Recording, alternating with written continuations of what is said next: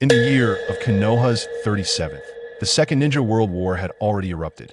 This year, the pseudo-bonding individual graduated from the Ninja Academy, led by the newly titled legendary three-member Orochimaru, with teammates including Shoshin, who existed only in Tsunade's memories as her brother, and the rather inconspicuous oil user, Shino Aburame. At this time, the protagonist Naruto Uzumaki had yet to be born, and the future fourth Hokage, Minato Namikaze, was merely a civilian prodigy at the Ninja Academy, while Kushina, Uzumaki had not yet become the host of the Nine Tails. However, endowed with a bonding system, the pseudo-bonding individual allowed the ninja world to witness the power of connection ahead of time. Chapter 1.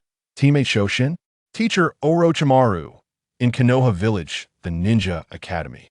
The pseudo-bonding individual endured a piercing headache as he slowly propped himself up from the desk. Teacher Nawaki is about to announce the team assignments. Who do you most wish to be teamed up with? I certainly want to be paired with Shoshin. Not only is he powerful, but he is also the grandson of the Hokage. I want to be teamed with Bonding-san, a shy girl declared. I will not let Bonding-san go to you, Arg. A spirited girl with a black ponytail and red stripes on her cheeks boldly proclaimed, her little brown dog barking along in agreement. Several girls cast their gazes towards the handsome black-haired boy rubbing his temples, though his red hair peeked out from beneath his forehead protector. Without opening his eyes, the pseudo-bonding individual heard the cacophony of voices around him. Two names strikingly familiar. After a few moments of clarity, he finally opened his eyes. The glances from the girls quickly averted, feigning nonchalance as they looked elsewhere. Though they occasionally stole glances, the pseudo-bonding individual instinctively surveyed his surroundings. The bright classroom was illuminated by slanted sunlight, filled with 12 or 13-year-old children, their hair in hues of brown, purple, and white, distinctly not resembling wigs. Had they dyed and permed their hair at such a young age? Adorning their foreheads were ninja headbands. What on earth? Was this a cosplay from some comic convention? Amidst his confusion, the pseudo-bonding individual noticed his blue sleeves and hands, and his pupils dilated in shock. What was happening? He had shrunk. Not only had he shrunk, but his knuckles were also covered in calluses. Fisting his hands, the rough texture sent a vivid signal to his brain. This was real. His eyes began to glaze over as doubts regarding his predicament arose, leading to a bold hypothesis. I have crossed over, damn it, the browsing history on my phone and computer. Oh, thankfully, I had been in incognito mode, leaving behind a brief yet innocent life. He vaguely recalled a stroke of luck before his demise, hearing, I thought there was a speed bump ahead, only to find a person there. It was a blind spot, and I couldn't stop in time. My family and I were desperately trying to survive, dealing with my insurance. Suddenly, a sharp ringing in his ears drowned out all other sounds, enveloping him in a cocoon of silence. Countless memories surged forth like a torrent, regardless of his willingness, flooding his mind. The massive influx of memories was not chaotic. They played smoothly like a slideshow, depicting the brief 12 years of his body's life. The pseudo-bonding individual was born in the Konoha Ninja Hospital. Both parents were ninjas who perished on missions, leaving him an orphan at the age of 6. Now, he was a freshly minted Konoha genin, with a ninja ID 005351T12, unmarried. His dream was to become a powerful ninja like the third Hokage and avenge his parents. Having briefly reviewed the memories in his mind, the pseudo-bonding individual felt a slight sense of calm, his unease about being in a foreign environment alleviating. Significantly, AS is well known. Frequent crossers understand that being parentless is a standard feature of traversers. The piercing noise gradually subsided, allowing the surrounding discussions to flood back into his ears. His attention was drawn to the voices around him, curiously surveying the familiar yet unfamiliar classroom. Rows of broad wooden desks were arranged on ascending tiers, occupied by a group of young boys and girls. Yet their headbands and ninja tool pouches displayed their identities as ninjas. Instinctively, he reached for the ninja tool pouch at his waist and the forehead protector on his brow. The cold touch of shurikens and the metallic plate of the headband confirmed his reality. This was indeed real. He had truly arrived in a world masquerading as a spirited anime, yet secretly teeming with the loves and hates of the Otsutsuki clan. Though not an expert in the Naruto universe, he had watched all the series and films, familiar with the plot lines, and was a member of the Konoha Umbu, unaccustomed to pressure. As he pondered various thoughts, he suddenly discovered a significant detail within the merged memories that he had arrived early. It was the 37th year of Konoha, while the original story began in the 60th year. The protagonist Naruto's father, Minato, was still a 10-year-old student at the Ninja Academy. However, the most pressing matter was the war. The Second Ninja World War had erupted. Konoha, Suna, and Iwa were battling fiercely in the Land of Rain. As the bonding individual absorbed the memories, he gasped in disbelief.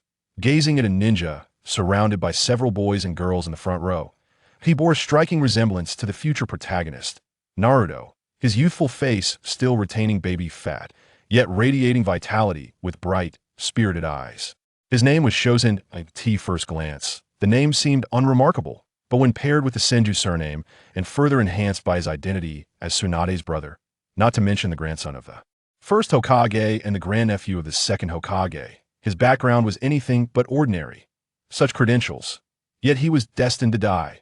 In the midst of the raging Second Ninja World War, he would fall victim to a trap set by enemy ninjas, a battle scarcely mentioned in the original narrative. The story merely mentioned Tsunade's trauma from losing her brother and boyfriend, leading to her developing hemophobia and a hurried description of the events. Starting off amidst the chaos of war, could he not have had some time to develop? The bonding individual furrowed his brow, his expressions wavering between hope and despair. Was there no system to aid him? Ding. A crisp voice echoed in his ears, sending a jolt through the bonding individual that IT had arrived. Bonding system successfully loaded. This system allows the host to gain certain abilities from characters based on the depth of their bond with them. The abilities will be granted according to the level of the bond established, ranging from low to high. Establishing a gradient or moderate bond will randomly grant any ability from the bonded character, while a deep bond allows for the specification of any ability from the character. So, by forming different levels of bonds with characters, he could acquire their various abilities. The bonding system. What a melodious name. The bonding individual savored the system description that unfolded before him, envisioning a future where he could stand on the battlefield, triumphantly clashing with Uchiha, Madara, and striking down Kagaya Otsutsuki. There was no other option. In a world where ninjas wield kunai against each other while secretly engaging in legendary tales of bloodlines, only those at the shadow level were considered novices, and the six paths were the true rulers of the ninja world. Without a cheat, one could hardly sit at the table. With the system, he finally possessed a ticket to control his future. The bonding individual exhaled softly, contemplating which narrative characters he could bond with at this stage. Bang! A middle-aged ninja, somewhat weathered and clad in a dark green vest, entered the room while clutching a list of names. Instantly, the raucous classroom fell silent. Every student returned to their seats, their eager eyes fixated on the list in the ninja's hand. IT contained the final team assignments, determining their future leaders and teammates. Teacher Meraki, have our teams been decided? Teacher Meraki, who will I be teamed with? Impatiently, a few genin spoke up, and the rest gazed at their instructor with curiosity, being his teacher had guided them for 6 years. Meraki surveyed the room, tantalizing the students before saying, "Put on your forehead protectors. You are no longer children. Do not be so hasty. Let me finish speaking." "Yes," came the collective, drawn-out sigh of disappointment from the students. "Now, we shall begin assigning teams. Pay close attention. First team, Yusuji Hara, Igichijima, Aoki, led by Jonin Itachi Yusukure. Second team, Inazuka Ran Hana. Third team, seventh team, Senju Rokutree, Waiwu Inmu Shimi, and Pseudo-Spinning Kanjin, led by Jonin Orochimaru. Kanjin's pupils dilated in shock that, oh no, he was paired with the short-lived Rokutree. And their Jonin leader was the notorious scientist Orochimaru. Chapter 2. After sharing dreams, it was time to commence an essential tradition of the Hokage. The bell-grabbing exercise, not to mention they were in the 7th team, a class brimming with advantages. Kanjin lowered his head, rolling his eyes in silent exasperation. "Fate, we'll be teammates from now on, Kanjin-san. Please take care of me." While Kanjin was still lamenting, Rokutree approached to greet his future companion. Kanjin turned to see Rokutree flashing a radiant smile, his white teeth gleaming like the sun. "Please take care of me, Rokutree-san," Kanjin replied with a smile. Looking around, he noticed many students were already searching for their assigned partners, and Teacher Meraki had departed after completing the assignments. Now, they awaited the Jonin leader. The seat beside him was now vacant, and Rope Tree took the opportunity to sit down and strike up a conversation. Oh, you know much about our Jonin leader? Despite his reputation as one of the legendary three ninjas, Orochimaru is actually quite nice. Sometimes he trains with me and Jiraiya. Oh, is that so? Kanji nodded, using a conversational formula to engage while pondering a significant question. Why was he paired with Rope Tree? The team assignments in Konoha were not arbitrary. They were meticulously arranged, not simply decided on a whim by the Hokage.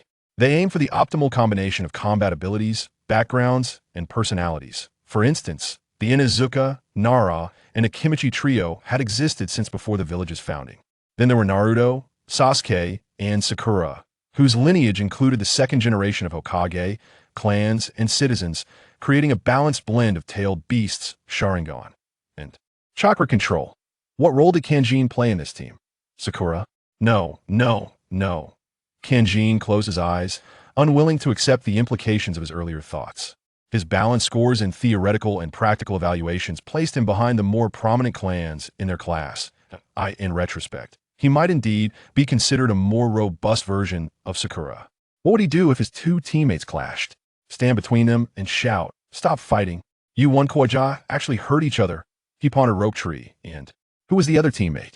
Startled, he snapped back and asked Rope Tree, "I recall we have another teammate, right?" Yes, Rope Tree, caught up in his excitement, suddenly realized and began scanning the classroom. Perhaps it was Orochimaru's and Rope Tree's remarkable backgrounds that captured attention, or perhaps why Mushimikuochu's natural talent for diminishing her presence that led them to forget their other teammate. That I'm glad you remembered me so quickly. Kanjin sounded a deep voice suddenly resonated, causing both Rope Tree and Kanjin to turn. Standing, there was a figure clad in a forehead protector, sunglasses obscuring his eyes, and the lower half of his face concealed by a broad collar, leaning against the wall with his hands in his pockets. But I suspect you and Rope Tree-san have forgotten my name. Though phrased as a question, his tone brimmed with certainty. How could we forget? Why, san? Rope Tree scratched the back of his head, forcing a nervous laugh. Then why did you refer to my surname and not my first name? Rope Tree-san. He emphasized the last name, and despite wearing sunglasses, Rope Tree felt an unyielding gaze directed at him. His eyes darted, seeking help from his teammate Kanjin. Rescue me. Having just met and not being well acquainted, Kanjin averted his gaze. With explosive curls and a penchant for shrouding his face, the Waiwu Inmu clan truly embodied the essence of a ninja. Kanjin silently mused. Rope Tree, pseudo-spinning Kanjin, Waimu Inu. Shimi. Just as Rope Tree endured the scrutiny of his teammates, a man with long, flowing black hair entered the classroom. His hair swayed gently, his pale complexion contrasting with the gray vest of battle attire.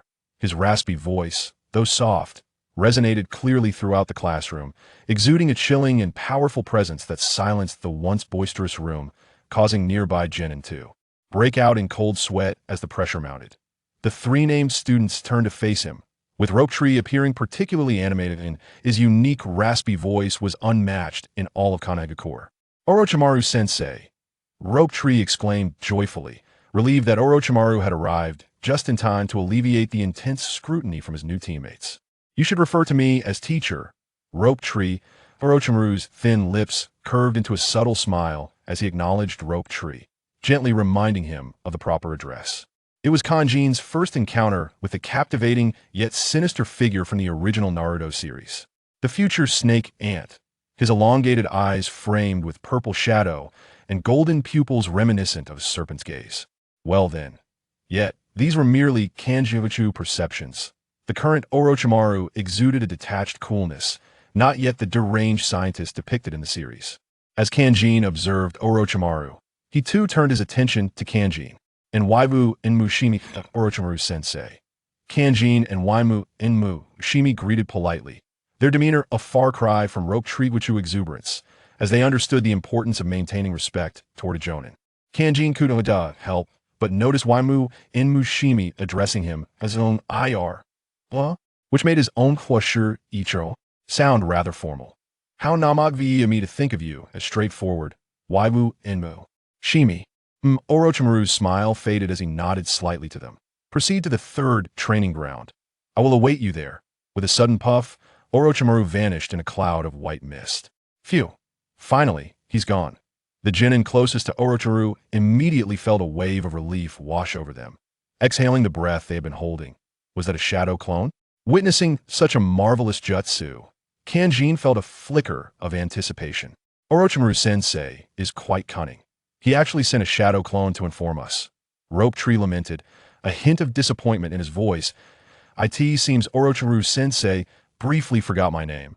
Why? And Mushimi murmured quietly. Dude, you weren't paying attention.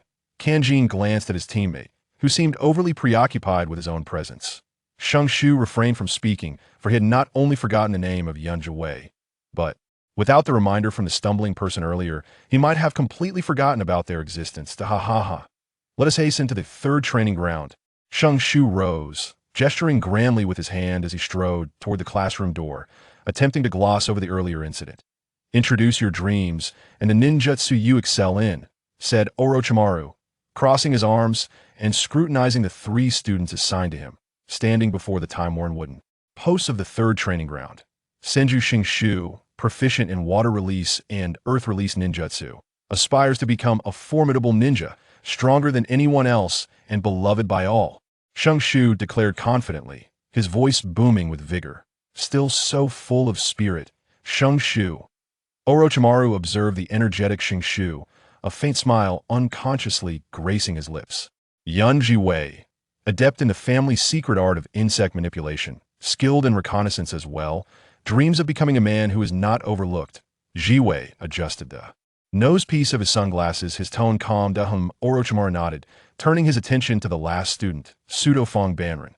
Feeling Orochimaru's gaze upon him, Banrin suppressed his unease and calmly stated, Pseudo-Fong Banrin, skilled in the body replacement technique, dreams of becoming a ninja even mightier than the Hokage. Come on, my friend has already acquired a system, so of course, I will think I'll start with a small goal, surpassing the first Hokage, perhaps. Indeed, a commendable ambition, Shang Shu grinned, giving a thumbs up, the first token of camaraderie exchange between teammates. Truly lofty aspirations, Jiwei nodded in commendation. Oh, what an intriguing dream, Orochimaru mused, recalling his teacher, the third Hokage, who had spoken of Banrin's lineage, a rare bloodline from 2 clans. Yet, he merely found it amusing. Although they had become ninjas, they were still mere children and had not witnessed the third Hokage's prowess firsthand, allowing their imaginations to run wild with unrealistic fantasies. To become a special jonin was already a sign of talent. One could only hope that upon witnessing the third Hokage's might in the future, they would comprehend the insurmountable gap between them. As his thoughts returned to the present, Orochimaru swept an expressionless gaze over the 3 pairs of eyes fixed upon him. My name is Orochimaru. For the time being, I shall instruct you on becoming competent ninjas. Ding ding.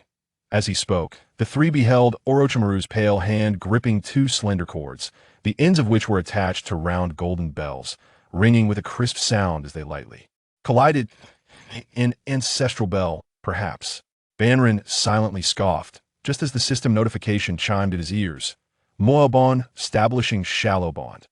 Comrades wa, Moachong Tori characters. Senju Shung Shu, Yun Jiwei wa, Voajan aimed. Earth attribute chakra / insect breeding wa. Voabon valuation, a versatile attribute that encompasses attack, defense, and support / Yun clan secret art, allowing one to breed insects within their body. Voabong, establishing shallow bond. Teacher-student. Boachong Tori character. Orochimaru. Moajan aimed. B-rank ninjutsu. Earth clone. Moabon valuation. Guess whether my body is flesh or clay. With a series of system notifications echoing, Banrin felt as though his mind and body were suddenly filled with a plethora of information. Whether in his mind or body, there arose an irresistible sensation of being filled to capacity. His mind brimmed with the hand seals and chakra flow of the earth clone technique, while his body bore the weighty sensation of earth attribute chakra. Another system notification chimed in his ears, and the attributes panel projected before Banrin's eyes. Moapori, character panel wa, Moafu aim, Pseudo-Fong Banrin wa, Moabao ge, Shiraramo, Moachu identity, Konoha jinin wa, Moapari hakara, earth, lightning, water, Yangwa, Moamin Ludline, Senju 30 / Uzumaki 30 wa, Moadi Eki Genkai, Moafu in Jutsu, chakra manipulation and refinement slash body replacement technique slash rope escape technique slash water clone slash earth clone moa being Jutsu, basic taijutsu slash basic ninja tool, throwing moajan injutsu, moa chung ekra technique, insect breeding what, senju and uzumaki bloodlines. Gazing at the bloodlines section displayed on the attributes panel, Banrin felt somewhat dazed. Chapter 3. The Three Heroes Battle Orochimaru. What is the meaning of this? How do I possess the bloodlines of Senju and Uzumaki? Banrin thought he was merely experiencing a cheat-like flow, only to find hidden bloodline abilities within. This situation, tilting his head, was beginning to grow amusing. Banrinkin, put away those peculiar thoughts in your mind and listen to me, Orochimaru stated. Startled from his reverie, Banrin straightened his head, while Shungshu and Jiwei cast curious glances at him. Quite normal. Only Orochimaru, observing everything, noted that among the three genin, Banrin's expressions shifted most dramatically once the bells were produced. In a brief span of moments, he transitioned from bewilderment to joy, then astonishment, and finally to a smirk. Even Orochimaru, who had witnessed myriad scenes, found himself perplexed. What could have triggered such a rich array of emotions in Banrin? Surely it could not merely be the bells in his hands, that he could not fathom it. Yet Orochimaru dismissed the thought, deeming the bells unremarkable, not worthy of his time to ponder further. Next, the three of you must do your utmost to seize the bells from my hands by any means necessary. As he spoke, Orochimaru shook the two bells, their metallic clash producing a bright jingle. With three of you and only two bells, it stands to reason that one among you is destined not to obtain one. Yunjiwei adjusted his slightly slipping sunglasses, calmly analyzing. Indeed, Shungshu nodded in agreement, then furrowed his brow in contemplation about what to do with their teammate who would be unable to seize a bell. There is also the possibility that none of us will obtain a bell, Banrin mentally added, but refrained from voicing it. After all, to speak of failure before even engaging would be too demoralizing. Rest assured, there will be no penalty for the one who fails to seize a bell. Orochimaru, in different tone, relieved the trio of anxiety. And no punishment? Then we can unleash our full strength. Shu Naodug, he threatened us by saying that those who failed to seize a bell would have to return to ninja school for a year of retraining. Banrin, influenced by the original story, pondered, only to realize the difference in teaching styles between Kakashi and Orochimaru. However, the sudden twist caused Banrin and the others to tense up, their gazes fixed intently on Orochimaru as he slowly continued. The one who fails to seize a bell will also receive no reward. His gravelly, magnetic voice paired with the information sent a shiver down the trio's spines. Reward. Conversely, realizing that those who seize a bell would receive a reward ignited their enthusiasm. In 10 minutes as he spoke, Orochimaru retrieved an hourglass from his ninja tool pouch and casually tossed it.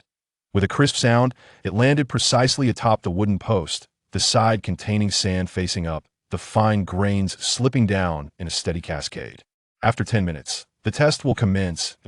As words fell, Shungshu waved to the other two, signaling for them to consult tactics in the nearby woods.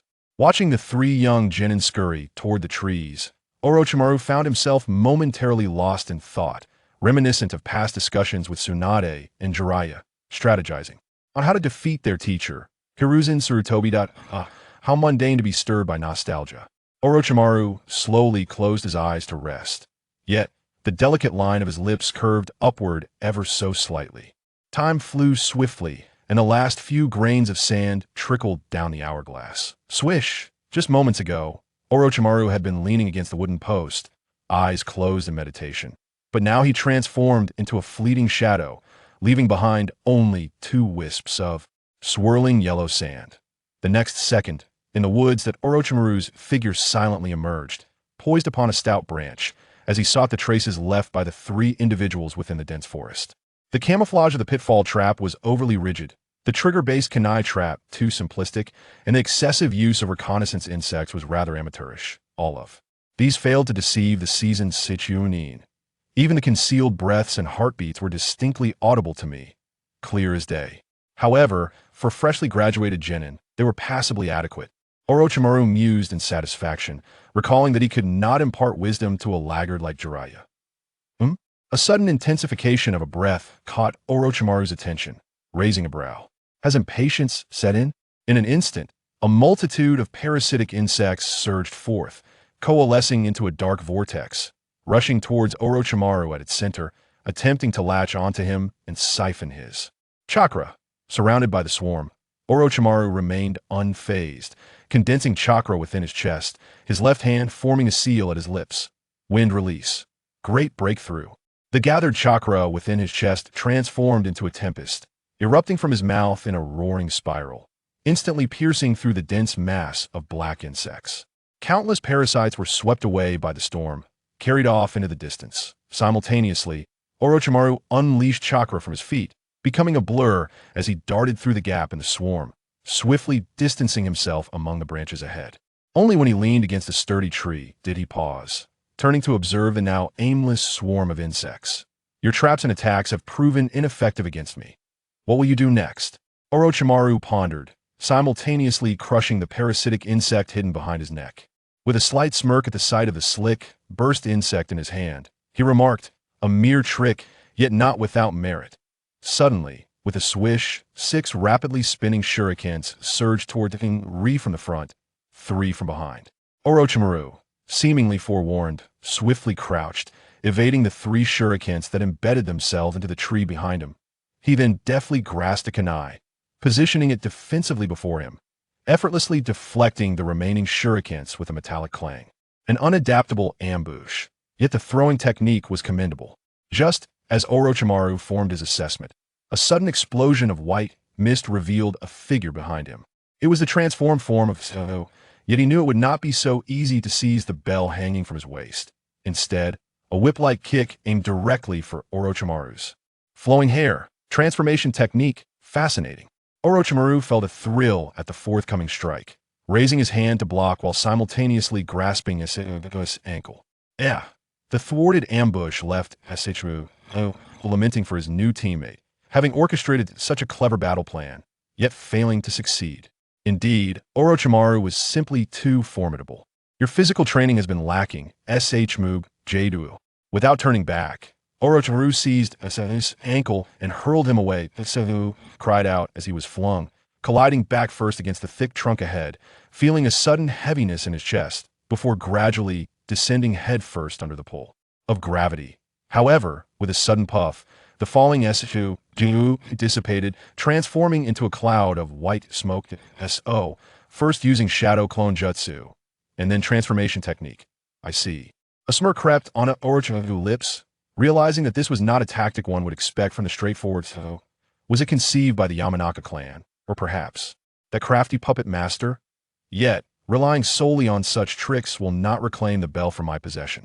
Orochimaru found himself increasingly intrigued by the strategies the trio would employ next. The stillness of his serpentine heart began to simmer with anticipation.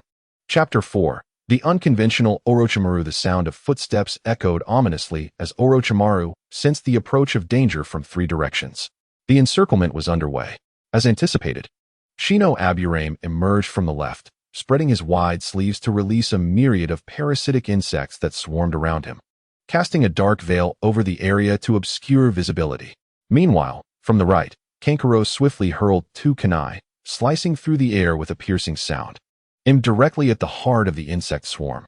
The clang of metal echoed as the kunai struck the mass of insects, creating a cacophony of chaos. Orochimaru's voice, raspy yet commanding, filled the air. While the swarm obscures my vision, it also hinders yours. Kankuro felt a jolt of alarm as he realized the precariousness of his situation. He instinctively turned to find 2 pale, slender hands gripping his feet, and looking down, he was met with Orochimaru's ghostly visage, a smirk playing on his lips. Oh, I've deceived you. Kankuro returned a feigned smile, his body suddenly dissolving into a puddle of earth, his clay clone. Orochimaru, momentarily losing his grip, found himself precariously positioned against the main trunk of a tree, his body contorted at an awkward angle. Water release, water surge. The voice of the tree ninja echoed, followed by a powerful jet of water that surged towards Orochimaru from behind. Sensing the imminent threat, Orochimaru chose not to evade but instead completed his hand seals in a swift motion. Water release, water surge. With a fierce shout, a torrent of water erupted from his mouth, colliding with the incoming wave. The two streams clashed, sending sprays of water in all directions. Emerging from the mist, the tree ninja raised his fist, secret technique, monster strength. With a thunderous impact, his fist met the tree trunk, causing the massive structure to splinter and collapse. Yet Orochimaru was nowhere to be seen.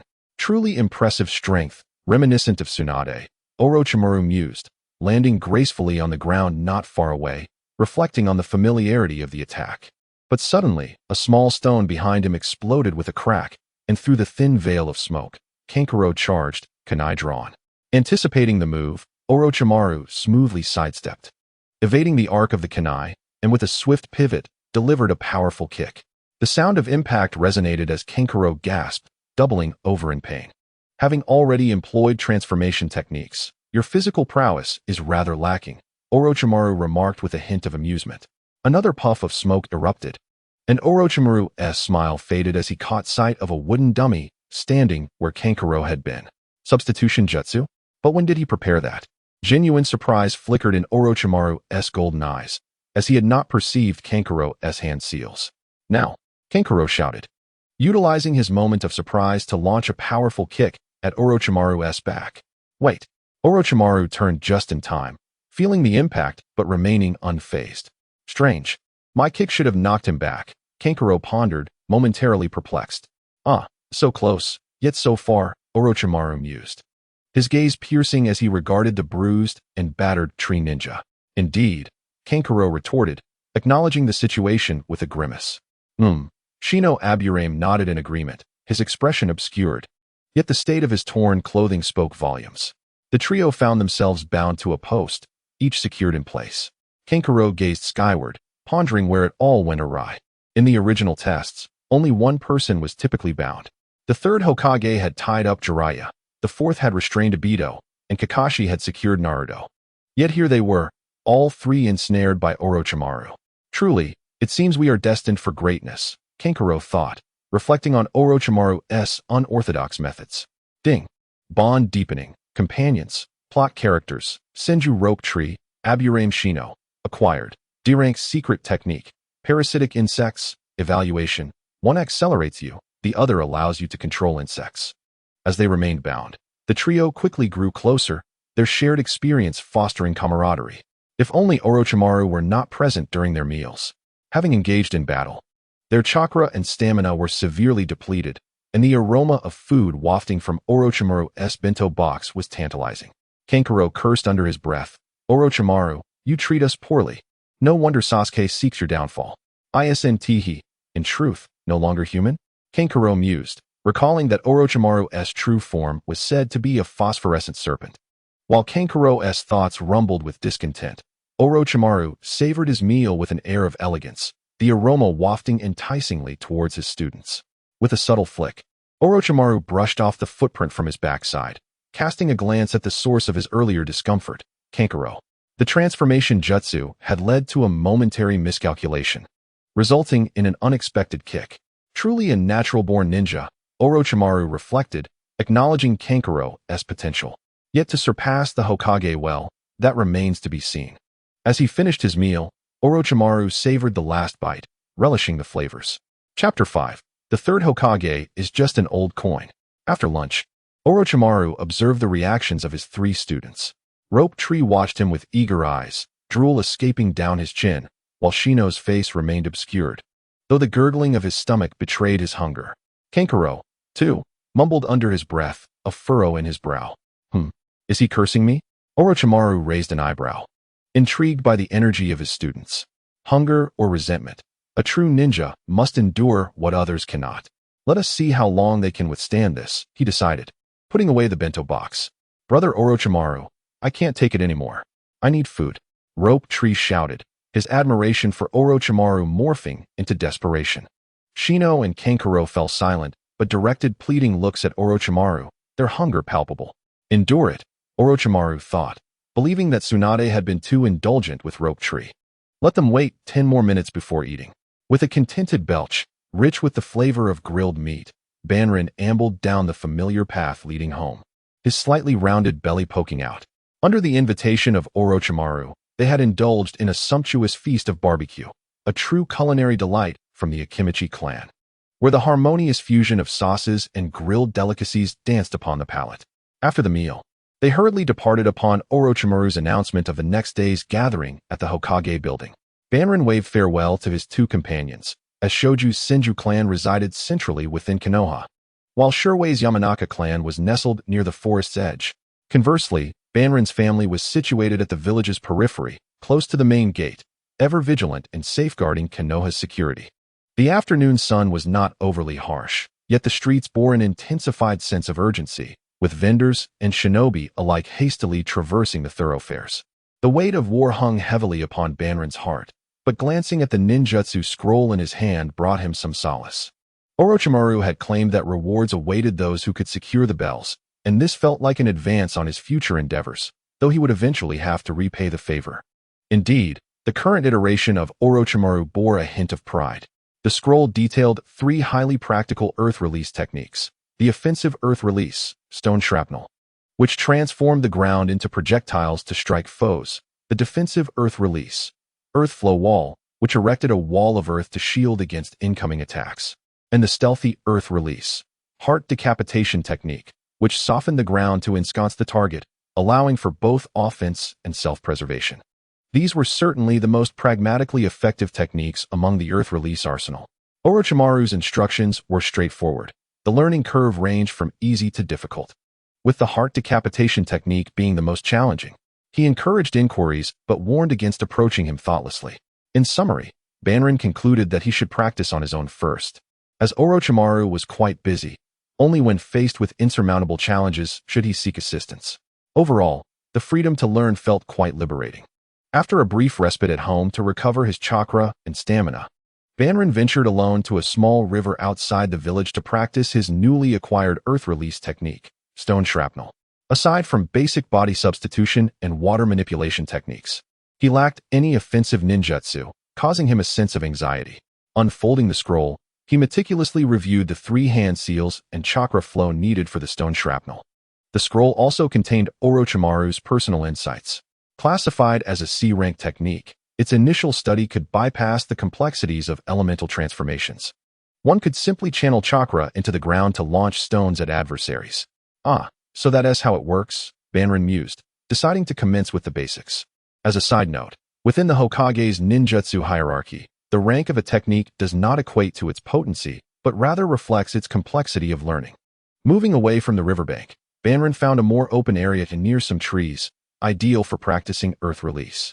With swift movements, he executed the 3 simple hand seals, gathering chakra in his hands before abruptly crouching to strike the ground, channeling his concentrated energy. Earth release, stone shrapnel. With a soft thud, the earth in front of him swelled into a small mound under the influence of his chakra. The result was somewhat ambiguous, suggesting a misstep in his chakra infusion into the ground. Gazing at the modest yet somewhat endearing mound, Banrin licked his parched lips.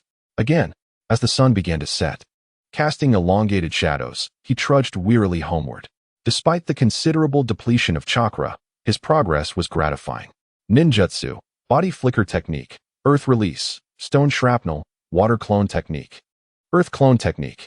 Observing the attributes displayed on his panel, Banrin felt a swell of accomplishment, a far more grounding sensation than the instant gratification of simply receiving abilities through character interactions. Bloodline, Senju 30, Uzumaki 30. His gaze shifted to the bloodline section, where a clearer understanding began to crystallize. No longer could this be regarded as mere speculation. It was akin to receiving a definitive answer. The presence of both Senju and Uzumaki bloodlines hinted at a historical intermarriage between these clans. Banrin, a legitimate child of Konoha, found logic in his assignment to partner with Shoju. To the 3rd Hokage, he was indeed one of their own. Reflecting on the 3rd Hokage, memories of the day before class placement surfaced. He had encountered the vibrant Sarutobi Hiruzen, who, in his prime, appeared far removed from the aged figure depicted in the original narrative. With a full head of hair and piercing eyes, he exuded confidence in his white Hokage cloak. Banrin recalled his own youthful awe, as the 3rd, pipe in hand, had cheerfully inquired about his dreams. "I aspire to become like you." Thus, after a day of thorough background checks conducted by the 3rd, he became Shoju's teammate. It was no small feat for the busy Hokage to personally oversee such matters. Yet, his lineage was unmistakable. The grandson of the first Hokage, the grandnephew of the second Hokage, and the current strongest of Konoha, the grandson of Uzumaki Mido. The first Hokage's wife, who had harnessed the sealing techniques capable of binding tailed beasts as a perfect Jinchuriki. However, according to the original storyline, her days were numbered, as she would soon transfer the nine tails to Kushina Uzumaki. Finding another individual with both Senju and Uzumaki bloodlines, who was also Banrin's age, was no easy task. It seemed he was destined to be Shoju's partner. Recalling the third Hokage's warm demeanor, Banrin couldn't help but admire his discerning eye. The following day, at the Hokage building, Banrin, having risen early and donned his blue ninja attire, complete with the Konoha forehead protector, arrived at the designated meeting point. Gazing at the red fortress-like structure adorned with the Hokage faces carved into the rock above, a familiar yet strange sensation washed over him. There was no turning back, for he had been sent here by fate itself. He hoped to navigate this familiar world for a full 25 years.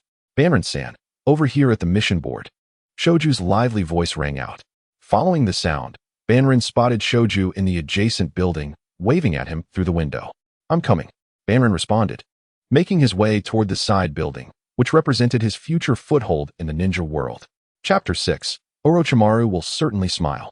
With the bonds of the connection system at his disposal, Banrin recognized two primary objectives. The first was to forge connections with characters from the original narrative, with Shoju serving as a crucial anchor point for establishing a network of relationships with other significant figures, both pivotal and peripheral, from the storyline. The second objective was to develop his own combat style. He envisioned himself mastering hundreds, if not thousands, of ninjutsu techniques, akin to the third Hokage or Kakashi. However, fighting was not merely about showcasing individual abilities. Victory would not simply belong to the one with the most techniques. Initially, Banrin considered centering his strategy around various safer clone techniques to continuously build and refine his arsenal of ninjutsu, ultimately enabling him to adeptly contend with diverse shinobi. Yet, he faced a dilemma. The family secret techniques he had acquired were particularly challenging to execute. Unlike common elemental ninjutsu, these secrets formed the foundation of their respective clans in the ninja world. To carelessly display them in public would be akin to stripping the prestigious clans of their dignity, placing him on the assassination lists of secretive families. It became evident that, in the absence of power and influence, his knowledge of these secret techniques must remain concealed. Banrin pondered this as he ascended the stairs. Upon entering a rather spacious and minimalist room, one would find nothing but a long table and two chairs.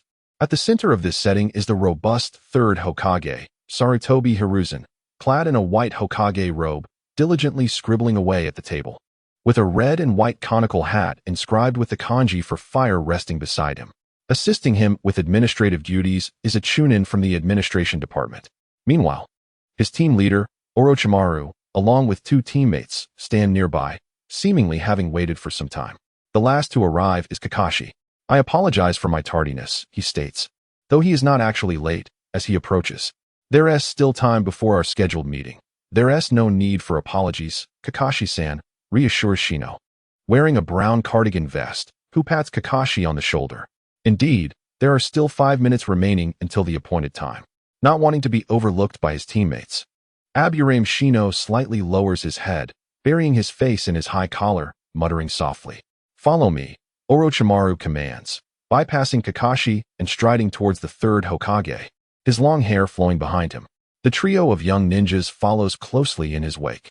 "My entire team has arrived. We can now distribute the tasks, Sensei Hiruzen," Orochimaru states, observing the hard-working Sarutobi Hiruzen, whose demeanor reflects the burdens of leadership. A rare flicker of admiration and respect crosses Orochimaru's usually indifferent gaze, though it lasts but a moment, unnoticed by the trio behind him. Hiruzen halts his writing, lifting his gaze to his esteemed disciple and the accompanying lower-ranked ninjas. "You are all here. Let us discuss your assignments for the coming week."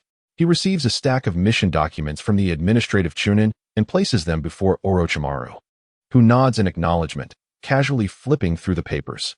Hiruzen's eyes then drift to his disciples, manifesting warmth and a glimmer of hope for the future of Konoha.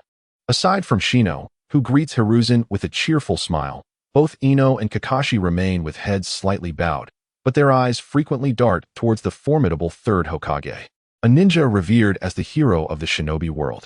Each student who has attended his speeches on the will of fire holds him in deep reverence. Truly, he is indeed the strongest Hokage of all time. The very aura he exudes causes the insects within me to tremble, Shino thinks to himself, astonished. Is this the same third Hokage who was defeated by Naruto using a D-rank seduction technique? I recall a story where he would often peer into women's hot springs with a crystal ball, Kakashi muses, recalling the intriguing tales. Shino, brimming with vitality, seems to have inherited his family's reliable and taciturn nature.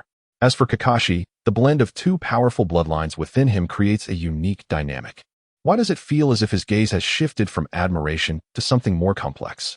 Hiruzen ponders, suspecting his old partner's influence. Is it Danzo? Has he been in contact with Kakashi without my knowledge? Unbeknownst to them, the ever-controversial Shimura Danzo has inadvertently taken the blame for Kakashi. Perhaps this is the price of reputation. You have a week to familiarize yourselves with various mission protocols, Orochimaru states while strolling down the street, the rolled-up mission documents in hand, as the trio of students gazes intently at the paperwork. Shino, ever observant, detects something noteworthy and inquires curiously, Orochimaru-sensei, what shall we be doing after this week? We will be heading to the land of rain for combat. Orochimaru's uniquely raspy voice delivers the news, startling the trio. Excellent. This will be my first step towards becoming the strongest ninja, Kakashi exclaims, raising his fist in determination. Not quite. You may find yourself blown to smithereens by explosive tags. Shino silently critiques, aware of the future events that await them. Yet, this is also his chance. If he can save Kakashi, the bonds with numerous powerful ninjas will surely follow, descending upon him like a torrential downpour. This is his first step towards the pinnacle of the shinobi world.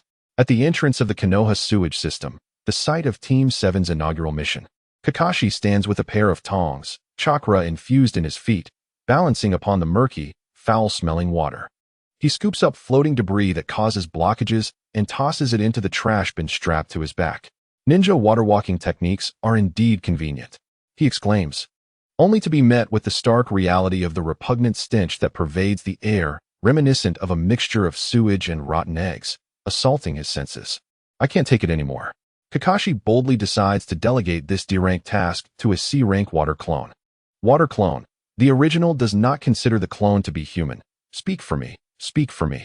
Orochimaru-sensei, the sewer is unbearable. Not only is Kakashi struggling, but Shino is as well. Before he can finish his complaint, the unbearable stench compels him to gag. With his face buried in his high collar, Ino remains silent, though her shoulders tremble uncontrollably. Perched on a high platform, Orochimaru, hearing the incomplete complaints and witnessing the discomfort of other students, smiles slightly.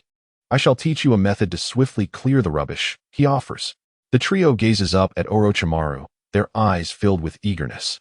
With a gentle step, his open-toed ninja sandals barely disturbing the surface of the sewage, Kakashi channels chakra into his feet, propelling himself like a nimble rocket across the filth. In tandem, Shino and Ino mirror Kakashi's movements, becoming mere shadows darting across the surface of the sewage. Moments later, the trio lines up at the edge of the sewage, each expelling a colorful stream in unison. Orochimaru-sensei, this method is utterly useless. Kakashi protests vigorously, having emptied his stomach contents. Indeed, both Shino and Ino firmly align with Kakashi, voicing their shared dissent against their teacher. While the body flicker technique may have accelerated their speed, the rancid odor that accompanies their movement assaults their nostrils with each breath. At times, a careless inhalation brings forth an overwhelming wave of stench. Ugh, the taste is utterly nauseating. Orochimaru, reclined beneath a tree in the shade with arms crossed and eyes closed, responds with a monotonous tone, my method allows you to clear garbage quickly. Is your speed not increased? The trio of students stares blankly at their teacher, rendered speechless and unable to refute his claim. So, this is the true nature of Orochimaru. I always knew you would turn into a peculiar being in the future, but I never anticipated this darker side, Kakashi muses, observing the unfamiliarity of Orochimaru's demeanor. Now that you've emptied your stomachs, let us complete the task. I'll treat you all to barbecue from the Akimichi clan for lunch. Orochimaru maintains his indifferent tone. Oh, Orochimaru-sensei is the best. The trio exclaims, their previous discomfort forgotten as they express gratitude for the promised meal, whether it is an illusion or not. Kakashi perceives a fleeting smile at the corner of Orochimaru's mouth. Ding. Bond deepening. Teacher-student. Plot character. Orochimaru. Acquired. D-rank ninjutsu.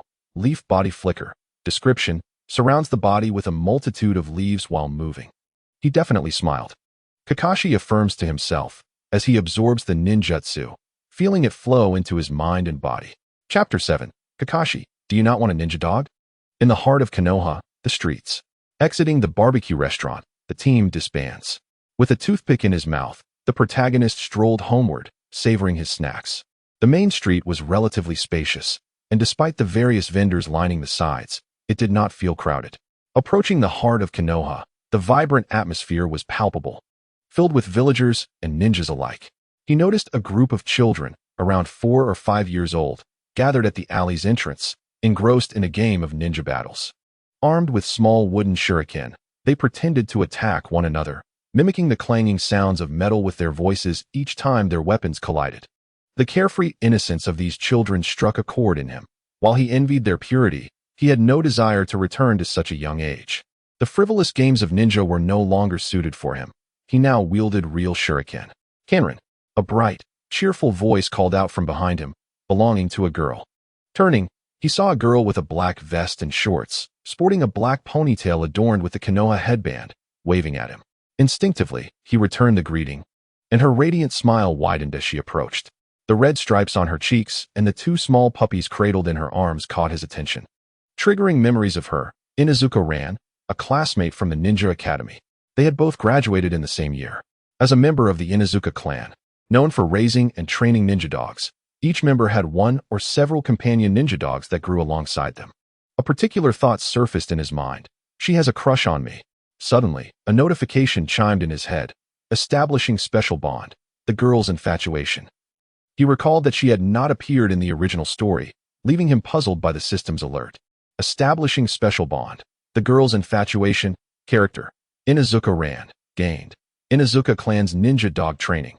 Description, give me a cute puppy, and I'll return a handsome ninja dog to you. In an instant, a surge of knowledge about training ninja dogs flooded his mind, a sensation he had grown accustomed to. However, the information came swiftly and departed just as quickly, and he merely rubbed his throbbing scalp, pondering the previous confusion. The characters displayed by the system were not limited to those from the plot, and he fell into deep thought about the nature of these special bonds. How many types of bonds existed? He mused. After a brief moment of contemplation, he decided to consult the system, for it was the bond system, after all. Surely, it could recognize the nature of the bond at a glance. Kanrin. Inuzuka ran, who had hurried over, was about to say something, but the scent emanating from him made her wrinkle her nose, causing the 2 small ninja dogs in her arms to bury their heads deeper into her embrace. Did you fall into a sewage ditch? She bluntly asked. The girl was quite articulate. No wonder she hailed from the Inuzuka clan. Her gaze and words exuding a predatory fierceness. No, but our Team 7 cleaned the sewage ditch today. He paused before replying. You have a keen nose. I took a shower and changed clothes after returning home for lunch. Of course. Ran squinted playfully, grinning foolishly. Our Inuzuka clan has noses as sharp as our ninja dogs. He silently criticized her for not realizing he was not complimenting her. However, considering the special bond she had triggered, he acknowledged her endearing foolishness. She was indeed a good person for him. By the way, Kanrin, do you want a ninja dog? As she spoke, Ran, without waiting for his response, thrust a small puppy with a black back and white belly, its amber eyes gleaming, into his arms. Their gazes locked, the little creature tilted its head. Its triangular ears perked up, occasionally licking its black nose to keep it moist. Perhaps it was just his imagination. But the puppy bore an uncanny resemblance to a husky, commonly referred to as Era in his previous life. Could a husky even qualify as a ninja dog? Almost persuading himself otherwise, he shook his head vigorously. What's wrong, Kanrin? Don't you like it? Noticing his reluctance, Ran appeared disappointed. It's not about whether I like it. This little one is too special. He gently rubbed the puppy's head and scratched its chin, eliciting a contented hum from the creature. It was hard to envision this would-be demolisher of homes and destroyer of furniture as a future legendary ninja dog. Of course it's special. This is a rare snow ninja dog from our Inuzuka clan, full of energy, stamina, and speed, surpassing most ninja dogs. If it's in the snow, it excels even further. Ran proudly extolled its virtues, lifting her chin in pride. Got it. This is definitely the husky from my past life, he thought, as he lamented the costs associated with raising a ninja dog. The price of a decent ninja dog pup could range from 2,000 to 5,000 ryo, equivalent to the total reward of a D-rank mission. With their team structure of a jonin leading 3 genin, there was hardly anything left after the distribution. However, upon receiving the newfound ninja dog training skill, he suddenly found the prospect of a husky appealing. After all, life was about who you spent it with. I really like this little one. But I'm not very good at raising ninja dogs, he said, feigning nonchalance. This aligned perfectly with his lack of identity and background. It's no problem. I'll teach you, Ran declared, her eyes gleaming with delight, patting his shoulder with an air of camaraderie. Thank you. He returned her radiant smile, his handsome features eliciting a blush from the boisterous Ran. Ding. Special bond deepened. The girl's infatuation, character, Inuzuka Ran. Gained, secret art, enhanced sense of smell, description, a secret technique of the Inuzuka clan that concentrates chakra in the nose, granting you a sense of smell sharper than that of a dog.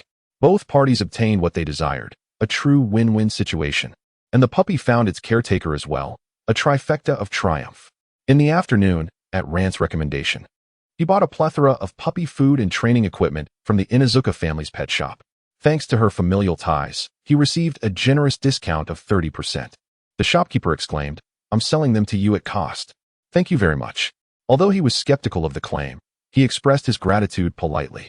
The discount was more than sufficient. With Ran there, he knew the shopkeeper wouldn't overcharge him.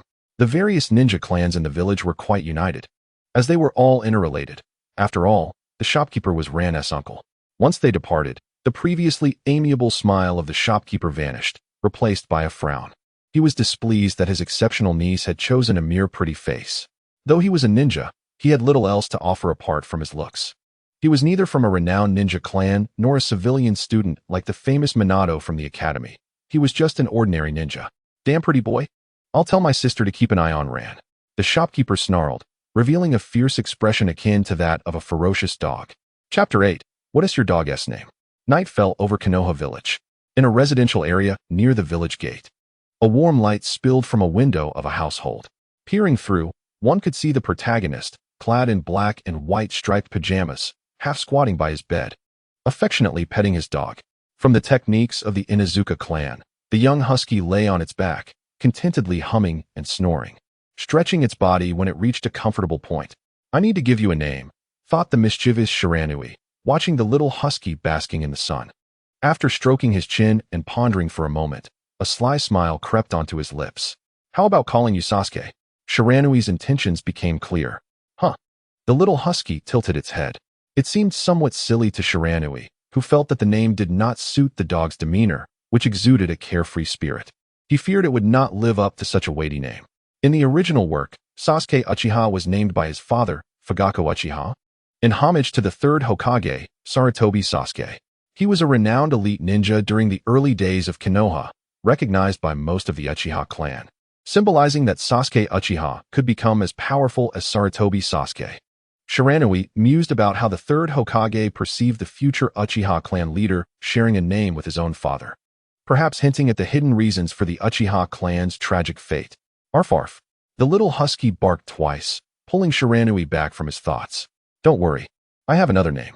Before he could finish, Shiranui chuckled to himself, suppressing his laughter as he looked seriously at the little husky. How about calling you Kakashi? It means scarecrow that protects the fields. Arf. The little husky flipped over, standing on all fours, barking joyfully, its wagging tail indicating its satisfaction with the name. Excellent. Full of spirit. The first one to call you by this name is the original, Shiranui commanded playfully, observing the little dog. Kakashi, use Raikiri. Huh. The amber-eyed dog tilted its head, overloaded with confusion. What is Raikiri? Can I eat it? At that moment, the little husky had no idea of the illustrious name it had just acquired. It was called Kakashi, a snowfield ninja dog gifted to him by Inuzuka Hana, known for its keen sense of smell and boundless energy. The next day, as Team 7 gathered, the black and white ninja dog nestled in Shiranui's clothing became the center of attention. The little fellow was not shy, poking its head out to curiously observe Shikamaru, and Inuzuka Izumi. Is it named Kakashi? Such a cute little thing, Shikamaru remarked, reaching out to pet the dog's head. However, Kakashi, with a proud demeanor, lifted its head defiantly, indicating it did not wish to be petted. Oh, Shikamaru, determined, widened his eyes, intent on petting the dog's head. His hand moved in search of an angle to succeed, but Kakashi demonstrated the agility of a dog, evading the hand with increasing speed, creating a comical scene. It seems Kakashi does not want you to touch its head, Izumi commented, adjusting her sunglasses. Following her lead, Shikamaru reluctantly withdrew his hand, panting slightly as he observed the dazed Kakashi. Looks like it is so. Haha, I told you Kakashi is full of energy. Shiranui laughed heartily, finding joy in Kakashi's dizzy spins. Names, like copyright registrations, belong to those who claim them first. Apologies, future Kakashi, but Shiranui felt no remorse. Indulging in his own peculiar sense of humor, they arrived early. A gravelly, magnetic voice announced the arrival of their teacher, Orochimaru, who silently appeared behind the trio, clad in gray ninja armor. Orochimaru-sensei. Shikamaru nearly blurted out, quickly correcting himself under Orochimaru's gaze, then presenting Shiranui's new companion. Shiranui-san has raised a ninja dog named Kakashi. Isn't it adorable? Kakashi, this is Orochimaru-sensei, Shiranui introduced, allowing the dog to recognize its new acquaintance. Perhaps it would even partake in the bounty of the village someday. Arf! Kakashi barked at Orochimaru. The latter glanced at the dog, and perhaps due to an instinctive sense of danger, the little creature burrowed deeper into Shiranui's clothing, seeking comfort. Such a frightened dog. Kakashi's keen sense of smell would indeed be beneficial, but Shiranui was reminded, do not let it bark indiscriminately during missions. Yes, Kakashi is a trained ninja dog. It will not bark unnecessarily, Shiranui promised earnestly. Orochimaru's acceptance of Kakashi indicated a temporary approval, but its future in the team would depend on its performance. After all, I do not require useless waste, Orochimaru remarked with an unsettling lick of his lips. With Shiranui's imagination running wild, he suggested, let us commence today's mission. Orochimaru turned his back to the trio and walked toward the mission site, prompting them to follow closely. By the way, complete the upcoming tasks swiftly. I will guide you in team cooperation training. Ah, I've been waiting for this day, Shikamaru exclaimed enthusiastically.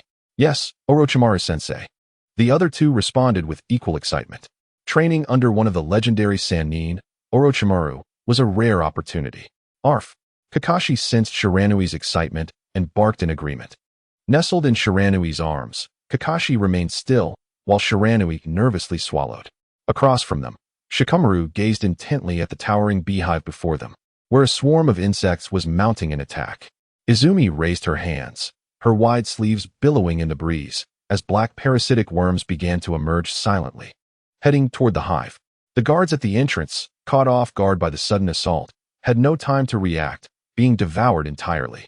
The trio concealed themselves behind a lush bush. Team 7 was currently outside Konoha, near farmland, tasked with clearing the beehive. The towering hive, releasing bees of alarming size, had recently posed a threat to passing farmers, their territorial instincts endangering the villagers.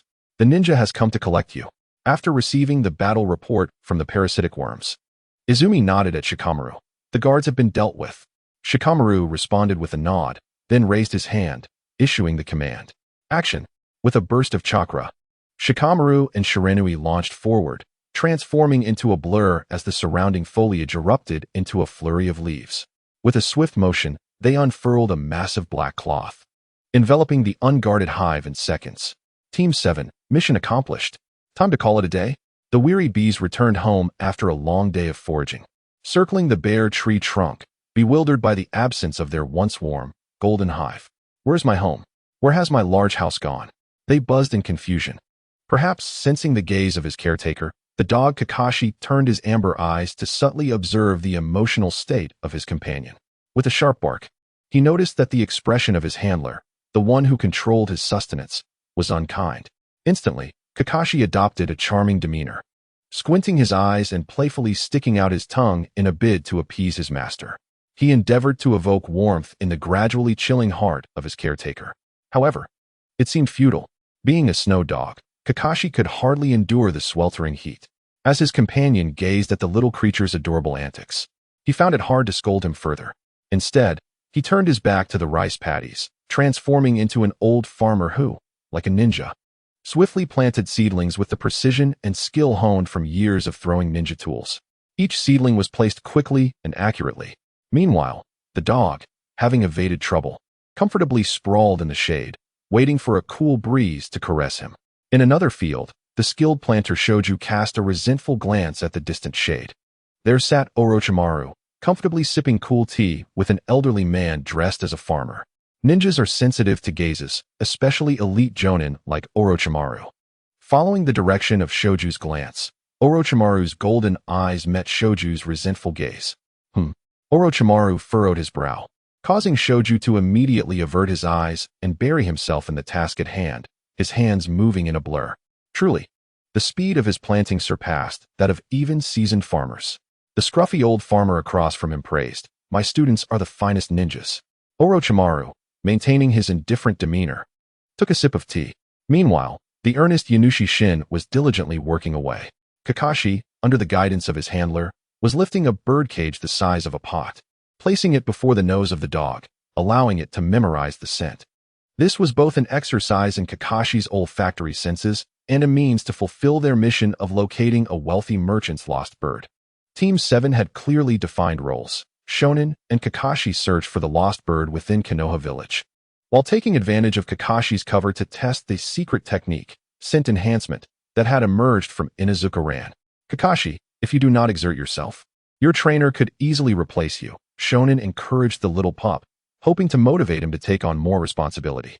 The adept tracker Yanushi Shin was tasked with scouring the surrounding forest, unleashing a horde of insects that surged into the woods like an invading army. Meanwhile, Shoju, lacking tracking methods, stood by, staring blankly. At that moment, he became acutely aware of his shortcomings. He needed a ninja dog or a summoning beast to compensate for his deficiencies. For instance, the Dragon Cave summoning scroll in Orochimaru's possession. "Brother Orochimaru." Shoju gazed up with wide eyes. Understanding Shoju's intentions, Orochimaru replied, "Tsunade would never consent to you signing a contract with the Dragon Cave."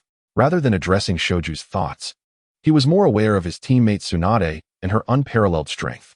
Outside the village, in a patrolled area, a transparent silk thread served as a trigger for an alert trap. If disturbed, it would activate an explosive tag. Engraved on the tree trunk was a technique that formed a sensing barrier. Anyone passing by would trigger it instantly. The village was equipped with a super-large sensing barrier, alerting the inhabitants to any intruders. Only a select few in the village knew the secret art that allowed passage through this barrier. Under Orochimaru's guidance, Team 7 patrolled the fortified area, examining various traps set around them. Without Orochimaru's leadership, the inexperienced genin would undoubtedly trigger dangerous traps, leading to disastrous consequences. Orochimaru took this opportunity to teach his 3 students about different traps, ensuring they would have a better chance of survival on the battlefield in the Land of Rain. While discussing the triggering traps, Orochimaru also mentioned Konoha's sensing barriers, seemingly educating the trio, but in reality, addressing the only one among them without a clan to support him, Kakashi, who listened intently. Shonen gently patted the little dog in his arms, hoping it would absorb the knowledge. Suddenly, a sharp kunai pressed against the throat of a man lost in slumber, the icy touch jolting him awake with terror. "Please, don't," the man began. But the kunai swiftly sliced through, leaving him to clutch his neck in shock, his wide eyes filled with disbelief. He was the last mountain bandit in the room. Calmly, Shonen sheathed the kunai and approached the door, his footsteps echoing softly. Initially, he entered through the window due to the presence of others. Now that the coast was clear, he opted for the door. As he pushed the door open, a creak echoed, revealing a night sky adorned with countless stars. "I am truly a born ninja," Shonen mused. Shoju and Yanushi Shin emerged from other humble wooden huts. The 3 exchanged glances. Shonen appeared relatively healthy. Yanushi's face was obscured, while Shoju's complexion had paled. With a swift motion, Orochimaru appeared before them, his speed leaving only an afterimage. He glanced at his 3 students and said, "Mission accomplished. Return to the village." This marked the final task for Team 7, solidifying their status as true ninjas. Observing their initial reactions, Orochimaru found Shonen's mindset surprisingly suited for a ninja, exceeding his expectations. Shonen is indeed an intriguing student, Orochimaru thought, beginning to genuinely regard this fellow ninja of humble origins. Superficial bond deepened. Teacher-student. Character, Orochimaru. Acquired. D-rank ninjutsu. Binding technique. Description: a binding technique akin to an invisible rope that immobilizes the target, as though time itself has paused. The sensation of ninjutsu knowledge flooding into his mind returned, yet Shonin's body seemed accustomed to its intensity, lacking the initial shock. Within 2 to 3 seconds, he absorbed the newly acquired ninjutsu. Chakra surged from his feet, transforming him into a shadow that darted forward, trailing behind the team. Leaping effortlessly from thick branches, he raced towards the village. Noticing the noticeably low spirits of his companions, Orochimaru remarked nonchalantly, "After training tomorrow, I shall treat you to barbecue." Thus, Chapter 10 unfolds. This time, you truly experienced it. Plop, plop, plop. The little dog buried its snout in a bowl, eagerly licking up the milk, splattering it across its face. After a long day of following its handler, it was utterly exhausted. Life is challenging. Thus, it rewarded itself with a hearty meal. Once it finished the milk, Kakashi, licking the remnants from his lips, looked up at his caretaker, pondering what he was doing, motionless on the bed. The little dog, not wanting to overthink, decided it was time to rest after a busy day. Character panel. Name, Shonin. Age, 12. Identity, Konoha Jinin. Chakra, Earth, Lightning, Water, Yang. Bloodline, Senju 30. Uzumaki 30. Bloodline limits. Ninjutsu, Chakra manipulation, refinement technique, body flicker technique, binding technique, Earth release, stone bullet, water clone, earth clone, taijutsu, basic taijutsu. Basic ninja tool throwing, Jinjutsu. Secret techniques. Insect breeding secret technique. Ninja dog cultivation secret technique. Scent enhancement. After completing the mission to eliminate the mountain bandits, Shonin returned to Konoha, scrutinizing his attribute panel and contemplating his current shortcomings. In terms of comprehensive abilities, he realized he was more well-rounded than Shoju. However, if the two were to engage in actual combat, he could at most manage to exchange a few rounds. This is not without reason. Although Rope Tree may appear reckless and impetuous like an early Naruto, as the rightful heir of the Senju clan, he has access to training and resources in ninjutsu far beyond what a mere commoner can attain. In addition to mastering formidable water and earth attribute ninjutsu, he possesses the unique secret techniques of the Senju clan, granting him extraordinary strength. Through precise chakra control, every punch and kick he delivers is imbued with devastating destructive power. I still need to master 2 or 3 additional offensive and defensive ninjutsu, as well as taijutsu, who are the renowned ninjutsu and taijutsu practitioners from the Second Ninja World War. Lying in bed, Rope Tree sank into contemplation. The following day, at the third training ground in Konoha, the morning sun was not as harsh as it would be at noon, but instead radiated a cool warmth. Team 7 commenced their first team coordination training under the gentle sunlight. The essence of a ninja's teamwork lies not only in cooperation amidst various combat environments, but also in compensating for individual shortcomings. The striking purple eyeshadow, paired with serpent-like golden pupils, emanated an aura of danger that kept the 3 students alert and focused, unwilling to let their guard down. Even Kakashi, nestled in Rope Tree's arms, perked up, his eyes wide as saucers. Orochimaru, teaching for the first time, appeared composed. Though he had yet to reach the philosophical mastery he would achieve in the future, his wealth of knowledge and experience, coupled with a few teaching tricks, rendered the 3 students utterly captivated. They couldn't help but think, which teacher exudes such a terrifying presence while lecturing? It feels as though neglecting to pay attention might lead to dire consequences. In the clash of ninja forces, the competition hinges on the number of high-level ninjas or the formidable power that can alter the tide of battle. Much like Hanzo, the so-called demigod on the battlefield of the Land of Rain, who wielded potent poison that, when unleashed unexpectedly, could instantly infect the ninjas within the vicinity, leaving them helpless without an antidote. Among the abilities you currently possess, aside from lacking medical ninjutsu, you are equipped to handle the vast majority of combat scenarios. Thus, the purpose of this training is to refine your synergy and enhance your skills. The 3, along with the dog, nodded obediently. A pair of black, fingerless ninja shoes lightly landed on a tree branch. It was Rope Tree. Concealed behind the sturdy trunk, he peered cautiously into the stillness ahead, where the only movement came from the rustling leaves stirred by the wind, against the backdrop of rough, brown-gray bark. Kakashi's little dog head poked out from the tattered clothing, which was now caked in dirt. As he scanned the surroundings, he heard nothing but the soft rustle of leaves. For the moment, they were safe. He signaled to his two teammates that the area was secure and saw them respond with gestures indicating the same. The trio, now positioned in a triangle, advanced cautiously through the forest. They needed to navigate through the various obstacles created by their teacher, Orochimaru, to reach the exit on the other side. They had just encountered everything from sharpened wooden spikes to shuriken and explosive tags, and from Jinjutsu to explosive seals, all part of a comprehensive trap package. Although slightly disoriented, Kakashi and Rope Tree had learned to discern the sense of the explosive tags and other traps, allowing them to narrowly evade the subsequent dangers and enjoy a brief respite. Woof! Kakashi suddenly whispered from Rope Tree's arms. There's movement. Rope Tree immediately alerted his teammates, and the three fell into battle readiness. Suddenly, three figures resembling Orochimaru burst forth from the woods, surrounding Team 7 in a triangle formation. Shadow Snake hands. With a series of hissing sounds, it became impossible to distinguish Orochimaru's true form, as they all executed the same technique. Several summoned serpents coiled around their arms, their cold-slit pupils locking onto the enemy as they lunged forward.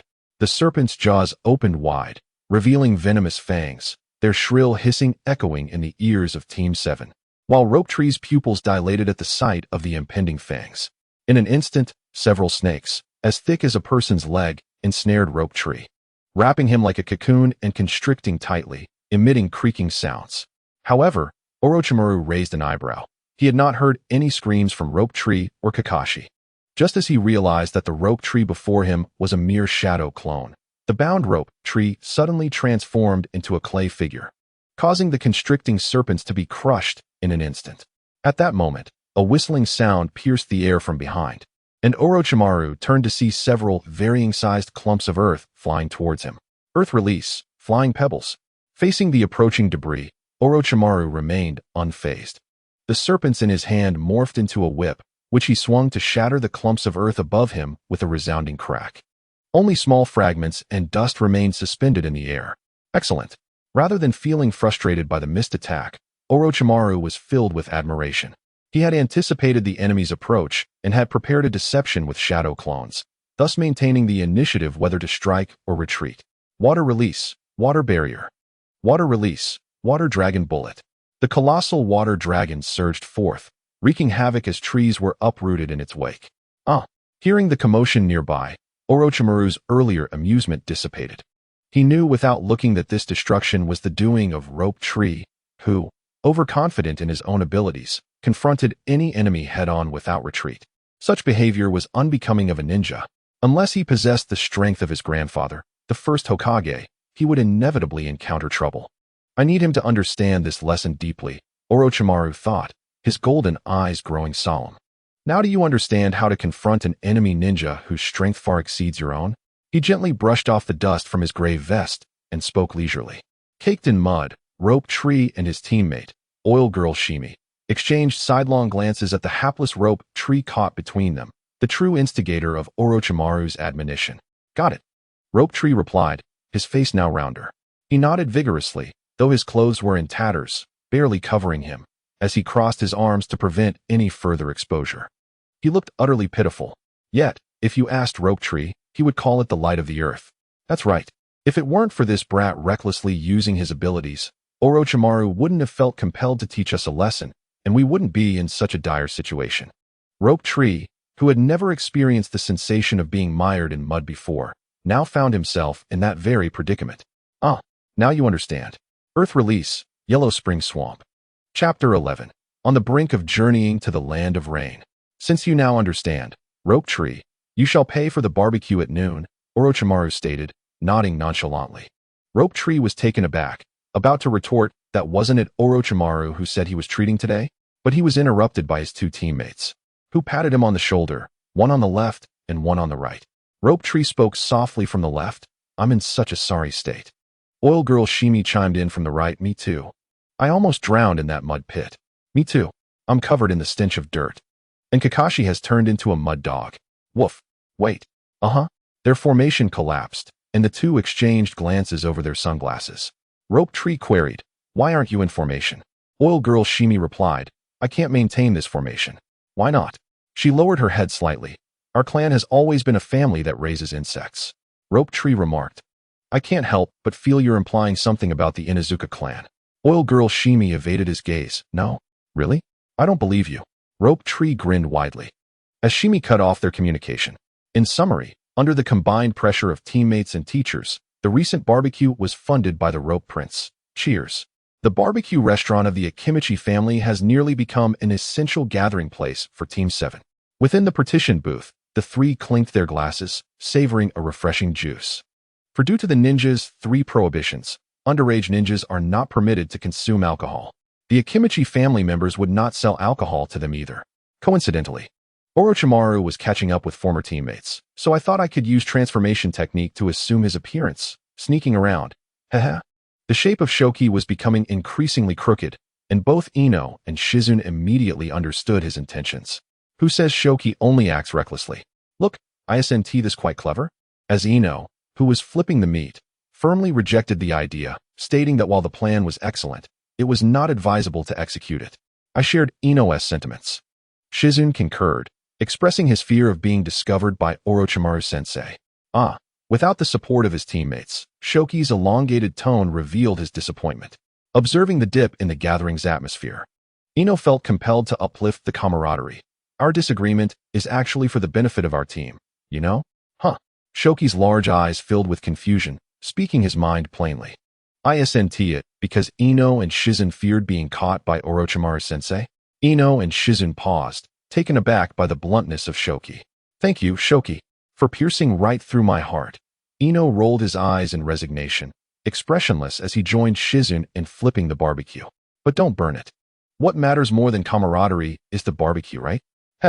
Perhaps sensing he had spoken too freely, Shoki chuckled, attempting to lighten the mood. Forgive me. And I promise to treat everyone to barbecue again. Ino and Shizune paused with their tongs, cursing inwardly at how reasonable he sounded. Realizing his words had struck a chord, Shoki proudly declared, Tomorrow, I will treat everyone to another barbecue. Hey! Ino quickly gestured to Shoki, signaling, What are you doing? No one is taking it to heart. He then turned to Shizune. Hurry and serve the cooked meat to Shoki. Shoki? The unfamiliar address puzzled Shoki, but it seemed he had been forgiven. At that moment, Shizune felt like an outsider. Meanwhile, the eager little husky waited anxiously at the table for food. 2 days swiftly passed. After 2 days of teamwork, Ino and his comrades deepened their bonds. Ninjutsu, Earth Release, Heart Decapitation Technique, Earth Clone, Taijutsu, Basic Taijutsu, Basic Ninja Tool Throwing, Jinjutsu.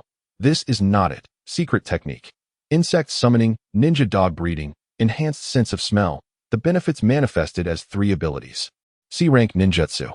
Earth Release, Heart Decapitation Technique, was acquired by Shoki, precisely the technique from the scroll given by Orochimaru-sensei, saving him the time of self-study.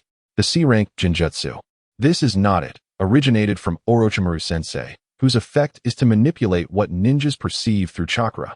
It is evident that he is indeed a versatile ninja, embodying a comprehensive skill set. The secret technique, Insect Summoning, is evidently a contribution from the reliable companion Shizune, with the effect of summoning insects within a certain radius.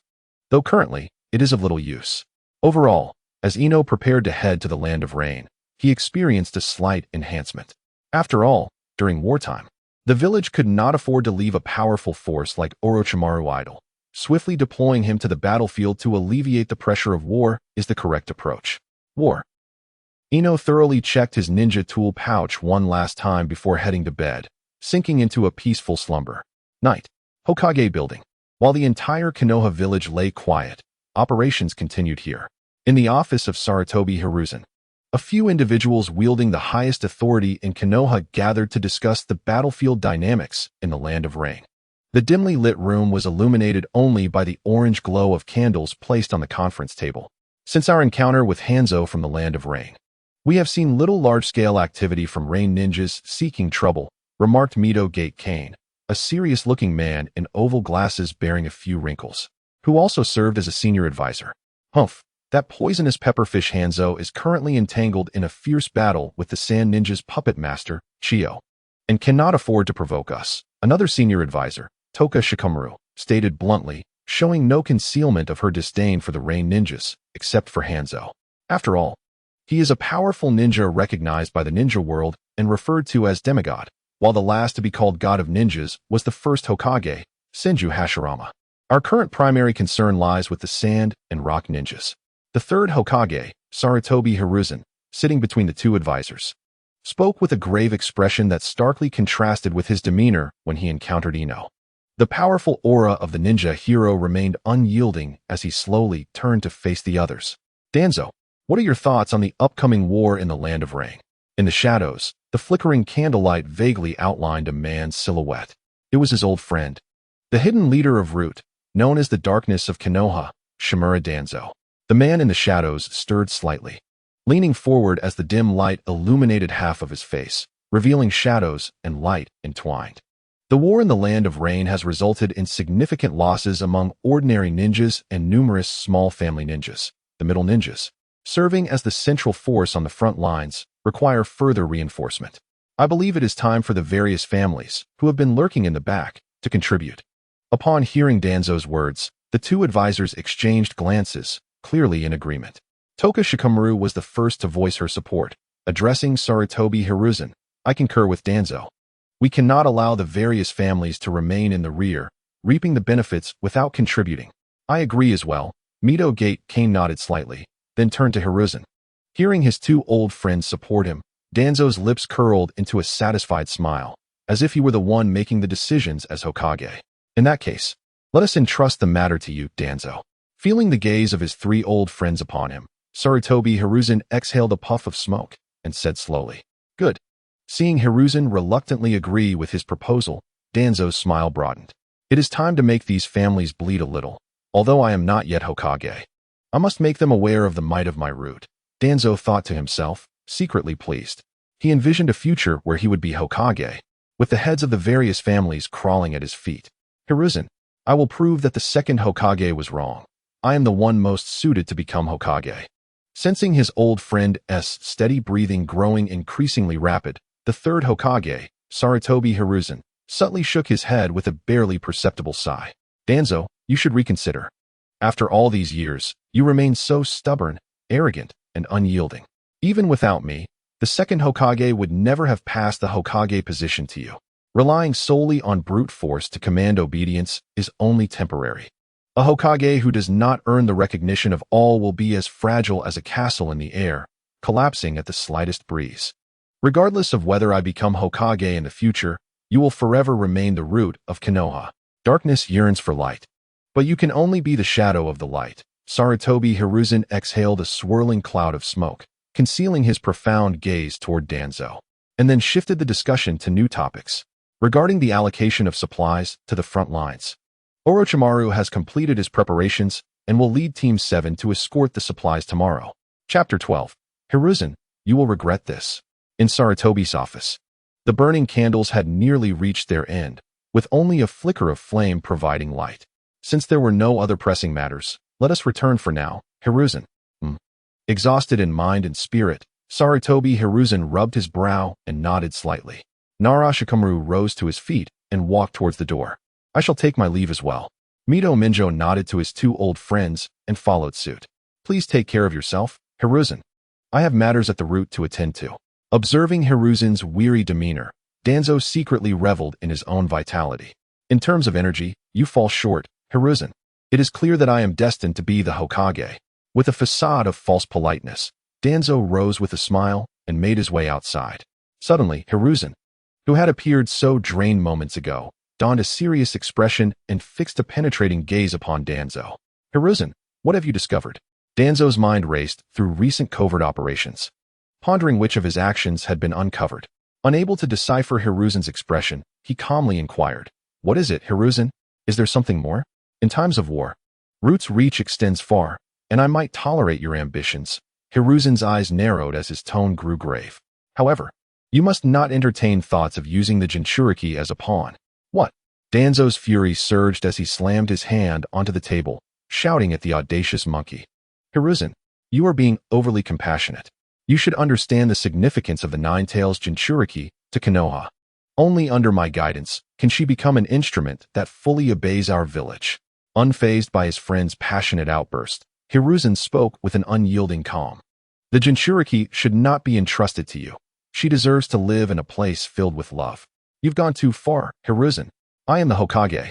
Danzo, momentarily silenced by his friend's assertion, flushed with anger, his neck veins protruding, struggling to find words. Moreover, this is not solely my position, Hiruzen continued, placing his pipe in his mouth and taking a puff. This is also Mito-sama's wish. Upon hearing that name, Danzo's previously flushed face stiffened, transforming into a mask of helplessness. Uzumaki Mito, the wife of the first Hokage, a master of sealing techniques from the Uzumaki clan, and the current Nine-Tails Jinchuriki, a figure whose identity and power instilled both fear and powerlessness within Danzo. Even if she claimed her time was limited and that within a few years she would pass the Nine-Tails on to another, Danzo dared not act against her. Should she take offense, he would find himself in an irreparable predicament. Now, with no choice but to wait for the young girl from the Uzumaki clan to become the next Jinchuriki, he reasoned that by then, Mito would have passed, and the power of the Nine-Tails would be the key to his ascension as Hokage. Danzo decided to endure, but he would not let this slip away easily. As his mind raced, a thought suddenly crystallized, flowing smoothly from his lips. Hiruzen, you will come to regret this. With that, Danzo felt a surge of clarity and satisfaction. After delivering his threat, he turned to leave. Wait, Hiruzen called out again, but Danzo did not halt his steps, continuing towards the exit. Does he not value his pride? Danzo. Hiruzen's tone intensified, causing Danzo to pause at the door without turning back. What else is there? Do not approach the teammates of Rope Tree. The third Hokage observed Danzo's retreating figure, recalling the sudden change in the behavior of the fake allies. His warning was calm, yet serious. He is Mito-sama's grandson. Suppress your ulterior motives. I understand, Danzo replied hastily, pushing the door open and slamming it shut behind him. However, as he descended the staircase, unease crept into his mind. He could not fathom why Hiruzen had spoken such cryptic words. With Mito present in the village, he dared not act against Rope Tree. What if outside the village?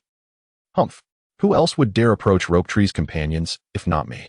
Suddenly alarmed, Danzo's thoughts raced. Could there be others plotting against Rope Tree? Are they from the prominent clans of Konoha, or spies from other villages? As Danzo stormed away, Hiruzen shook his head, taking a deep drag from his pipe, exhaling the accumulated fatigue through the smoke. Suddenly, Orochimaru appeared before Hiruzen. Sensei, Orochimaru's raspy voice carried a note of respect. Ah, Hiruzen smiled faintly at his most accomplished student. Have you enjoyed your first experience leading a team of Jonin over these past 7 days? Somewhat, Orochimaru replied, reflecting on his 3 uniquely characterized students. Through my interactions with them, I have gained insight into the emotions and thoughts you shared with us during our training, deepening my understanding of the meaning of life. Ha ha. It seems the little ones, Rope Tree, in particular, suit your tastes well, Hiruzen chuckled, taking pride in having arranged for Orochimaru to lead the Jonin team. He had always envisioned Orochimaru as the successor to the role of Hokage. However, since returning from the Land of Rain, the previously aloof Orochimaru appeared to have transformed into a true viper, emanating an aura that discouraged any approach, as if he were ready to strike at any moment. This is troubling, Hiruzen thought, realizing that Orochimaru was on the verge of becoming a second dark force within Konoha. How could the future Hokage potentially falter in his mindset? As graduation season approached at the Ninja Academy and during the selection of Jonin team leaders, Hiruzen considered the potential of Rope Tree's ninja profile. This could invigorate Orochimaru with the youthful energy of the lower-ranked ninjas, while paving the way for his future succession as Hokage. In hindsight, it was a twofold solution. An opportunity to achieve dual objectives, and everything seemed perfectly aligned.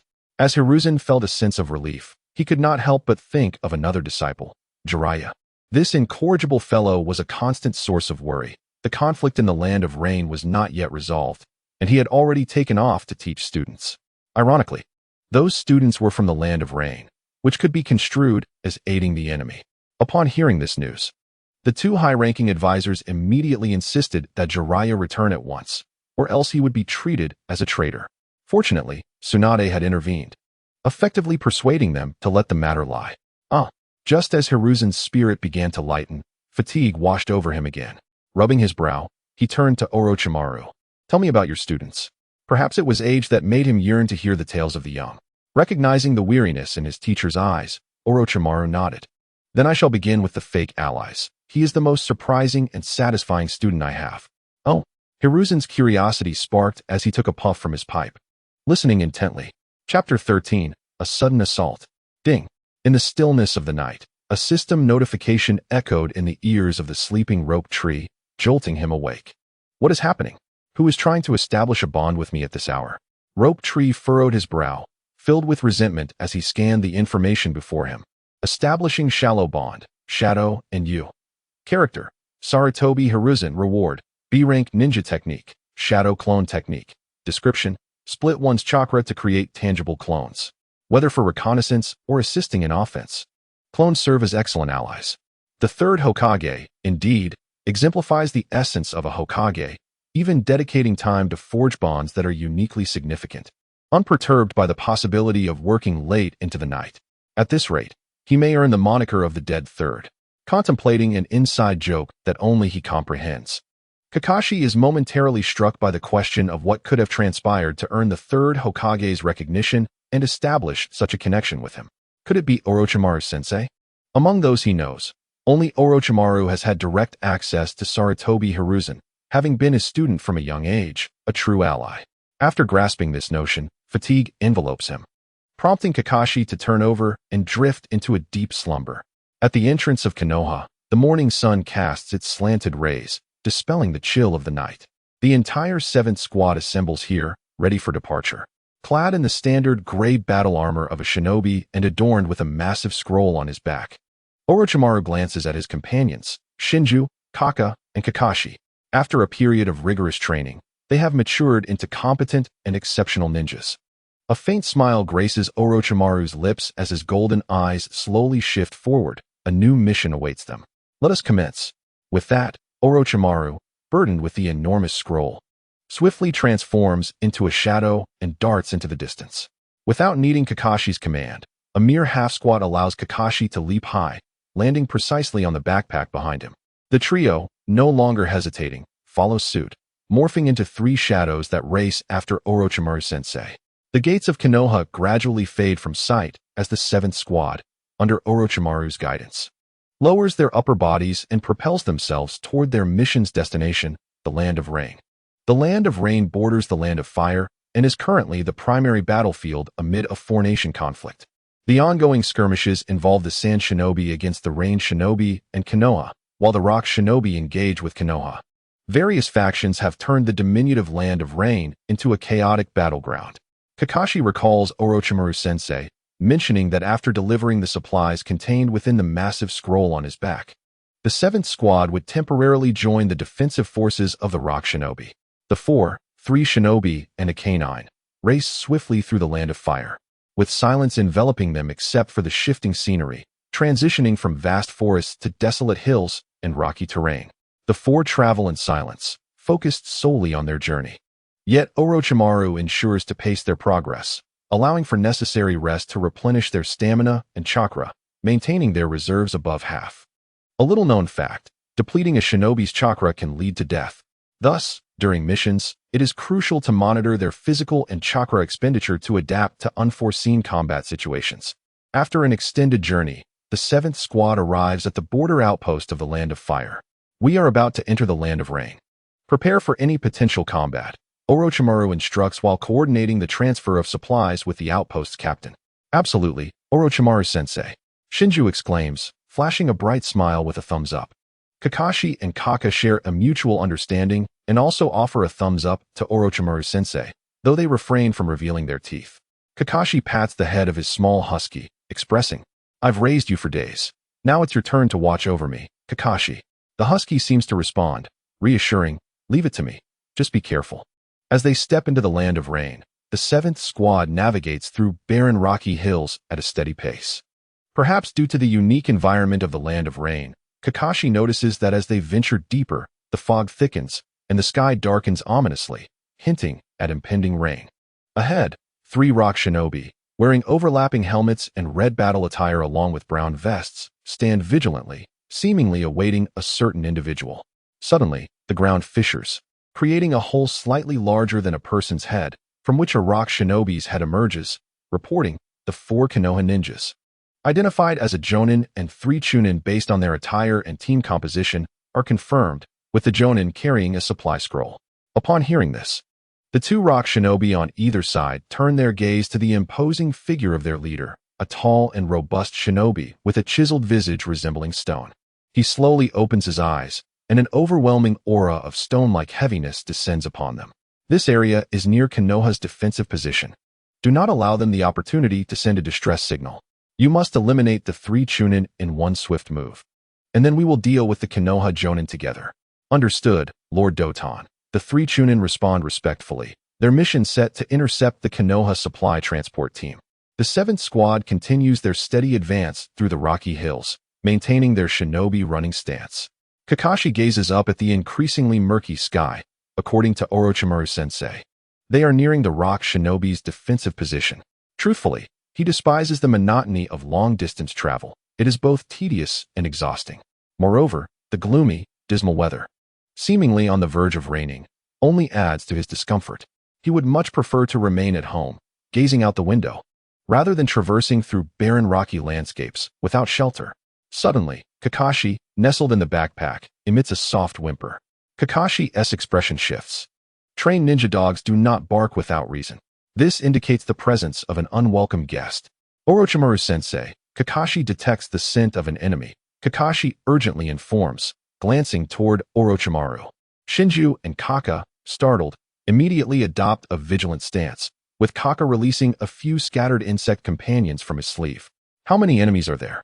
Orochimaru inquires without turning his head, his voice calm and gravelly. Kakashi taps the backpack, and immediately, Kakashi's barks resonate. Woof, woof, woof. He communicates that he has detected only one presence, rapidly approaching from ahead. Orochimaru is taken aback by the complexity of communication between Kakashi and Kakashi, but he remains unfazed. Calmly analyzing, the enemy is likely a rock shinobi. They are probably configured as a surprise team of 4, consisting of 1 Jonin and 3 Chunin. Though it is merely speculation, the trio feels an inexplicable trust in this assessment, as if those 4 adversaries are indeed rock shinobi. Since Kakashi has only detected 1 ninja's presence, it implies that the remaining 3 are still concealed. Just as Kakashi ponders this, Orochimaru abruptly interrupts. Jump. Kakashi's pupils constrict, and instinctively, his body reacts, chakra surging beneath his feet. With a thud, he leaps high alongside his teammates. Simultaneously, Orochimaru's hands blur as he completes a series of seals, striking the ground with force. Earth-style, earth wave technique. The refined chakra flows from Orochimaru's palm into the earth, causing the once solid rocky ground beneath them to ripple like a turbulent lake. Waves of upheaval surge forth, and within moments, cracks resonate, forcing the 3 rock shinobi to emerge from the quaking earth, gasping for breath like drowning souls clinging to a lifeline. As the 7th Squad springs forth from the tumultuous ground, Kakashi retrieves a signal flare, while Shinju and Kaka prepare their respective signature jutsu to unleash upon the 3 rock shinobi. But suddenly, 3 individuals felt as though something cold was coiling around their waists. Hissing, they instinctively looked down, only to lock eyes with a pair of frigid serpentine pupils. Suddenly, a powerful tugging sensation gripped their midsections, and they felt their feet leave the ground as they were yanked upward.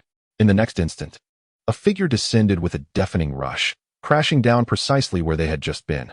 The sound of the impact was thunderous, and the 3 airborne individuals turned in astonishment to see a cloud of dust and debris rising behind them. Good heavens, if that had struck them, they would have been reduced to pulp, thought one of them, relieved. At that moment, they safely landed beside their teacher, Orochimaru.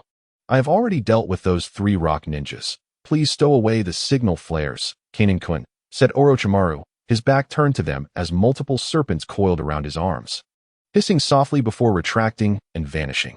Understood, Orochimaru-sensei, Kanin replied decisively, having witnessed the 3 rock ninjas, their necks broken and bodies limp at the cave's entrance, their eyes wide in a grotesque expression. This solid sense of security filled Kanin as he gazed at Orochimaru's slender silhouette, and he couldn't help but sigh. Truly, he was the most enduring antagonist among the Hokage. Serpent-style ninjutsu, cold demeanor, long black hair. You are indeed one of the legendary 3 ninjas of Konoha, as referred to by the demigod Hanzo. A deep voice emerged from the dust, prompting the trio to instantly become vigilant. Fixating on the indistinct shadow amidst the haze, the rock ninja seemed to inquire, yet his tone affirmed Orochimaru's identity. Huh. Orochimaru smirked.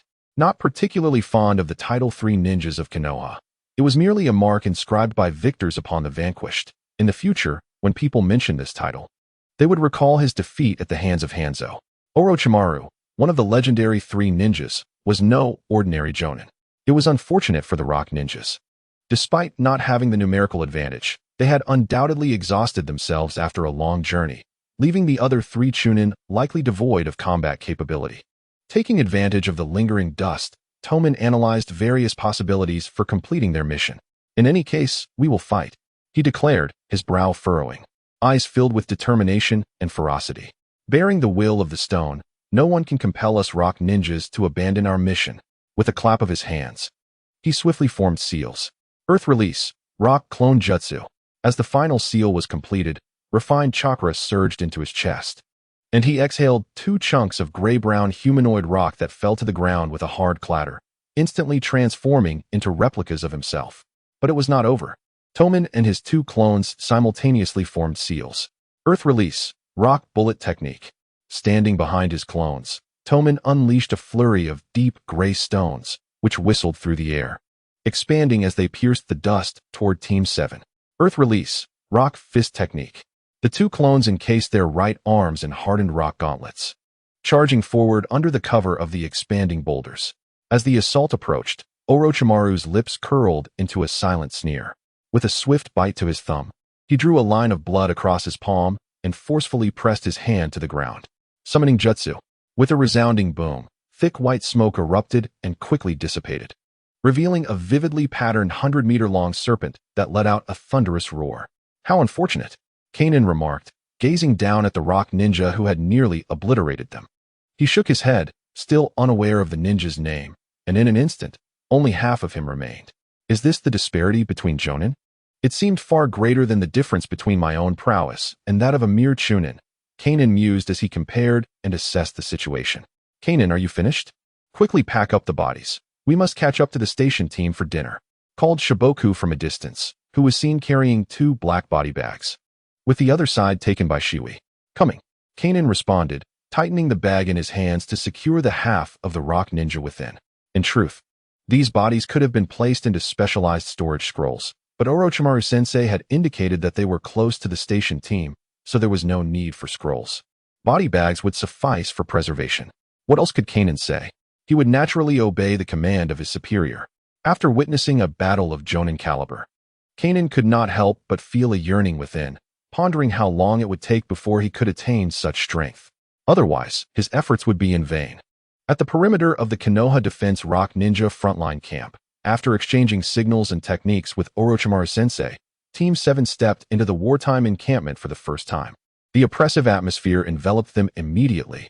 Shiboku and Shiwi seemed to sense something, scanning for hidden gazes, while Kanan felt an involuntary tightening in his throat, as eyes frequently swept over them since their entrance. It was wartime, and caution was warranted. Kanan found himself in agreement with the strict sentries. After traversing a short stretch of stone path, they were met with a series of tents adorned with the Konoha emblem, finally arriving at the heart of the defensive force. From a distance, Kanan spotted 2 ninjas wearing forehead protectors, who had also noticed their presence and approached respectfully. Orochimaru-sama, the leading Konoha ninja, bearing the weight of years, spoke with a tone filled with admiration for the youthful Orochimaru. Lord Kaze is awaiting you in the operations command room. Please follow me. Very well, Orochimaru replied calmly, then addressed the younger ninja behind the weathered one. Please take care of my students. Of course. You can leave it to me, Orochimaru-sama, the young ninja exclaimed, beaming with pride at having spoken to the esteemed Orochimaru. Fool, don't be so loud, the older ninja chided, delivering a light chop to the young one's head. Such enthusiasm. Orochimaru chuckled gently, offering encouragement as they passed each other, prompting the older ninja to quickly follow, guiding Orochimaru along. Thank you for your encouragement. The young ninja beamed, bowing deeply to Orochimaru's retreating figure. Orochimaru-sensei is truly popular, Shiwi remarked, a rare tone of envy in her voice. Indeed, Orochimaru and I is like my sister. Both formidable ninjas who have made their names known, Shiboku replied proudly. Ah, I nearly forgot about Orochimaru-sensei's charm, Kanan thought to himself. At this time, Orochimaru, with his formidable strength, widespread renown, and cold demeanor, drew the admiration and following of many within Konoha. The young ninja rose from his bow, regarding Kanan and the others with a friendly expression. Please hand over the bodies of the rock ninjas. The trio exchanged glances before relinquishing the 3 body bags they carried on their backs. Please don't worry. The intelligence department will examine their memories and add the corresponding mission level to your ninja records following this escort task, he assured them. Actually, Shiboka began, intending to decline the need for a record, as he did not wish to claim credit for a battle in which they had not participated, feeling the weight of the Senju family's honor. However, recalling Kanan's need for the credentials of a high-level mission, he quickly altered his response. Then we shall entrust it to you. Chapter 15, Team Combat and Strengthening Bonds. There's no need for such formality. You are all students of Orochimaru-sama. Should you encounter any issues, feel free to seek me out. The young ninja smiled warmly, thumping his chest. I'll first deliver the bodies of the rock ninjas to the interrogation department, and then arrange a place for you to rest. Please follow me. Thank you very much. The 3 members of Team 7 replied politely as they followed the young ninja, blending into the camp's atmosphere. Not only in tasks, but even within the ninja circles, one can bask in the glory of Master Orochimaru. Indeed, to navigate this world, one must possess a significant background, a sentiment that resonates deeply within the heart of Banrin. I genuinely support Master Orochimaru as Hokage. He is the only one truly contributing to Konoha's efforts, with utmost sincerity. Half a month later, clang, clang. The sharp sounds of metal clashing echoed against the steep rocky slopes. Team 7, on a patrol mission, encountered a small battalion of rock ninjas. Both sides drew their kunai to test the waters, and after several exchanges, Banrin, Shinshu, and Jiwei formed a triangular defensive stance, back-to-back. For rock ninjas, 3 men and 1 woman surrounded them in a quadrilateral formation. After a brief probing, both sides entered a standoff, steadying their breaths. Their eyes fixed intently on each other's every movement, seeking any potential weaknesses. Suddenly, a deafening roar reverberated from beyond a small rocky hill, the massive serpentine form of a creature flickering in and out of sight. The menacing head, with its gaping maw, released a hiss that sliced through the air like a whip. A bead of cold sweat trickled down the brow of a rock ninja. Judging by the commotion on the other side of the hill, his comrades were in dire straits. The battle here must shift in their favor without delay. They needed to defeat their opponents swiftly. The 4 rock ninjas promptly decided to leverage their numerical advantage for an aggressive assault. The trio sensed the movement of the rock ninjas, and Banrin, with heightened alertness, spoke rapidly. The rock ninjas are spreading out. Let's concentrate our attack and take one down first. Jiwei suggested, let us target the rock ninja directly in front of me. He appears to be slower in speed. Shinshu grinned. Then we shall employ the tactic of feigned weakness to mount a strong offensive. He closed in, confident that there was nothing he couldn't resolve with a single punch. Should I possess the earth release, rock cannon technique? 2 of the rock ninjas spat out several small rocks, which quickly expanded in midair into massive boulders, hurtling towards them with a thunderous roar. Meanwhile, Banrin had already reached for his ninja tool pouch, deftly extracting 2 smoke bombs. He hurled them to the ground, and with a resounding explosion, thick clouds of white smoke enveloped the trio, obscuring their figures and blocking the sight of the rock ninjas. With a series of thundering impacts, giant boulders collided with the ground, sending shockwaves that stirred the smoke. Although the smoke expanded, its density was diluted, allowing the rock ninjas to vaguely discern 3 shadowy figures within. Earth release, crumbling earth technique. The last 2 rock ninjas, a man and a woman, knelt and formed hand signs, channeling chakra into their palms before slamming them onto the ground. With a faint rumble, the earth beneath them cracked open, and surrounding rocks surged upward like a dragon emerging from the depths, barreling into the smoke until it reached the feet of the shadowy figures. The silhouettes stirred, startled by the tremors of the ground, resembling lost rabbits in a panic as they burst forth from the smoke, exposing themselves to the rock ninjas. This is the end. The lone female rock ninja couldn't suppress a smirk as their strategy succeeded. The formation of the Konoha genin had been disrupted, revealing them as inexperienced novices. Earth release, earth pillars. The first 2 rock ninjas quickly formed hand signs again, slamming their palms onto the ground to unleash a combined technique. With a sharp sound, numerous sharp earth spikes erupted from the ground beneath Banrin, moving with such swiftness that he had no time to react, impaling him through the body. Ah! Banrin's anguished scream mingled with the splattering of blood, droplets trickling down the spikes. One down. A surge of joy filled the hearts of the four rock ninjas. Banrin, you despicable fiends, I shall avenge him. Witnessing Banrin's tragic demise ignited a fiery rage within Jiwei and Shinshu, their eyes blazing with fury as they glared at the rock ninjas like avengers. Shinshu acted first, drawing 3 shurikens and launching them in a swift arc while forming hand signs. Shuriken Shadow Clone Technique. The 3 spinning shurikens suddenly multiplied, transforming from 3 points into a vast array. What sort of technique is this? The 2 rock ninjas found their vision consumed by a storm of shurikens. This is bad. One rock ninja snapped back to reality, channeling chakra beneath his feet and rushing in front of his slower comrade, slamming his hands together in a preformed seal. Earth release, earth wall. With a thunderous boom, a wall of earth rose before the rock ninja, shielding him from the incoming barrage of shurikens. Dozens of shurikens thudded into the earthen barrier, but many more whizzed past, embedding themselves in the ground beside them. What an unusual ninjutsu. The rock ninjas behind the wall breathed a sigh of relief, but were still on edge. Yet suddenly, a scream pierced the air. What happened? The rock ninja's heart raced as he turned towards the source of the cry, only to find his comrade, Gongdo, half embedded in the ground, his head missing. Blood gushed forth, spilling onto the cold stones. Gongdo, how could this happen? Watch out. Before the rock ninja could process the grim reality of his companion's death, 2 piercing cries and the shrill sounds of pain erupted. He instinctively turned to look, only to find the lone female ninja kneeling, 2 glinting kunai embedded in her back. Those kunai, the rock ninja's eyes widened in horror as he turned to see his comrades, their expressions cold and poised with kunai, yet their eyes were devoid of life. Damn it, it's an illusion. Panic coursed through him. Yet his battle-hardened instincts pushed him to suppress his fear and make a swift decision. Earth release, earth clone technique. He formed seals, causing the ground to rise and take the shape of a rock ninja, mirroring his form.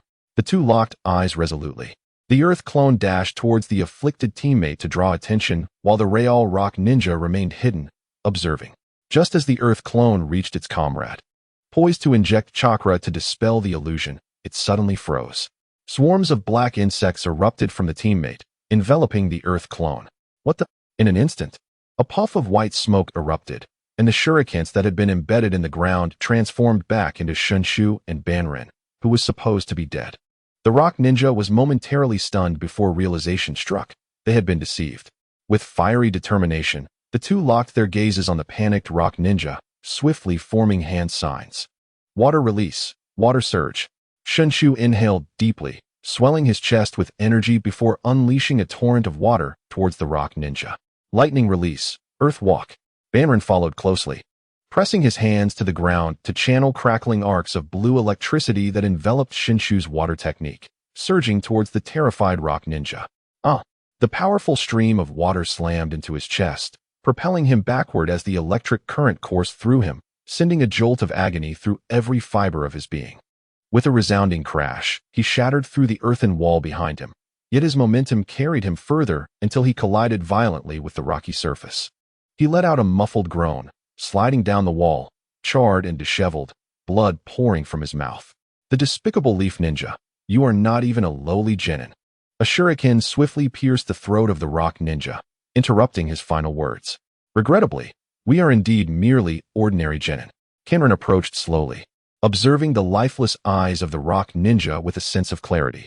Although he could no longer hear, Kenrin patiently offered an explanation. I have long wondered, Kenrin, why do you only speak to them after they are dead? Shinshu, following closely behind, inquired curiously. In the midst of battle, ninjas inevitably exchange a few words, be it to probe or to distract. Yet Kenrin never engages in dialogue during combat. He only speaks once his adversaries are thoroughly vanquished. Because it is simply the safest approach, Kenrin shrugged.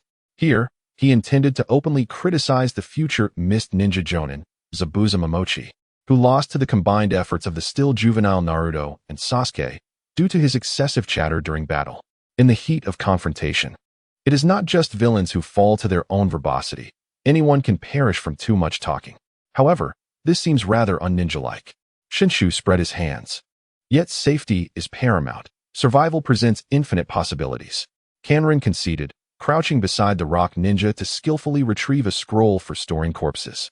With a swift motion, he opened it, formed a seal directed at the body, and with a resounding pop, the rock ninja was enveloped within the scroll. Indeed, there is merit to this.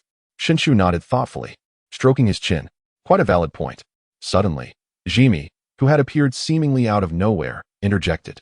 Perhaps if he had remained silent, his two teammates would not have noticed him. Jimi, a bit disheartened, produced a scroll, stating, I have also placed the other 3 rock ninjas into scrolls. Kanrin and Shinshu turned to look, and though Jimi's eyes and face were obscured, they keenly sensed his disappointment. Exchanging knowing glances, they nodded slightly in understanding. Jimi, look at you. You are overthinking things again.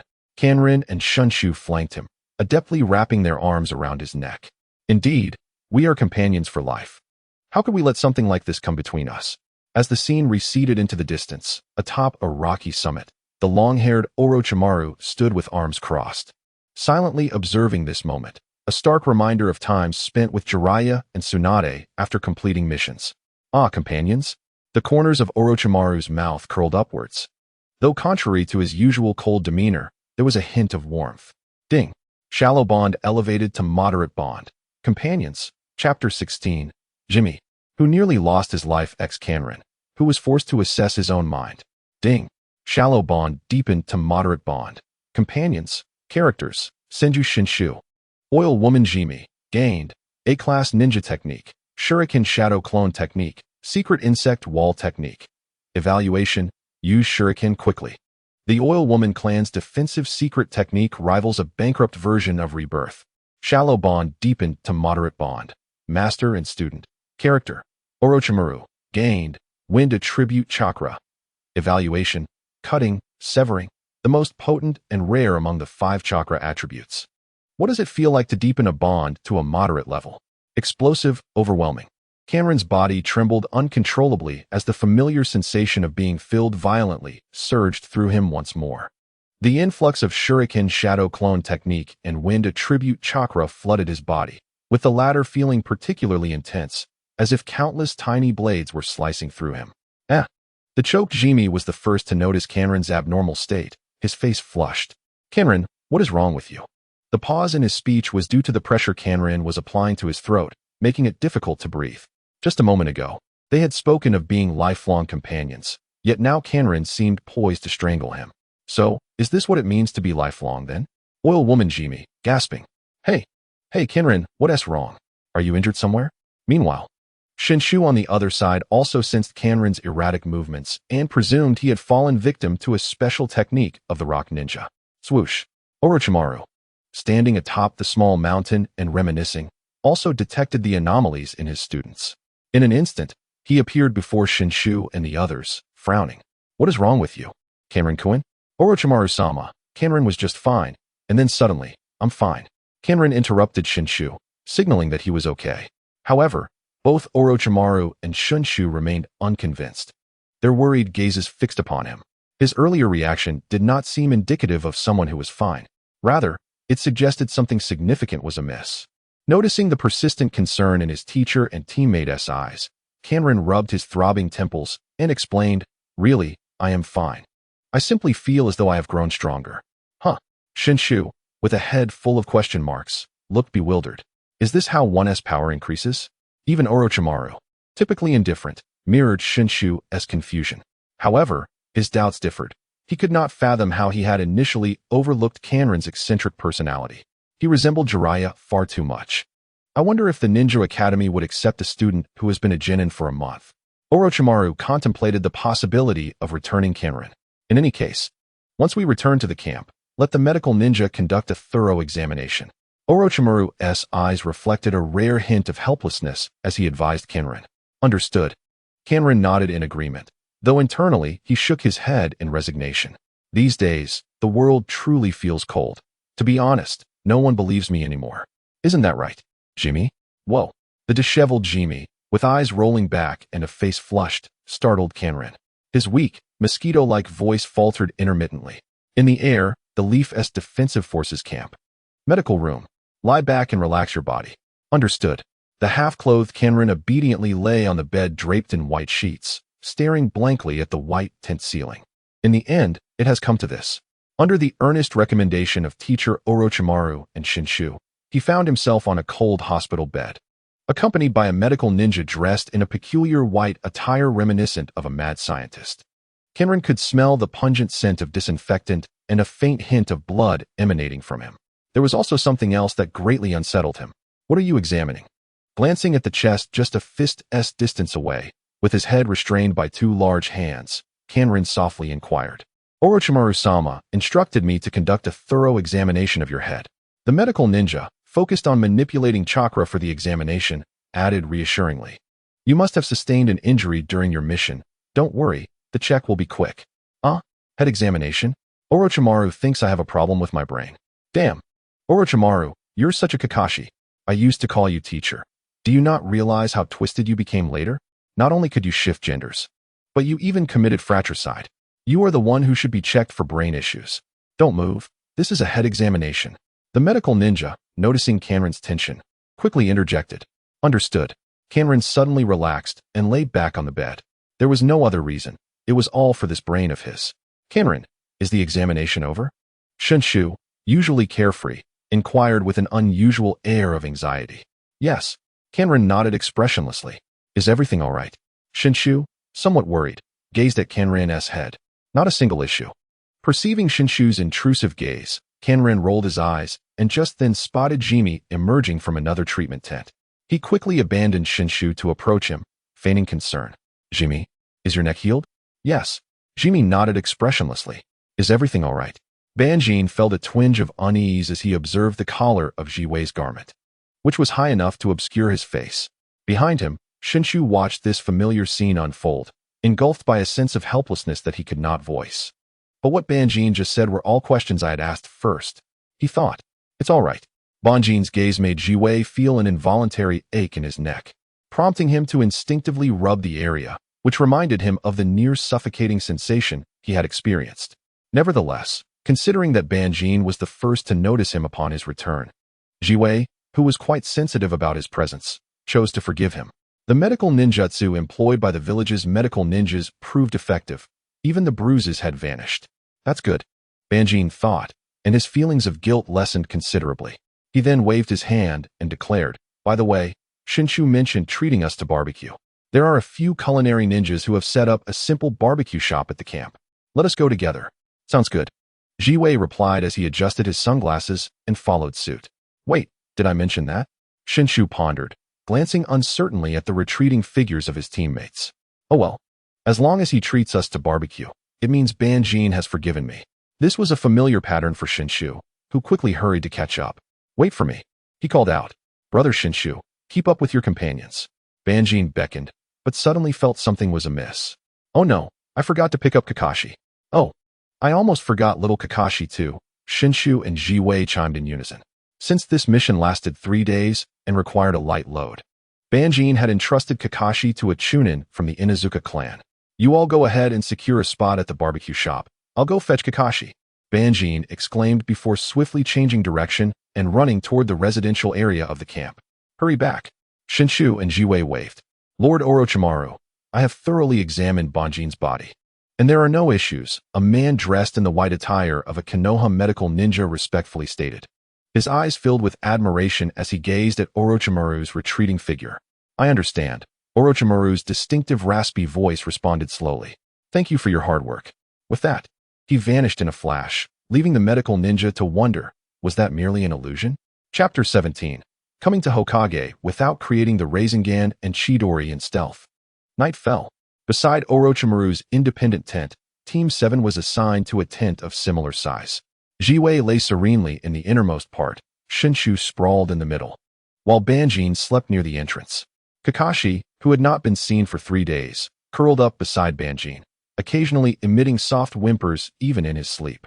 While everyone else succumbed to slumber, Banjin feigned sleep, stroking Kakashi's head while inspecting his character panel. Character panel. Name, Pseudo Banjin. Age, 12. Identity, Konoha Jinin. Chakra, Wind, Earth.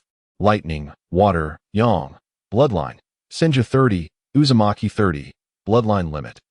Ninjutsu, chakra manipulation, refinement, body replacement technique, rope escape technique, body flicker technique, leaf body flicker technique. Gold binding technique, water clone, lightning release, body flicker, earth release, flying rock, earth release, mud wall, earth clone, shadow clone technique. Shuriken shadow clone technique, taijutsu, intermediate Konoha flow taijutsu, steel fist, basic ninja tool throwing, Jinjutsu, non-reality technique, Jinjutsu release, secret technique, parasite breeding secret technique, parasite secret technique. Summoning insects secret technique, insect wall technique, ninja dog training, olfactory enhancement. TSK. Banjin mused as he gazed at the bulging ninjutsu section of his character panel, shaking his head and clicking his tongue in disbelief. A sense of pride was evident on his face. In just a month, he had transformed from a freshly graduated genin wielding only the body replacement technique into a proficient ninja adept in 3 elemental ninjutsu for both offense and defense, as well as various non-elemental techniques. This panel could easily classify him as an elite chunin with a slightly supportive edge. Hands on hips, however, he was unexpectedly surprised by his high aptitude for lightning release. Reflecting on the lightning release, body flicker, he realized that techniques like taijutsu, steel fist, earth release, mud wall, and jinjutsu release were learned from Shunshu and the others, whereas the lightning release was something he had diligently studied through a scroll. Given that Team 7 primarily faced rock ninjas and Banjin possessed lightning attribute chakra, he had boldly approached Orochimaru-sensei for lightning release ninjutsu. To Banjin's astonishment, Orochimaru-sensei consented, stating, "It's fine. Lightning release can counter earth release." Orochimaru then produced a scroll from his mouth and handed it to Banjin. Was Orochimaru-sensei really this accommodating? After expressing his gratitude, Banjin took the damp scroll and left, still feeling a hint of disbelief. Upon practicing, Banjin quickly discovered his talent for lightning release. He produced arcs of electricity almost immediately and, after a brief period of practice, successfully executed the C-rank lightning release, body flicker. Ultimately, he combined it with Shinshu's water release to achieve a powerful composite technique. Afterward, Orochimaru-sensei praised his talent, suggesting a shift in plans to focus on developing the Chidori while postponing the Rasengan. As Banjin lay on his bed, contemplating his short-term plans for the future, his eyelids grew heavier and eventually closed. The next day, the carefree Team 7 of 3 ninjas and 1 dog began their training beneath a relatively open tree in the camp. Kakashi practiced tree climbing by continuously releasing chakra from his 4 paws, while Banjin kindly placed a soft cushion below him. The 3 ninjas sat in a circle beneath the tree. Jiwei controlled the parasitic insects, forming them into various shapes such as stars, rings, and spheres. Meanwhile, Shinshu, with a furrowed brow, struggled with a red scroll emblazoned with the emblem of the Senju clan, attempting to decipher its contents. "Someone hand me a kunai to end my suffering," he lamented, feeling that studying the various secret techniques and countermeasures recorded by the Senju clan was more torturous than death itself. He thought it would be far more beneficial to learn additional ninjutsu, or, like Banjin, focus on enhancing his chakra nature transformation. Curious, Shinshu turned to Banjin to see how his training was progressing. Zzz. Fizz, he observed as Banjin closed his eyes, his face tense with concentration. A small arc of electricity crackled between his tightly clenched palms. Suddenly, he relaxed and exhaled, slowly opening his hands to reveal a leaf resting in his palm. Banjin frowned at the leaf, which bore only slight wrinkles at its tip. TSK. Strengthening chakra nature transformation training is quite challenging. I have been practicing lately. Banjin, why did you choose to enhance your lightning release chakra nature transformation first? I thought you would focus on earth release, Shinshu inquired with curiosity. Banjin glanced at Shinshu, noticing the intrigue in his eyes, and smiled. I believe my aptitude for lightning release is quite commendable, and I also think lightning release techniques are rather impressive. He refrained from explicitly stating his desire to develop lightning release techniques, as that felt overly ambitious. After all, it was the renowned Kakashi Hatake who had developed the Chidori at the age of 12 based on the Rasengan. That seems rather ambitious too, Banjin mused. Recognizing Kakashi's exceptional prowess in lightning release, he felt it was prudent to follow a well-trodden path to success. Moreover, now that he was in the world of Naruto, It seemed only logical to create his own Rasengan and Chidori in stealth. Oh, Shinshu exclaimed, wearing an expression of understanding as he pointed at Banjin, grinning. I also find lightning release techniques to be quite impressive. However, my family mainly practices earth and water release, where they possess highly dangerous forbidden techniques. As I inherited the common earth and water chakra attributes of my clan. After a brief pause, Shinshu seemed to recall something and added, however, in the eyes of our Senju clan, the most impressive ninjutsu has always been my great-grandfather's wood release.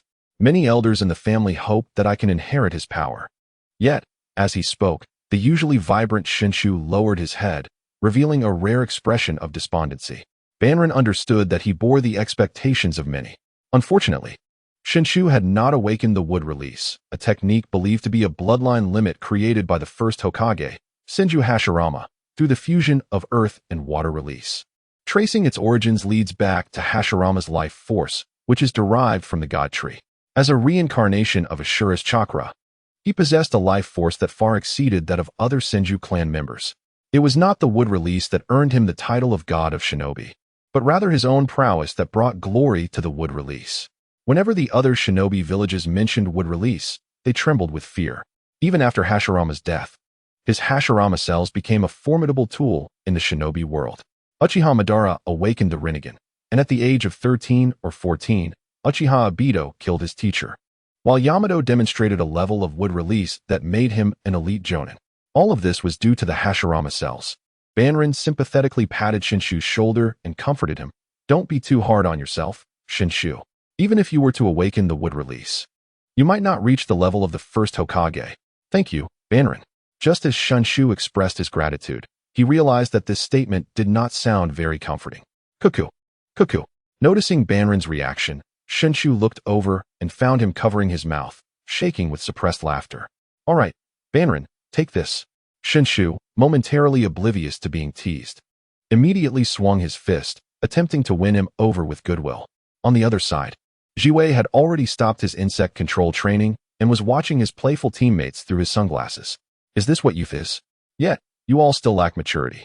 Jiwei adjusted his glasses, secretly proud of being a mature shinobi. Suddenly, a ninja's toe shoe struck his head, causing Jiwei's body to stiffen, and the veins on his forehead bulged. Damn! His face turned crimson as he put away the insect he was holding and lunged at his foolish teammates. The three of them instantly plunged into chaotic combat. Awoo! The little husky practicing tree climbing on the trunk looked down at the scene and became anxious. How dare you bully my caretaker? With a determined leap, he pounced into the fray. For daring to harm my master, prepare to meet my lion's fawn. Chapter 18. I will face the enemy with a new technique. A month and a half later, Team 7 was lying in wait in a forest. This area was the edge of a small-scale conflict between the Rock Village and the Leaf Village, and their mission was to intercept any rock shinobi attempting to pass through the woods. Although it was daytime, a team of rock shinobi took advantage of the darkening skies to infiltrate their defensive zone. The Land of Rain is known for its frequent rain, and at that moment, dark clouds obscured the sky, rumbling with thunder, seemingly brewing a storm. Hidden in the dimly lit woods, Banrin's enhanced sense of smell detected the damp aroma of the surrounding trees and the earthy scent of the rock shinobi. Through numerous encounters with them, Banrin had become particularly sensitive to their scent. At his feet was Kakashi, now noticeably larger, baring his teeth in an effort to appear fierce. He too had sensed the presence of the rock shinobi. Orochimaru-sensei, let me launch a surprise attack this time. You all can cover me. My new technique is ready for practical testing. Banrin turned to Orochimaru, who was leaning against a tree, eyes closed in feigned slumber. Indeed, only through constant experimentation can one discover their shortcomings. However, Banrin, you should already be aware of the limitations of your new technique, shouldn't you? Orochimaru slowly opened his eyes, his golden gaze fixed on Banrin, his voice gruff yet tinged with a hint of gentle admonition. The once overlooked student had developed a new lightning release technique, remarkably strong, and he had watched Banrin develop it step by step, from the transformation of lightning release chakra to the activation of cellular vitality. Though it had its drawbacks, too much noise, making it unsuitable for stealth, and requiring exceptional dynamic vision to unleash its full potential, it did not diminish the fact that it was an A-rank lightning release technique, combining both difficulty and destructive power. Ultimately, Orochimaru was reluctant to let him take risks. This was a rare lightning release talent from the leaf, and he even provided a written copy of the newly developed technique. From that moment on, Orochimaru began to truly recognize his student's potential. In terms of lightning release talent, Banrin surpassed even him. I understand, Orochimaru-sensei, but I want to test it in actual combat. Banrin was fully aware of Chidori's shortcomings, knowing it required the Uchiha Sharingan for optimal effectiveness. However, lacking the Sharingan, he had his keen sense of smell, which would allow him to precisely locate the enemy. He needed to experiment with the feasibility of combining enhanced smell with Chidori. Since he wished to proceed, so be it.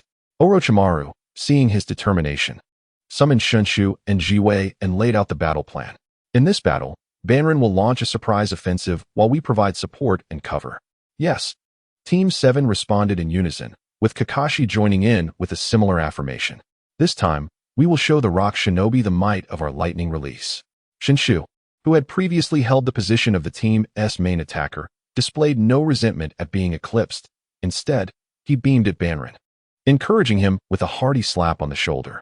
However, be cautious. Your technique requires strong dynamic vision for complete execution, Jiwei advised, patting Banrin on the other shoulder. Feeling the bond and concern from his teammates, Banrin lightly patted their chests and smiled. Don't worry, once this mission is over, I'll treat everyone to barbecue. All right, then let's see what you've got, Banrin, Shunshu said, giving him a thumbs up. Yes, Jiwei nodded earnestly. Boom. Suddenly, a loud explosion resonated through the distant woods, interrupting Team 7's camaraderie. Orochimaru, who had been quietly observing from the side, stepped forward decisively, assuming the role of the leading jonin. The Rock Shinobi have entered our trap. Team 7, commence operations. Yes. With a whoosh, Orochimaru led Shunshu and Jiwei ahead, while Banrin and Kakashi remained in place. Kakashi, step back, Banrin instructed, glancing down at the little husky. Kakashi immediately tilted his head back and barked before scampering away. Just now, I told Shunshu and the others that after the mission, we would have barbecue, and it felt like a general riding on a flag-filled platform. No. Banrin shook his head, dismissing superstitions. This was his first time taking on the role of the main attacker in the team. Stay focused, don't let us down. After a moment of mental preparation, Banrin's serious gaze revealed both determination and a hint of ferocity as he began forming hand seals. The final seal was completed, and he tightly grasped his right arm with his left hand. A crackling blue-white lightning emerged from his palm. In the next instant, the lightning erupted, sending countless fine currents shooting out like a chorus of piercing birds filling the sky. Chidori, bathed in blue lightning, Banrin took one last glance at Kakashi. A woo. In response to the little husky's wolf-like howl, Banrin's lips curled into a smile. The moment he stepped forward, he transformed into a bolt of swift lightning, hurtling toward the Rock Shinobi. Zing, zing, zing, gathered around the right hand of the stumbling figure. The lightning streaked across the tree trunks like a hot knife slicing through butter, carving a straight trench ahead. The rolling dark clouds in the sky churned violently, intermittently unleashing flashes of light akin to daylight, followed by a deafening roar. On the other side, chaos erupted among the trapped rock ninjas. Shandu has been injured by an explosive tag. Those despicable leaf ninjas have set traps here too. Be vigilant. Beware of ambushes from the leaf ninjas. Zzz. What sound is that? It seems as if 1,000 birds are calling. The sound appears to be drawing nearer. This is bad. An enemy attack. The sudden noise captured the attention of all rock ninjas. As they tensed and scanned their surroundings, they noticed the crisp chirping of birds growing closer. Suddenly, a leaf ninja wielding lightning entered their line of sight at an astonishing speed. Boom! A bolt of lightning descended from the clouds, illuminating every corner of the forest with blinding white light, casting a pale hue upon the faces of the rock ninjas. This level of condensed chakra must be stopped. Taking advantage of the fleeting light, a rock ninja's pupils constricted sharply as he issued a snarling command, spittle flying from his mouth. Whoosh, whoosh, whoosh. The rock ninjas surrounding him immediately hurled dozens of shuriken, their piercing sound slicing through the air towards the rushing figure. Insect wall technique. A voice, low yet commanding, accompanied by the buzzing of a swarm of insects, echoed. A massive swarm of parasitic insects spiraled in the air, forming a circle that rotated rapidly. subsequently producing a cacophony of clashing sounds as they transformed into a black shield, deflecting several incoming shuriken. Damn insects. It's the Oil Woman clan from the Leaf. One of the rock ninjas recognized the distinctive parasitic insects of the Oil Woman clan, but the rock ninja commander remained wary of the approaching Leaf ninja, charged with lightning. If such a lightning-based ninjutsu were to close in, it would spell catastrophic doom for the rock ninjas. The commander immediately ordered a combined ninjutsu. Several rock ninjas rushed to the front, forming hand seals, then clasping their hands together. Earth release, Earth Stone Dragon. The ground trembled violently as a colossal dragon made of rock and earth rose, roaring towards the sky. Roar. Under the combined control of the rock ninjas, the menacing earthen dragon turned its head to gaze down at the lightning-wielding figure, letting out a powerful roar as it dove towards him. Chapter 19. He cleaved the lightning. Water release, Water Dragon Bullet. Wind release, Great Breakthrough. The voices of Shunshu and Orochimaru rang out in succession as a massive water dragon enveloped in raging winds surged out from the side of the earth dragon.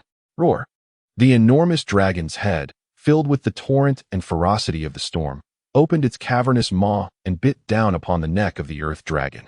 Roar. Roar.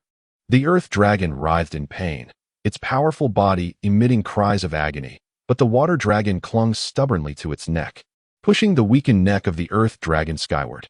After spiraling to a certain height, a thunderous crash echoed as the earth and stone mixed into the torrent, cascading like a muddy waterfall between the stumbling figure and the rock ninjas. In that moment, the rock ninjas felt as if the world had fallen silent, until zzz. The bright call of 1,000 birds rang in their ears once more. Chidori, the figure, wielding lightning, burst through the muddy torrent, appearing before the rock ninjas. Zzz. The two nearest rock ninjas only felt a flash of blue lightning before their chests grew cold, followed by a piercing pain. What is this? They reached for their chests, only to feel a dampness and emptiness.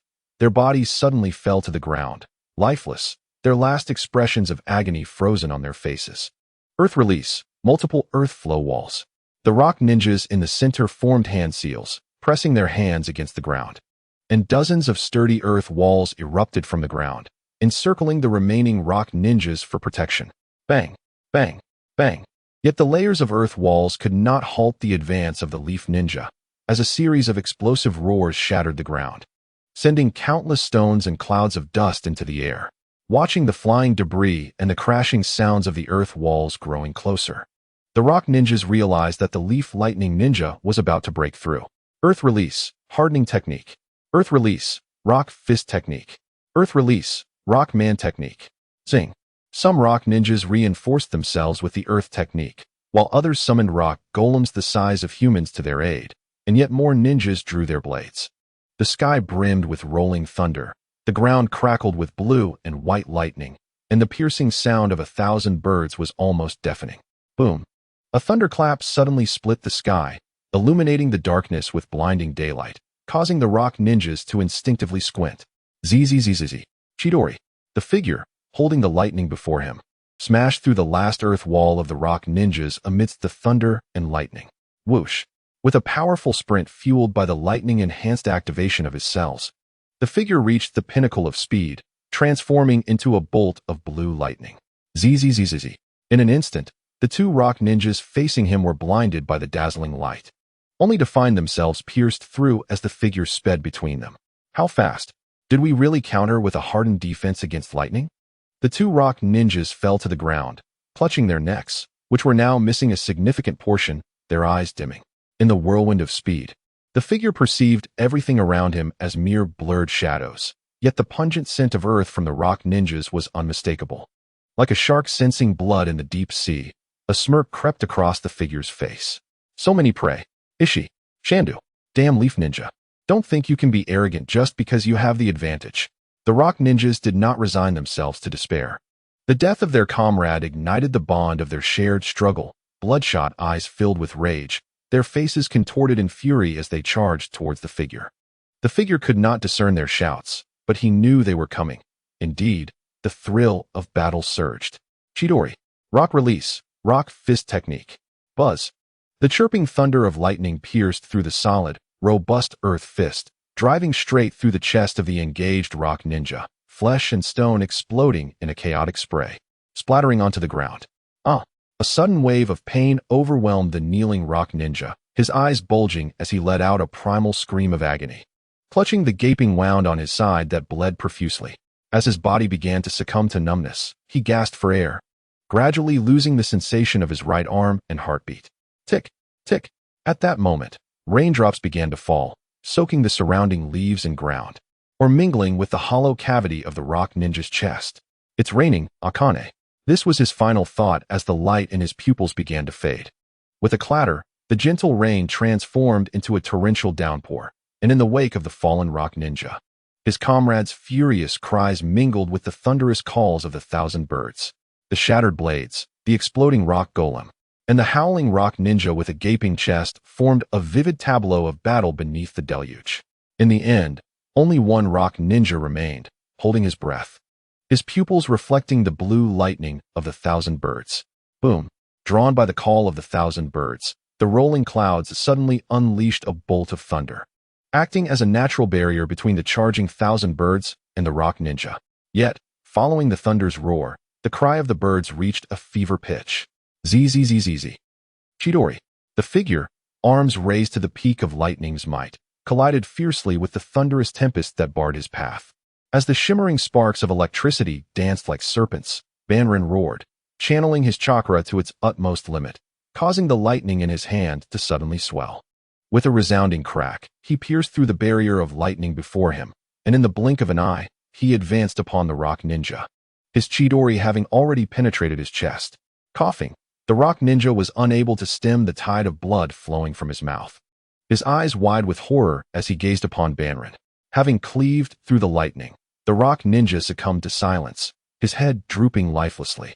Banrin, drenched to the skin, lowered his head slightly, remaining silent as he withdrew his arm from the rock ninja's body. The lifeless form of the rock ninja fell backward with a thud, splattering droplets of rain. The battle concluded. Banrin felt each cell in his body transmitting signals of fatigue, his chest heaving as he instinctively gasped for the air, now mingled with the scent of rain. Indeed, he had split the lightning. As he caught his breath, Banrin acknowledged the fallen rock ninja. Then, tilting his head to gaze at the magnificent thunderclouds he had never seen before, raindrops pelted against his face and body. Feeling the cleansing touch of the rain, Banrin slowly closed his eyes. The sensation of being alive was truly delightful. Without conflict, one cannot survive. The torrential rain pattered rhythmically against his iron forehead protector, producing a clear and melodious sound that resonated within the curtain of rain, filling Banrin with a profound sense of joy and clarity. "Banrin, you rascal!" came the voice of Noboru through the rain, infused with astonishment, its pitch elevated beyond the usual exuberance. Even Orochimaru was taken aback.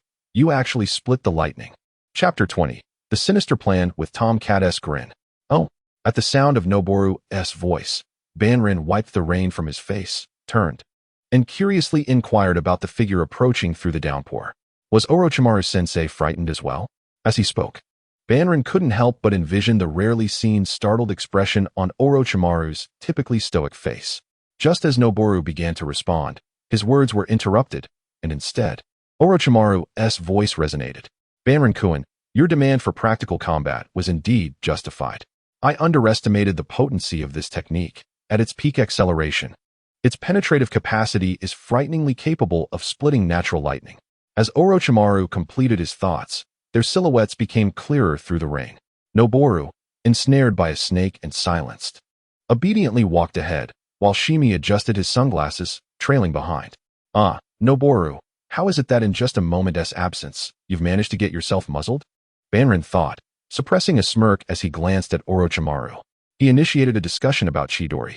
However, this technique indeed harbors significant flaws when accelerated to its maximum. The surroundings become a blur, forcing one to rely solely on instinct to wield Chidori. Banrin revealed the drawbacks of the technique while concealing his ability to enhance his sense of smell, a secret art of the Inuzuka clan not easily explained. With a hint of regret, he added, if only the issue of dynamic vision could be resolved, Chidori could truly unleash its full potential. Dynamic vision? Orochimaru's eyes flickered momentarily as he instinctively thought of the Uchiha clan, one of Konoha's two great Dijitsu bloodlines.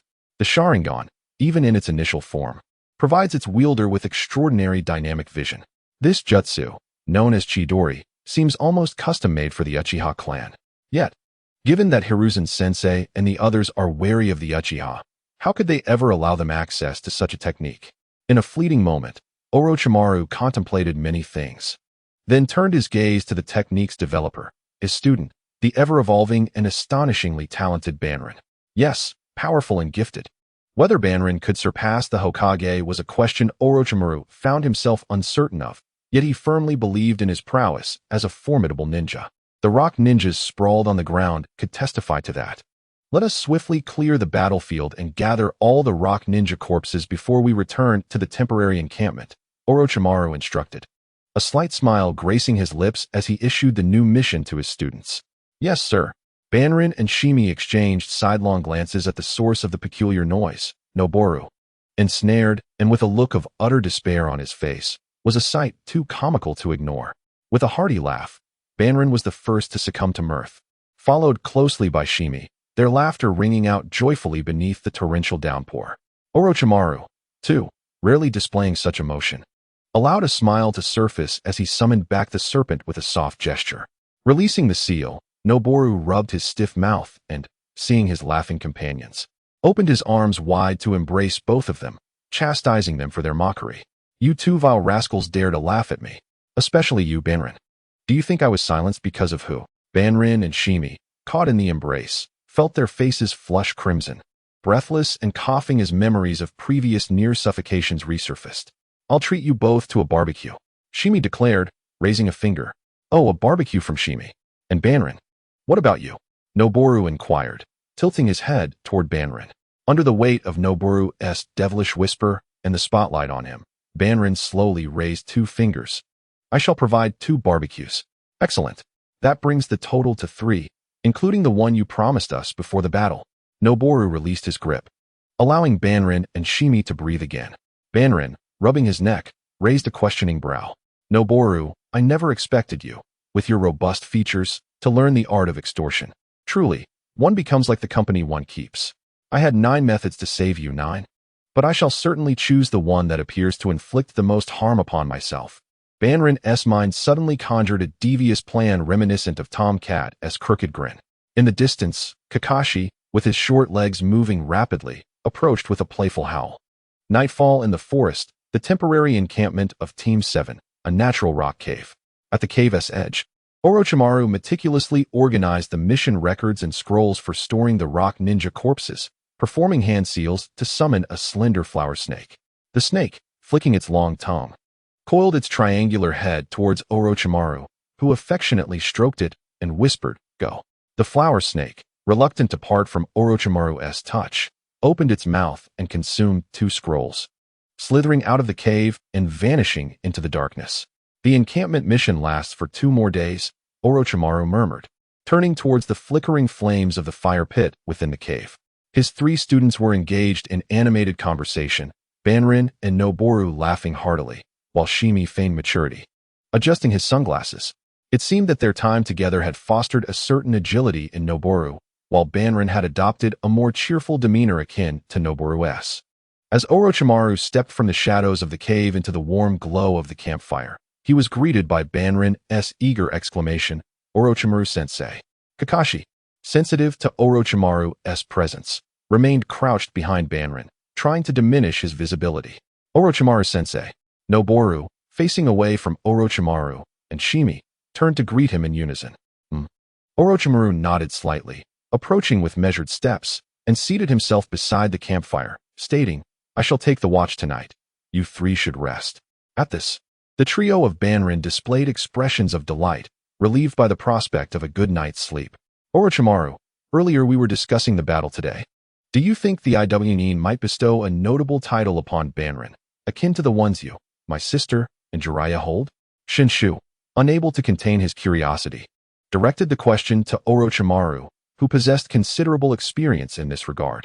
Banrin and Jiwei also turned their gazes towards Orochimaru, one as the subject of discussion and the other particularly invested in matters that amplify one's presence, eager to learn Orochimaru's perspective. Certainly, a title is likely to emerge. The Chidori, a powerful and distinctive lightning technique, presents a formidable challenge to most IWNin who are adept in Earth-style Jutsu. This will undoubtedly leave a lasting impression on them regarding the Chidori. Orochimaru paused, noticing the earnest attention of Banrin and the others, who nodded in agreement, and continued. However, to attain a title, another prerequisite must be fulfilled. It must be disseminated widely. Shunshu and Jiwei were momentarily taken aback, while Banrin quickly grasped the implication. I believe I've effectively neutralized the IWNin, haven't I? He mused aloud, recalling the lack of any IWNin who managed to escape. Their steadfast resolve compelling them to exhibit remarkable resilience during missions. Orochimaru, who had been providing support from the periphery, confirmed Banrin's successful annihilation of the IWNin ambush team. He added, like obstinate stones, no one can compel the IWNin to abandon their missions willingly. Aware of future events, Banrin instinctively glanced at his mentor, Orochimaru, considering the implications of what he knew. In the forthcoming Third Shinobi World War, a figure referred to as the Golden Flash by the IWNin would arise, leading to a personal order from the Third Tsuchikage, Inoki. Upon encountering Konoha's Golden Flash, they would be instructed to retreat and abandon their mission, facing no repercussions. Orochimaru, sensitive to the gaze directed at him, met Banrin's eyes, conveying a challenge to his assertion. Banrin-kun, do you harbor any additional thoughts regarding the IWNin? Chapter 21 Shinshu interjected. Once the mission concludes, let us indulge in some barbecue together. I hold no further opinions on the IWNin, Banrin replied, feeling the weight of Orochimaru's gaze and deftly shifting the topic. However, I do have some views on the current conflict among the ninja villages in the Land of Rain, particularly between Konoha and IWNin. Aside from Orochimaru, both Shunshu and Jiwei regarded him with curious expressions.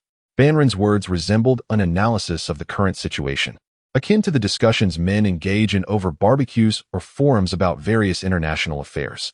He had sparked a common topic among the three, despite their identities as ninjas. Orochimaru, acting as the leading instructor, expressed mild curiosity, wondering what insights a newcomer like Banrin could possess regarding the broader war dynamics. Do share your thoughts. Shunshu and Jiwei turned their attention to Banrin, their interest piqued. Having been influenced by their families, they possessed a decent understanding of the ongoing conflicts in the ninja world and were eager to hear Banrin's perspective. Under the scrutiny of three expectant gazes, Banrin remained undaunted. For conversing about such matters was an innate skill ingrained in the souls of men. Clearing his throat, he began to articulate his thoughts, blending his memories of the plot from his previous life with the present context. It is widely known that the conflict among Konoha, Suna, and AIM ninja villages in the Land of Rain has reached a discernible state. Each village is embroiled in skirmishes. Yet the interplay among these three forces has resulted in a temporary balance where none can dominate the others. Orochimaru nodded in acknowledgement. Indeed, the situation in the Land of Rain had evolved in such a manner. Shunshu and Jiwei also nodded in agreement, though Shunshu suddenly raised a question.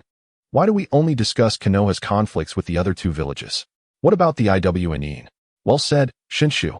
Banrin silently commended him, while maintaining an outwardly composed demeanor as he elucidated. Our engagements with the IWNin hardly qualify as warfare. They are merely skirmishes and probing encounters between small units. Indeed, Jiwei added, adjusting the bridge of his sunglasses with a solemn tone. Most of our encounters with the IWNin have been characterized by ambushes, reconnaissance, and minor clashes. Shunshu nodded in agreement, suddenly recalling various accounts documented in his family scrolls. He promptly continued, I believe the IWNin are hesitant to deploy large forces into the Land of Rain, despite their proximity to the Land of Wind. Their primary concern should lie with the two unengaged countries, the Land of Water and the Land of Lightning. Pausing thoughtfully, Shunshu propped his chin in contemplation and continued. Setting aside the Land of Lightning, the Mist-nin from the Land of Water, who have historical grievances with the IWNin, may seize the opportunity to strike at their heartland, the Wagakure. Should they commit a significant force? Old grievances? Jiwei's brow furrowed, as his knowledge of the historical relations between ninja villages was limited. The family scrolls contained scant information, merely summarizing the events. During the First Shinobi World War, the Second Tsuchikage perished alongside the Second Mizukage, Shunshu recounted, raising a finger towards the sky as he recalled the details. I see. The Mist-nin would undoubtedly seize the chance to ambush the IWNin. compelling them to remain vigilant against such threats, thereby restricting their capacity to commit fully to the conflict in the Land of Rain. Jiwei concurred, recognizing the validity of Shinshu's analysis. Banrin nodded in agreement, feeling a twinge of humility, realizing that, aside from his knowledge of the original plot and the bond system he possessed, he was not necessarily superior to Shinshu and the others at this age. Orochimaru, who had remained silent, watched the interaction between his students with keen interest.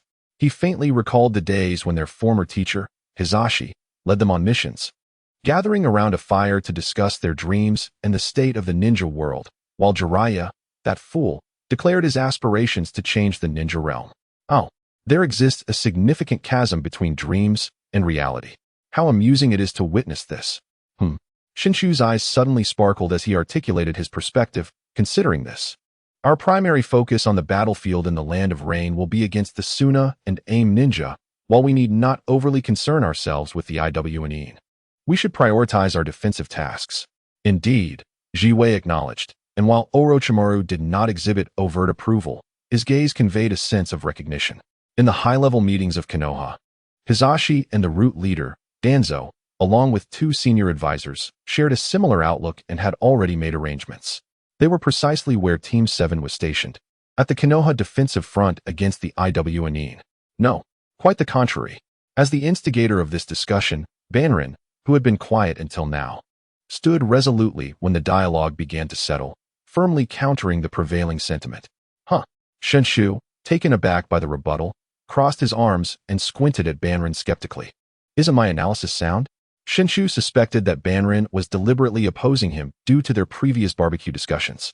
Do share your differing viewpoint, Banrin-kun. Orochimaru expressed genuine interest in hearing Banrin's unique perspective, distinct from the majority. Jiwei turned his gaze towards Banrin, eager to comprehend what alternative views he might present. As Banrin gently stroked the fluffy head of the little husky at his feet, he nodded thoughtfully. Indeed, Shinshu's analysis is quite insightful. Shinshu, with a hint of pride, nodded in agreement. However, as Banrin introduced a contrasting notion, Shinshu's smile immediately faded, awaiting further elaboration from Banrin, alongside Orochimaru and Shimi. Have you considered the perspective of the third Tsuchikage when contemplating the Rock Village's ninjas? Banrin inquired. Upon hearing this, Orochimaru and his companions furrowed their brows, instinctively pondering the implications. Observing their expressions, Banrin continued, If I were the Tsuchikage, regardless of the risks involved, I would undoubtedly choose the course of action most beneficial to the village. Most beneficial, you say? Orochimaru's pupils constricted suddenly, as he, a seasoned elite shinobi experienced in various wars, grasped a terrifying possibility. Shinshu and Shimi exchanged bewildered glances, their limited battlefield experience leaving them at a loss. Sensing their eager curiosity, Banrin decided to clarify. To be a Kage among the 5 great ninja villages, one must be among the most formidable ninjas in their respective villages, capable of swiftly determining the course of war. As this realization dawned on them, the already perceptive Shinshu and Shimi felt a jolt of shock, their mouths agape in surprise. Are you suggesting that the Tsuchikage of Awagakure would personally arrive on the battlefield? Shimi exclaimed incredulously, beads of cold sweat forming on his forehead. Well, it is merely a possibility, and we are only speculating without any intelligence to support it, Banrin replied nonchalantly after surprising his companions and teacher.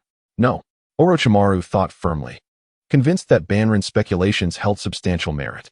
Most of the village's ninjas were engaged on the front lines against the Sand ninjas, while the defensive forces against the Rain ninjas were left vulnerable. If Awagakure were to deploy a tailed beast, the situation would worsen. Orochimaru's mind raced, considering various possibilities. Banrin, your reasoning is quite cunning.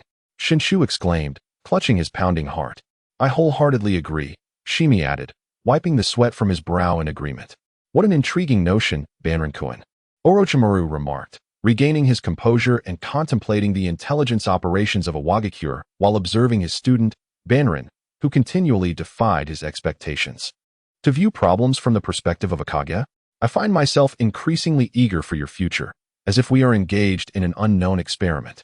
The uncertainty of the outcome captivates me, Banrin-kun. Ding. Moderate bond deepens, at noon, under a rare ray of sunlight in a forest of the Land of Rain. The 7th Squad was concluding their final day of an interception mission. Standing atop a massive rock, Shinshu raised his fists, basking in the sunlight, and called out to Banrin and the others, "Once this mission is over, let us go have some barbecue together."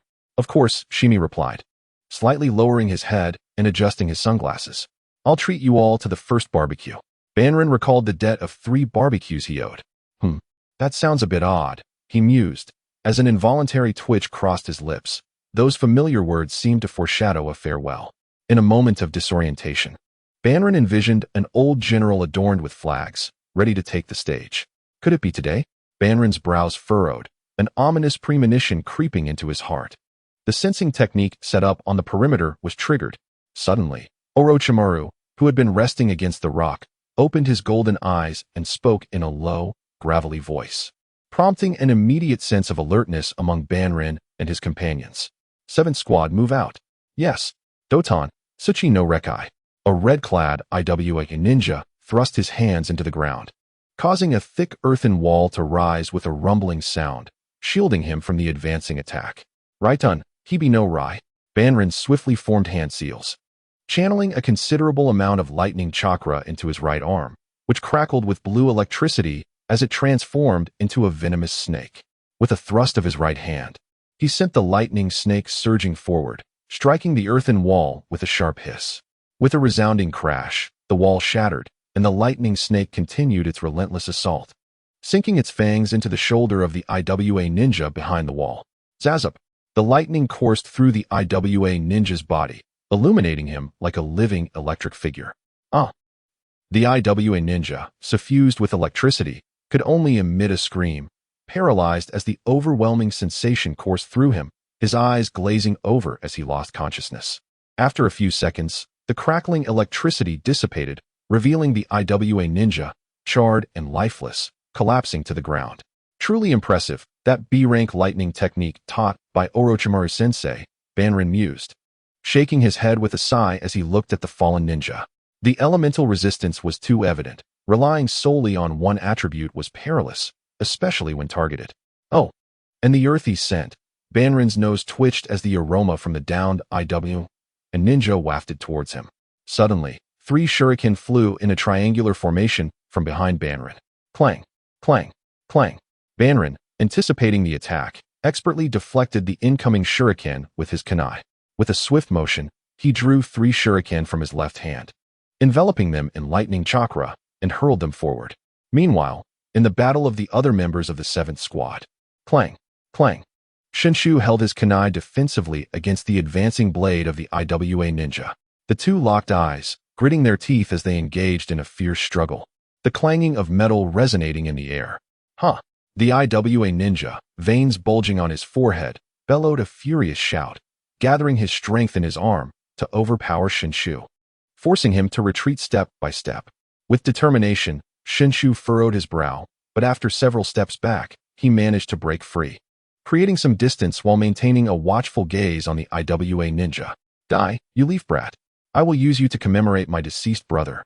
The IWA ninja, sensing his advantage, grinned maniacally, his bloodshot eyes glaring at Shinshu as he charged forward, wielding his blade overhead with vengeful fury. Shinshu's expression shifted. Instead of clashing directly, he stepped back, sidestepping the strike. The blade merely grazed his face. Now, secret technique, mighty fist.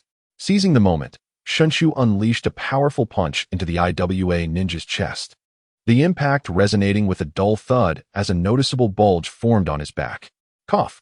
The IWA ninja felt an overwhelming force erupt from his chest, as if struck by a boulder, causing his organs to tremble violently. His eyes bulged, and he felt as though they might pop from their sockets, blood surging from his throat like a torrential downpour. Unable to articulate, the IWA ninja could only produce incoherent murmurs, his eyes bloodshot and mouth agape, staring at Shinshu. Soon, his gaze dimmed, and with a thud, he collapsed backward, lifeless. One down. Without the slightest influence from the words of the rock ninja, Shoki flexed his fists, took a breath, and leapt onto a tree trunk in search of any other rock ninja. He spotted Orochimaru engaged in combat with 2 rock ninjas, hidden shadow snake hands. Orochimaru's pale palm aimed at the rock ninja, and several hissing flower pythons emerged silently, their mouths agape as they lunged at their unsuspecting prey. The rock ninja, ensnared by the serpents wrapping around his upper body, was suddenly overwhelmed by a suffocating grip, his screams echoing helplessly until the sharp crack of bones silenced him. In an instant, his cries ceased, and his body collapsed lifelessly to the ground. Damn it! Another rock ninja, witnessing his comrade's demise, felt rage boiling within him. However, recalling the mission at hand, he gritted his teeth and suppressed his thirst for vengeance. He hurled down 2 smoke bombs and fled without looking back. As 2 previous waves of rock ninja sent on similar assignments had vanished without a trace, prompting their deployment to uncover the cause. Realizing they were up against one of the legendary 3 ninjas, Orochimaru, the fleeing rock ninja's eyes brimmed with hatred, his chakra surging beneath his feet. Can you escape? Orochimaru mused, gazing calmly at the rising smoke, a smirk playing at the corners of his mouth, his voice rasping like the chill of a winter wind. Leave him to me. Just then, Shoki's voice rang out from behind. Orochimaru's hands, poised for a jutsu, halted mid-motion, slowly lowering to his sides. His elongated figure remained still, while Shoki's footsteps approached, drawing nearer until he zipped past Orochimaru in an instant. In the golden vertical pupils of Orochimaru, Shoki's advancing silhouette reflected his growth. From reckless to steady and reliable.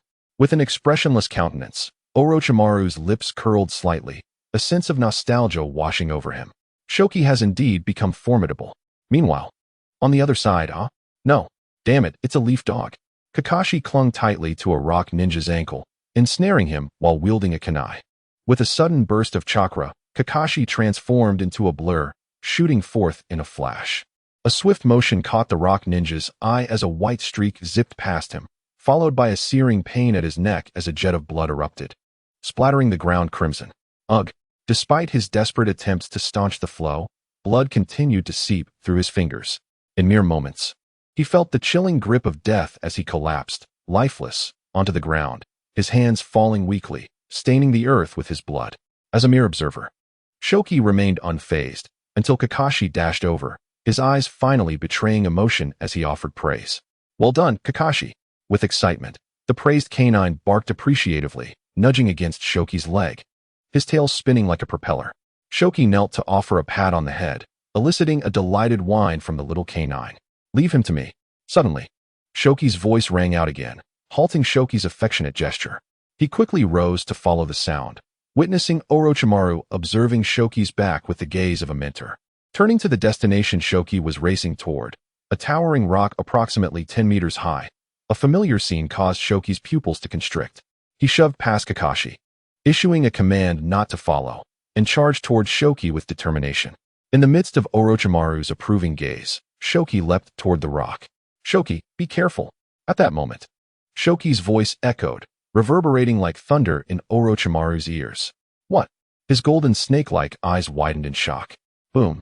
A thunderous explosion erupted, sending shockwaves that ruffled Orochimaru's long black hair, the blinding light of the flames illuminating him. Yet, enveloped in the warmth of the firelight, Orochimaru felt as if he had plunged into an icy abyss. The rapidity of the change left him momentarily speechless, his mouth agape, eyes vacant. Clatter. At that moment, a small object, akin to a pebble, landed at Orochimaru's feet, producing a sharp sound.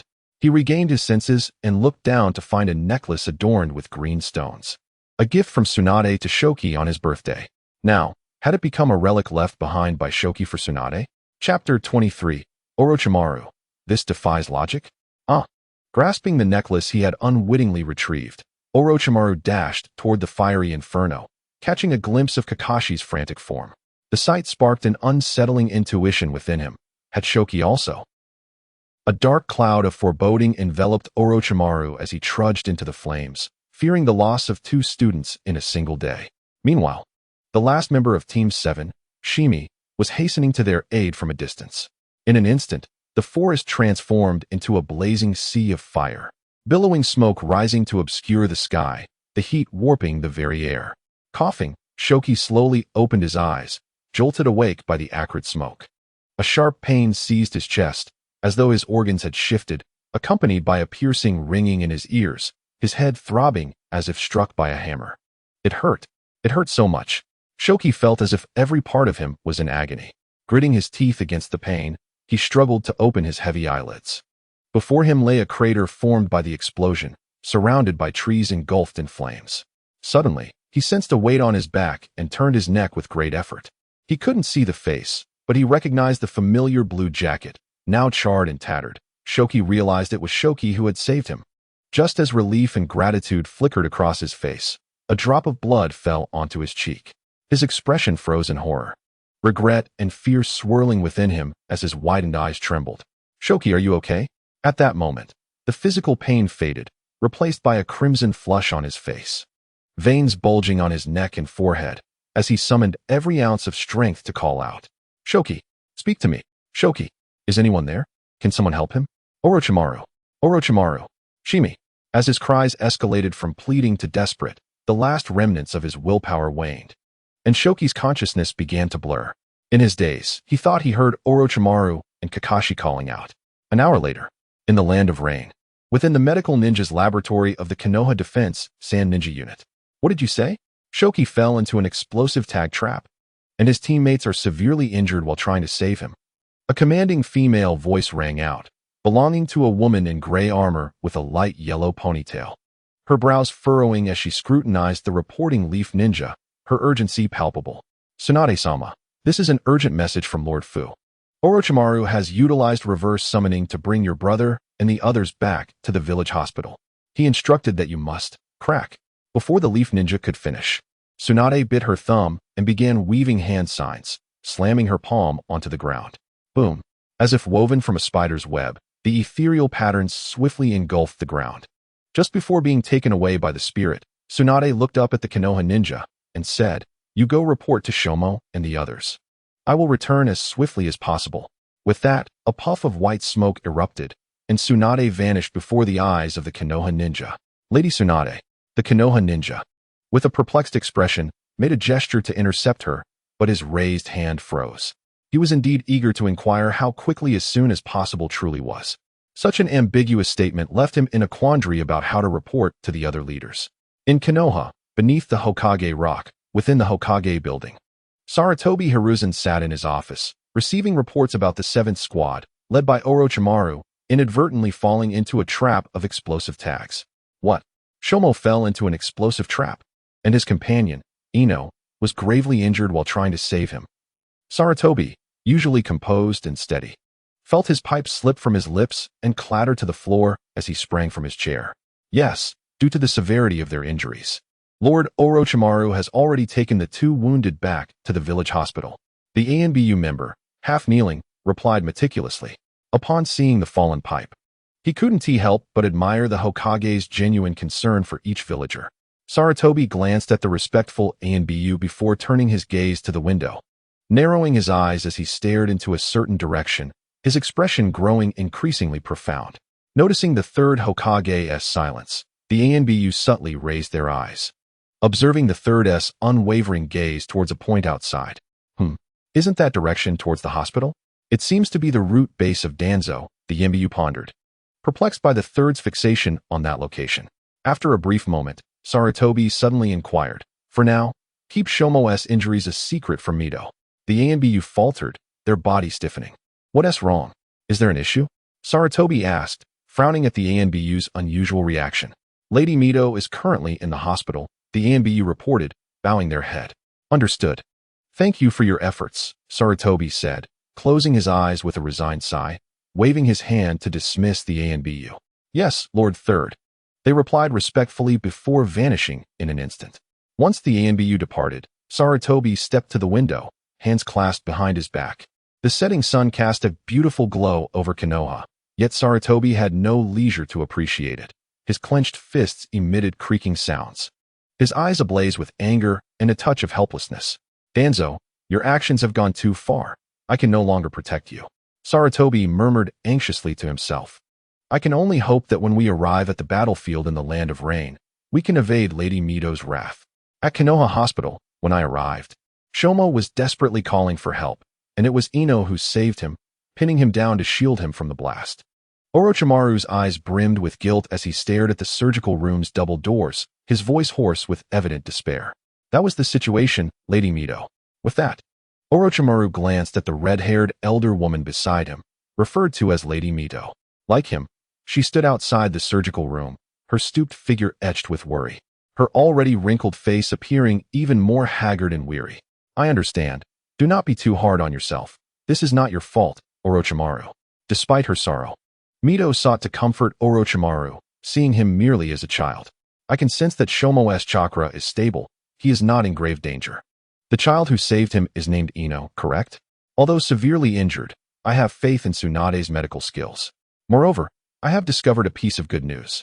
The kind and gentle tone of Mito gradually soothed Orochimaru's restless heart, and he couldn't help but look at her, astonished to see the previously sorrowful elder now displaying a faint smile. What good news? Orochimaru asked curiously. Orochimaru, Ino should possess the bloodline of the Uzumaki clan, right? Although Mito asked, her tone was filled with certainty. Indeed, Lord Hiruzen mentioned that Ino's father and mother each have bloodlines from the Uzumaki and Senju clans, albeit quite diluted. However, despite most of his hair being black, Ino's temples bear the distinctive red of the Uzumaki clan. Orochimaru recounted Ino's noble lineage, his mind conjuring the unique dual-toned hair of his student. While Ino's hair was predominantly black, the striking red at his temples stood out. Orochimaru then furrowed his brow, his golden snake-like eyes fixed on Mito as he asked, "Is there an issue with Ino's bloodline?" Not an issue, but rather, it seems this child's bloodline is undergoing a transformation. Mito pressed her weathered hand against the door, closing her eyes to concentrate, as if verifying something, and continued. I can feel his chakra gradually filling with the unique vitality of our Uzumaki clan, warm as the sun. Aside from Kushina, it has been a long time since I have encountered the chakra of another Uzumaki. As she spoke, Mito slowly opened her eyes, her gaze shimmering with a mixture of love and joy. Since the fall of the land of whirlpools, I have finally found a male descendant of our clan. Lady Mito, are you saying that Ino's Uzumaki bloodline has revived due to an explosion? Orochimaru asked, puzzled. It is difficult to explain, as this is my first encounter with such a situation. However, since this child possesses our Uzumaki bloodline, as long as he does not die on the spot, he will absolutely be fine. It is merely a fatal injury. Mito refrained from providing a definitive answer, yet when discussing the Uzumaki bloodline, the kind elder could not help but reveal a childlike pride. Orochimaru, standing nearby, felt bewildered, setting aside the notion of a mere fatal injury. The sudden revival of a bloodline contradicted all the scientific knowledge he had acquired. This is not scientific. Chapter 24, Ino, what bloodline awakening? It's merely my bonds system erupting. It seemed I could only wait until Ino fully recovered before I could investigate the causes behind his bloodline awakening, Orochimaru thought to himself. Science is an ongoing process of research and exploration. Now that he had confirmed his students were out of immediate danger, Orochimaru's tense nerves began to relax.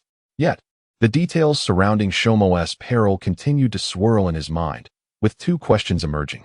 First, as intruders, the rock ninjas could not have had the time to set such a sophisticated trap. If it wasn't the rock ninjas, then who could have orchestrated it? Second, while searching through the inferno for Shomo, he encountered individuals who should not have been there at all. At the root base, despite their masks and attire resembling that of the ANBU, their unique, zombie-like aura was unmistakable to Orochimaru. Their leader, known as the darkness of the shinobi world, Danzo, commanded absolute obedience from every member of the root. In other words, without his orders, the root could not possibly have appeared there. Piecing together the information, Orochimaru felt that the second question was likely the answer to the first. The explosive tag trap had been prearranged by the root, as only they possessed the means to shield against sensory techniques. However, Danzo held a significant position within the village. How could he investigate this and inform Lord Hiruzen? Lost in thought, Orochimaru suddenly paused, glancing at the ordinary-looking elder, Mito. This seemingly unremarkable woman was the wife of the first Hokage, her identity far from ordinary. Furthermore, Tsunade had mentioned that her grandmother, Mito, mastered all the sealing techniques of the Uzumaki clan and could control the formidable Nine Tails. In terms of both power and status, Danzo paled in comparison to Mito. Yet, if this remarkably capable elder were informed, a conflict could erupt between them, posing a terrifying disaster for Konoha, which was already beset by both internal strife and external threats. In a moment of hesitation, even Orochimaru, one of the legendary Sannin, raised his brow, caught in a dilemma. After a brief struggle with his thoughts, he regained his composure and resolved to inform Lady Mito, pleading with her to address Danzo only after the war had concluded. Lady Mito, regarding the trap with the explosive tags that ensnared Shoru, I have discerned that it was orchestrated by Danzo. Suddenly, Mito interrupted, directly identifying the true culprit behind the incident. Breaking the silence, Orochimaru regarded the swirling vortex of Mito with a perplexed expression. How did you know? He inquired. It's not particularly difficult, Mito replied patiently, sensing his confusion. Ever since Danzo established the route with the monkey's approval, he has shown an insatiable desire for the 9 tails sealed within my body. His greed, masked behind a facade, emanates malicious intent akin to the foul stench of a sewer. Even if he scurries like a rat in a hidden cave, I can still perceive it. Orochimaru noted the anger in Mito's words as she continued. From that point onward, I kept a close watch on Danzo and discovered his nefarious intentions towards Shoru. Fearing a rivalry for the position of Hokage. What a ridiculous reason. Consequently, I warned him, and for a time, all was quiet, but I never anticipated. Mito's words trailed off with a scoff, laced with mockery. He is somewhat clever. While you escorted Shoru and the others back to the village, he absconded with the route. And by now, he should be nearing the battlefield in the Land of Rain. Is he attempting to evade your retribution by heading to the battlefield? Danzo, you are indeed a formidable opponent. Relieved that a conflict between the two parties would not erupt for the time being, Orochimaru suppressed the resentment he felt for his student's near brush with death. After the war concludes, I have 2 scores to settle with Danzo, he vowed, his serpentine gaze unwavering. Behind them, leaning against the wall, Shibi comforted the anxious Kakashi. You heard, right? Shoru and the others are unharmed. Woof. The little canine responded, though still drooping, worried for his caretaker. Thanks to the talents of the Yamanaka clan, he had overheard the entire conversation between Orochimaru and Mito.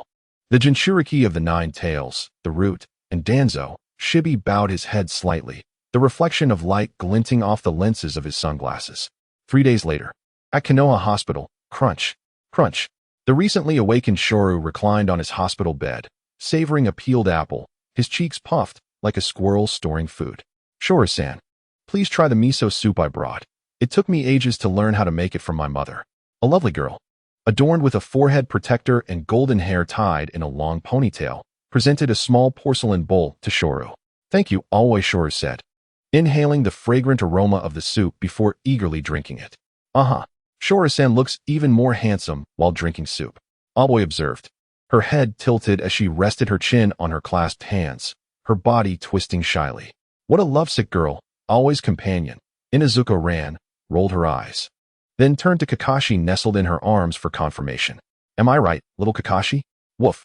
The little pup barked, oblivious to the concept of infatuation but eager to please. After all, Inuzuka Ran was instrumental in securing him a steady supply of food.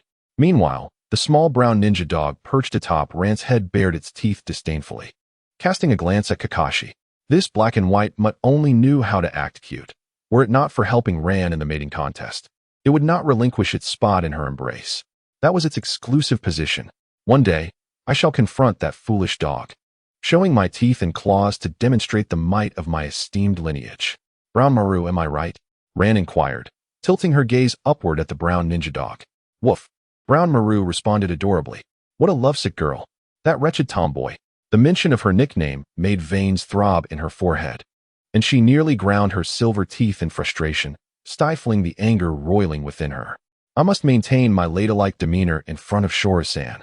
The miso soup is delightful. Thank you very much, Aoi, Shoru remarked, seemingly focused on the soup while keenly observing the undercurrents between his 2 classmates. Yet they were all good people who had contributed to his bonds, and he could not bear to see any of them suffer. Shoru-san, I heard you sustained serious injuries while saving Shoru, but you hardly seem to be gravely wounded, the forthright Inuzuka Ran asked, showing no signs of subtlety. Meanwhile, Aoi stifled a laugh, knowing no lady would ask such an impolite question, which might diminish Shoru's affection for her. Honestly, I'm not entirely sure. Lady Tsunade, who treated me, mentioned that a powerful life force surged within me during the operation. After confirmation, I believe I have awakened the powers of the Uzumaki clan, Shoru recollected, stroking his red hair. How wonderful. Lady Tsunade personally performed your surgery, Ran exclaimed, her admiration for Tsunade evident, yet she remained puzzled. But how did you suddenly awaken it? Foolish child, Surgery is hardly an enjoyable experience, Shoru replied, his lips twitching, yet he continued to explain, I don't know. Even Lady Tsunade and the others cannot explain my sudden awakening. It is all a facade. There is no such thing as a bloodline suddenly awakening.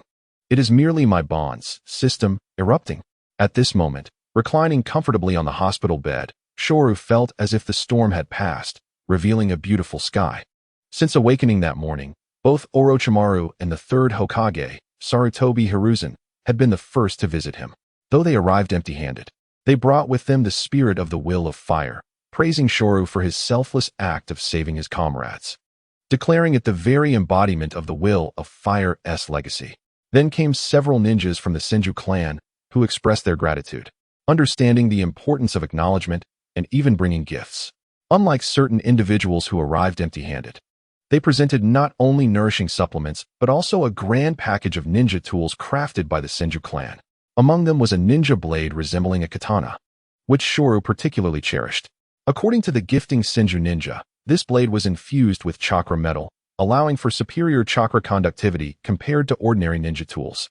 Shoru gratefully accepted the gift, playing with the blade until Aoi and Ran arrived for their visit. However, he did not allow himself to feel overly pleased. Whether it was saving Shoru or receiving special care from the village, along with the attention of formidable ninjas, he understood these were merely bonuses. He was acutely aware of the true capital upon which he relied for his existence in the ninja world. Open my splendid panel. Chapter 25, Shadow Level Panel and the Arrival of Mito. Character Panel. Name, Pseudo Weaver. Age, 12. Identity, Konoha Jinin. Chakra, Fire, Wind, Earth, Lightning, Water, Yin-Yang. Bloodline, Senju 100. Uzumaki 100, Kekkei Genkai. Ninjutsu, Water Release, Water Flow Wall, Snake Clone, Hidden Shadow Snake Hands, Orochimaru's Body Replacement, Water Release, Water Wave, Water Release, Water Dragon Bullet. Earth Release, Earth Dragon Bullet, Fire Release, Fire Dragon Bullet, Lightning Release, Snake Lightning, Lightning Release, Chidori, Earth Release, Yellow Spring Swamp Palm, Sage Art Chakra Scalpel. Shuriken Shadow Clone Technique, 5 Elements Great Multi-Shadow Clone Technique. Taijutsu, proficient in Ninja Blade, 4-legged technique, Tongue Bite. Jinjutsu. This is not a technique. Jinjutsu Release, Secret Techniques. Insect Clone, Spindle Technique, Insect Sphere, Insect Tornado, Mind Turn, Monster Strength, Divine Music, Mind's Eye, Diamond Seal, for Symbol Seal, for Crimson Sun Formation. 3-Way Seal. Behold this resplendent panel of skills and attributes. Pseudo Weaver's lips could not contain the wild grin that spread across his face. 7 Chakra Attributes. Powerful ninjutsu of 5 elements, a plethora of family secret arts at his disposal. The bloodlines of both Uzumaki and Senju are fully realized. Who could possibly rival this? Do you grasp the notion that the greater the storm, the more precious the fish? Since awakening, Pseudo Weaver has felt an unprecedented surge of power coursing through his veins, especially after forming deep bonds with the third Hokage, Orochimaru, Tsunade, and Uzumaki Mito, granting him the ability to choose any skill at will. Pseudo Weaver reveled in the vast array of jutsu available to him, particularly drawn to those of Sarutobi Hiruzen and his teacher, Orochimaru. Selecting from thousands of techniques was a delightful challenge. Ultimately, he opted for the Orochimaru's Body Replacement, for survival, and the 5 Elements Great Multi-Shadow Clone Technique, for offense. With abundant energy, boundless vitality, an expansive perception range, and immeasurable chakra, he stood poised on the precipice of greatness. Though lacking in combat experience and with evident deficiencies in taijutsu and jinjutsu, he possessed a panel that leaned heavily towards ninjutsu at the level of a shadow. Once his body was fully restored, he would transform into a relentless output artillery, oblivious to the world around him. In the words of his past life in the village of Moko, he could now be dubbed the Wound Infliction Ninja, affectionately known as Little Death 3. Pseudo Weaver. Pseudo Weaver. What is it? Lost in dreams of a splendid future, Pseudo Weaver was pulled back to reality by Inuzuka Rant's persistent calls. Wiping the dampness from the corner of his mouth with his thumb, he glanced at the 2 faces leaning closer to him. So near, their gazes locked. And Inuzuka Ran and Yamanaka Aoi's cheeks flushed crimson as they simultaneously turned away, evading Pseudo Weaver's stare. Nothing, just that you were smiling while you were dazed. We thought you might have hurt yourself. Inuzuka ran and Yamanaka Aoi spoke in unison, pointing to their own heads. Such a familiar scene. I recall when Orochimaru and Shino thought I had injured my brain. Pseudo-Weaver's lips twitched as he explained, I'm fine, just thinking of some happy things. This was the truth. If one possesses a system, not reveling in it would be a loss. Ah, I see. Then you should rest well, Pseudo-Weaver. We should be heading back now, Yamanaka Aoi remarked, considering that Pseudo-Weaver might need to recuperate. Take good care of your injuries, Pseudo-Weaver. Can I leave Kakashi in your hands? Inuzuka Ran said with a reluctant farewell, attempting to take Kakashi with her. However, the little husky wriggled like a fish, escaping her embrace. Woof! To Inuzuka Ran's astonishment. The little husky leaped onto the hospital bed, swiftly burrowing into Pseudo-Weaver's arms. It had made its choice. Loyalty. Haha, it seems Kakashi does not wish to leave with you. Yamanaka Aoi chuckled, covering her mouth. Well done, Kakashi, for avenging the earlier teasing from that tomboy.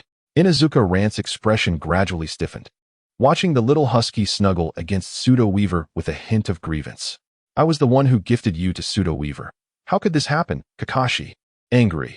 Inuzuka Ran departed with a heart full of frustration, but atop her head, Zongwan extended goodwill to the little husky. Woof, woof, woof. Good brother. I'll treat you to snacks next time. Woof, woof, woof. Forget it, I eat meat. Pseudo-Weaver's lips twitched slightly as he understood their exchange. Once Yamanaka Aoi and the others left, he promptly held the little husky's snout and addressed it earnestly. Bruce, I truly appreciate your loyalty, but if you dare eat feces, I will ensure you go an entire year without meat. Woof. The little husky tilted its head as if to say, sure bro. Evening fell. After undergoing examinations and consuming the nutritious meal provided by the hospital, Pseudo-Weaver and the little husky lay on the hospital bed, turned sideways, admiring the moon through the window. Kakashi, look at the moon. It's so large and round. Woof. As human and canine harmonized, time flowed peacefully. After a moment, Pseudo-Weaver suddenly spoke. Jirhui, come in and sit. Why are you standing outside? Woof. Jirhui is here. Kakashi raised its head curiously, looking toward the hospital room door. Its sense of smell dulled by the mingling scents of blood and disinfectant. There was no movement at the door, yet suddenly, with a swish, Jirhui jumped through the window, carrying a gift box. Kakashi's eyes widened in surprise, its mouth agape as if to say, why did you not enter through the door? Teacher Orochimaru mentioned that you were recovering well, so I came to check on you. This is a special nutritional product from our oil family, Jirhui said, slightly lowering her head as she shyly placed the gift box on the bedside table. So you watch me for a while outside? Pseudo-Weaver quipped, casting a sidelong glance at Jirhui. How did you know? Jirhui coughed tactically, then quickly changed the subject. I was just passing by. Thought I'd check on you and Shino, but he is still unconscious. True to a ninja, her words were firm. Pseudo-Weaver thought to himself. Your chakra was practically dancing around outside for ages. Moreover, Jirhui paused, seemingly steeling herself as she looked at Pseudo-Weaver with remorse. I'm sorry. Huh. Pseudo-Weaver was puzzled, wondering what Jirhui was apologizing for. What have you done to owe me an apology? If I had been closer to everyone during the battle, perhaps you and Shino wouldn't have sustained such serious injuries. Jirhui's usually calm voice carried a hint of urgency. This reasoning seemed somewhat forced. Yet logically it held some weight, causing Pseudo-Weaver's lips to twitch. Ah, the taste of Hokage, this is what bonds are made of. Jirhui, what has happened has already transpired. Do not burden yourself with unnecessary guilt. Pseudo-Weaver smiled at her. Danger is the norm on the battlefield. Besides, can't you see I'm fine? He raised his thumb in encouragement. Only by growing stronger can we protect ourselves in battle. Perhaps one day, you too can carve out your own ninja title, like teacher Orochimaru. I understand my title now, Pseudo-Weaver. Jirhui felt a sense of relief wash over her, even allowing her imagination to wander. Having a personal title meant that she would become a formidable ninja, capable of protecting her companions and possessing an undeniable presence. You share a wonderful bond, a gentle, age-weathered voice interjected. Pseudo-Weaver, Kakashi, and Jirhui turned toward the source of the voice. Standing at the door was a dignified elderly woman in a simple white kimono, her luxurious red hair framing a warm, grandmotherly smile as she gazed at Pseudo-Weaver. You must be Pseudo-Weaver. Truly, you are a child of the Uzumaki clan. Your recovery is impressively swift. And you are? The young man feigned ignorance while fully aware of the identity of the elderly woman before him. Uzumaki Mito, with her signature crimson hair of the Uzumaki clan. She was unmistakable. Moreover, among those who had shared bonds with him, there was only one individual bearing the Uzumaki surname. However, since Shoin had never introduced him to Mito, it was impossible for him to acknowledge her. He could only pretend that this was their first encounter. I am Uzumaki Mito, the grandmother of Tsunade and Shoin. I have come to express my gratitude for saving my grandson, Shoin. As Mito entered, she regarded him with a loving gaze. Additionally, we share the same bloodline of the Uzumaki clan, dear child. You are one of the only two Uzumaki in the village. Shoin is my comrade. And protecting my comrades is also a part of my ninja way. The young man patted his chest emphatically, his tone serious. His gaze then fell upon Mito's flowing red hair. I have heard Lord Third and Orochimaru Sensei speak of the Uzumaki clan. No wonder your chakra feels exceptionally warm and familiar. Realization dawned upon him, and he hastily pretended to rise from his bed. Allow me to move a chair for you, Grandma Mito. Chapter 26. A different possibility for the Jinchuriki, bonds that transcend all, Shoin Awakens would release. Listening to the young man's address, Mito could not help but smile. Yet she raised her hand to halt him. What a good child. Please lie back down. You need to rest properly. Indeed, you must rest well. Shimi, who stood opposite, stepped forward to intervene, speaking promptly. Let me handle this. Before either Mito or the young man could interject, Shimi swiftly procured a chair.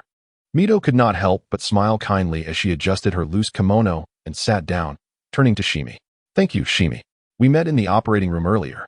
Shoin often speaks highly of you, saying you are the most mature and composed ninja in Team 7. Yes, thank you very much. Shimi's face flushed with embarrassment at the compliment. Do not be so modest, child. Please sit down. Mito gently encouraged. No, I will not intrude any further.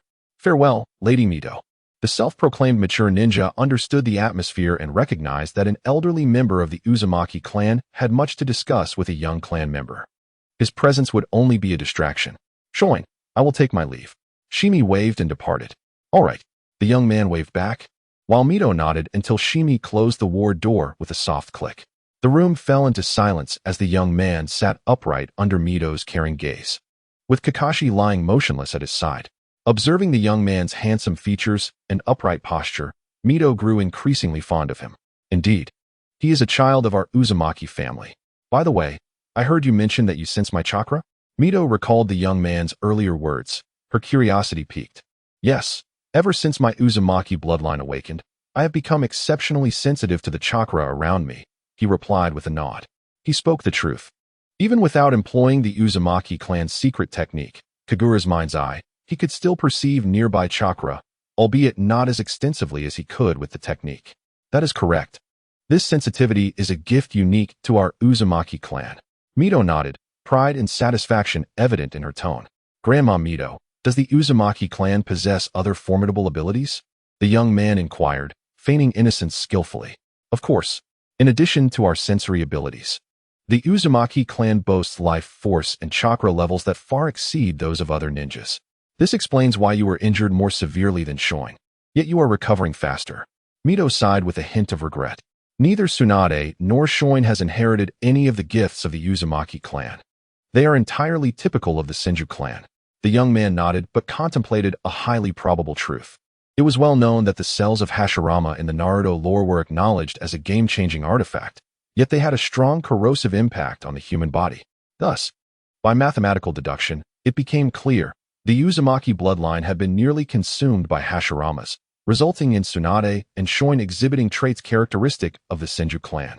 However, you are different, possessing the Uzumaki bloodline. You will harness the most powerful abilities of our clan. Powerful abilities? The young man exclaimed, his mouth forming an astonished O. Indeed, Mito nodded, her pride in the Uzumaki lineage palpable. Sealing techniques. Once you master them, you will realize that everything can be sealed. How impressive. The young man, his mouth agape, marveled at the prospect. Come learn the sealing techniques from me. Child, you carry the legacy of the Uzumaki clan. Mito gazed at him with glistening eyes. Yes, I will uphold the Uzumaki legacy. The young man nodded vigorously, filled with excitement. Finally, he had a substantial ally. Moreover, he could connect with Kushina as a fellow clan member, naturally bridging their bond. Using Kushina as a stepping stone, he could reach out to Minato and forge a deep connection with him. At that point, the Space-Time Ninjutsu, Flying Thunder God technique, would be within his grasp. With a snap of his fingers in his mind, the young man felt he had successfully charted out his bond plan. Observing the young man's flushed face, Minato assumed he was thrilled to be part of the Uzumaki clan and could not help but reflect, truly, he is a child of our Uzumaki family. Simultaneously, Mito's thoughts drifted to another child of the Uzumaki clan, Kushina, who bore the heavy fate of succeeding her as the second Jinchuriki of the Nine Tails in Konoha. With the addition of another Uzumaki clan member, there would be more possibilities and complications in the selection of Jinchuriki. The fate of the Jinchuriki was exceedingly tragic. They lost their freedom and faced scorn and alienation from those around them. Among the two children, regardless of who ultimately became the Jinchuriki, resentment would inevitably linger in their hearts, presenting an opportunity for the Nine Tails to exploit. What choice should be made? Gazing at the young man before her and contemplating Kushina in her heart, Mito's thoughts raced like lightning, and an idea suddenly emerged. What if both became Jinchuriki? The following day, in the hospital ward of Konoha, the unconscious Shoin gradually opened his eyes, his blurred vision slowly coming into focus after a few blinks. Shoin has truly awakened. See, I told you his eyelids moved. Two faces and a dog head filled his entire field of vision. Shoin, you are awake. The surgery was a success. The young man beamed, sharing a half-joke known only to him. You are recovering well, but Shoin, you actually woke up later than the young man. Shimi scrutinized the rosy-faced Shoin behind her sunglasses, inwardly musing, is the life force of the Uzumaki clan stronger than that of the Senju clan? Woo! Kakashi raised his voice, letting out a loud call. Shimi, is that you? Shoin looked at his two companions, particularly the lively young man, his eyes widening instinctively. Young man, you're all right. Shoin's excitement was understandable, as the situation with the young man had been anything but optimistic, to say the least. He had been covered in blood and bore a charred scent. He had thought the one who saved him had already perished, and tears began to well up in his eyes. No, actually, you almost died too. The young man discerned Shoin's thoughts and promptly interjected, shattering the tense and sorrowful atmosphere that had begun to envelop them. The ward fell silent. Shoin's emotions, previously brewing, became lodged in his throat. Although his eyes glistened with tears, his expression was one of utter confusion as he stared blankly at the young man. Kakashi gazed at Rin with a bewildered expression. Is Shoju dead? How pitiful. Only the mature ninja, Shimi, saw through everything. His small eyes hidden beneath sunglasses glancing sideways at Rin. It was evident that Rin's playful remark was intended to prevent Shoju from falling into excessive self-reproach. Rin, whether it be your ninja talent or how you interact with your comrades, you surpass me, Yamanaka Shimi acknowledged. Under the watchful eyes of the two and a dog, Rin covered his face with one hand, his mouth curving into a crooked smile reminiscent of a Dragon King's logo, revealing deep, black eyes through the gaps between his fingers. Because this is hell. Silence enveloped them as Shoju and Kakashi paused, their faces adorned with expressions of confusion. Suddenly, Shoju burst into laughter, the unease and guilt within him dissipating significantly. Kakashi, however, remained perturbed, barking at Shoju, "What are you laughing at? Didn't you hear my caretaker say this is hell? Do you even understand what hell is? Is hell something inedible?" Kakashi tilted his head, confusion evident in his large eyes. "Thank you, Rin." After his laughter subsided, Shoju turned to Rin with a solemn expression of gratitude. "No need for thanks. After all, we are comrades," Rin replied with a smile, raising a thumbs up like a true companion. Although he had saved Shoju, Rin harbored ulterior motives, using his injury to win the favor of influential figures. Observing the mixed feelings of gratitude and guilt in Shoju's eyes, Rin felt a twinge of remorse. Ding! An incredible transformation occurred in the deep bond with Senju Shoju. Senju Shoju awakened part of the sage body, gaining would release. The fate of Senju Shoju, which was destined for death in the original story, has been altered. Your destinies intertwine between life and death, whether breaking free from shackles or sinking into darkness. The bond is the root of your transcendence. Established a special bond, community of fate. Story character, Senju Shoju acquired. Part of Sage Body would release. Evaluation. Are you still troubled by hand seals? Come see would release. With a clap of your hands, whatever you call will come. As his body was roughly drenched in pawa, Rin's expression changed instantly. He felt an unprecedented pain, yet could not help but grin, placing his hands on his hips. But let's be honest. Yes, I admit. There was a gamble in saving Shoju, but clearly, I won. Chapter 27, Shoju, no worries, just awakened, would release. Shimikum. At that moment, lying on the hospital bed, Shoju suddenly froze, experiencing the same sensation as Rin. It felt as if countless hands were squeezing his bones, muscles, and every cell within him. Pain spread throughout his body. Rin was faring better. Though the transformation into the sage body was more painful than ever, repeated experiences had increased his endurance. In contrast, Shoju turned pale. Beads of sweat forming on his forehead, rolling down his cheeks, and onto the white pillow. What's wrong, Shoju? Shimi exclaimed, startled, rushing to call for a doctor. However, upon turning around, he saw Kakashi standing upright, his front paws scratching at Rin while barking. Shimi's expression froze as he noticed Rin's equally pale face, drenched in sweat. What is happening? Didn't they already improve? Don't scare me, Rin. Both teammates were exhibiting concerning symptoms, causing Shimi's heart to plunge. He dashed out of the hospital room. Doctor, my comrades are in danger. Doctor, rest assured, they are fine, the hospital's medical ninja said with a gentle smile after carefully examining Shoju and Rin. Phew, thank you so much. Shimi sighed in relief, bowing gratefully to the medical ninja. I told you I was fine, no need to worry, Shimi. Shoju said as he instinctively clenched his fist, feeling a surge of power building within. He murmured, in fact, I have never felt better. Huh, Shoju, are you conscious? Shimi's sunglasses nearly slipped off his nose, his expression a mix of confusion. He then turned to Rin, saying, I think Shoju's physical injuries have healed. But perhaps he's injured his mind. What do you think, Rin? Hey, I can hear you, you know. Shoju's mouth twitched in exasperation as he retorted. I believe Shoju is perfectly fine. As the only one aware of the truth, Rin understood Shoju's current state. After being suddenly infused with an immense power not belonging to him, he felt light as a feather, accompanied by a sensation of invincibility, as if he could obliterate anything with a single punch. In summary, his physical capabilities had been upgraded, yet his mental synchronization lagged behind, leading to a lack of balance. Rin was currently in this state of overwhelming power, feeling as though everything around him was as fragile as paper, easily crushable with the lightest touch. For safety's sake, I think you both should have your minds checked, as it is the most crucial yet vulnerable part of the human body. One was spouting nonsense, while the other felt no issues. Shimi concluded that both comrades should undergo a mental evaluation. All right, Shimi, as a comrade, I need to physically correct your biases against me and Shoju. Rin, slightly agitated about the suggestion of a mental examination, approached Shimi with a mischievous smile, cracking his knuckles. Ark, Kakashi barked, sensing a skirmish was about to ensue, crouching low to assist Rin. This is a hospital, not a battleground. Shimi observed the duo approaching with playful grins, contemplating a strategic retreat.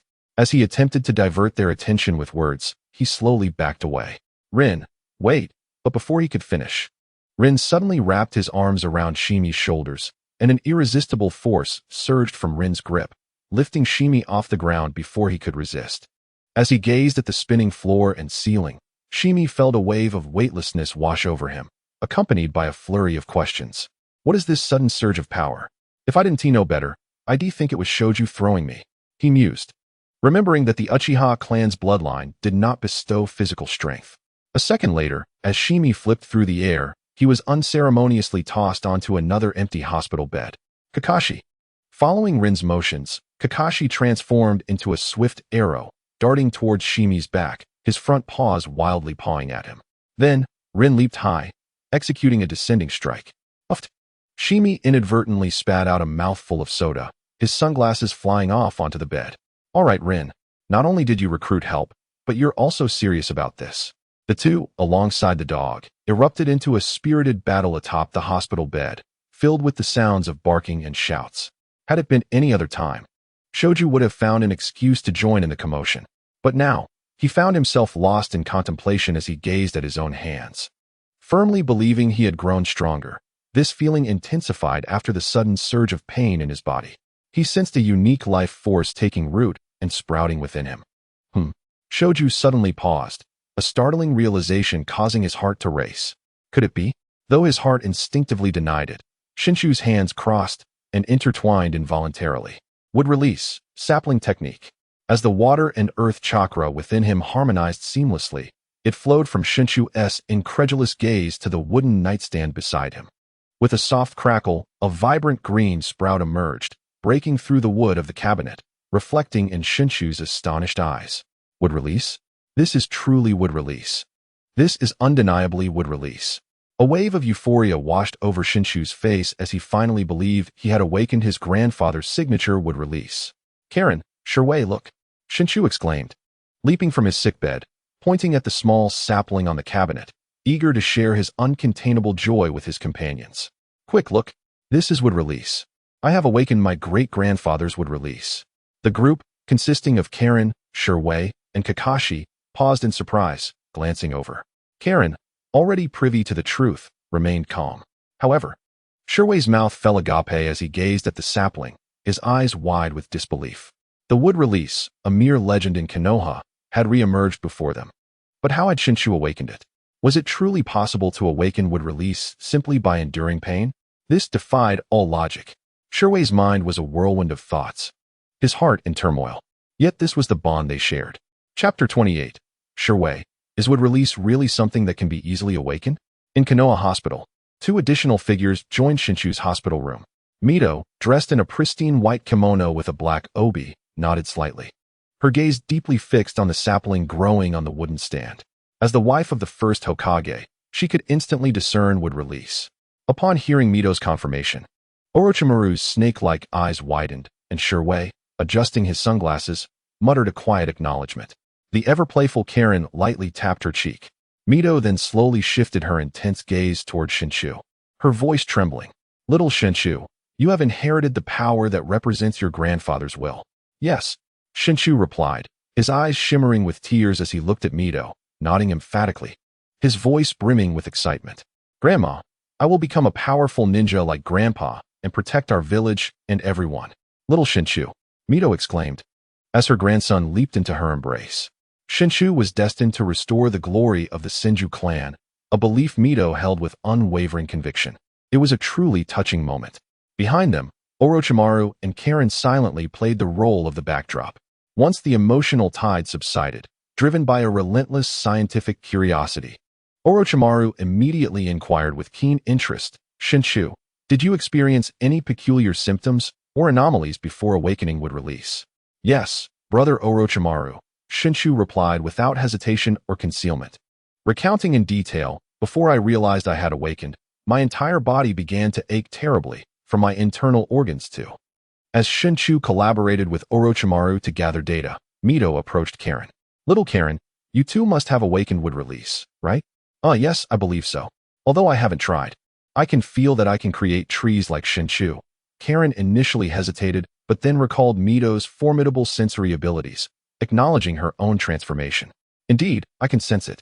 Little Karen, your chakra not only carries the warmth of the Uzumaki clan, but also possesses a vitality akin to Hashirama, Mito remarked with a gentle smile. Her expression now calm compared to her earlier excitement. In recent days, both Karen and Shinshu had delivered profound emotional shocks to Mito, draining her excitement and elevating her emotional threshold.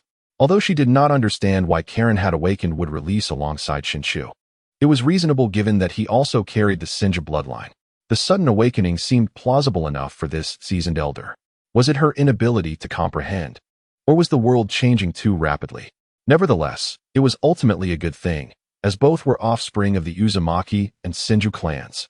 In the shadows, Jin concealed himself, having overheard Karen's awakening of wood release. Shuwei's body stiffened, and his mind exploded with thoughts. Is wood release really something that can be easily awakened? Why does it feel like they awakened without me? Should I go back and check the clan records to see if I possess any hidden bloodline? As Shuwei's thoughts spiraled into chaos and Orochimaru immersed himself in research regarding Shinshu's wood release awakening, Mito's voice called out, capturing their attention. Orochimaru and little Shuwei. The two snapped back to reality, following her voice as Mito stepped to the center of the room, speaking clearly. Regarding Shinshu's awakening of wood release. I hope you can keep this confidential for the time being and not disclose it to anyone. She emphasized the last part, particularly the word anyone. What? Anyone? Orochimaru and Shuwei paused, sensing an undeniable authority in Mito's gentle tone. Mito-sama, Does anyone include my teacher, the third Hokage? Orochimaru's raspy voice inquired. His golden snake-like eyes filled with deep significance. Indeed, Mito met Orochimaru's gaze sharply, nodding decisively without a hint of hesitation. A day later, in Konoha village. At the third training ground, the 7th squad found themselves with a rare week of free time after narrowly escaping disaster. Karen dragged a box filled with water balloons. Searching for a clear space in the training grounds forest, friends who frequently traversed realms knew that balloons in Naruto held a grand secret. They were the key to unlocking the A-rank ninjutsu, spiral sphere, or a necessary prerequisite for it. At this stage, Karen realized that relying solely on her enhanced sense of smell would not completely resolve the dynamic vision challenges during the high-speed sprint of lightning release, Chidori. However, she could develop the derivative techniques commonly used by Sasuke later, such as Chidori Blade and Chidori Sharp Spear, which focused on chakra forms. Although the piercing power was significantly diminished, they offered flexibility and advantages in mid-range combat. While lightning release could also be practiced and developed in the Rain Country battlefield, the spiral sphere required specialized tools and an undisturbed space. As Karen contemplated this, she retrieved a water balloon from the box, holding it in her palm. The first step, released the refined chakra to rotate in her hand, continuously emitting chakra to induce an irregular spin of the water within the balloon until it bursts. As she mentally organized the first step of spiral sphere training, Karen took a deep breath, holding the water balloon in one hand. Her eyes focused as she concentrated chakra in her palm, causing it to spin. With the chakra's influence, Karen felt the water balloon pulsating in her grasp. As time sped by, noon arrived, the sun blazing high in the sky. Looking down at the puddles and the remnants of burst balloons, Karen noted how quickly time had passed. After catching her breath, she found a large tree for shade and rested. At this time, Kakashi should be bringing me lunch. Did he miscalculate the time? As she enjoyed the cool breeze, Karen decided that once Kakashi arrived with her meal, she would give him a good scolding to ensure he remembered the importance of punctuality. Oh, this chakra, while not on par with Master Orochimaru's, is still quite potent, exuding a restrained brilliance. With nothing to do, Karen playfully activated the Uzumaki clan's sensory secret technique, Kagura Shingon. Due to the current wartime conditions, few ninjas trained at the third training ground, and most were lower-ranked and some mid-ranked ninjas. Upon discovering a particularly formidable chakra, Banrin could not help but feel a surge of curiosity. He wondered whether this powerful ninja had appeared in the original series. The timeline seemed too early. If it were 60 years in the future, one could hurl a shuriken down any street in Konoha and likely strike a character from the original narrative. However, where was Kakashi? Had he forgotten about him amidst his frolics? Banrin, clutching his empty stomach, resolved that as long as Kakashi delivered his meal, he would overlook the latter's tardiness. That chakra is approaching me at quite a speed. Banrin sensed its direction, and his heart stirred. Approximately 3 minutes later, he rose and looked toward the source of his perception. The individual had arrived. With a swish, a figure darted from the woods and landed on a tree branch before Banrin. Instinctively, he glanced up to see a long-haired man, his left eye bandaged, clad in lightweight chainmail and an old-fashioned sleeveless ninja outfit, squatting on the branch. He exuded an air of competence shaped by countless battles. This was Banrin's immediate impression of the ninja, though he felt a sense of familiarity. There's already someone here. The seasoned ninja noticed Banrin looking up from below and, believing he had intruded, quickly expressed his apologies. I'm sorry for the unintended disturbance. My name is Maruhoshi Gukei, a genin. I was merely seeking a quiet place to prepare my meal. Maruhoshi Gukei? The name resonated with Banrin, reminding him of the man known as the perpetual genin who carried a heavy black pot. Despite his self-identification as a genin, Gukei was considered one of the strongest genin before the likes of Might Guy, Naruto, and Sasuke emerged, possessing an ability comparable to that of elite jonin in the original series. Yet, at this point in time, he appeared considerably younger while still retaining formidable strength. Wait a moment. Banrin suddenly grasped a delightful detail. He intended to cook. Cooking. How fortuitous. A smirk crept across Banrin's lips. Chapter 29. Do not touch my dog. In the third training ground, wisps of smoke rose and drifted above the forest canopy. Banrin and Maruhoshi Gukei sat beside an iron pot, where bubbling soup simmered, releasing a savory aroma that wafted into Banrin's nostrils. Oh, pseudo-ninjutsu, Banrin. Maruhoshi Gukei, holding a metal ladle to serve the prepared soup, suddenly recalled something. Handing a steaming porcelain bowl to Banrin, he inquired, "You are the Banrin who saved Shoju, are you not?" "Uncle Gukiai, you know me?" Banrin asked curiously as he accepted the bowl. "I met Lady Mito at the hospital, and she mentioned this incident," Gukiai said, touching the bandages on his left eye, reflecting with a hint of admiration. "It's truly remarkable. You achieved something I never could at your age." Gukiai did not finish his thought, instead shaking his head in regret. Banrin observed the sorrow and remorse in his remaining eye. He did not press further. Yet he understood Gukiai's regret stemmed from a past where his eagerness to prove himself led to the deaths of two teammates. The loss haunted him, compelling him to resign himself to being a genin for life as a form of self-punishment, believing it might ease his troubled conscience. Nevertheless, his abilities were recognized by the second Hokage, Tobirama Senju, and the third Hokage, Hiruzen Sarutobi, both of whom imparted their signature jutsu to him, hoping these techniques would continually motivate him. A moment of silence enveloped them, interrupted only by the sound of Banrin slurping his soup. After a brief pause, Marahoshi Gukiai spoke again.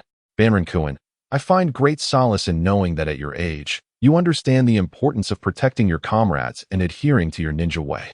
As he spoke, Gukiai subtly turned his head to wipe away a tear from the corner of his eye. "Yet, I envy you. Had I understood earlier, perhaps the tragedy could have been averted." Though Banrin was unaware of the specifics of Gukiai's past, he could tell it was a grave matter involving comrades. "It sounds like a painful experience," Banrin said, finishing the last mouthful of soup and swallowing it down. "However, my ninja way extends beyond merely protecting my comrades. I am ambitious. I aspire to become the strongest ninja, surpassing even the Hokage, to protect my comrades and my village." With a confident smile, Banrin raised his thumb, mirroring the gesture of his empty hand. "Surpass Hokage Hashirama?" Maruhoshi Gukiai stared at Banrin, momentarily lost in thought.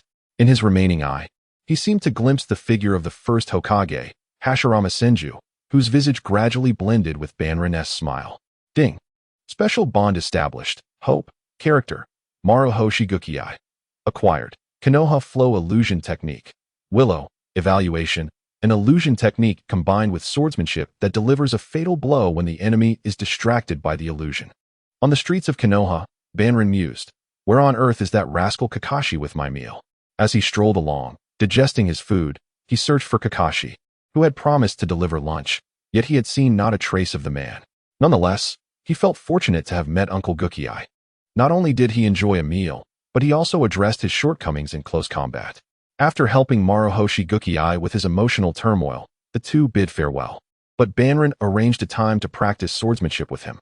He had no choice. Banrin needed to develop the Rasengan, learn sealing techniques, and would release, while also enhancing his taijutsu skills. He wished he could stretch a single day into 8. This location? Why is Kakashi near the Hyuga clan? Sensing Kakashi's chakra, Banrin furrowed his brow and gazed in the direction of the Hyuga clan.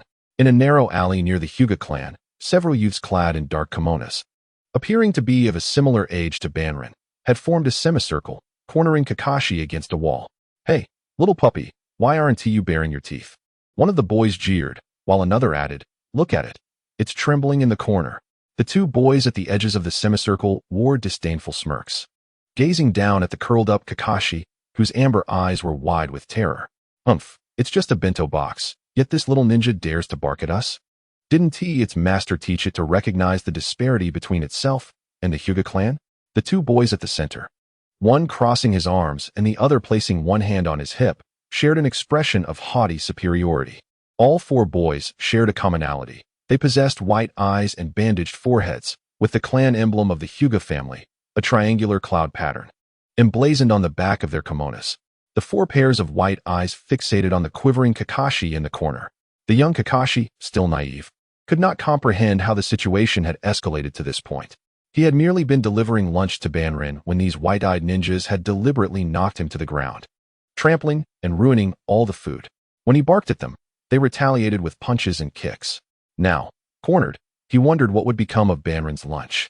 Suddenly, Kakashi's senses perked up. Amidst his exhaustion and injuries, he felt a familiar, comforting scent. Lifting his gaze, he spotted Banrin crouching atop a tall utility pole. "What are you looking around for?" "Hey."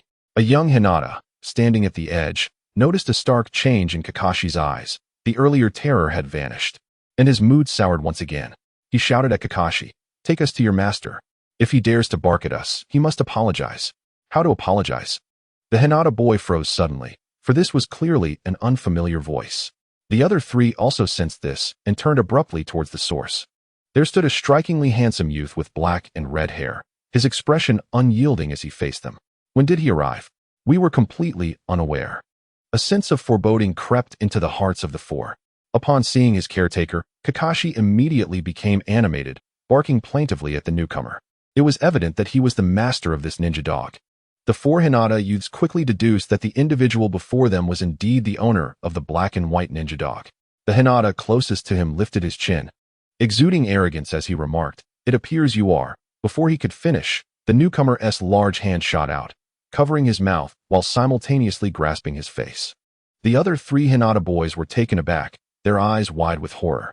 The newcomer forcefully pressed the Hinata boy's face down into the ground, producing a dull yet crisp sound as the earth cracked beneath the impact, resembling a spider's web, with dark crimson blood trickling through the fissures. Witnessing the plight of their clan member, the other three Hinata boys felt their foreheads pulse with veins, their faces flushed with anger as they turned to confront the newcomer. "Hey, do you know who we are? I have a general understanding of the situation." The newcomer interrupted impatiently, his gaze landing on Kakashi's dusty and battered fur. A rare chill in his voice. Let us bypass the tedious verbal sparring. Chapter 30. A visit without gifts? What arrogance for a mere commoner ninja, the Hinata boy declared. Let me show you the might of the Hinata gentle fist, and make you regret your lowly fate. Suddenly, a heavy and resounding blow echoed through the alley. Cutting off his words, the Hinata boy, his face grotesquely twisted, was sent flying as if severed from a string. Enough with the talk, let us get to the fighting. The newcomer stated, retracting his fist and shaking his hand, then tightening his grip once more, his gaze shifting to the other two. How could he be so fast? The last two Hinata boys were momentarily stunned, their eyes filled with fear as they watched their companion fly away. But as they activated their Byakugan, they rushed in to strike at the newcomer. No, the proximity was advantageous. With their Byakugan activated, they could read all of his taijutsu movements. The advantage was theirs. As their minds raced with analysis, both boys lowered their stances, palms together, the right hand resting at their waists, extending the left palm towards the newcomer. Hinata-style gentle fist stance. Quickly, they unleashed their speed and power, but the Hinata youths, believing they had the upper hand, instinctively resorted to verbal taunts. Before they could finish, the newcomer, disliking idle chatter, activated his lightning release, blue arcs crackling across his legs. In an instant, he transformed into a blue arrow, darting low towards the taunting Hinata boy. Because he talks too much, the Hinata boy barely had time to register the flash before a familiar large hand appeared before him, smacking him across the face with a resounding clap. How could this be? Even with Byakugan, I can't keep up with his speed. This fleeting thought crossed his mind before he felt an overwhelming force descend upon him.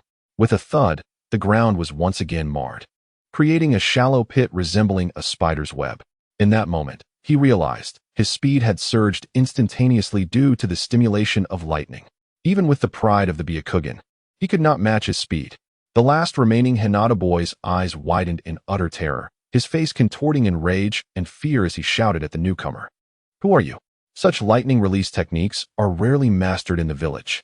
As he spoke, the Hinata boy hesitated, first retreating, then quickly halting his advance. The fear of his body clashed with the pride of the Hinata clan, tugging at him relentlessly. Should he retreat or advance? How absurd.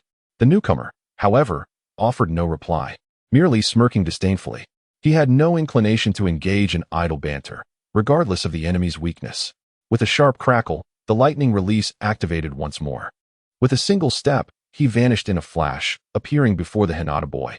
Once again, a blue electric flash flickered in the Hinata's vision, followed by a dull thud resonating in his chest, causing his body to curl like a shrimp as he coughed up salt water, then was sent sprawling backward.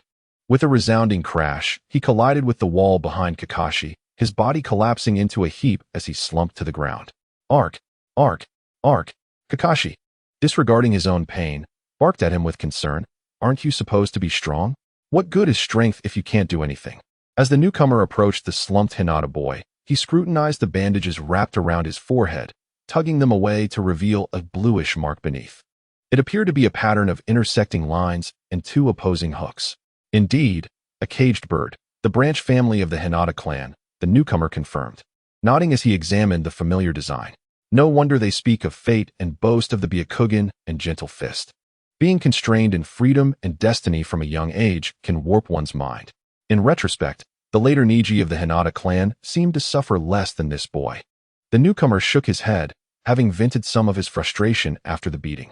After all, there was little to gain from communicating with someone mentally unwell. Kakashi, let us go, he called to the small husky, beckoning him forward. Ark, the husky, panting with a tongue lolling out, limped towards him in a servile manner. Suddenly, the newcomer's expression froze, his previously dissipated energy surging back as his facial muscles twitched ever so slightly. Turning slowly towards the legs of the four Hinata boys, crack. With each sound of a bone breaking, a scream followed. As the screams echoed behind him, the newcomer maintained a stoic demeanor, carrying Kakashi as he exited the alley, gazing at the adjacent distinctive ancient architecture. The Hinata clan dares to tread upon my meal today. Tomorrow, they will dare to tread upon my face. Today they dare to break Kakashi's legs. What else will the Hinata clan attempt? Perhaps they will break the legs of one who has just joined the Uzumaki clan, and that remains uncertain. The Hinata clan is intriguing. The newcomer cracked his neck, his hands forming a cross in a sword-like gesture as he executed the hand seal for the shadow clone technique. In a puff of white smoke, 3 clones identical to him appeared. You handle these ruffians and take them to the hospital. Keep an eye on them. Fine, the main body is such a hassle. After the fun, we are left with the dirty work. The 2 clones grumbled as they stepped into the alley. I truly apologize. The main body replied with a twitch of his mouth, glancing at the last clone. He gently handed over the small husky. I actually wanted to visit the Hinata clan as well. Perhaps I should create another shadow clone to take little Kakashi to the hospital? The clone took Kakashi, considering the suggestion from the main body. The original entity, without uttering a word, cast a sidelong glance at its doppelganger. Very well, you are the original. So you have the final say. The doppelganger, feeling exasperated, rolled its eyes in resignation and, with a verbal complaint, turned to sprint towards the hospital, cradling a small husky in its arms. Woof, woof, woof. Where are you going? Kakashi, nestled in the doppelganger's embrace, raised its snout, eyes wide with curiosity, understanding canine language. The doppelganger replied while running. The original is going to the Hyuga clan to reclaim your honor. Woof. Reclaim honor. Woof, woof, woof. I want to help reclaim honor. Upon hearing this, Kakashi's eyes sparkled with excitement, wriggling in the doppelganger's arms. Behave, Kakashi, you need to go to the hospital. It would be troublesome to leave any hidden injuries. The doppelganger swiftly covered the small husky's mouth to quell its excited barks. At the Hyuga clan's ancestral grounds, the head of the Hyuga family sat calmly on a tatami mat, admiring the exquisite floral arrangements in the garden while savoring a steaming cup of tea. Though times were tumultuous, he found solace in the serene moment before him. After indulging in the beauty, the head of the Hyuga family leisurely lifted the teacup, inhaling the rich aroma, and gently blew away the steam before taking a sip. Ah, this tea soothes the throat. Today is yet another peaceful day. Suddenly, a piercing sound echoed, followed by a powerful tremor. The hot tea in the head of the Hyuga's hand spilled onto his thumb and wide sleeves. Frowning at the billowing smoke rising in the distance, his already serious expression darkened ominously. Damn it! Who dares to stir up trouble at the gates of the Hyuga clan?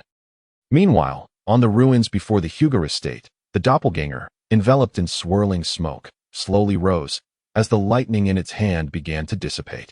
Surveying its handiwork, the doppelganger nodded in satisfaction. One must never visit without a gift, wouldn't you agree, my dear Lord Sarutobi? Chapter 31. Hurry and summon the clan leader. The extravagant display instantly attracted numerous Hyuga ninjas. In the blink of an eye, dozens of figures appeared around the doppelganger, encircling it, each face etched with fury. Their faces bore deep bruises, and their Byakugan activated. How can such immense chakra exist? The shock on the faces of the Hyuga ninjas was astonishingly uniform. They were intimidated by the vast chakra flowing within the doppelganger. An older Hyuga ninja, suppressing his astonishment, stepped forward and angrily demanded, "Who are you? How dare you cause trouble on our clan's grounds? You are not worthy to question me. Summon your clan leader." The doppelganger replied with an indifferent tone. barely glancing at the elderly ninja. Instead, it leisurely retrieved its forehead protector from the ninja tool pouch at its waist, bowing its head slightly as it expertly tied it around its forehead. The anger within the elder Hyuga surged, and he spat out his indignation through gritted teeth. The other Hyuga ninjas were further infuriated by the doppelganger's dismissive attitude, their desire to teach it a lesson growing stronger. After all, why should a young civilian ninja disturb their clan? Did they need their leader to intervene? Go. With a command, dozens of Hyuga ninjas surged forward towards the doppelganger. Despite its youthful appearance, the overwhelming chakra radiating from it and the explosion before them indicated it wielded a powerful technique. Thus, the Hyuga ninjas rushed in without hesitation. Anyone who dared to create chaos at the Hyuga clan's doorstep would pay a steep price. Let me show you the might of the Hyuga gentle fist. 8 trigrams, 16 palms. 8 trigrams, 32 palms. With fingers strengthened through acupuncture training, they thrust towards the doppelganger's various chakra points like a torrential storm, aiming to incapacitate it. Unlike a brute force attack that causes external injuries, the gentle fist directly targets the enemy's tenketsu, obstructing chakra flow for internal injuries. However, such close combat techniques are only effective if they can reach their target. Suddenly, the doppelganger's eyes narrowed, and the lightning in its hand surged. The crackling sound of electricity resembled the cacophony of countless birds chirping. Chidori. The encircling Hyuga ninjas instinctively squinted as a brilliant blue lightning burst forth from the doppelganger's palm, followed by the sharp sounds of electricity crackling in their ears. In an instant, the doppelganger vanished from the sight of the dozen or so Byakugan users. What? The Byakugan can't keep up with its speed? At that moment, the Hyuga ninjas were struck with disbelief. Their proud dojutsu was failing to track the movements of a young ninja. They could only catch a fleeting glimpse of a blue lightning flash. And then electric currents coursed through their bodies, paralyzing them with a sudden jolt. In the next moment, the enveloped Hyuga ninjas erupted in cries of pain as the electricity surged through them, their charred forms collapsing to the ground, occasionally crackling with blue arcs of energy. As the blue glow gradually faded, the doppelganger's chidori dissipated. Are they here? The doppelganger sensed a stronger chakra approaching from the front, gentle yet powerful. This must be the current head of the Hyuga clan. However, it also detected 2 distinct chakra signatures racing toward the scene from behind. One exuded a chilling aura, while the other bore a sharp, familiar intensity. Uchiha and Umbu? They must be aware of Konoha's current state of affairs, the doppelganger speculated. Moments later, the 3 factions arrived successively. Before the doppelganger stood a group of Hyuga ninjas, led by a middle-aged man clad in dark robes. His expression grim as he surveyed the ruined gate and the fallen Hyuga clan members. His Byakugan fixated intently on the doppelganger. You arrogant little brat. How dare you cause chaos in our Hyuga clan? You have a remarkable memory, for it was your ninjas who first injured my canine companion. The doppelganger retorted fearlessly, its tone unwavering. The head of the Hyuga clan's eyes narrowed in suspicion as he scrutinized the unfamiliar face of the doppelganger. He then flicked his sleeve dismissively. Before today, I did not know you. How could I have sent anyone to harm your canine? The 4 Hyuga ninjas you dispatched are currently receiving treatment in the hospital, just like my canine. This is irrefutable evidence. Your clan cannot evade responsibility, regardless of whether the individuals in question were truly sent by the head of the Hyuga clan. The doppelganger was determined to assert its claim, raising the stakes of the confrontation. After all, with a shadow level panel obtained through sheer effort, how could it fear a mere Hyuga clan? At that moment, several figures descended from the rooftops and walls flanking the doppelganger, forming 2 distinct groups. One group wore white animal masks and dark gray armor, each equipped with a short blade at their side. There are but 4 of them, the smallest group.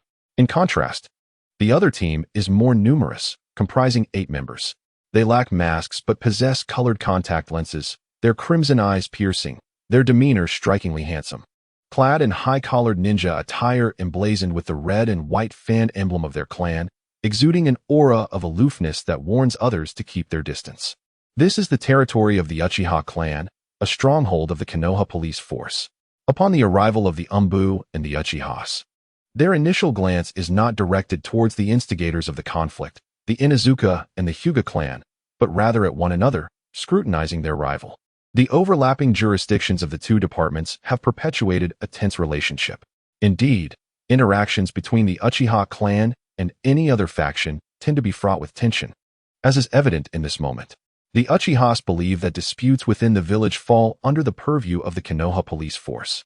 After a moment of intense scrutiny from the Sharingan, one Uchiha police captain, his eyes swirling with the three tomo, steps forward with restrained authority.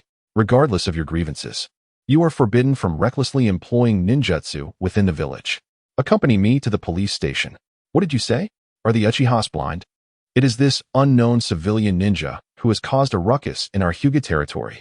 The Hyuga ninja, boasting the second largest clan in Konoha, erupts in outrage upon hearing that their comrade is to be taken away. How dare they? A bunch of unruly miscreants daring to disrupt the peace and refusing to cooperate with our police force. And what of the Hyuga clan? They are no different. The Uchiha captain's Sharingan begins to whirl faster with indignation. You, Konoha's Genin, known as Inazuka Kan, Ninja IDZO 05351. The Inazuka responds calmly, extinguishing the captain's burgeoning fury. The Uchiha captain, momentarily at a loss for words, clears his throat awkwardly to regain composure. Typically, the next course of action would involve forceful suppression to restore order, followed by detaining the raucous individuals in the police station for reflection. Yet today, the task appears to be less burdensome. You seem to possess some sense. The Uchiha captain remarks, his tone softening slightly as he observes the youth before him. You are quite young. Where are your parents? They perished in the war against the enemy, the youth replies. Regret flashes across the Uchiha captain's face for having posed such a question. Clearing his throat once more, he redirects the conversation. What was the reason for the disturbance within the Hyuga clan? It was not I who sought conflict. It was him. Ken points accusingly at another individual, his eyes ablaze with determination and indignation.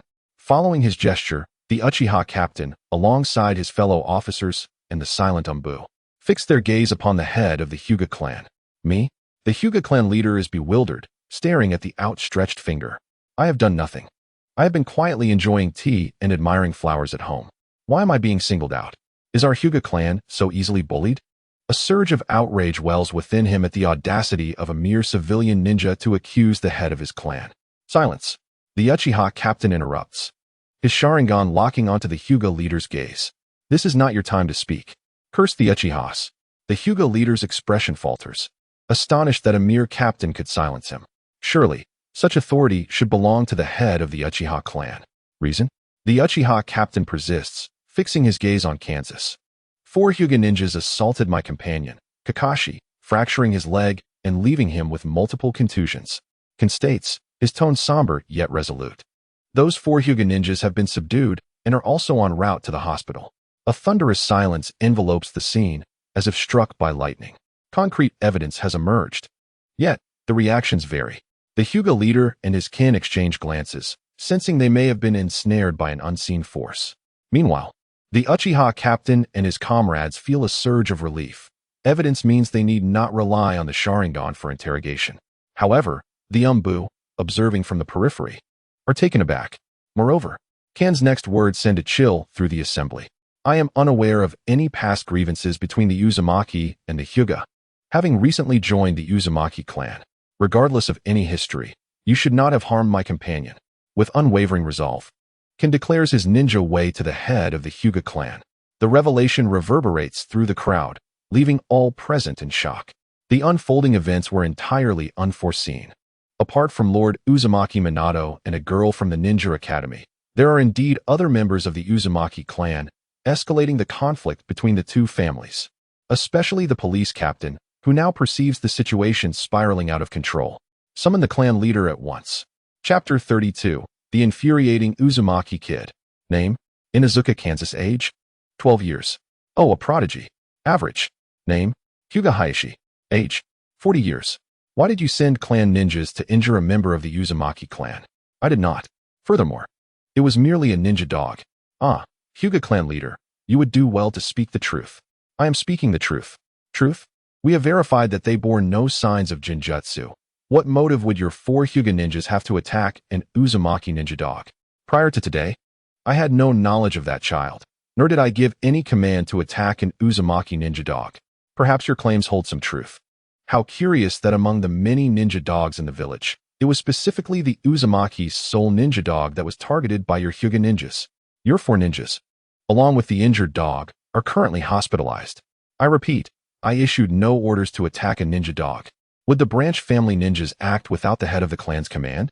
Answer me, Hyuga clan leader. The Konoha police station.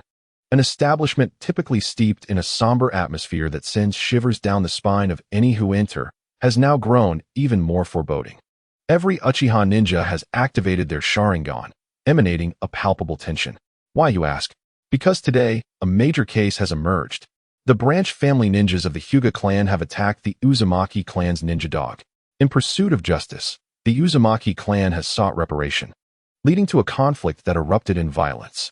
This direct confrontation between two clans has not occurred since the establishment of the Konoha police force. The Uchiha clan leader, also the head of the Konoha police, has convened an urgent clan meeting addressing every Uchiha member. This case must exemplify our Uchiha clan's spirit and commitment to safeguarding the village. We must ensure that no innocent is wronged while ensuring that no culprit, the Hyuga clan leader, who disrupts village harmony escapes justice. We will convey to every clan in the village and to every civilian. We, the Uchihas, can also cherish our village. The village can also be protected. 3 hours after the clash between the Hyuga clan and the intruder, the village, albeit small, buzzed with news as if it had sprouted wings, spreading through every alley and street. In bustling venues such as the dumpling shop, tea house, izakaya, and barbecue joint, villagers and ninjas alike discussed the incident fervently, even overshadowing the ongoing war front. In a lively izakaya, seasoned lower-ranking ninjas, passing merchants, and inebriated revelers shared cups of sake, their tongues loosened by the alcohol. Have you heard? For ninjas from the Hyuga clan attacked a civilian ninja's ninkan, exclaimed a middle-aged lower-ranking ninja, his face flushed and reeking of liquor. Haha, that news is outdated. A boisterous drunkard retorted with a laugh. What happened next? The civilian ninja demanded an explanation, and when words failed, a brawl ensued. They say even the Hyuga clan's gates were smashed. Indeed, they were, chimed in another voice, as a merchant swayed his cup. The civilian ninja, though young, was incredibly formidable. A dozen Hyuga ninjas couldn't subdue him, but were instead easily defeated. Is it true? A civilian ninja bested a dozen Hyuga ninjas? Many widened their eyes in disbelief, staring at the merchant. After a sip, he continued leisurely. My uncle just left the Konoha police department after causing a ruckus. It's absolutely true. Impressive that a clan ninja, especially from a prominent family like the Hyuga, could be outmatched by a mere civilian ninja suggests that the Hyuga clan is not as formidable as they appear. Indeed, they often strut about, refusing to allow anyone to walk alongside them. Listening to such credible sources, the crowd transformed into keyboard warriors, condemning the Hyuga clan's various misdeeds. Let these clan ninjas know that we civilian ninjas have our own masters too. They shouldn't always act so superior. The lower-ranking ninja laughed heartily, downing his drink and slamming the cup back onto the table. Boss, serve everyone a pot of sake. The tab is on me. Certainly, just a moment. The izakaya owner beamed at the prospect of a big sale. Cheers to that, exclaimed others, raising their cups in tribute to the civilian ninja. The lower-ranking ninja lifted his cup and drank deeply. Meanwhile, at the Konoha police department, the makeshift tribunal was set up in the meeting hall. Following the Uchiha police officer with a double Tomo Sharingan, the intruder entered. Upon entering, he immediately spotted the main seat facing the entrance. Opulently designed and likely reserved for the Uchiha clan leader, the third Hokage, and two high-ranking Konoha officials due to the gravity of the matter involving two clans amidst wartime tensions. To ensure proper handling of the incident, the third Hokage had dispatched Umbu to coordinate with the police department. On either side of the main seat were groups of tables and chairs, while the remaining space was filled with wooden benches, leaving a narrow aisle in the center. Take the seat on the right, the Uchiha officer instructed coolly, pointing to a chair adjacent to the main seat. The layout reminded the intruder of a courtroom from a past life, prompting an internal chuckle as he responded, "Understood." After the intruder settled into his seat, the Uchiha officer remained silently behind him, his Sharingan slowly rotating. Just then, a familiar figure, accompanied by an Uchiha, entered the hall, the head of the Hyuga clan, who must be seething with anger towards the intruder. From the moment he entered until he took his seat opposite the intruder, the head of the Hyuga clan's Byakugan, filled with various emotions, remained fixed upon him, only to be met with the intruder's meditative posture, eyes closed and not casting a glance in his direction. Damn that brat from the Uzumaki clan. The head of the Hyuga clan seethed internally. Not long after, the hall doors opened for the third time, revealing a man and woman entering. The head of the Hyuga clan turned to see Konoha's two high-ranking advisors, Kurama Shikaku and Mito Gate, approaching. Familiar with them. He smirked disdainfully while glancing at the still meditative intruder. Even if he's joined the Uzumaki clan, he's just a naive youth, he thought. Rising to greet the approaching advisors. "Ah, intruder-kun, who would have thought we'd meet here so soon?" The advisors remarked, bypassing the head of the Hyuga clan to check on the intruder's well-being. "It's evident that your recovery is going splendidly." A testament to the Uzumaki clan's vigorous vitality. Upon hearing their familiar voices, the intruder opened his eyes, smiling as he greeted the two middle-aged advisors. The head of the Hyuga clan, ignored and with a pallid face, stood frozen, his outstretched hand suspended in midair. Meanwhile, the Uchiha officer behind him, having witnessed the entire exchange, struggled to suppress laughter, though maintaining composure for the sake of his clan's reputation. In frustration, the head of the Hyuga clan returned to his seat with a thud. The advisor's attitudes acted like daggers, piercing his heart. He gritted his teeth, cursing the insufferable Uzumaki brat and the two old fools. As he fumed, the hall doors swung open once more, revealing a group of elderly men with white hair and beards, leaning on canes, their faces lined with deep wrinkles. Despite their frail appearance, they exuded an undeniable authority. Seeing them, the head of the Hyuga clan felt a surge of hope, almost bursting to share his grievances. They were the elders of the Hyuga clan, and among them was his father. "Father, esteemed elders," he called, rushing forward to greet them.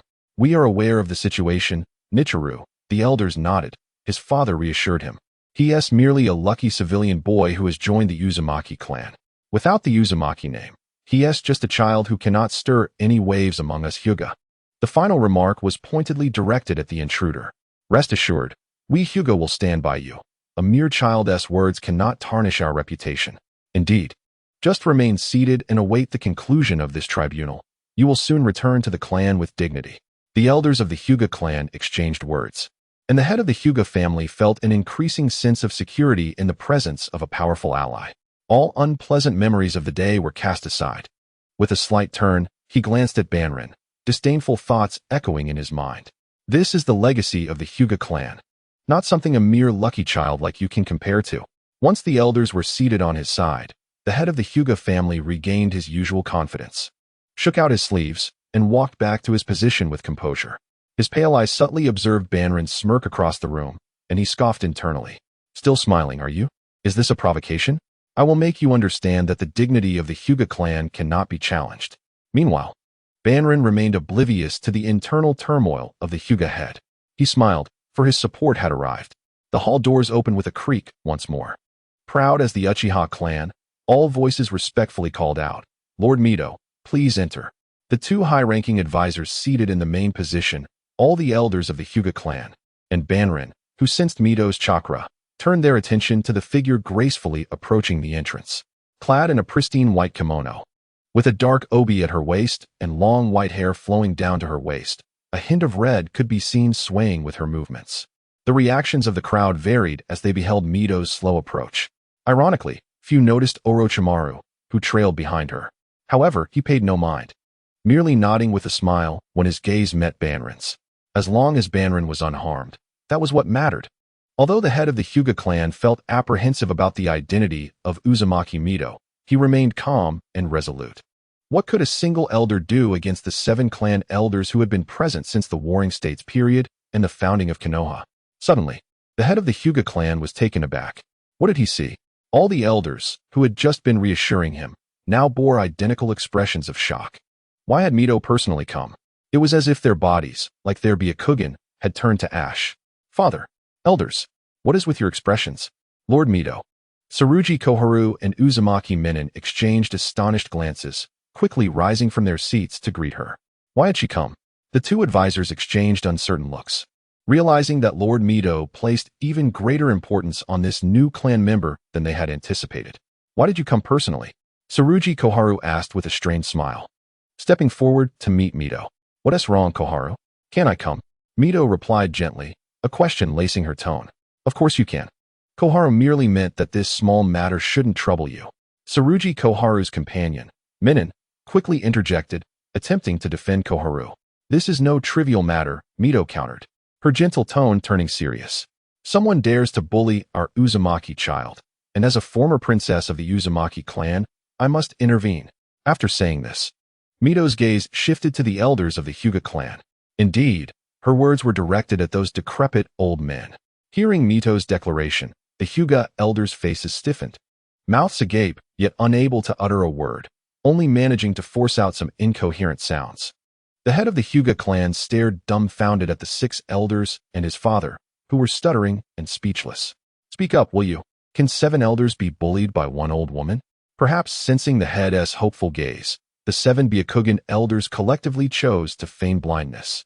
Some feigned curiosity, admiring the surroundings, while others simply closed their eyes, choosing to ignore the unfolding drama.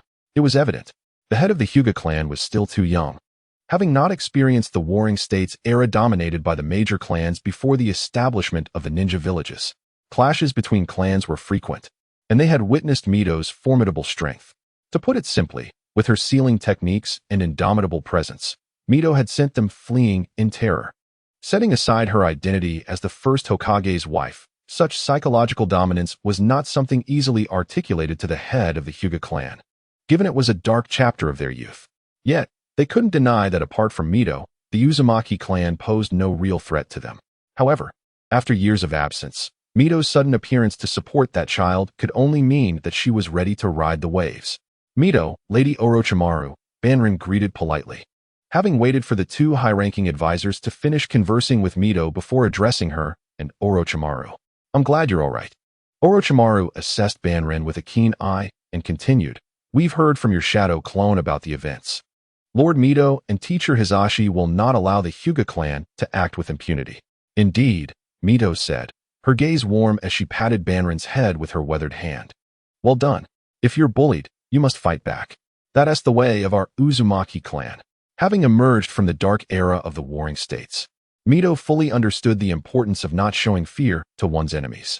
The moment you display weakness or trepidation, your adversaries transform into the most bloodthirsty and ruthless beasts, ready to tear you apart without mercy. After some exchanges with Mito and Orochimaru, Banrin returned to his position on the right. Mito and Orochimaru took their seats behind him. The atmosphere in the hall sank into a heavy silence after both sides fell quiet, the stillness tinged with an undercurrent of tension. Until, with a creak, the hall doors swung open again. Third Hokage, clan leader, please enter. The oppressive silence was shattered, and numerous gazes turned toward the figure seated at the front. Clad in the Hokage robe, the third Hokage, Sarutobi Hiruzen. With all key players present, the conflict between the Hyuga and Uzumaki clans was officially brought to the forefront. Chapter 34. The Power of Speech x Sarutobi Hiruzen. I can only apologize to the Hyuga clan. In the hall, at the forefront, the third Hokage sat sternly in the central position, placing the red and white Hokage hat, engraved with the kanji for fire, on the wooden table before him. To his right sat the Uchiha clan leader, his Sharingan activated, arms crossed, bearing an expression resembling a stoic glacier. To his left were the 2 high-ranking advisors, Tsurugi Koharu and Uzumaki Minin. Directly before them sat the head of the Hyuga clan and Banrin, flanked by an Uchiha on either side. Behind Mito, Orochimaru, and the Hyuga elders, numerous other clan leaders and members had also arrived, ostensibly to observe. After a series of opening remarks, each distinct in style, from the third Hokage and the Uchiha clan leader, the multi-party meeting officially commenced. Banrin was called upon to speak first. The Uchiha clan leader glared at Banrin, his Sharingan fixed upon him. Your speech has a distinct flavor of a werewolf game. Banrin silently lamented, casting a glance at the Uchiha leader's Sharingan, a flicker of longing passing through him. His Chidori was merely one Sharingan pinned away from completion. As a multitude of thoughts flashed through his mind, Banrin rose, scanning the crowd before slowly beginning to narrate the events. At noon, after finishing lunch with Uncle Kyuj, I discovered that Kakashi was being surrounded and beaten by 4 branch family ninjas against the wall. He recounted in a calm and orderly manner, detailing the conflict between the Hyuga clans step by step, sharing the entire account with everyone present. Simultaneously, the Uchiha clan members, well prepared, showcased photographs of the involved parties for all to see. As if wrapped in bandages from head to toe, Kakashi, with his hind leg encased in plaster, is depicted alongside 4 members of the Hyuga branch family, each leg meticulously bandaged. The shattered entrance of the Hyuga household, along with a dozen fallen Hyuga ninjas defeated by the intruder, paints a grim scene. No matter the resolution of the situation, it seems the Hyuga clan has already lost face. The head of the Hyuga clan, along with the Elder Council, regards this with a piercing gaze. As the leader of the Hyuga family, he commanded the branch ninjas to assault my Ninken, acting with reckless abandon, showing utter disregard for the Uzumaki clan. Moreover, in a time of war, his actions threatened to disrupt the unity of the clans and the peace of the village, revealing his treacherous intentions. The head of the Hyuga clan gasps in shock, while the 7 elders stand in stunned silence. Mito nods kindly, and Orochimaru smirks, finding the situation both amusing and reasonable. Sarutobi Hiruzen, a high-ranking advisor, along with the Uchiha clan leader and other clan representatives, share a moment of astonishment. His audacity is astounding. The Hyuga clan leader and the 7 elders share this sentiment. Initially, they were overwhelmed by the sudden transformation of the intruder from a mere civilian ninja to a member of the Uzumaki clan, leading to escalating familial tensions. Now, a heavy accusation of undermining village unity has fallen upon them, a burden too great for even the most prestigious clan to bear. This accusation cannot be accepted. The Hyuga clan leader, along with the 7 elders and Sarutobi Hiruzen, who seeks to mediate, all privately agree on this matter. With a sudden clap, the Hyuga clan leader rises, his face flushed with anger, directing his ire at the intruder. "You dare," but before he can continue, a hand emerges from behind, silencing him. It is Uchiha, his eyes spinning with the Sharingan, speaking in a calm tone. "Hyuga clan leader, please remain composed." The abrupt interruption leaves the Hyuga clan leader's face pale with indignation, under the watchful eyes of the other clans. He is treated so rudely by an Uchiha. Does the Hyuga clan have no shame? Anger swells within him. Cursed Uchiha. However, the Uchiha clan leader, seated in the main position, smirks with satisfaction. In the rare occurrence of a significant event within the police department, the dignity of the Sharingan must not be sullied. No one shall disrupt our Uchiha. Seeing the Hyuga clan leader rendered speechless, the 7 Hyuga elders quickly become vocal advocates. This is merely your perspective. Indeed, it was only a single Ninken, hardly enough to disrupt the peace of the village. You claim it was Nichiren who incited the branch family to attack your Ninken. But that is merely your baseless assumption. No evidence exists to substantiate your claims. The elders echo each other, honing in on the crux of the issue. The intruder lacks direct evidence to prove that the Hyuga clan leader orchestrated the attack. Sarutobi Hiruzen, pipe in mouth, silently agrees, believing the matter to be trivial, a mere conflict among teenagers, not escalating to a clan dispute, much less threatening the unity of Konoha. How had he not recognized the potential turmoil this intruder could stir? With a subtle nod, he prompts Nara Shikamaru to intervene. Intruder-kun, the elders are correct. It is merely a small conflict. A small conflict. Sitting in his chair, the intruder lowers his head, his voice low yet resolute. Excuse me? The sudden interruption raises Shikamaru's eyebrows, drawing the attention of Hiruzen and Mito. The intruder's eyes, shadowed, reveal a slowly opening mouth. During our mission, Kakashi's keen senses alerted us to the enemy's presence. On the battlefield, he fought alongside me, and together we vanquished 22 IWA ninjas, including 2 Jonin and 20 Chunin. His words bring an immediate hush over the assembly, their expressions shifting to solemnity and respect as they focus on the intruder. The head of the Inuzuka clan reacts most fervently, embracing his black Ninken, tears of emotion streaming down his face. A ninja with a Ninken cannot be a villain. This exemplifies the bond between a ninja and their Ninken. Other clan members contemplate the implications of the intruder's formidable achievements. The Hokage's silence indicates the veracity of the claims.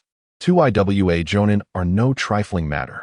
Observing the intruder's youth, adorned only with a forehead protector, they ponder, could he be a new prodigy?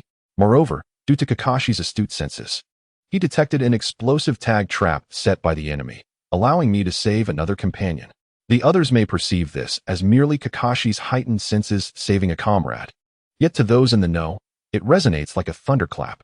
Mito and Orochimaru's eyes widen in shock, realizing Kakashi was indeed an indispensable part of the intruder's success. Reflecting on the day Kakashi first joined their team, Appearing timid and overwhelmed by the atmosphere, a smile unconsciously forms on Orochimaru's lips. Similarly, Sarutobi Hiruzen and the two high-ranking Konoha officials share an unspoken headache, recognizing a critical truth. Kakashi is no ordinary ninkin. He possesses a profound bond with the intruder. A foreboding sense of dread washes over the Hyuga clan leader and the elders. As they hear the intruder speak once more, all eyes turn to him. He raises his gaze, locking onto the Hyuga clan leader and the elders, enunciating each word with conviction. Kakashi is not merely my companion. He is my family. He is not just a mere ninkin, as you would dismiss him. As his words resonate, the intruder's chakra surges, unleashing a powerful wave that sweeps through the hall, causing everyone present to feel the force of the oncoming tempest. Impressive. The sheer magnitude of his chakra suggests that the intruder is indeed a formidable force. The sensation evokes memories of the first Hokage, as Hiruzen instinctively straightens in his seat, feeling the familiar aura emanating from the intruder. Imagining a convergence with the legendary Senju Hashirama. As the tumult of chakra subsides, the intruder rises, fist clenched, gazing fiercely at the Hyuga clan leader. His voice charged with passion. I refuse to accept this. My companion has been subjected to your baseless humiliation and assault. I refuse to accept this. We risk our lives on the front lines, only to be met with such injustice upon returning to the village. I refuse to accept this. Why was Kakashi spared from the enemy's wrath while you, those who reap the benefits, are free to inflict harm upon us? With each declaration, the intruder's voice crescendos, each word striking like a hammer upon the hearts of all present. The atmosphere in the hall, once shrouded in silence, erupts into a fervent uproar akin to boiling bubbles, rising and bursting in intensity. The Hyuga clan must apologize. How can you treat a protector of the village's ninkin this way? He is one of us. Indeed, it is cruel to emerge unscathed from the ravages of war, only to be persecuted by our own people. The Hyuga clan must apologize. At that moment, it seems as though everyone stands united on the same front. Even the Uchiha tasked with maintaining order find themselves swept up in the fervor, rallying behind the intruder's impassioned cries. The clamor envelopes the Hyuga clan leader and the 7 elders, even as they continue to defend themselves. Yet their voices had already been drowned amidst the ebbing tide of myriad opinions. Alas, sitting in the midst of it all, Sarutobi Hiruzen clenched the mouthpiece of his pipe tightly, the muscles in his cheeks bulging, silently lamenting the dire situation that was spiraling out of control. Should this matter be mishandled, the frontline ninja forces aware of the situation would undoubtedly harbor discontent, which could lead to catastrophic consequences for the war effort. Hiruzen cast a glance towards the head of the Hyuga clan and the 7 clan elders, offering them a silent apology. He then turned his gaze to the flushed and agitated figure of Hanabi. This child seemed to possess a greater talent for oration than I do. Yet the will of fire has become somewhat extreme. Chapter 35. The Hyuga clan benefiting from others' efforts. The multi-party hearing had concluded. Under the weight of public sentiment and the chorus of voices, the head of the Hyuga clan faced unanimous punishment from the 3rd Hokage, 2 senior advisors, and the head of the Konoha police department.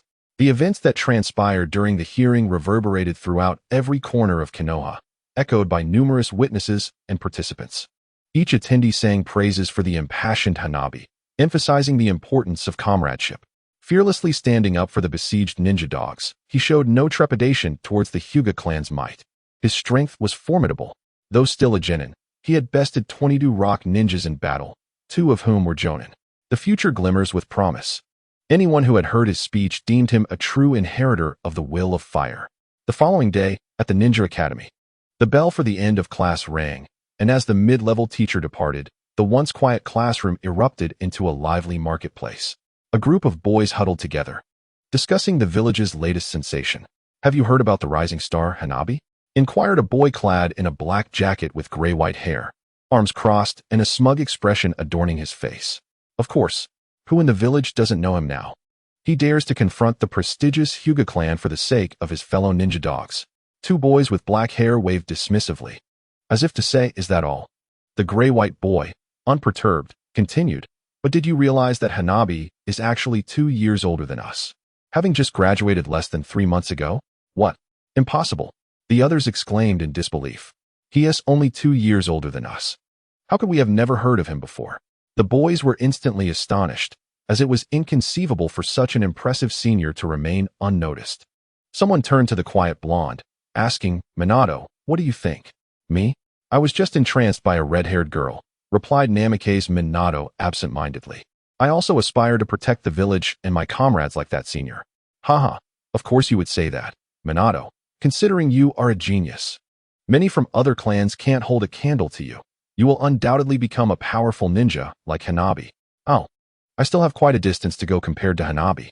However, I believe that if everyone diligently hones their ninjutsu and cultivates themselves, we too can protect the village and our comrades from harm, just as Hanabi does." Minato smiled gently at the praises of his peers, radiating encouragement like the sun.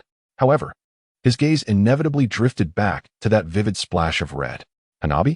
As they discussed him, Uzumaki Kushina felt a stir within her heart. Wasn't he a member of the same clan blessed with the Uzumaki bloodline that Granny Mito had spoken of? Has he already become a formidable ninja? Meanwhile, within the senior class, discussions about Hanabi grew even more fervent. "I heard that Senior Hanabi, alongside the ninja dogs, defeated over 20 rock ninjas." No, I've heard he defeated more than 50. "You're all mistaken. Senior Hanabi defeated over 100 rock ninjas. The mere presence of his chakra sent them fleeing." Now, you lot are getting ridiculous." Nara Shikaku, with his pineapple hairstyle, grimaced, his eyes turning into exasperated slits as he observed the raucous group disturbing his nap. It was evident that even if Hanabi himself were to arrive and clarify, they would not listen. His desk mate, Akimichi Choji, noticing Shikaku's exasperation, offered him a freshly opened bag of chips in consolation. "Thanks." Shikaku popped a chip into his mouth, crunching away. "I never expected Senior Hanabi to progress so rapidly in just a few months." Sitting beside Shikaku, Yamanaka Ino, with her flowing golden locks, nodded in agreement, also expressing her amazement. Indeed, the Uzumaki bloodline. Shikaku's eyes narrowed slightly. Was the Uzumaki clan's bloodline truly that powerful? Moreover, there was his father's ominous remark from the previous night. Fortunately, the Inuzuka clan did not become his enemy. Hanabi is a formidable individual, not only in terms of strength, but more so here. His father pointed to his heart. The hearts of the villagers? Shikaku mused to himself. As powerful ninjas continue to emerge from the village, won't we also be safer? At the Hyuga clan's estate, a meeting of the main family convened.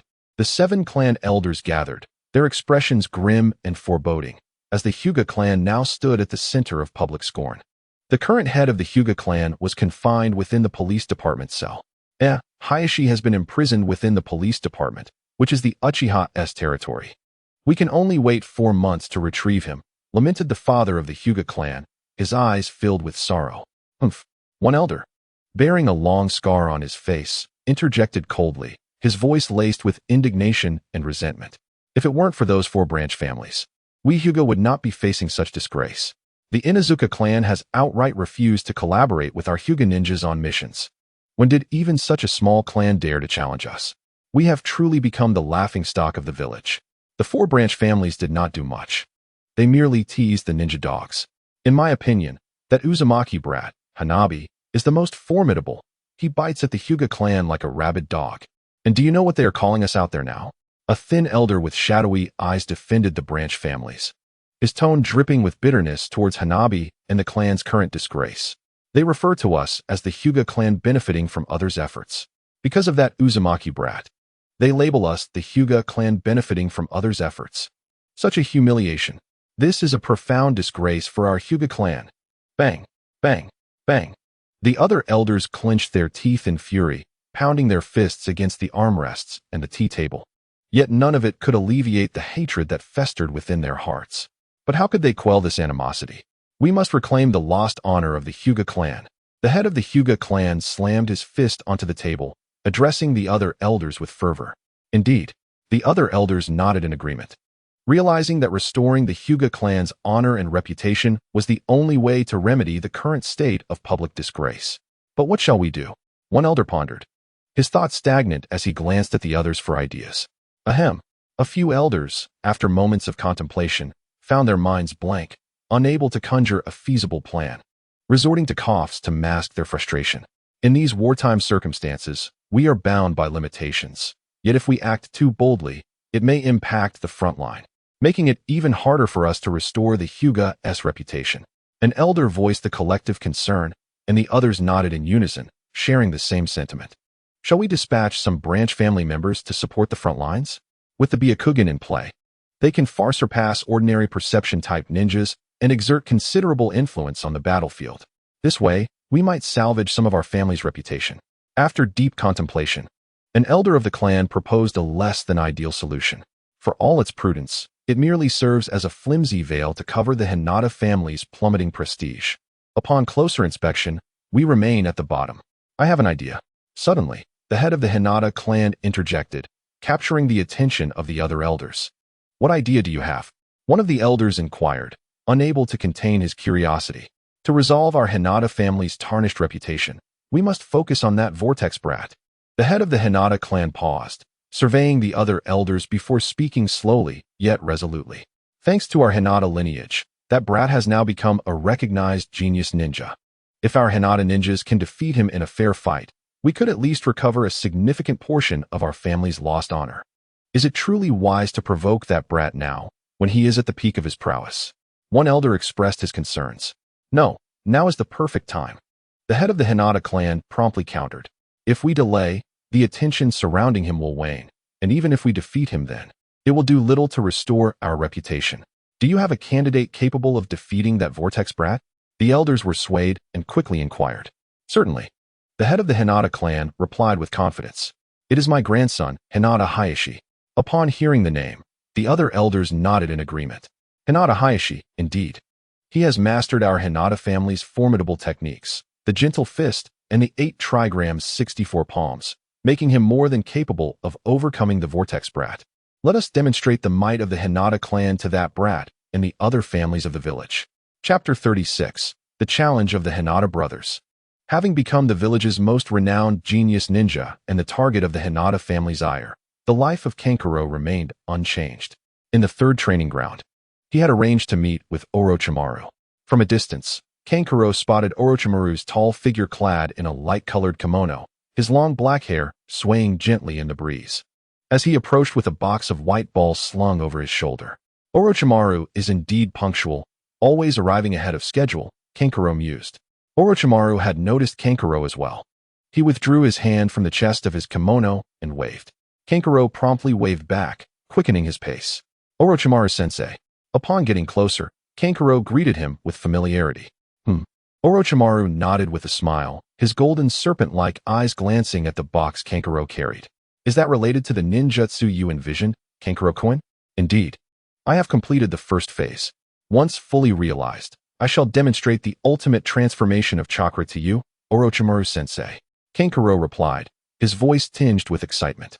The Rasengan is particularly suited for a ninja of my chakra type, especially when combined with elemental chakra transformation, such as the wind release, Jinchuriki, which truly exemplifies the S-rank difficulty of mastering ninjutsu.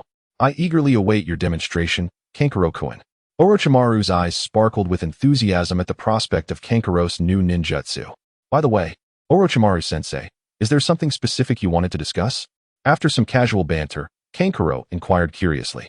As is well known, Orochimaru is fervently dedicated to research, so aside from team training, guiding ninjutsu, and post-mission gatherings, they seldom interacted during personal time. Actually, I had intended to resolve matters at the Senju clan yesterday. But then you and Kakashi encountered a slight mishap. Orochimaru explained in his unique, raspy voice, a smile curling at the corners of his mouth. Agreeing to add Kakashi to the team was one of my wisest decisions. Oh, Kankuro realized this must pertain to the incident in the trial hall yesterday where credit for discovering the explosive tag trap was inadvertently attributed to Kakashi. While it wasn't entirely inaccurate, his heightened senses did indeed detect the anomaly, thus making it somewhat Kakashi's merit. Just as he claimed, they had indeed taken down 22 rock ninjas together, and Kakashi had played a role in that. Gaga slaughter, without Gaga, it is incomplete. Kankuro jested. Gaining Orochimaru-sensei's approval would certainly bring joy to little Kakashi. Kankuro spoke earnestly, while little Kakashi, fearful of Orochimaru, cowered behind him, terrified of being swallowed whole. Perhaps so.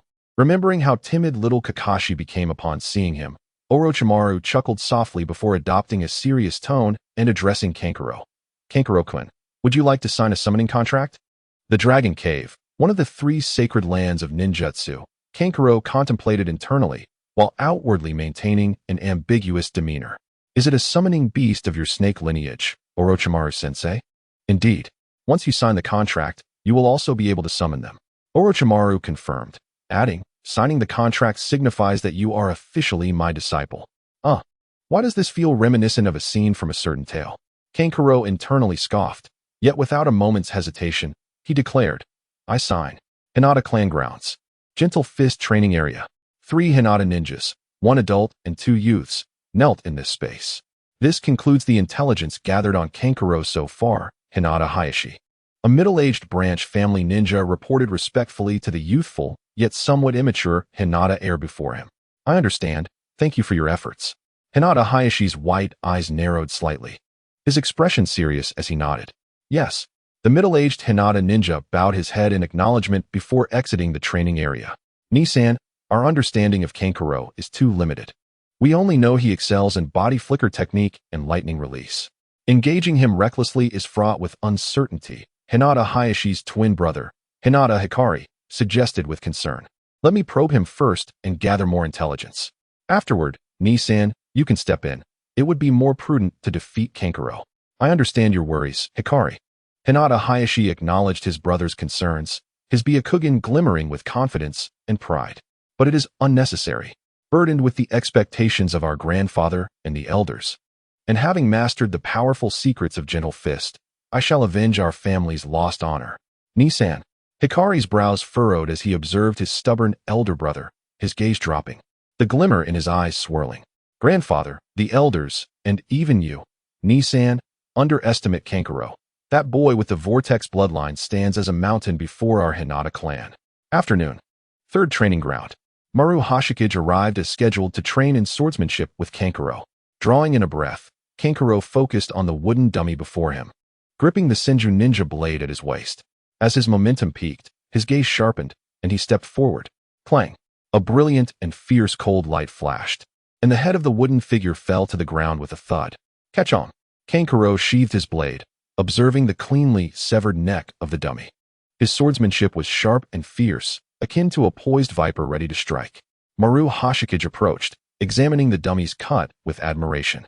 It is rare for one so young to master such a distinctive style of swordsmanship, Kankuro-kun. Of course, the proficiency in swordsmanship I acquired from Orochimaru-sensei carries his unique traits. Kankuro mused silently before turning to Maru Hoshikage and inquiring, what style of swordsmanship do you specialize in, Uncle Hoshikage? Me? Maru Hoshikage stroked his chin, pondering. I am particularly adept at a drawing technique combined with illusion.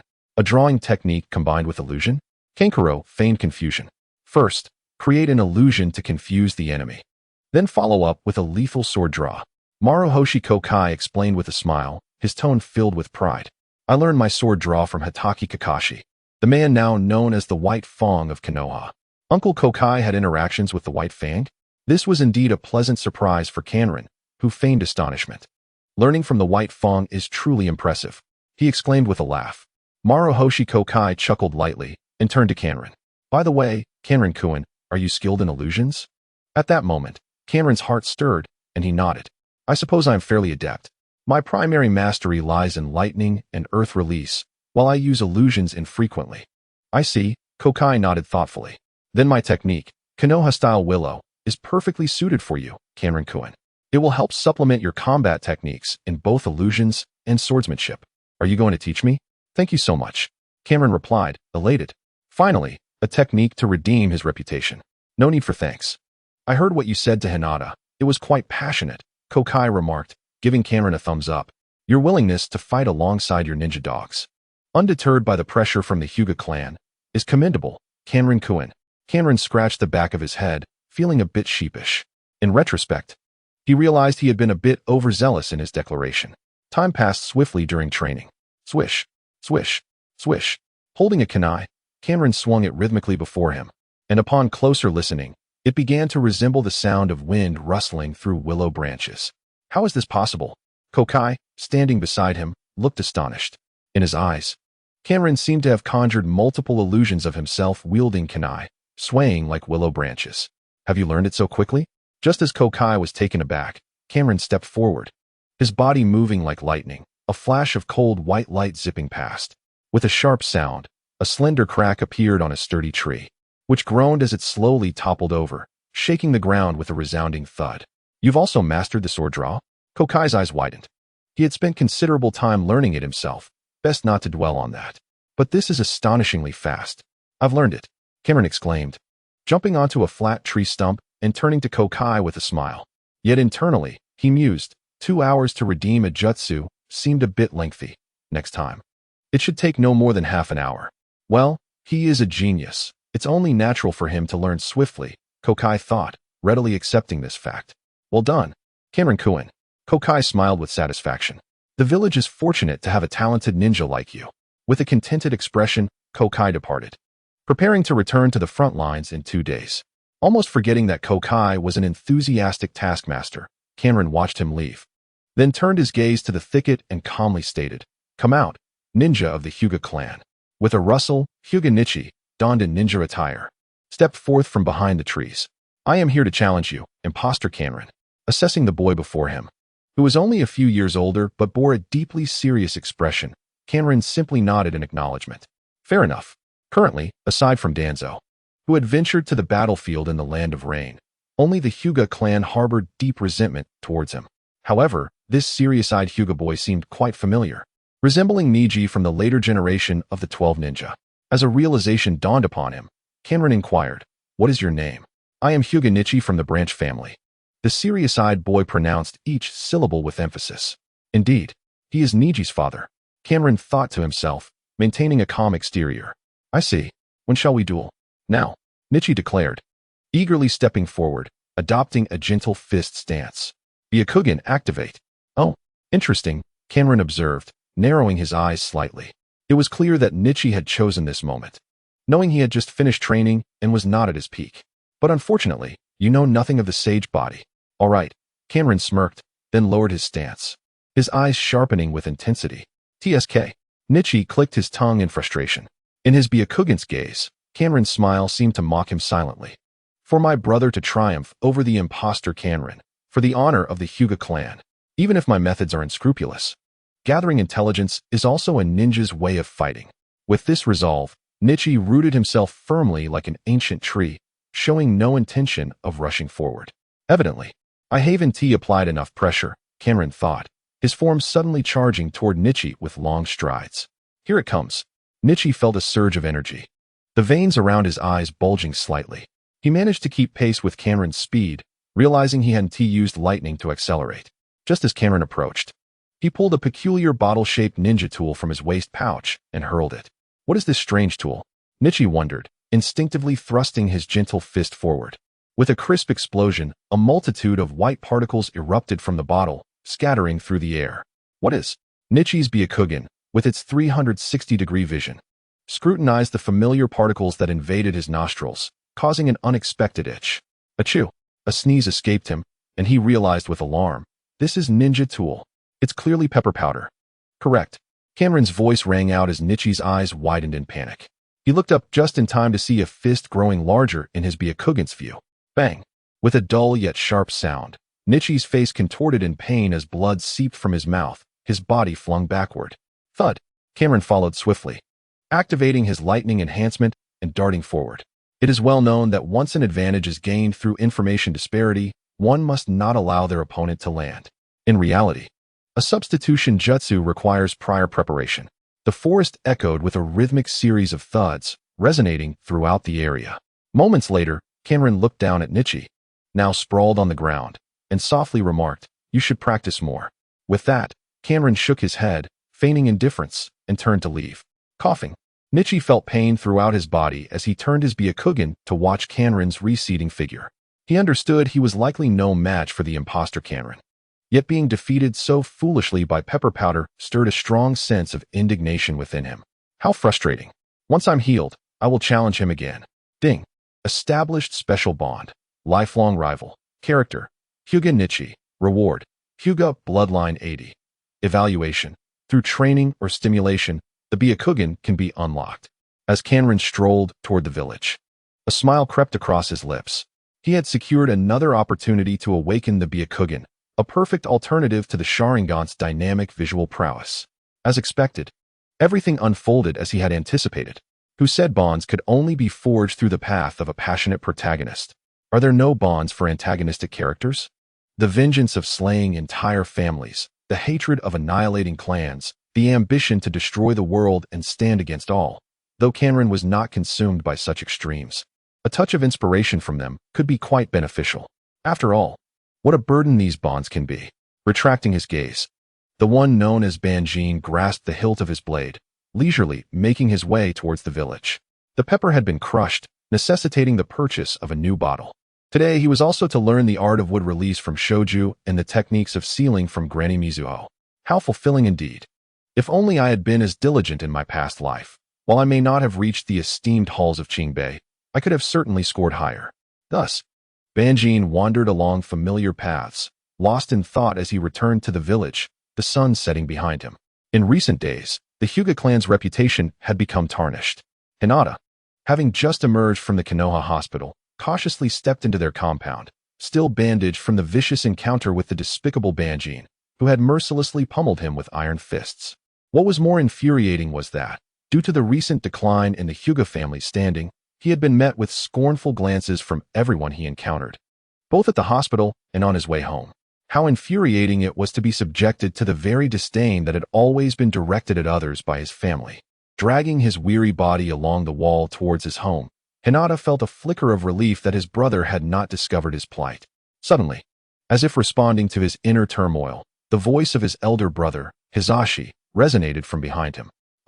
Startled, Hinata turned slowly to find Hisashi, arms crossed, gazing intently at him. "Brother," he murmured, averting his eyes. "You sought out that despicable Banjin, did you not?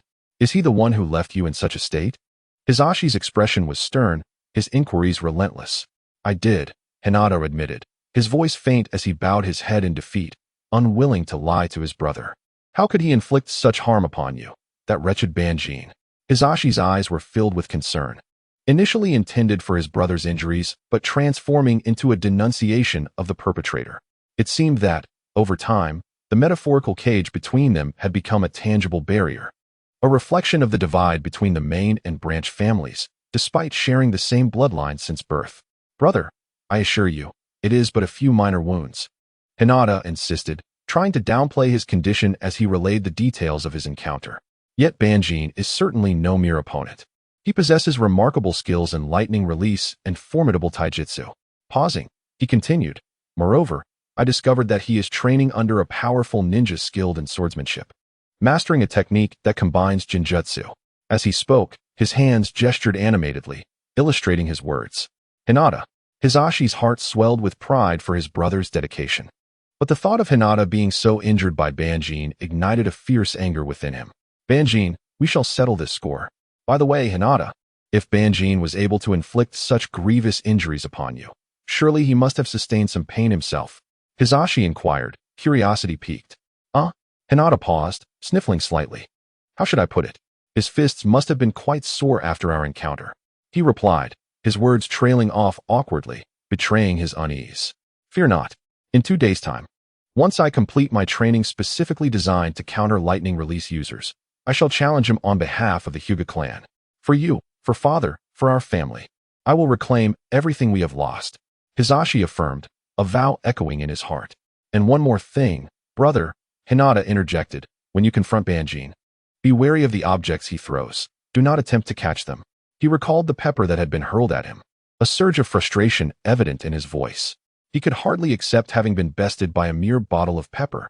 "Understood," Hisashi nodded. Though a hint of confusion lingered in his expression, yet he committed his brother's warning to memory. The following day at the third training ground, Hisashi declared, "I, Hyuga Hisashi, challenge you, Banjin, on behalf of the entire Hyuga clan. In the presence of all villagers, I shall defeat you and restore our honor. 2 days hence, I await you at the Grand Arena."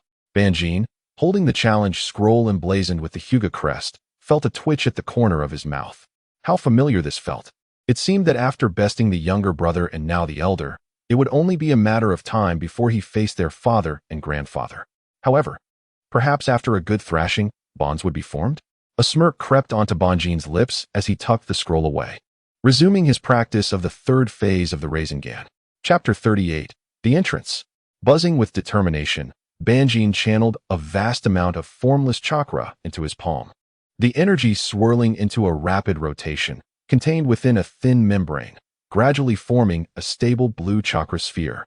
At last, with joy, he gazed at the Rasengan hovering in his palm, feeling the fierce winds generated by the swirling chakra, akin to holding a miniature typhoon. Time to test its strength. With a thought, he glanced around and spotted a sturdy tree ahead. Rasengan. With body and mind in sync, Banjin thrust the swirling sphere against the thick trunk. With a resounding thud, the mighty tree shuddered as Banjin felt a resistance. The rough bark began to yield to the spiraling force, carving out a circular indentation. The resonating hum of the rotating sphere grew louder as it propelled deeper into the tree's core. As the Rasengan gradually diminished in size until it vanished, Banjin withdrew his arm, brushing the wood shavings from his hair, admiring his artistic creation, a hollow cavity adorned with concentric patterns. Astonished, Banjin shook his head in disbelief. It had taken him merely 4 days to master the Rasengan, 3 days less than the original timeline. This was the advantage of innate talent. Ever since acquiring a fragment of Sage Mode, he felt himself growing stronger even without rigorous training. Now, with 2 formidable techniques at his disposal, he envisioned a future where he wielded both Chidori and Rasengan, drawing all bonds into his grasp. With the Rasengan now complete, he decided to dedicate time to developing a derivative technique of Chidori, quietly contemplating his plans. He packed his bag filled with various training tools and set off towards the village before the sun reached its zenith. Oh, I must also showcase my newly mastered Rasengan to Lord Orochimaru, solidifying my reputation as a prodigious young ninja. As Banjin approached the gates of Konoha, his thoughts drifted to his mentor, Orochimaru. Since signing the summoning contract, marking his official apprenticeship, little had changed. The engrossed Orochimaru had merely tossed him 2 scrolls before disappearing. One contained a compendium of his signature snake techniques, while the other detailed various Jinjutsu and Ninjutsu. This hands-off teaching style had surprisingly allowed Banjin to master various techniques swiftly. And I have a lunch gathering with Shoju and Shimi at the barbecue restaurant. I should ensure that young Kakashi eats well to replenish his strength. I believe I am treating this time. As he pondered these thoughts, he stepped through the gates of Konoha. At the barbecue restaurant, Shoju turned to Banjin, tongs in hand. Flipping the meat. I heard that the Hyuga clan has issued a challenge to you. 2 days from now at the Grand Arena, they wish to face you? Yes. I have heard of this as well, Banjin replied. Jiwei adjusted his sunglasses, glancing toward Banrin. Banrin's hand, which was feeding the little husky grilled meat, paused. The husky, anxious, stomped its paws, its amber eyes fixated on the oily piece of meat on the chopsticks. Fortunately, Banrin relaxed his grip, and the little husky caught the falling meat in its mouth, chewing contentedly as if savoring a delightful treat.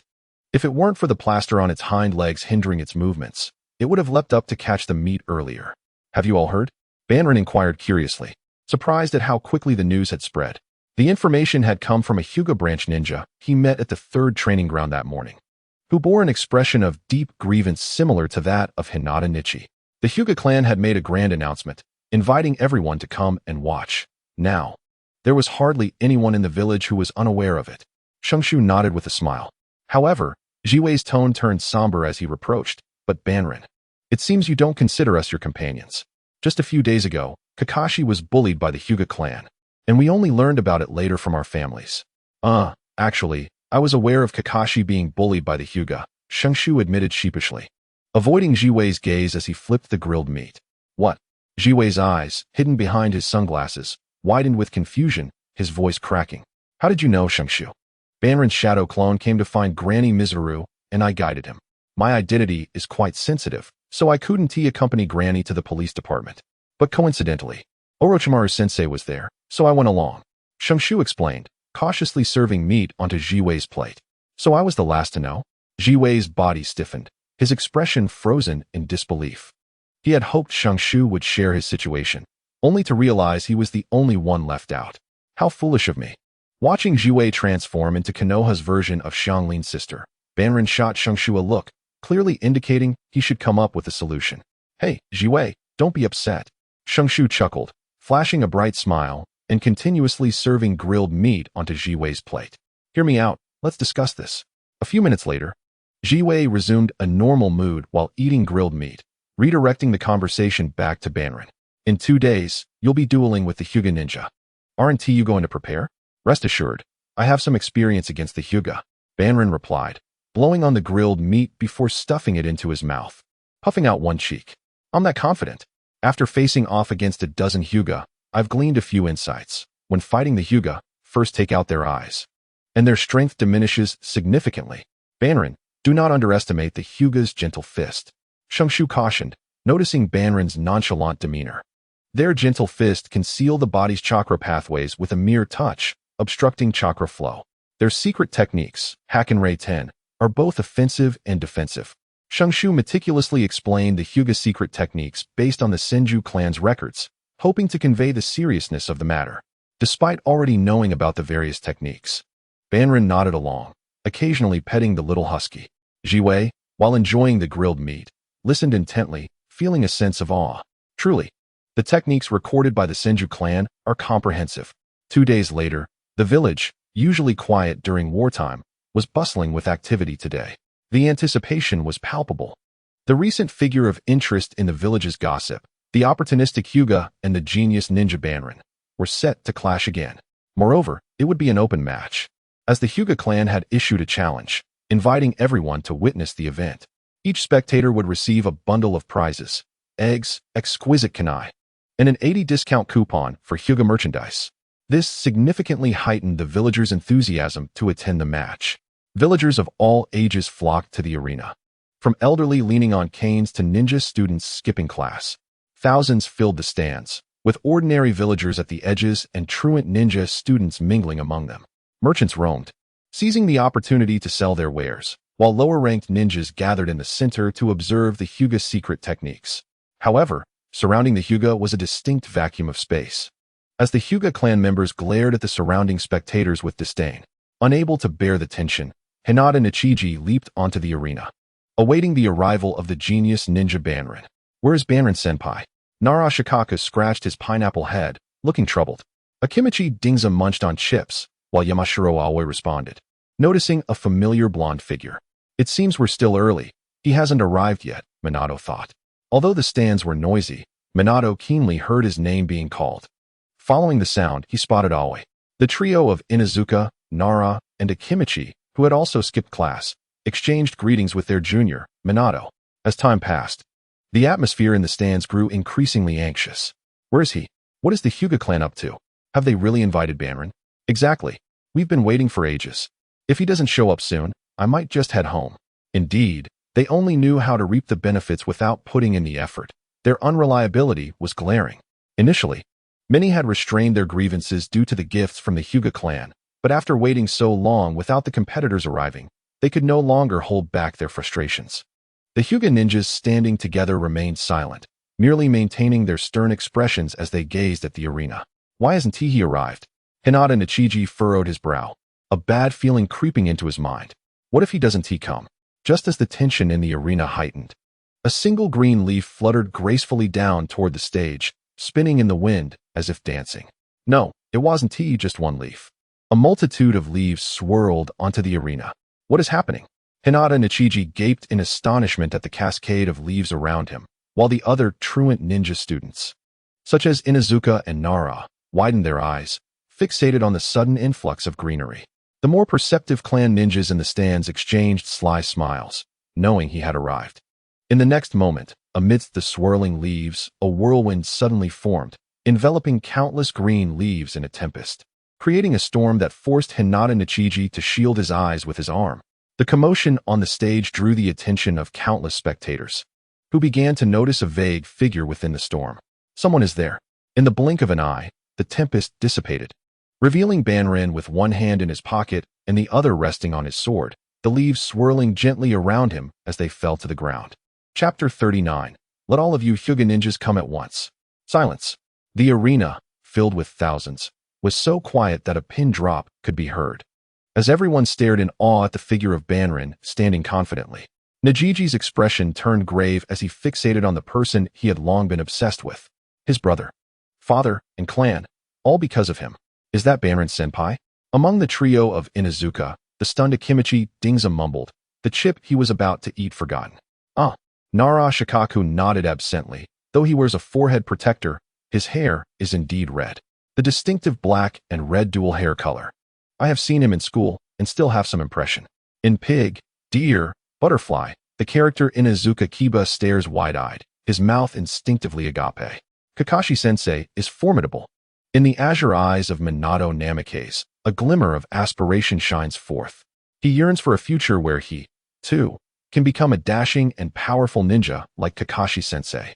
Yet, not everyone is in awe of Kakashi's appearance. For instance, Hinata, and Hinata again. With such ostentation, he is indeed an insufferable whirlpool brat.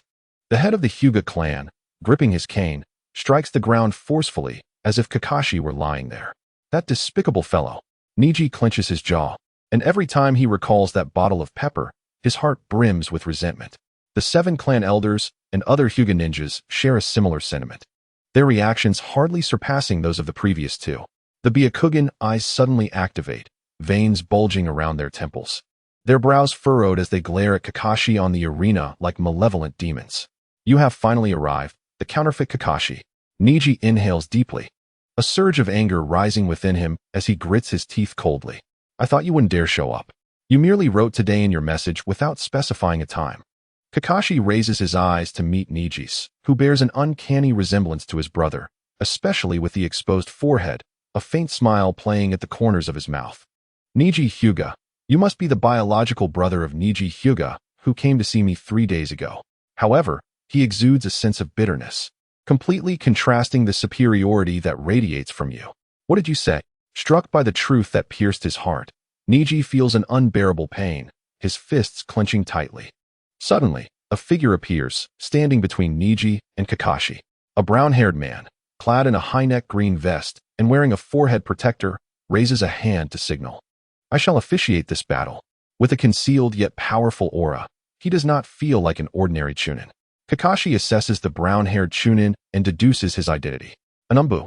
Although the 3rd Hokage Sarutobi Hiruzen did not arrive, he sent a subordinate to maintain order within the arena. Please keep your fight to a minimum. I will determine the outcome based on the circumstances. As Kakashi ponders, the brown-haired ninja slowly raises his arm, and despite the watchful gaze of thousands in the stands, his voice remains calm. Begin. With a swift step, Niji, donned in white ninja attire, advances towards Kakashi, attempting to launch a gentle fist attack.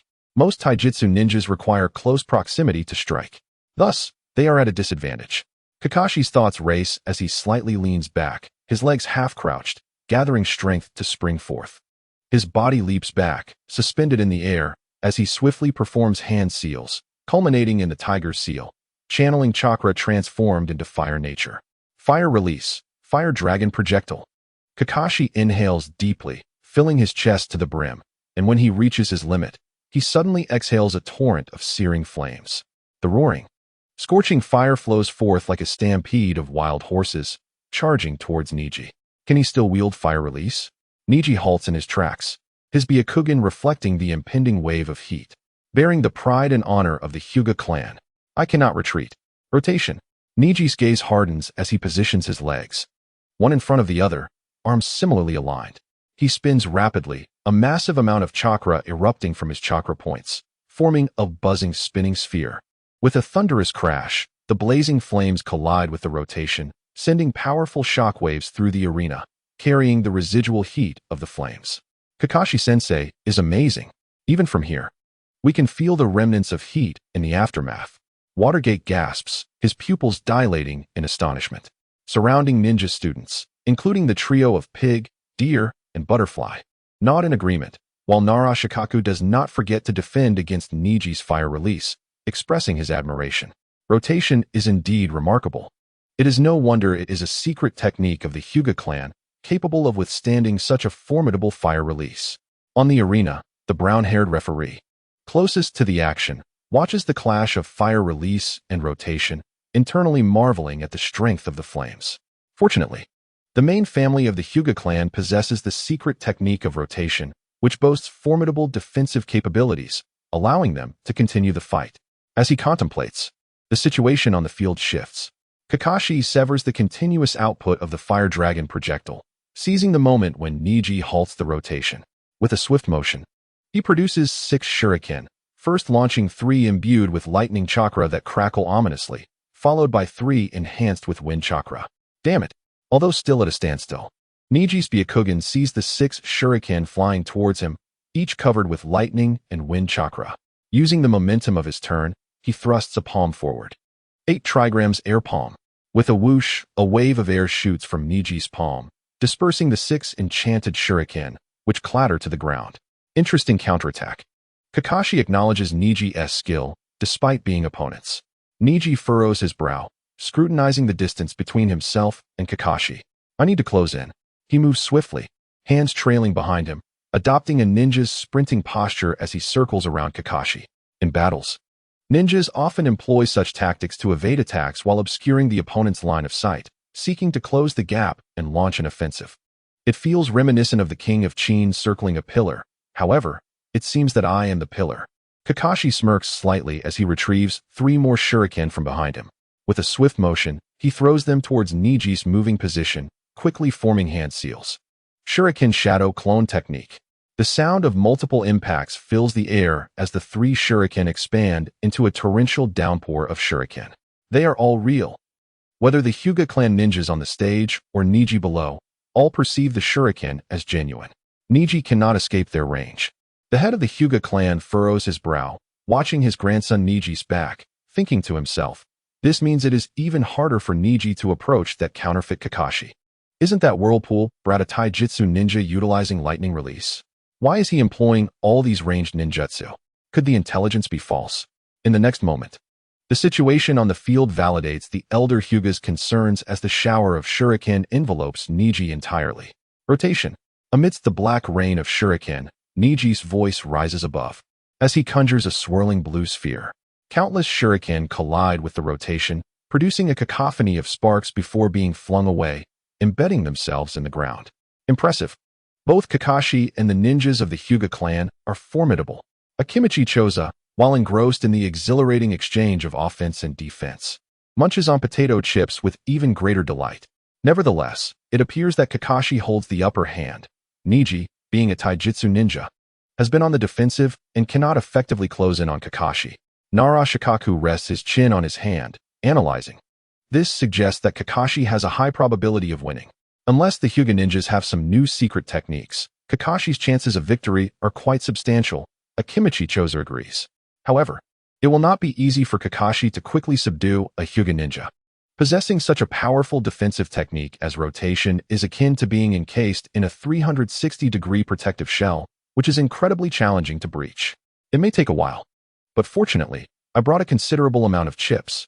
Akimichi Dingzu felt relieved.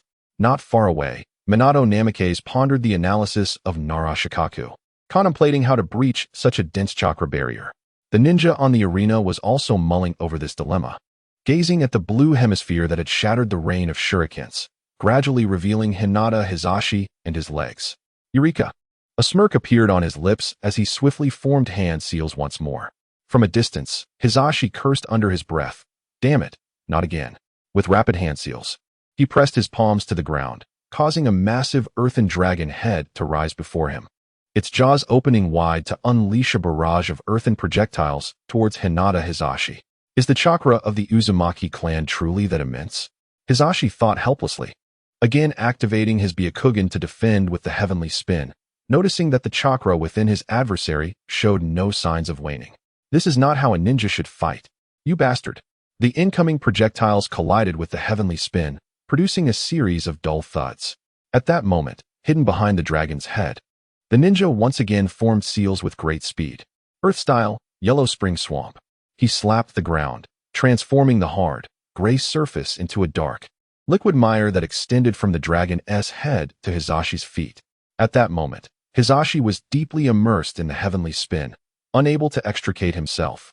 With no leverage for his legs, he found himself spiraled into the quagmire, leaving only a single burst bubble on the surface.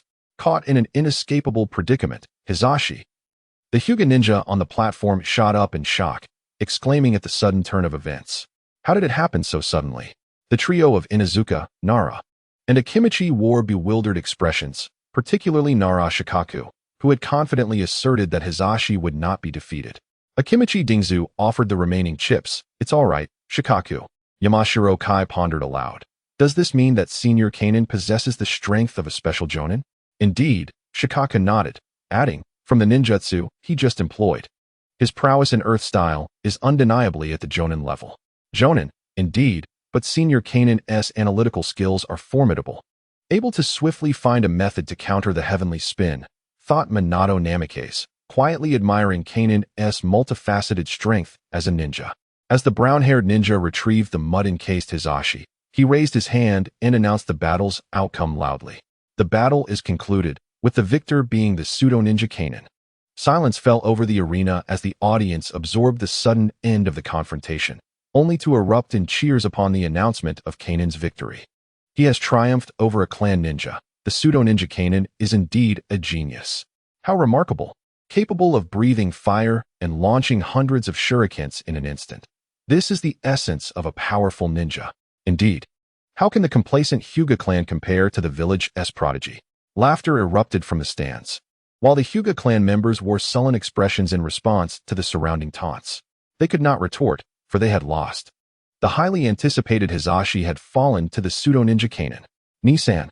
Hinata Hayashi watched his defeated brother, unable to bear his shame. When suddenly, he heard their grandfather bellowing at Kanin. You wretched Uzumaki brat. What is there to be proud of for defeating just one of our Hyuga clan ninjas? Our clan boasts nearly 100 ninjas, while you Uzumaki can barely muster 3. If you're capable, then take down all our Hyuga ninjas. Have the audacity to try. Silence enveloped the arena as the previously noisy crowd quieted, stunned by the shameless words of the Hyuga elder. Both Minato Namikaze and the trio of Inuzuka, Nara, and Akimichi frowned, staring incredulously at the Hyuga clan. Had they lost their minds? Perhaps the elder's mentality had become unhinged, thought the brown-haired ninja, observing the elder's flushed face. Bulging veins and gaunt skin, resembling a demon emerging from hell.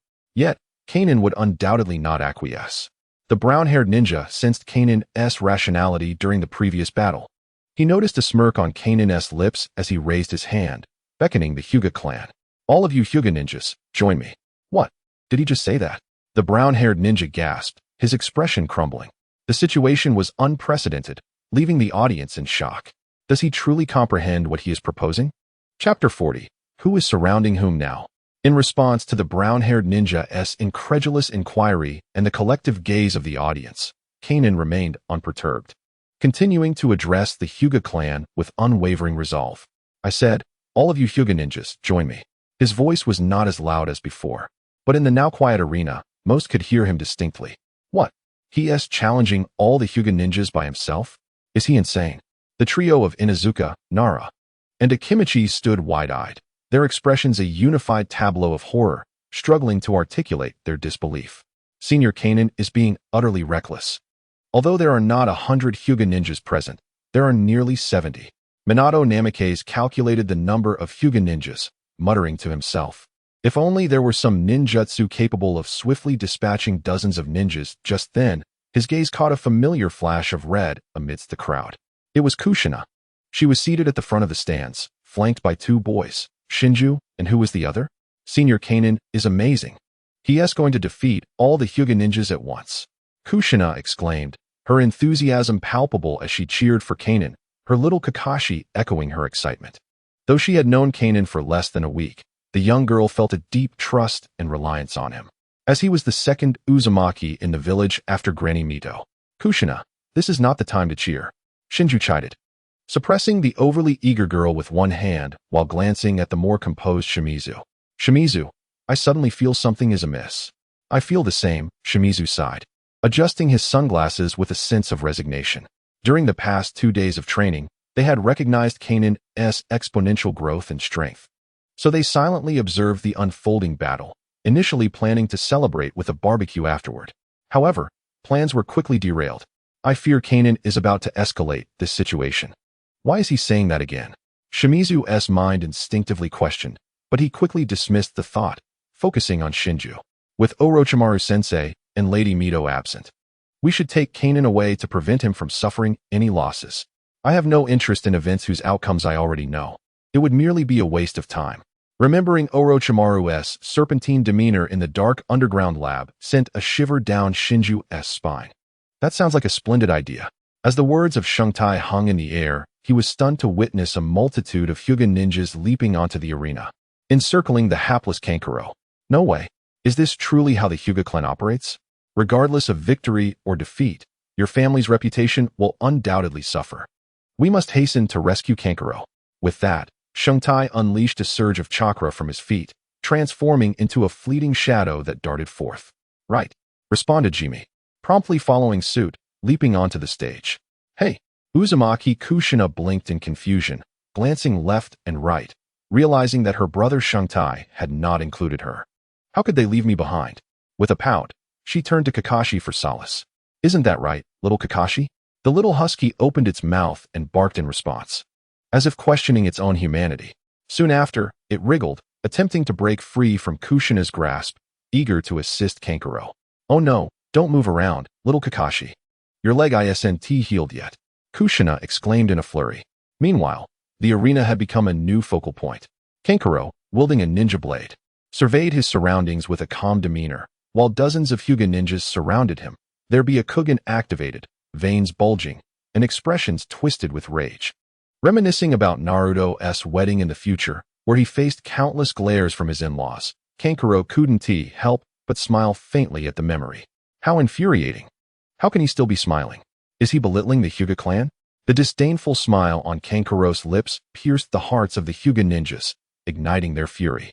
Had it not been for the Umbu negotiating with the clan elders, they would have rushed in to obliterate Kankuro. At that moment, Shungtai and Jimi positioned themselves protectively in front of Kankuro, one on each side. The Hyuga clan's ninjas are already incensed. We must retreat. Quickly, come with us. As they spoke, they attempted to pull Kankuro away, only to feel a sudden resistance. Now is not the time for impulsiveness. Kankuro chuckled lightly, touched by the concern in their eyes. I have a technique I wish to test in battle. Then we shall accompany you. They agreed without questioning Kankuro's motives. No. Let me handle this alone, Kankuro firmly declined, advising them. This is a personal matter with the Hyuga clan. You have the Senju and Yamanaka clans behind you. It would be unwise to intervene. Upon hearing this, Shungtai regarded Kankuro with an expression of perplexity, suspicion flickering in his eyes. You don't intend to face dozens of ninjas alone, just to show off, do you? That's a distinct possibility, Jimi concurred. Are you in my head, Shungtai? You seem to know too much, Kankuro laughed, though he secretly entertained the notion of showcasing his prowess. Now hurry and leave. But it's dangerous, Kankuro, Shungtai insisted, still worried. One moment of carelessness could plunge you into a sea of enemies, especially with the Hyuga's gentle fist. Jimi chimed in. Do not fret. Simply observe the new jutsu I have recently mastered, perfectly suited for the Uzumaki clan. Kankuro encouraged, patting their shoulders and giving them a thumbs up, bestowing upon them the first compliment of the day. You mastered the technique created by my great-grandfather? Shungtai exclaimed in surprise, as he had only handed the Senju scroll to Kankuro the day before. In 5 minutes, Kankuro declared confidently. What? Jimi began to inquire about the technique when Shungtai abruptly pulled him away, his expression blank as he heard Shungtai excitedly proclaim. Kankuro has learned my great-grandfather's technique. The sheer number of Hyuga ninjas will be of little consequence. That is a powerful jutsu classified as forbidden by our granduncle. Alas, most of our Senju clan members are ill-suited for its use. After persuading Shungtai to leave, they were left facing 6 masked Umbu blocking their path. As the Umbu descended from the arena, they positioned themselves alongside the brown-haired ninja, standing guard in front of the Hyuga elders during the negotiations. I can hardly wait to begin, Kankuro declared, his heart racing. Umbu, step aside. The Umbu and Hyuga members paused, turning toward Kankuro's voice. He slowly raised one arm, aligning his index and middle fingers. What is this? The stance of confrontation. This was typically employed in training battles among ninjas. What was Kankuro implying? Was he suggesting this was merely a training match? The wrath within the Hyuga clan surged, while the Umbu felt a headache coming on, as they could not spare additional members to maintain order in the arena during wartime. Very well, then the Umbu shall withdraw.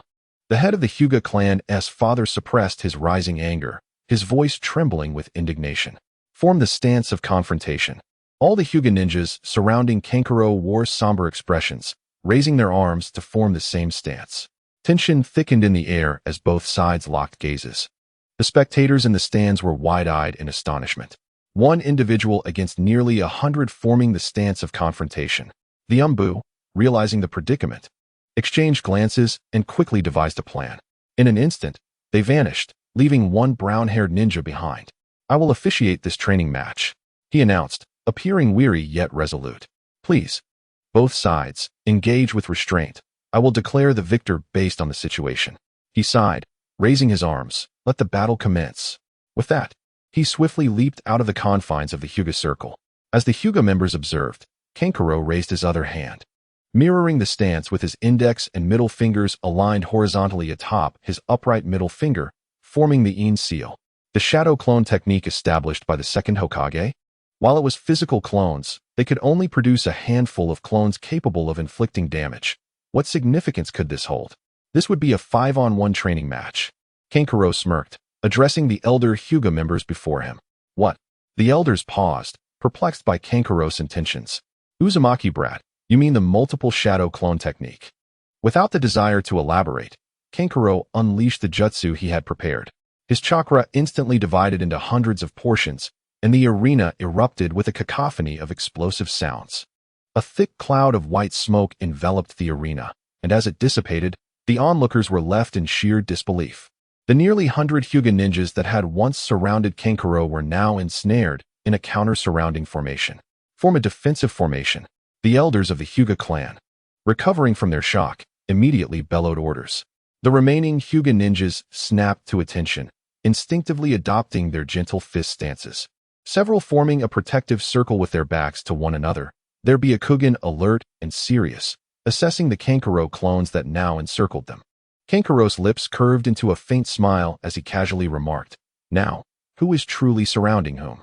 Chapter 41. The Final Seal of Reconciliation. In the stands, a profound silence enveloped the crowd. Within their constricted pupils, a myriad of entangling figures is reflected. The arena is engulfed in chaos, with each Hyuga ninja simultaneously confronting 5 shadow clones. Is the technique employed by the Entangler indeed the ninjutsu developed by the second Hokage? No wonder the first Hokage designated it as forbidden. Jiwei adjusted his sunglasses to conceal his astonishment, yet his trembling voice betrayed the turmoil within him. The multi-shadow clone technique, theoretically capable of infinite replication as long as there is sufficient chakra. Shinshu nodded. Although surprised, this fell within his psychological expectations. After all, it was he who personally handed the Senju scroll to the Entangler. However, while this technique is formidable, it requires a tremendous amount of chakra, and any damage or fatigue experienced by the shadow clones is directly relayed to the original body. A moment's carelessness could lead to chakra depletion and death. Shinshu's explanation extinguished Jiwei's desire to learn. He pushed his sunglasses up and understood. Thus, the first Hokage categorized this technique as forbidden. Yet, with the Uzumaki bloodline, the Entangler possesses vast chakra, fulfilling the requirements for its use. Indeed, and according to Granny Mito, aside from water release and certain other ninjutsu, most of the techniques developed by the second Hokage have been classified as forbidden by the elder Hokage. Shinshu nodded, sharing a little-known secret.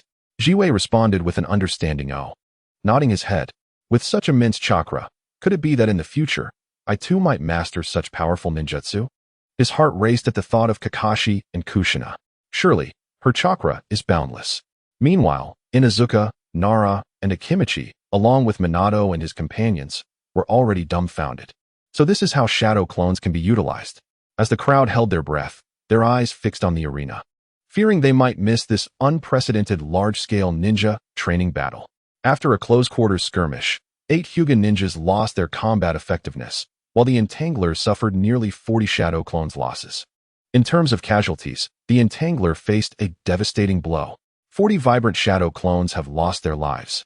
Under the leadership of the clan elders, the Hyuga ninjas regrouped to avoid being systematically dismantled by the Entangler's shadow clones.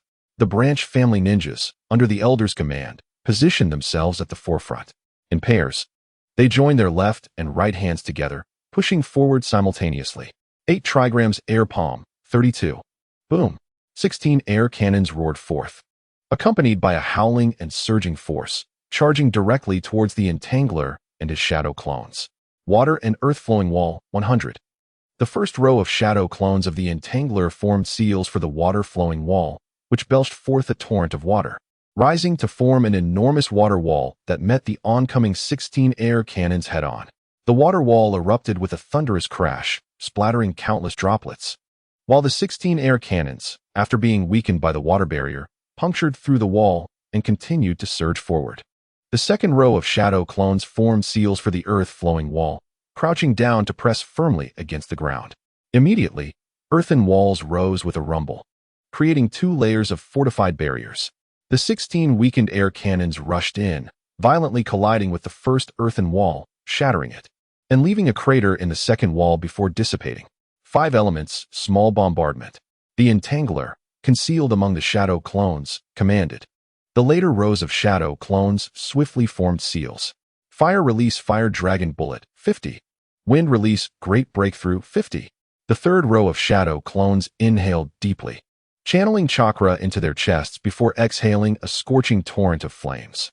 The rear row of shadow clones quickly followed, unleashing whistling wind balls that cut through the air. The flames, aided by the wind, instantly doubled in ferocity, merging into a raging sea of fire, hurtling towards the Hyuga. Earth release Earth Dragon Bullet, 50. The fifth row of shadow clones formed seals and swiftly struck the ground, raising the heads of earth dragons that unleashed a barrage of stones, blending into the fiery sea. Propelled by the wind and flames, they transformed into a streak of black light, accelerating towards the Hyuga. Main family, defend with Kaiten. The elder's command rang out, as the bald-headed Hyuga ninjas swiftly maneuvered past the front row of branch family ninjas. With one leg forward and one back, their arms similarly positioned, their bodies began to spin at high speed. Kaiten, 15. Chakra gushed forth from every chakra point, constructing a blue hemisphere while emitting a piercing hum. Boom, boom, boom. The fiery sea surged forth, its intense flames distorting the surrounding air.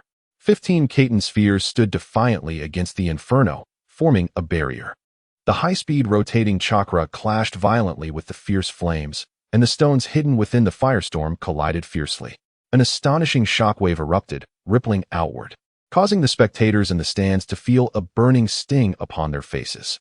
The cacophony of frenzied friction and relentless collisions echoed throughout the arena. The scale of this combined ninjutsu was monumental, its power astounding. Such strength. Could this be the true might of the Entangler? The Entangler single-handedly faced an entire ninja clan. Inuzuka, Nara, and Akimichi marveled, needing to shield their faces with their arms to withstand the onslaught of residual force directed towards the stands. Now, all the main family ninjas capable of using Kaiten had been drawn out, leaving the remaining branch family ninjas, who lacked the qualifications to learn Kaiten, in a vulnerable state.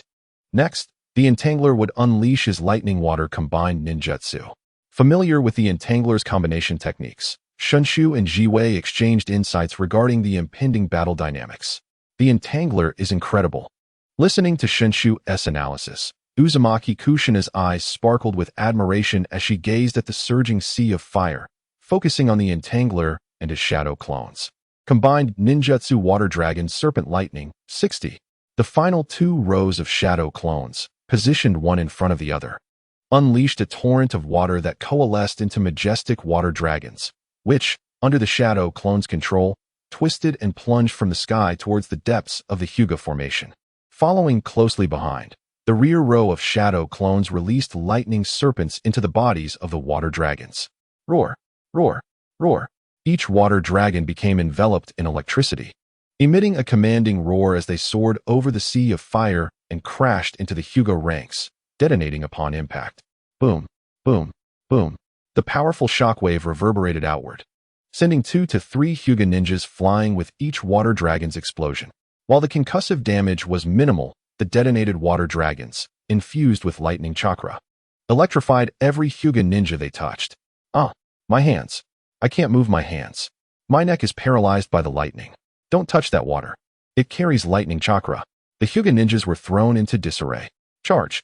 The original Entangler unsheathed his ninja blade with a metallic sound, pointing the blade towards the disordered Hyuga ninjas.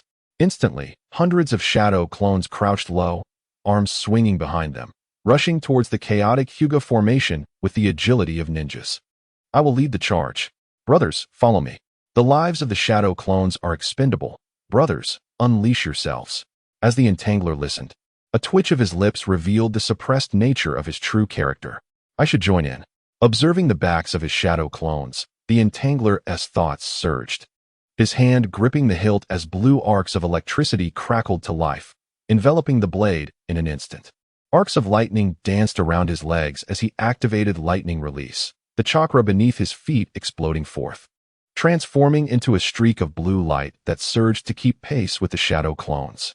A chaotic battle erupted in the arena. The shadow clone technique unleashed 5 serpentine familiars, ensnaring a Hyuga ninja.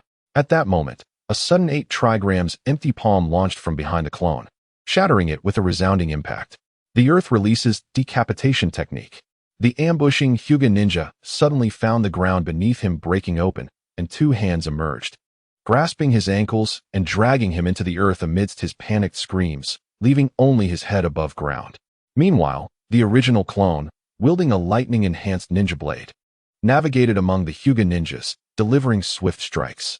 As the blade left marks on their bodies, they fell to the ground, paralyzed and unable to move.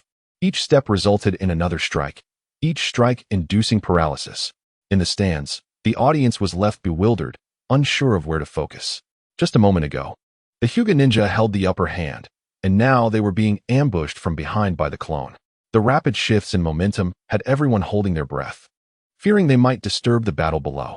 Outside the arena, the third Hokage, Sarutobi Hiruzen, donned his black battle armor, leading a dozen Umbu operatives to the scene. I hope I am not too late, he thought, his expression grave as he gazed into the arena. Let us enter. Yes. With a swift motion, Sarutobi transformed into a shadow, dashing into the arena.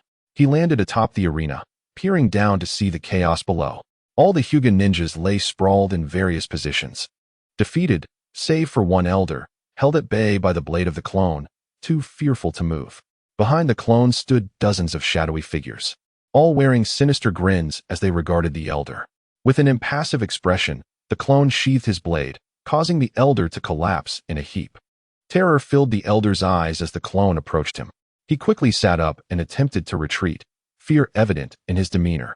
Suddenly, Hinata Hizashi stepped in front of the clone, his face a mask of grief and indignation. You have already won. Must you further humiliate the Hyuga? The clone remained unfazed, slowly extending his fingers in a gesture of peace, the seal of reconciliation. Hizashi stared blankly at the outstretched hand, recognizing the symbol of peace shared among ninjas, signifying that even the deepest divides could be mended. The final seal of reconciliation. It seems I have arrived not a moment too late. The third Hokage, observing the scene, smiled in relief. The enmity between the Hyuga and Uzumaki clans had been resolved. In the arena, the spectators erupted in a tsunami of cheers upon witnessing the reconciliation seal between the clone and Hizashi, as if the very foundations of the arena might crumble under their fervor. They had never witnessed such a battle, and even the visiting ninjas were astonished. One ninja had managed to subdue an entire clan's worth of warriors. Mastery over the 5 elements and the ability to conjure hundreds of physical shadow clones, combined with swift lightning techniques, painted the clone as an undeniable force. Uzumaki, over here. Uzumaki, Uzumaki. The crowd of thousands cheered for the clone below. A smile crept across the clone's face as he raised his arms in acknowledgement. His response ignited the atmosphere, and like the audience, he felt exhilarated as the familiar notification chimed in his mind. Notification. Special bond established. Family rival. Evaluation. Some opponents are destined to remain unconquered. Some bonds are inescapable. Character. Hinata Hizashi. Acquisition. Hyuga Bloodline 85. Evaluation. Increased Hyuga Bloodline, enhancing the purity of the Byakugan. Remarkable. This bond of rivalry has been forged. The clone thought as he gazed at Hizashi, his expression reflecting a complex mix of emotions. Though the clan had been humiliated, the respect was undeniable. Satisfied, he nodded, feeling the familiar surge within him, though a slight frown crossed his face. It lacks potency. The Hyuga bloodline is still too weak. As the clone contemplated the inadequacy of the Hyuga lineage, the notification chimed again, this time in rapid succession. Notification. Special bond established. Family rival. Character: Hyuga. Acquisition: Hyuga Bloodline 75. Evaluation: slightly increases Hyuga Bloodline, enhancing the purity of the Byakugan. Notification: established. After a series of notifications, the clone fell silent, acknowledging that his earlier words were perhaps ill-considered. The sudden surge of the Hyuga bonds triggered a transformation, flooding his body and mind with immense chakra and secret techniques. A rush of exhilaration coursed through him. The clone lowered his head, supporting his forehead with a hand, his shoulders trembling slightly. Hisashi, helping the elder to his feet, noticed the clone's unusual demeanor. "Hey, what's wrong?" Hisashi inquired, concern etched on his brow. "I'm fine." The bonds bring a swift influx but also dissipate just as quickly, the clone replied, wiping the sweat from his brow. "I've exhausted too much chakra." "Huh." Hisashi's frown deepened, sensing that the situation was more complex than it appeared. Byakugan activate. Chakra surged into his Byakugan, revealing the clone's intricate chakra pathways. Still substantial but diminished from its peak. Damn it. Hisashi cursed inwardly, feeling that he had been deceived by the clone, and chose not to inquire further. He turned, supporting the elder, and walked away without looking back. The Hyuga ninjas, most of whom were not severely injured, helped one another as they limped away, casting a lingering glance over their shoulders. This time, the audience did not mock them. Instead, they watched silently as the Hyuga left, their figures marked by an undeniable sense of melancholy. To have fought so fiercely against the formidable Uzumaki, the Hyuga truly deserved their reputation as the second greatest clan of ninjas in Konoha. Standing atop the arena, Sarutobi Hiruzen pondered briefly before instructing the Umbu behind him. "Relay my orders to the police department. Release the head of the Hyuga clan early." "Yes." One Umbu member nodded and vanished in an instant. The Hyuga clan required their leader, Sarutobi mused, closing his eyes and reflecting on how the clone had managed to overcome the formidable strength of the Hyuga, and the implications this would hold for Konoha. What a headache. Meanwhile, in the stands, the trio of Ino Shikicho marveled at the clone's extraordinary strength. Indeed, even a clan as powerful as the Hyuga could only barely resist him. Are they really just a year ahead of us? It feels as though we are not of the same era. The three lamented, recognizing that even their parents' combined strength would likely fall short against the might of the clone. What an honor it was to witness such a grand spectacle. The large-scale ninja battles left Minato feeling enriched by the experience. The clone is truly a dashing and powerful ninja, he mused, the image of the clone receiving the crowd's adoration etched firmly in his mind. Uzumaki-san must have won. Uzumaki Kushina cheered, her little companion howling in excitement alongside her. Damn it, he stole the show. The envious Shizune felt only jealousy, devoid of any congratulatory sentiments for the clone, consumed by a desire for recognition. Indeed, Shino agreed, his earlier concerns for the clone dissipating, leading him to propose. "We should organize a celebration for Uzumaki. The barbecue restaurant will treat us soon." "Agreed," Jiwei said straightforwardly. Night. At home. Character panel. Bloodline. Senju 100, Uzumaki 100. Hyuga 100, Kekkei Genkai. Would release, Byakugan, Ninjutsu. Would clone, would transformation, spiral sphere, lightning release. Chidori, shadow clone technique. Taijutsu, Konoha style, gentle fist, 8 trigrams air palm. 8 trigrams, 64 palms, secret technique. Uzumaki clan sealing technique. Another segment of Otsutsuki bloodline was gathered. Looking at the bloodline column, which had transformed from its initial meagerness to now possessing 3 bloodlines, Banjin couldn't help but marvel. It felt akin to collecting 7 Dragon Balls to summon Shinran. By uniting the bloodlines of various clans, alongside the 10 Tails, which is the god tree, he could summon Otsutsuki. Yet, the journey ahead remains arduous. Banjin sighed inwardly, then concentrated chakra in his eyes, the black irises suddenly turning completely white. Byakugan activate. With a crack, the surrounding veins bulged, granting him a 360-degree unobstructed field of vision. Banjin could even see the back of his own head. Upon reaching 100 in the Hyuga clan bloodline, he could naturally unlock the Byakugan. Without the rigorous training typical of the Hyuga clan, he had easily activated it. This exemplified the disparity in bloodline concentration. Next came the X-ray vision combined with long-range observation. A thought sparked in Banjin's mind as chakra surged forth, activating the Byakugan's penetrating and distant capabilities. Peering through walls and wooden doors, his line of sight gradually extended. Nothing could escape his gaze. How clear?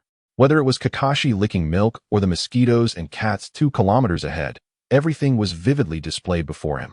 His visual range of 2 kilometers surpassed that of Niji during the Chunin exams in the original story by an additional kilometer. Although the Byakugan could be enhanced to increase distance, it started at a solid 2 kilometers. The purity of this Byakugan was exceptional. However, the dynamic vision enhancement was somewhat limited. The Byakugan was more suited for static observation. Nonetheless, it effectively alleviated the awkwardness of not being able to see during Chidori's sudden strikes, especially when paired with enhanced olfactory senses. Let the shadow clones handle the Chidori thrust. He would remain steadfastly at the back, protecting the shadow clones in front of him. Although lacking the extensive range of Kagura's hard eyes, the ability to easily see through 2 kilometers of obstacles was quite advantageous. Just then, Banjin's expression stiffened, and he promptly closed his Byakugan. This was a residential area. Discretion was the better part of valor. Chapter 43, Returning to the Land of Rain. The next day, Hokage Building. Orochimaru received an Umbu notification and arrived at the Hokage's office. Lord Hiruzen, Orochimaru said respectfully, gazing at Sarutobi Hiruzen, who was busy at his desk. Orochimaru, you're here. Sarutobi paused his writing, adopting a serious expression as he looked at Orochimaru. That Tsuchikage of Awagakure, Anoki, will personally lead troops to the Land of Rain. The spies we placed in Awagakure suffered significant losses, but we have finally gathered some intelligence. Oh, Banjin was right. Orochimaru's golden snake-like pupils constricted suddenly, although surprised. He had anticipated this news due to Banjin's deductions. Sarutobi, observing Orochimaru's demeanor, saw the solemn expression shift into a smile as he took a puff from his pipe, saying, "When I first received this news, my expression mirrored yours." After a pause, he added, "I didn't take your report seriously at first until the definite news arrived from Awagakure. It made me feel old and out of touch with the youth of the village." "No, Lord, your physical abilities are still at their peak," Orochimaru countered, shaking his head. Sarutobi chuckled, feeling as if Orochimaru implied that he wasn't old yet, but soon would be. Then, Orochimaru proudly praised his student. "Banjin is simply outstanding. In just a few months, I have witnessed his astonishing growth rate. He is now a ninja who rivals my own excellence." "Indeed, it is truly remarkable," Sarutobi remarked. "By the way, I remember Banjin signed the summoning contract for the Dragon Cave. If given the chance in the future, he should attempt to learn sage techniques." After speaking, Sarutobi reminisced about the first Hokage, Senju Hashirama, whose power was widely believed to be limited to wood release. Little did they know he possessed formidable sage powers as well. If Banjin could master such techniques, the gap between him and the first Hokage would surely diminish. For some reason, when Banjin's chakra erupted within the Uchiha police force, it reminded him of Hashirama. It exuded a weighty presence akin to towering trees, making it difficult to breathe. Although Banjin's chakra was still quite immature, its potential was already taking shape. As Sarutobi lost himself in thought, Orochimaru nodded, saying, "I indeed have such plans, but we must wait until the war concludes. I will personally accompany Banjin to the Dragon Cave for training, as the risks of learning sage techniques are too great. A moment's carelessness could lead to becoming food in the belly of a snake." Having experienced sage training, Orochimaru understood well that failure to pass the trials could result in being devoured by the cunning old serpents that had lived for centuries. Were it not for his superior survival skills, he might have become their meal. While he took pride in his abilities, he also felt regret for lacking the talent for sage techniques. The threshold for sage training is still too high. Perhaps I could find ways to lower it. Just as Orochimaru was about to delve deeper into his thoughts, Sarutobi took a puff from his pipe and cheerfully said, "Then it's up to you, Orochimaru, to nurture that child Banjin well. Perhaps he will succeed you one day as an outstanding Hokage. Perhaps the future is full of uncertainties." Orochimaru's lips curled slightly as he recalled the various disturbances caused by his student lately. Banjin's knack for trouble was as formidable as his innate talent. Ha! The third Hokage laughed heartily, thoroughly agreeing with Orochimaru's words. He was still troubled about how to handle the reputation issue of the Hyuga clan. Since the village's inception, he had never seen anyone excel in this regard as much as Banjin. Even his other troublesome disciple, Jiraiya, was far inferior to Banjin, as Sarutobi could guarantee with his telescope technique.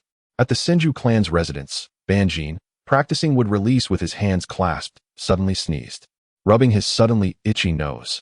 He felt puzzled. How could I catch a cold with a sage body? Could it be that the old folks from the Hyuga clan are thinking of me and have been cursing me a bit?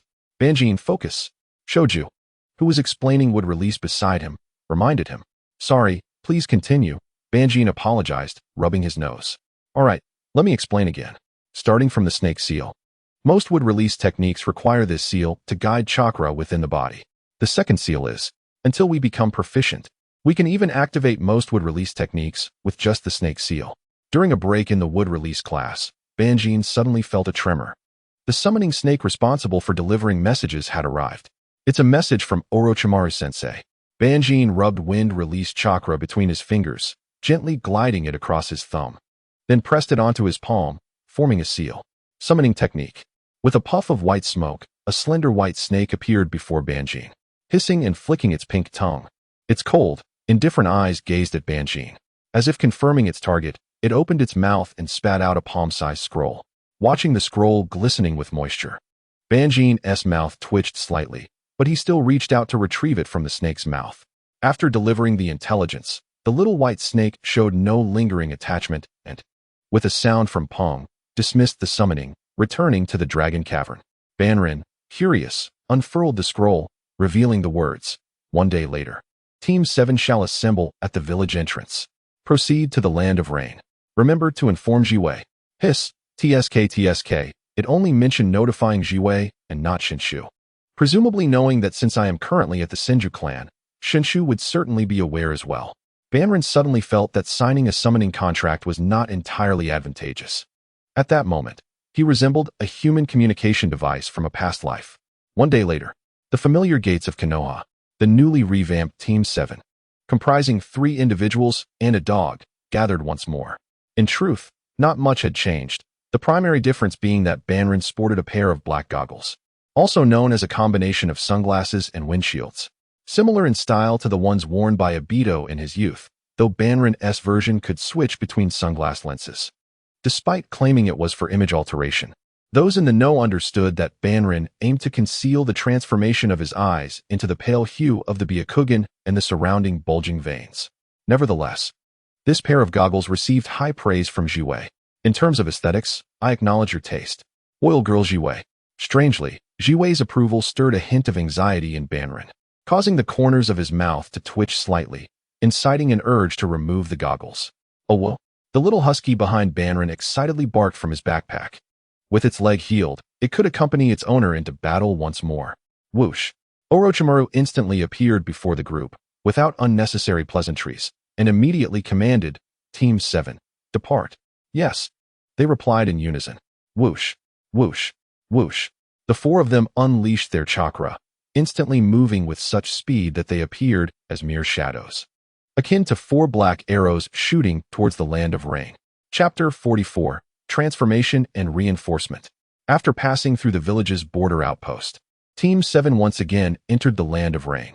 Navigating the familiar rocky hills, Banrin and his companions advanced at a steady pace, embodying the posture of rushing ninjas along the rocky pathways.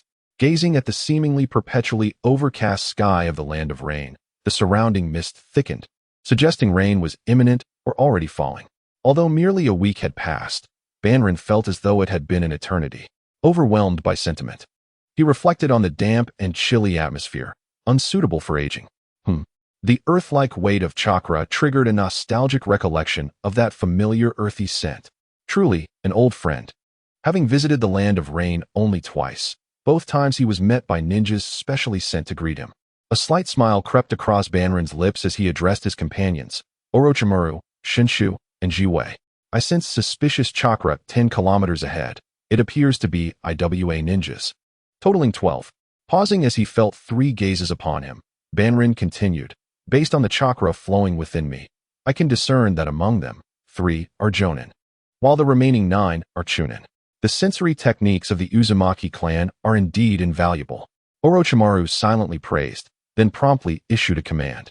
Change course and execute a flanking ambush. Capture 1 Jonin for interrogation. Understood. The group responded. They altered their trajectory, quickening their pace. With a firm step, they leaped onto the adjacent rock formations, their bodies ascending vertically at a 90-degree angle as if traversing flat ground, propelled by the adhesive force of chakra. An ambush was underway. Orochimaru refrained from intervening as Banrin's team stealthily eliminated a second IWA ninja, only to be discovered. Clang! A short blade grazed Jiwei's shoulder. Yet before the approaching IWA ninja could express triumph, a swarm of black insects erupted from the wound on Jiwei's shoulder. Don't! In the eyes of the terrified IWA ninja, the Konoha ninja before him suddenly disintegrated into a multitude of black insects, surging towards him. Initially, his vision darkened, followed by an overwhelming sensation of being engulfed. Regardless of how the IWA ninja twisted and struggled, the black insects clung to him as if rooted, refusing to be shaken off. The chakra within him drained rapidly, and the IWA ninja's final thought flashed through his mind before he succumbed to unconsciousness. The countless chakra-eating insects returned to Jiwei's body, who said nothing but lowered her head to adjust her goggles. This is the Oil Girl clan's insect manipulation. Water release, water severing wave. Shunshu formed a series of hand seals, unleashing a high-pressure water column from his mouth. The IWA ninja scoffed coldly, performing hand seals of his own and striking the ground forcefully. Earth release, earth flow wall. As the earth rose before him, the IWA ninja smirked. This is the natural counter to ninjutsu. However, before he could revel in his triumph, the buzzing high-pressure water column effortlessly pierced through the earth wall, and in the fleeting moment of his narrowing pupils, the blue column swiftly penetrated his chest. This was no ordinary water release. The IWA ninja instinctively recognized its superior nature, and his eyes dimmed as he collapsed to the ground. Shunshu leaped over the earth wall, casting a shadow over the fallen IWA ninja as he charged towards the remaining enemies. Arriving too late, he found that Banrin had already dispatched them all. Zing! Chidori! A bolt of lightning struck, leaving one IWA ninja stunned as he felt a chill in his chest before collapsing. Chidori! Another bolt of lightning, and another IWA ninja fell, filled with disbelief and resentment. Chidori! Thud thud, two IWA ninjas clutched their chests and fell one after another. One Chidori took down one enemy, while three shadow clones employed Chidori to eliminate four adversaries. The Byakugan proved quite effective. The three shadow clones of Banrin adjusted their goggles, nodding in satisfaction. They then turned their attention to the main battlefield. Banrin, wielding Chidori blade in one hand and Rasengan in the other, engaged fiercely with three Jonin and one Chunin. He first delivered a close-range Rasengan to the Chunin's chest, propelling him away. The three IWA Jonin simultaneously employed a camouflage technique, rendering themselves invisible as they surged towards Banrin. Yet, under the scrutiny of the Byakugan, their forms were laid bare. Clang! Clang! Clang! As Banrin swung his Chidori blade, it effortlessly severed the weapons from their grasp. What? The two Jonin instinctively retreated, their expressions shifting to horror as they beheld Banrin's lightning blade extending abruptly. Chidori lance. With two swift sounds, what appeared to be mere air slashes swiftly sliced through the bodies of the two IWA ninjas, who then collapsed in disarray. Now, only one IWA Jonin remained, who seized the opportunity to form hand seals. Earth release, earth stone spear. Suddenly, four stone spikes erupted from the ground, impaling the unsuspecting Banrin. I have avenged my fallen comrades. The IWA ninja's heart swelled with satisfaction as he thought. Yet, before him, Banrin suddenly vanished in a puff of white smoke. What? A shadow clone. The IWA Jonin's expression darkened, only to be interrupted by another Chidori lance shooting up from the ground, piercing his abdomen. Cough. Was the real body hidden underground all along? The IWA ninja spat out a mouthful of blood, collapsing to the ground, his body flickering with electric arcs, unable to move. The ground suddenly caved in, and Banrin's figure leaped forth, brushing off the dirt from his shoulders. He surveyed the IWA Jonin sprawled on the ground, paralyzed by lightning. Just months prior, he had nearly been taken down by an IWA Jonin upon his arrival in the Land of Rain, yet now, he could defeat three without exerting his full strength. Banrin reflected on his solitude, feeling as if snow had fallen upon his heart. Banrin has made progress. Previously lamenting the noise and dynamic vision issues of Chidori, Banrin had now swiftly developed Rasengan. Observing the scene, Orochimaru mused. The advantages of Rasengan were evident. It was quiet and could be unleashed instantly without hand seals or a sprint. It stood in stark contrast to Chidori. The derivative techniques of Chidori were commendable as well. and utilizing shadow clones perfectly resolved the dynamic vision shortcomings of Chidori. For a moment, I almost thought that was the real body. Jiwei remarked unexpectedly. Haha. I find that Banrin is exceptionally skilled in the art of shadow manipulation. Shengtong agreed with a laugh, acknowledging their playful banter. Banrin has truly mastered the use of shadow clones to an extraordinary degree. Whether in training to develop ninjutsu, in physical conditioning, or even in combat, it seems that shadow clones are perpetually employed as instruments of battle. For a moment, it became difficult to discern whether it was Banrin or merely a clone of him. Shengtong and Jiwei shared a knowing glance, realizing that Banrin, accompanied by Kakashi, was indeed the original. As Banrin cleared the battlefield, collecting corpses into scrolls, he remarked with a click of his tongue, the number of IWA ninja in the ambush unit has significantly increased. Indeed, there had previously been only one 4-member squad, but that number had now tripled. Shengtong nodded in agreement, while Jiwei furrowed his brow, remaining silent. He felt an inkling of an idea forming but could not grasp it fully, especially with the impending arrival of the Tsuchikage, Anoki, in the land of rain. Suddenly, the usually silent Orochimaru spoke up. No way. What? Shengtong and Jiwei's pupils dilated in shock as they turned to Banrin. Their earlier analysis had come to fruition. Just as they arrived at the entrance of the Konoha defense against the IWA ninja, Akimichi Takafumi approached with an urgent message from the village. What's this? Orochimaru felt a surge of foreboding as he unrolled the message. Banrin and the others noticed Orochimaru's brow furrow, his expression darkening with each passing moment. Curiosity compelled Banrin to glance at the scroll, which read, "Nearly half of the defensive sand ninja have been poisoned and are unable to withstand the sand's assault. The 7th squad must provide immediate reinforcements. Urgent, urgent, urgent." Chapter 45, Reinforcements. Konoha, Hokage's office. Sarutobi Hiruzen was in a foul mood. Half of the defensive sand ninja had been poisoned, and even Tsunade, the most skilled medic in Konoha, would require time to concoct an antidote. This not only immobilized a formidable force, but also left the unit without half of its ninja, rendering them incapable of repelling the sand's attack. The village was too far from the land of rain to provide immediate support, and surrounding units were unable to spare personnel. Danzo, leading the route, had to remain vigilant against the treacherous Hanzo of the Salamander. Takafumi's unit could not move. Should they become vulnerable, the cunning IWA ninja would seize the opportunity to attack ruthlessly. In that moment, Sarutobi's thoughts turned to Orochimaru's 7th squad, the perfect substitute for Tsunade, and the formidable Banrin, who could rival hundreds with his prowess. Images of Banrin's combat records and photographs against the Hyuga clan lay on his desk. He envisioned Banrin simultaneously manifesting hundreds of real shadow clones, wielding jutsu of 5 elemental combinations. The 3rd Hokage even recognized his own shadow in the images depicting Banrin's ninjutsu. After all, he was a disciple of Orochimaru, and such talent was to be expected. Rain-soaked land of rain. After a downpour, the atmosphere remained bleak. Konoha's defensive sand ninja encampment. In the medical area, 5 expansive white tents encircled a circular pavilion. Tsunade's expression was grave as beads of sweat trickled down her forehead. Slowly, she added drops of a pale green antidote into a glass vial containing a dark liquid. Suddenly, the vial emitted a puff of white smoke. But the dark liquid remained unchanged. Damn it!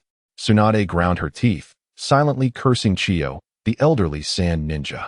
The vile concoction in the vial was the latest toxin developed by that decrepit woman, capable of spreading through the rain and infecting nearly half of Konoha's ninja. Setting aside the failed antidote, Tsunade patiently recalibrated the dosages of various herbs, knowing that calmness was paramount in this dire situation. If she could not concoct the antidote swiftly, then all the poisoned ninja, including Kakashi and those fighting on the front lines, would perish. Chiyo glared furiously at the agile Kakashi, shouting as she deftly manipulated her chakra threads.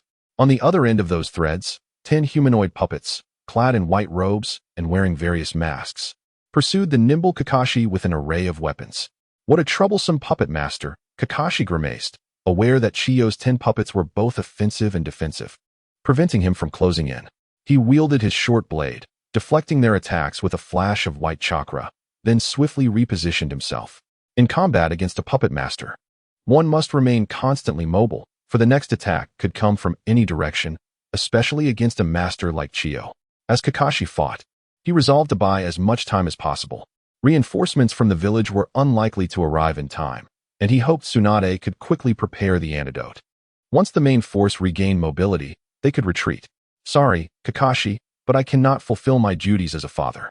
However, the battle against Chiyo and the White Fang was merely a part of the larger conflict. Around them, Sand Ninja and Konoha Shinobi engaged in fierce close-quarters combat, with Konoha clearly at a disadvantage and losing ground. Meanwhile, from a distance, observing the battlefield, Kaido gazed anxiously at his sister, whose sanity appeared to be slipping away. Perhaps eliminating the White Fang would restore her former rationality? In the rear of the frontline battle, within Konoha's encampment, 5 square medical tents were filled with the faces of poisoned ninja, their complexions darkened. When the tents overflowed, the area outside was also densely packed with poisoned comrades. A dozen medical ninjas, dressed in pure white attire, traversed the labyrinth formed by the afflicted, either easing the suffering of their poisoned comrades or delaying the progression of the toxin. Hang in there. Lady Tsunade will prepare the antidote soon, they reassured, though their foreheads glistened with sweat and their hands trembled from administering countless injections. The air was filled with the groans of poisoned comrades and the sounds of explosions and clashes from the front lines. Fear, despair, it enveloped each and every one of them. At this moment, the Sand Ninja and Konoha engaged in a brutal melee. The clashing of kunai, the slicing of flesh, the booms of explosive tags, and the cacophony of ninjutsu colliding filled the air. Some felt the chilling whispers of life slipping away. Scorch release, vaporization. A ninja with greenish-brown hair surrounded by 2 fireballs incinerated Konoha ninja in an instant, leaving behind twisted corpses. Magnet release, sand burial. A youthful Rosuna manipulated grains of sand, entombing numerous Konoha shinobi within its depths. Swish, swish, swish. Just then, dozens of kunai whistled through the air towards Rosuna. The brown-haired Garu swiftly conjured a shield of yellow sand to protect Rosuna, deflecting the incoming projectiles with a series of clangs. Sand binding. Subsequently, Rasha heard the voice of Kururo, accompanied by the anguished screams of the leaf ninjas. Thank you, Kururo, he said as the shield dissipated, casting a smile towards her. Be careful, Kururo replied shyly. Confident in his abilities, Rasha, wielding the power of magnet release, demonstrated his might before Kururo. Among the leaf ninjas, none could match Rasha's strength. Indeed, as Rasha asserted, the leaf was on the brink of collapse. Despair etched deep upon the faces of every leaf ninja, as hope had eluded them entirely. With a gust of wind, white feathers began to descend from the sky. Nirvana technique. The sight of the feathers brought a wave of drowsiness to the ninjas. Yet their seasoned experience allowed them to swiftly realize they had fallen victim to an illusion. Interlocking their hands and forming the tiger seal, they interrupted the flow of their chakra, shattering the illusion with a decisive break. In that very instant, the air was filled with a cacophony reminiscent of 1,000 birds crying out. Suddenly, blinding bolts of lightning surged into view. Chidori, countless sand ninjas, caught unawares, were momentarily dazzled by the blue light. In the next moment, a chilling emptiness enveloped their chests. Looking down, they were horrified to find gaping holes where their hearts once resided. Their pupils constricted as they desperately pressed their hands against the spurting blood, first kneeling, then collapsing onto the ground, the light in their eyes dimming instantaneously. Was this how it ended? That fleeting thought marked the end of their existence. Yet he was not alone in his demise. Hundreds of shadow clones, with their sudden Chidori strikes, decimated nearly half of the sand ninjas. With a thunderous boom, a massive purple serpent emerged at the center of the battlefield, its form imposing. Atop its head stood 4 figures. Team 7, reporting for duty. Chapter 46. The arrival of a powerful summoned beast is truly exhilarating. On a nearby rocky hill, Ebi Zhang's expression grew grave as he gazed upon the colossal purple-scaled serpent that had appeared on the battlefield. Its immense body, adorned with dark stripes, exuded a chilling aura amidst the already dim sky. Recognizing the serpent as Orochimaru's signature summoning, he speculated whether Konoha had sent him to assist. Turning his attention to the hundreds of blue lightning flashes darting across the field, Ebi Zhang felt a pang of doubt and sorrow. Had their sensory unit failed to detect the approach of such a formidable force of leaf ninjas? When had Konoha amassed an army of such powerful lightning release users? It was infuriating. Caught off guard, nearly half of the sand ninjas had been pierced through the chest by the lightning's swift strikes. resulting in a significant reduction of their forces. Given the harsh environmental conditions in Tsunade, which necessitated an elite training policy, their numbers were already the fewest among the 5 great shinobi nations. Such a sudden and massive loss was like a dagger to Ebi Zhang's heart. Suddenly, his eyes widened in shock and horror. He had just witnessed several lightning-release ninjas being scattered by a barrage of shuriken, akin to shadow clones. It dawned on him that they were merely clones. As realization struck, the magnitude of chakra and the high-level lightning release at play overwhelmed him. Was this the ninja from Konoha? Why had he never heard of such a figure before? However, utilizing such a vast technique in one go, while it had temporarily halted Konoha's downward spiral, surely left him with little chakra remaining. Reflecting on this, Ebi Zhang felt a measure of calm. He had initially wondered why Konoha dared to send reinforcements, suspecting they had found a way to bypass the rock and rain ninjas. Yet now it seemed Konoha had dispatched only a few exceptionally strong ninjas for support. However, the situation was precarious, with Orochimaru, one of the legendary Sannin, filling in for Tsunade. It would be challenging for her to contend with 2 opponents simultaneously. If someone assisted her, White Fang's formidable swordsmanship could counteract her puppet strings. Yet they still held a numerical advantage. If Tsunade could develop a poison that incapacitated at least half of the Leaf Ninjas, it would present their best opportunity to defeat Konoha. At this stage, it was a battle of resilience among ninjas. Ebi Zhang clasped his hands behind his back, gazing towards the battlefield, when he suddenly inquired, "Any movement from the rain ninjas?" With a swift motion, a sand umbu ninja, adorned with a yellow-patterned mask, appeared, kneeling respectfully behind Ebi Zhang. "Our sensory unit has detected no large-scale movements from the rain ninjas." "I understand," Ebi Zhang replied, dismissing him with a wave of his hand. As the umbu ninja nodded and vanished like a whisper in the wind, Ebi Zhang continued to gaze at the battlefield, his mind embroiled in an inner conflict invisible to the sand ninjas. Should he deploy the originally reserved defensive forces against a potential rain ninja ambush to bolster their ranks? His brow furrowed deeper, the markings on his forehead becoming more pronounced. Ebi Zhang found himself ensnared in a web of indecision. The current numerical advantage of the sand ninjas was far from secure. Should they delay and allow Tsunade, one of the legendary Sannin, to neutralize the poison, their efforts might lead to ruin. As Ebi Zhang contemplated, he instinctively glanced towards the battlefield, his body shuddering as cold sweat broke out. What? His pupils constricted in disbelief as he beheld the hundreds of shadow clones still wielding lightning, darting across the battlefield like a storm of blue lightning. After creating so many clones, he could still maintain such high-level lightning release techniques? How was this possible? Ebi Zhang's mind instinctively rejected the notion. Ninjas are not tailed beasts. On the battlefield between the Sand and Konoha forces, the arrival of Team 7 ignited a flicker of hope among the Leaf Ninjas. The colossal purple summoning snake was none other than Orochimaru, one of the legendary Sannin. "Orochimaru has arrived to support us," they exclaimed, exhilaration flooding their spirits as they saw their saviors, the majestic purple form piercing the sky, alongside the blue lightning streaking across the battlefield. Such powerful lightning release techniques. When did our village cultivate so many formidable ninjas? They wondered. Could they be a specially trained covert unit? Wait, these lightning release users seem to be shadow clones? However, after a brief moment of astonishment, they realized that the powerful lightning release users surrounding them all bore an uncanny resemblance.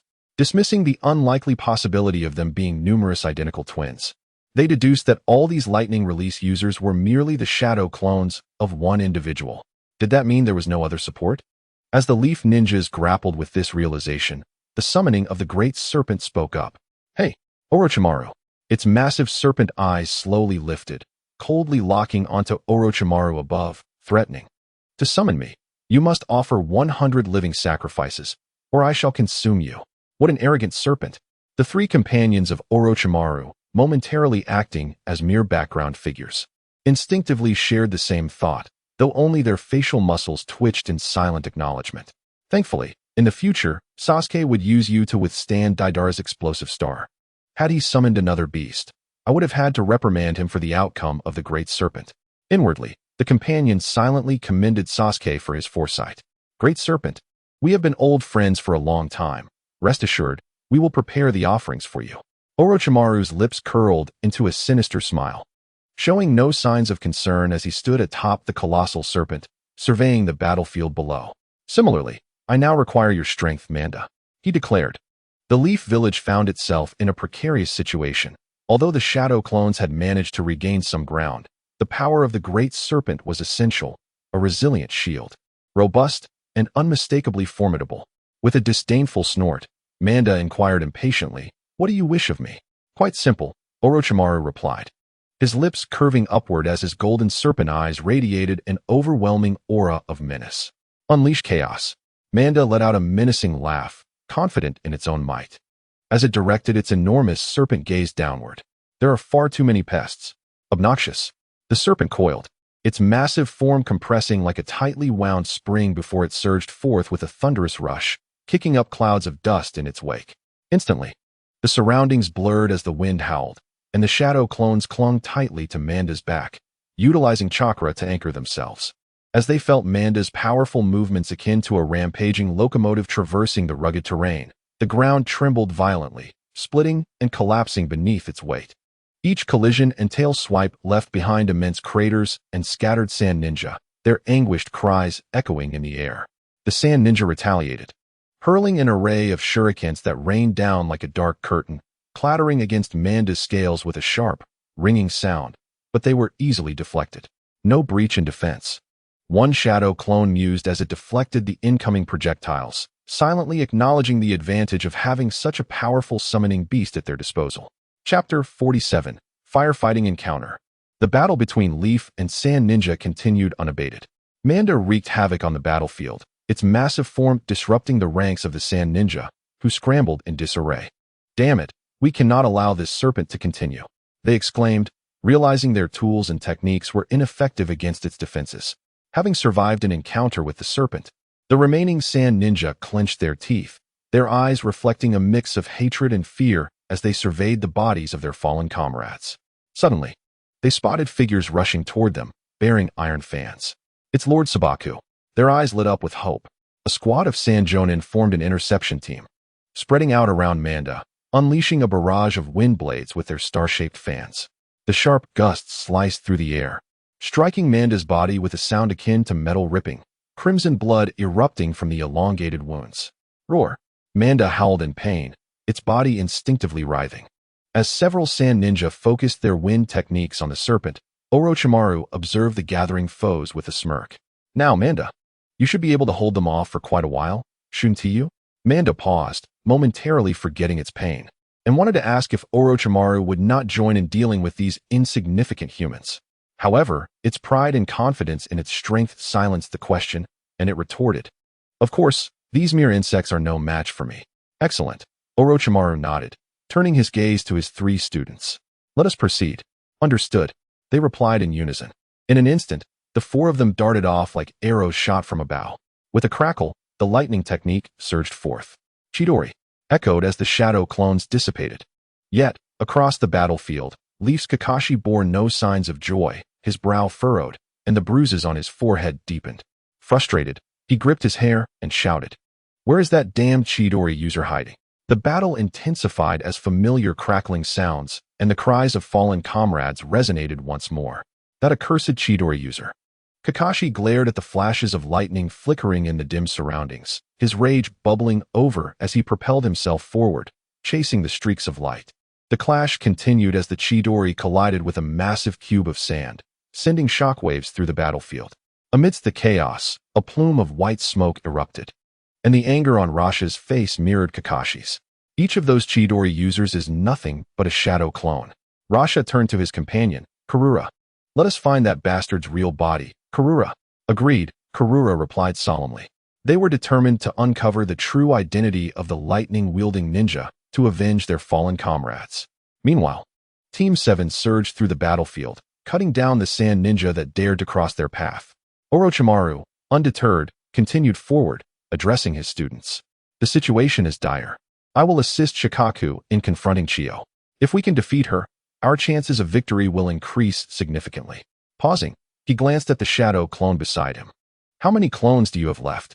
After a brief moment of reflection, the clone responded, "Half have been lost, leaving us with 200. 200. Then, Orochimaru mused. contemplating the next steps. You three will form teams of 3 to support any village ninja in danger, minimizing our losses. The shadow clone will act as temporary team leader, following his commands. Understood, they affirmed, with no objections from Shino and Ino. As the mission commenced, they swiftly split into 2 teams, with Orochimaru heading towards the fight against Shikaku, while the remaining 3, led by the shadow clone, plunged into the chaos of battle.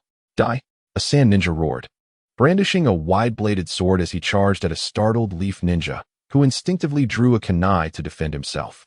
The clash echoed with a metallic ring as sparks flew, but the disparity in their weapons left the leaf ninja at a disadvantage, the blade pressing ever closer to his forehead. Damn it! The leaf ninja's eyes widened in terror as he felt the chilling edge of the blade. Suddenly, a lightning-infused sword sliced through the air, striking just in time to relieve the pressure on the kunai. The sand ninja, who had appeared menacing moments ago, was left bloodied, collapsing before the leaf ninja. Be careful! The leaf ninja heard a voice and looked up to see a figure retreating into the distance, a lightning blade in hand, accompanied by 2 other silhouettes. For reasons unknown, the leaf ninja found the figure before him strikingly familiar, reminiscent of those who wielded lightning, shouting Chidori as they darted across the battlefield, accompanied by an unidentifiable shadow clone. Unaware that he had been mistaken for his own shadow clone, the ninja, accompanied by Shoju and Shirwei, deftly navigated through the fray, initially targeting the leaf ninjas in peril. However, soon all the sand ninjas along their path fell victim to his lightning blade. Once the lightning release was activated, he could not be halted, until an arrogant leaf ninja decided that he would not allow such free reign. Following the trail of lightning, Raijin soon discovered the ninja, who was cleaving through their sand comrades, and was consumed with fury, summoning a vast amount of chakra to strike the ground, invoking the magnetic release, Golden Sand Funeral. The earth trembled as a cacophony of sand and gold erupted, morphing under Raijin's command into a tidal wave of sand, crashing relentlessly toward the ninja. Ho! A tidal wave of sand. As the overwhelming mass of sand obscured the sky, the lone figure of the ninja appeared diminutive beneath it. Suddenly, Shoju, who had been following closely behind, accelerated, forming hand seals as he passed in front of the ninja, forcefully pressing his hands to the ground. Earth release, earth flow wall. With a resounding boom, a colossal wall of rock shot up, defiantly standing between the ninja and the oncoming wave of sand. The duo felt the wall tremble under the relentless assault of the sand tide. Sand shuriken. A female voice pierced through the chaos as a torrent of yellow sand surged past the wall, transforming into rapidly spinning shurikens. Whoosh, whoosh, whoosh. They descended like a torrential downpour. Chapter 48. A sudden turn of events. Above them, the sand shurikens descended with lethal precision, yet the ninja and Shoju remained unmoved. Insect wall technique. Dressed in black, Shirwei stood behind them, her arms swinging wide, her billowing sleeves releasing a swarm of densely packed parasitic insects that buzzed and spun at high speeds. The sand shurikens collided violently with the insect wall, shattering into grains of sand amidst a clanging cacophony. High above them, a sand eye observed the trio, relaying every moment back to its user. On the other side of the earthen wall, Karura stood beside Raijin, her fingers poised on her left eye. Just a moment. When did another person appear? Karura furrowed her brow, perplexed by the sudden emergence of the insect-wielding individual. As the sand eye continued its surveillance, it was soon met with a swarm of black insects rushing towards it. Discovered. Karura's expression shifted, hastily retracting the sand eye and sharing her findings with Raijin. Raijin, there are 3 leaf ninjas. One has been manipulating black insects from the shadows. 3 of them. The first 2 must be decoys. Those despicable leaf ninjas nearly trapped us. Raijin scowled, his voice low with frustration. Furthermore, the leaf ninja wielding the lightning blade appears oddly familiar. The land of rain was already shrouded in gloom, and as night approached, Karura struggled to recognize the figure from her vantage point, the very Chidori they had been searching for.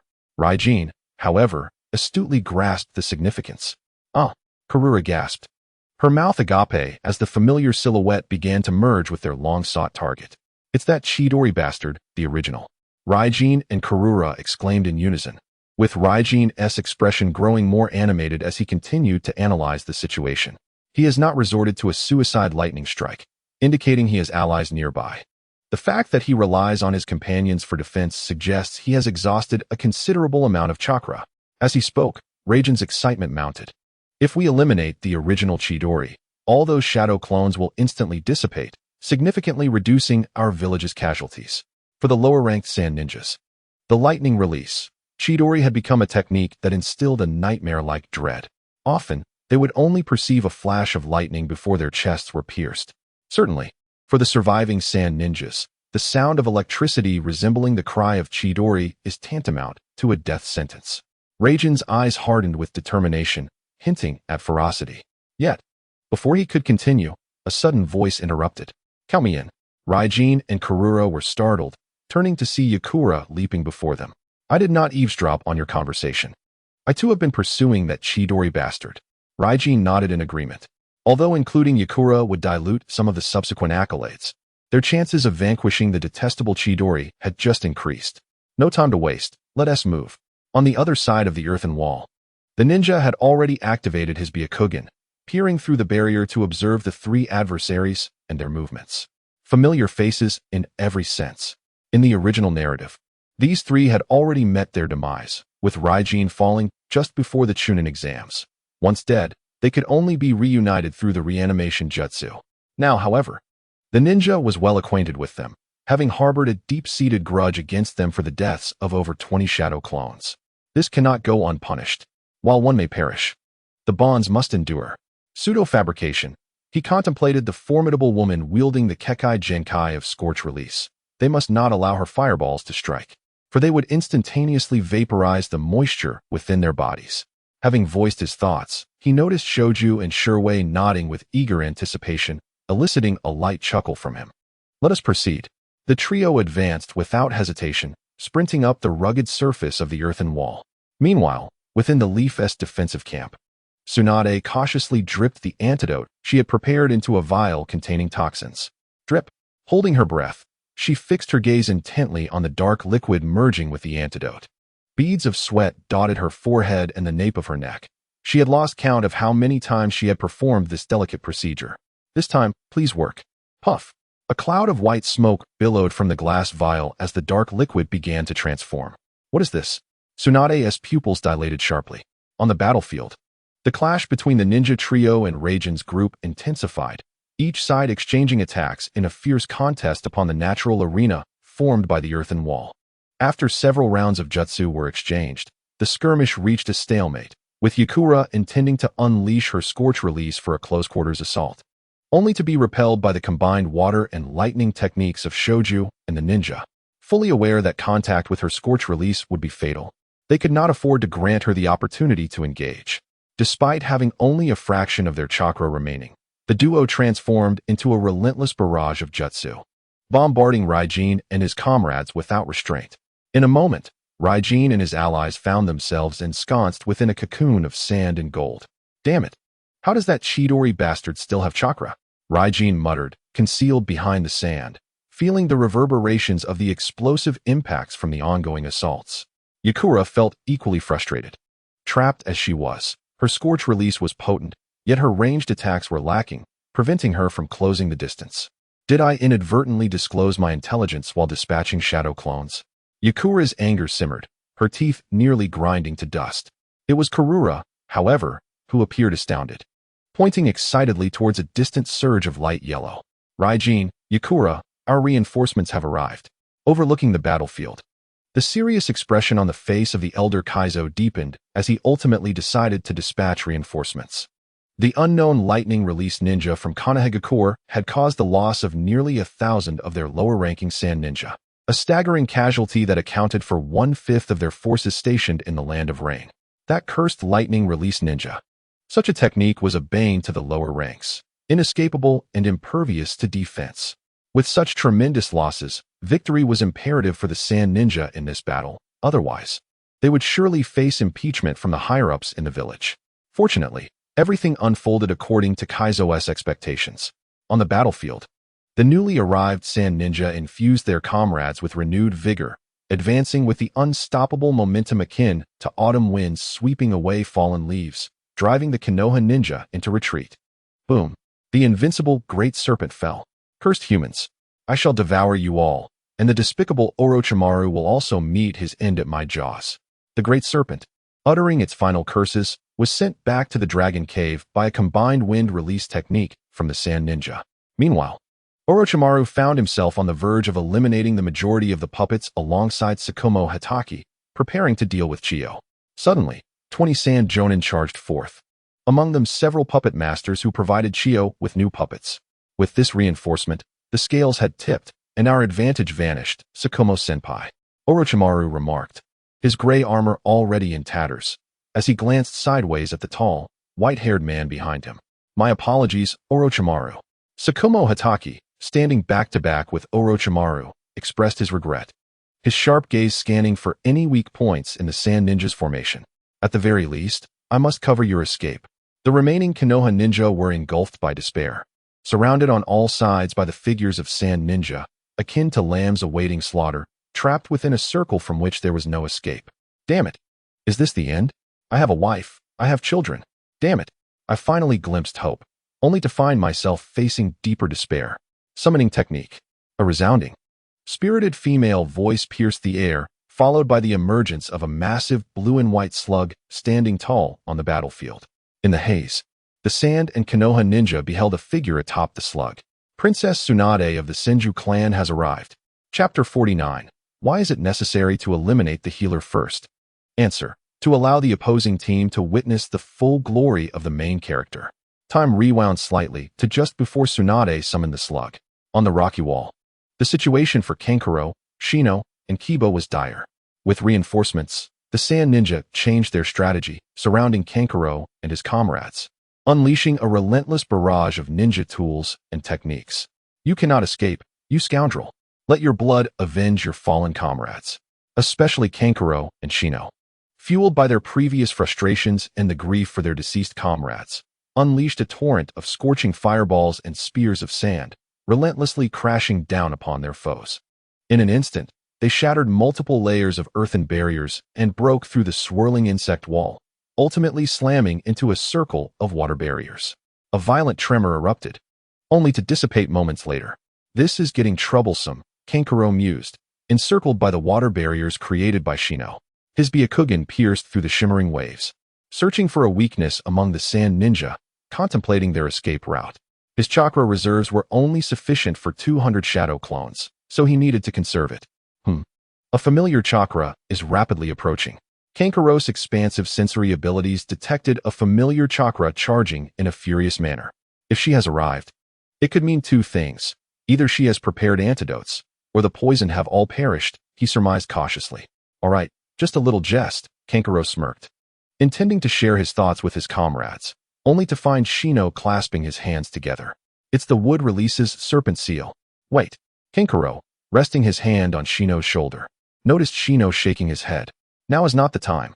Indeed, it was not the time. The ancient Uchiha Madara still thrived, and only Mito's malicious perception could detect the widespread white Zetsu. If Shino were to reveal his wood release, not to mention the third Hokage and Danzo's shadows, Madara would undoubtedly pursue him relentlessly for his grand design. Therefore, the use of wood release outside was strictly forbidden. Yet now, Shino hesitated. He understood Kankuro's intent. Since his brush with death from explosive tags, he had realized that even certain individuals within the village wished to see him falter. Your sister has arrived. Kankuro succinctly shifted the topic, instantly brightening Shino's demeanor. Where is she now? In the sky? Kankuro pointed upwards. At that moment, outside, the Sand Ninja collectively gasped. Look! Something is descending from the sky. What? The surrounding Sand Ninja instinctively looked up, witnessing a dark spot in the dim sky rapidly expanding, gradually revealing a Konoha ninja with flowing hair. They watched as she raised a leg high above her head, her commanding voice following. Painful sky foot. With a crash, she landed forcefully upon a Sand Ninja, the ground erupting as a powerful circular shockwave surged forth, flinging several wailing Sand Ninja into the air. Crack! Upon landing, Tsunade bit her thumb, drawing blood, and swiftly formed hand seals before slamming her hands onto the ground. Summoning technique. A massive cloud of white smoke erupted, revealing the gigantic blue and white slug once more on the battlefield. The Sand and Konoha ninja gazed at the figure standing atop the slug. Princess Tsunade of the Senju clan has arrived. Tsunade surveyed the battlefield from atop the slug, her eyes sweeping over Shino, Kankuro, Orochimaru, Tsukumo, and the other Konoha ninja. Their bodies bore numerous wounds, their chakra reserves severely depleted. Their conditions were far from optimal. Slug, I implore you to divide and cover our village's ninja. Tsunade's brows furrowed in concern. But Lady Tsunade, this will greatly deplete your chakra, the slug's gentle voice cautioned. Do not worry. I have brought 3 special soldier pills from the Senju clan that will replenish 80% of my chakra in an instant, although I will be weakened afterward. Right now, we cannot afford to hesitate. Understood. The slug ceased its objections, its massive form splitting into countless smaller slugs that sought out the Konoha ninja to envelop them. Time has returned to the present. Kankuro gazed at the slug resting on his shoulder, grinning. Slug, could you persuade Lady Tsunade to grant me a bit more chakra? Huh. The slug paused, then responded with a gentle tone. I shall speak to Lady Tsunade. Thus, Kankuro shamelessly requested additional chakra. Tsunade replied, You just consumed an entire soldier pill specially made by me.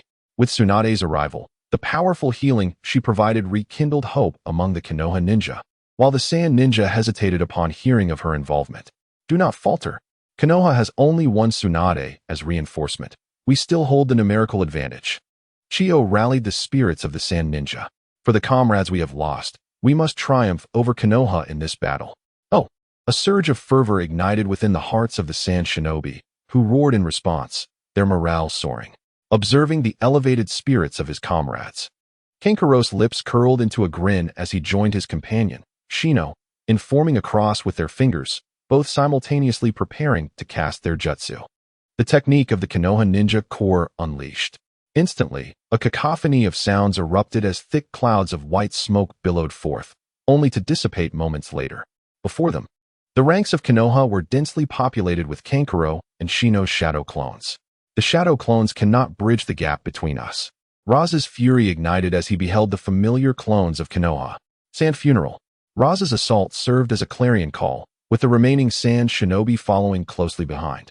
Enveloped in the golden sands of Raza's technique were countless shurikens hurled through the air. The puppet master unleashed a barrage of Senbon. Wind release, great breakthrough. Earth release, earth wall.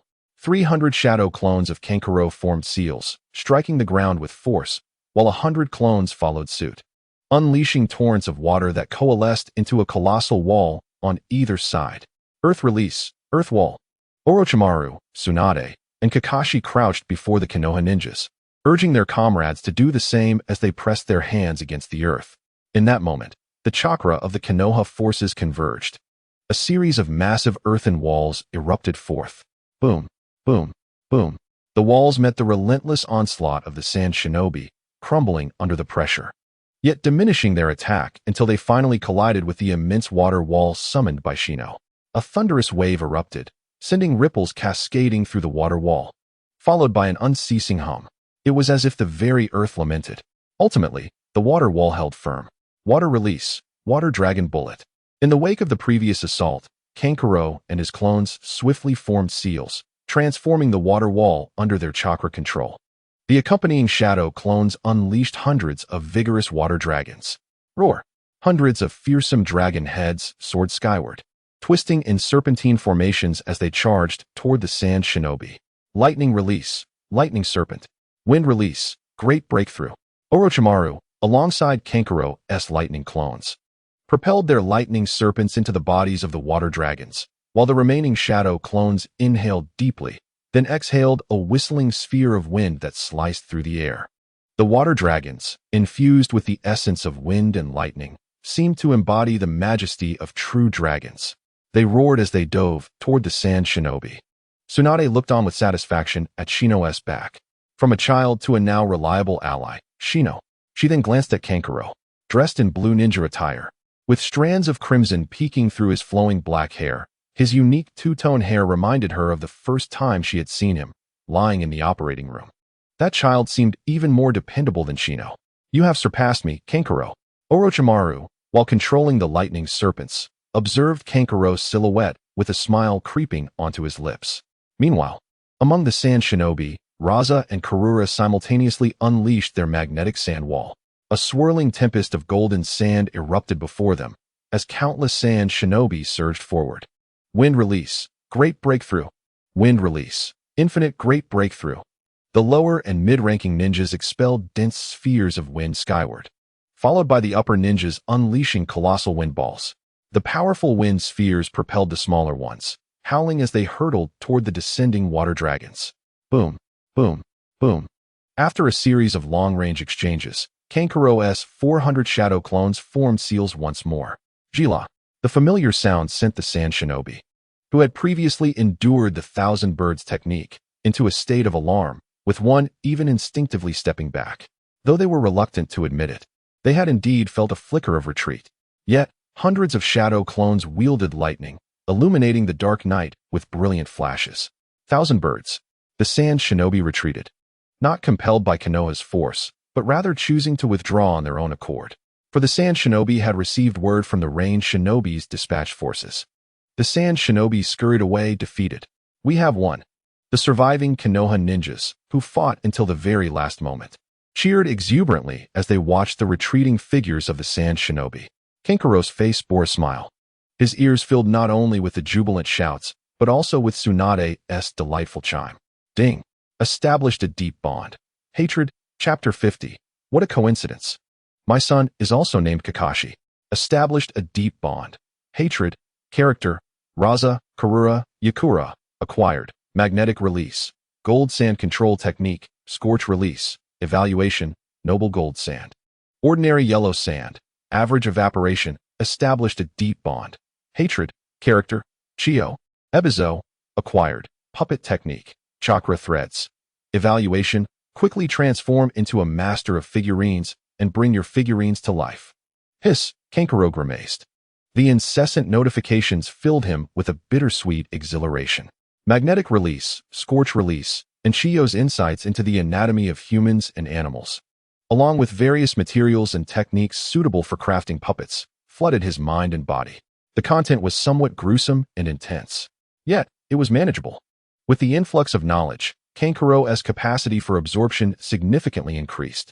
Rubbing his throbbing scalp, he scoffed at the chakra threads from Ebizo and the sand control technique from Karura. Ugh, your sand control technique and chakra threads lack potency. They barely registered in my mind.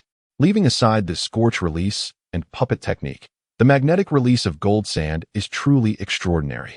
Such extravagance. The pseudo-fiber Kankuro.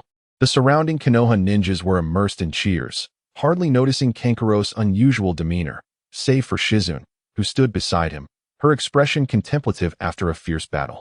With her collar and shoulders slightly soiled, she had keenly observed Kankuro's habitual gestures of grimacing and rubbing his head. Occasional headaches. It's a bit much. It must be due to the overwhelming memories from the shadow clones. Kankuro adeptly attributed the cause to the shadow clones. Their versatility remains astounding. Is that so? Shizune pondered, still somewhat concerned that Kankuro's headaches might signify an undiscovered ailment, which could prove fatal in future battles. My head also aches. Shino chimed in, joining the conversation with a pained expression, his clothing tattered in several places, his demeanor somewhat subdued. After the shadow clones dissipated, my mind was flooded with memories of using Jutsu from 99 different angles. Oh, I see. Shizune nodded, relieved by Shino's corroboration. Shizune, shouldn't you be comforting me since I mentioned my headache? Shino, usually brimming with energy and enthusiasm, now bore a vacant stare as he regarded Shizune, perplexed. Why do you seem relieved instead? No, I was merely relieved about something else. Shizune shook her head in denial. If I don't get a barbecue. Shino intended to tease about a barbecue, but fate intervened, choking his words mid-sentence. He was locked in a powerful embrace. Not only Shino but also Kankuro and Shizune were caught in a robust arm encirclement. Huh, sister. Shino turned to see his sister, Tsunade. You three did well. You've become reliable ninjas. Tsunade exclaimed with a broad grin, only to notice Shizune's presence in the embrace, momentarily pausing in surprise.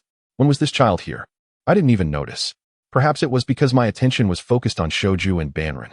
Thank you for transmitting your chakra, Lady Tsunade. Banrin expressed his gratitude to Tsunade for restoring his chakra. Why are you being so polite, you little rascal with black and red hair? Tsunade replied, slightly displeased with Banrin's formality, her arms flexing slightly as she reminded him, you are a descendant of my grandmother Mido, so you should call me Sister Tsunade. Banrin smoothly complied, showing no sign of discomfort. Ah, that's right. Tsunade laughed heartily, then turned serious, saying, I must thank you properly for saving my brother back then. The situation at the front was urgent, and after I performed surgery on you, I had to rush back without officially thanking you. You really don't need to be so formal. I've long since accepted your ninjutsu without hesitation, Banrin thought to himself, though he feigned shyness on the surface. Shoju is my comrade, and protecting comrades is the will of fire passed down to us by the Hokage. Shoju looked at Banrin with admiration, proving to be a worthy companion of his will of fire. That was quite impressive. Tsunade observed Banrin's spirited profile with satisfaction, reflecting inwardly on the enduring legacy of her grandfather's will of fire. I apologize, Lady Tsunade. I did not intend to disturb this warm atmosphere, said Shimi, lowering his head slightly, his voice somber. Did you not notice me just now, Lady Tsunade? Hiss. Banrin and Shoju gasped in surprise. Tsunade paused, thinking to herself how perceptive this child was, clearly sensitive about his presence. Then, amidst the shaking of Banrin and Shoju's heads in a comedic rhythm, she smiled apologetically. I'm sorry, I didn't mean to overlook you, the handsome ninja of the Aburame clan. After saying this, Tsunade cast a triumphant glance at Banrin and Shoju, confident in her social graces, even if they were seldom put to use. Huh. Upon seeing Banrin and Shoju's dazed expressions, Tsunade was taken aback and asked, What is wrong with you both? Why so silent? After Shoju had paid the price of 2 barbecues, the 4 of them began their journey back, joining the assembled ninjas of the main force. I intended to trick Shimi out of a barbecue, but instead, I owe him 2, thought Senju Shoju, a significant loss. Along the way, Banrin noticed some specialized logistics ninjas cleaning the battlefield. The bodies of comrades were preserved using special scrolls to be returned to the village for burial after the war, their names to be inscribed on the memorial stone for family and friends to mourn. The enemy's bodies were stored in another specialized scroll, handed to the intelligence department, where the ninja of the Yamanaka clan would extract useful information from the remnants of their memories. However, this was not a task for Banrin and his friends, as they were not professionals. The 4 encountered numerous Konoha ninjas who excitedly greeted Tsunade. Lady Tsunade, it's Lady Tsunade. Thank you for healing my injuries. Your arrival was most timely. In response to the praises from the Konoha ninjas, Tsunade smiled and waved at each one, watching his sister being welcomed by the village ninjas. Shoju felt a surge of pride. Shimi needed no words. His expression was filled with envy. Tsunade's popularity was truly remarkable. One could hardly argue against her reputation as a healer, especially since many of these ninjas had likely been treated by her. No wonder she could return as the 5th Hokage even after being away from the village for so long, Banrin thought to himself. The reputation of saving lives indeed held great weight. Hey, isn't that our Chidori hero? Banrin's toes curled in surprise, his mind racing with questions. What a peculiar title. Chidori hero, your lightning release is truly impressive. Thank you for saving me. Chidori hero, your ability to create hundreds of shadow clones is astonishing. Although the compliments felt awkward, Banrin responded graciously, recognizing the acknowledgement of his strength. Well done, Banrin. You've earned everyone's respect. Tsunade, Shoju, and Shimi took turns patting Banrin's shoulder in encouragement. And now, on to greater achievements. Banrin thought, rubbing his sore back while internally grumbling. You just want to pat me, don't you? By the way, I almost forgot. I left it with the IWA Ninja Defense Squad. Banrin suddenly remembered, and, with a decisive bite to his thumb, summoned forth, summoning jutsu. A plume of smoke erupted, followed by the sound of a yowl, as a black and white dog leaped out, bounding into Banrin's arms. Haha, little Kakashi, did you wait long? Banrin laughed as he embraced the exuberant pup. Oh, Banrin, you signed a summoning contract with Kakashi. Shoju exclaimed, pleasantly surprised. This will indeed be quite convenient, Shimi added, his tone light and cheerful. Isn't he adorable, this little fellow? Tsunade expressed her fondness for the fluffy dog, reaching out to pet its head. A woof. The little husky raised its snout, refusing Tsunade's touch. Huh. Tsunade's hand halted midair, and her forehead twitched at the rejection, though she feigned indifference as she withdrew her hand, saying, I didn't really want to pet it anyway. In truth, she likely did wanna. The facial muscles of Banrin and his friends twitched, struggling to suppress their laughter. Excuse me, who is this Kakashi you're speaking of? Suddenly, a magnetic voice interrupted. Instinctively, the 4 turned to see a tall man with long silver hair approaching, clad in gray combat armor, with a red triangular white armband on his left shoulder. Senior Tsukumo. Tsunade waved in greeting, turning to introduce him to Banrin and the others. This is Senior Tsukumo, but I believe you are more familiar with his title, Konoha's White Fang. Konoha's White Fang. Banrin's heart raced, realizing he had just been asked about Kakashi. Is that the legendary White Fang? Shimi's voice trembled with excitement, and even with sunglasses on, Banrin and Shoju could sense the overwhelming enthusiasm in his gaze.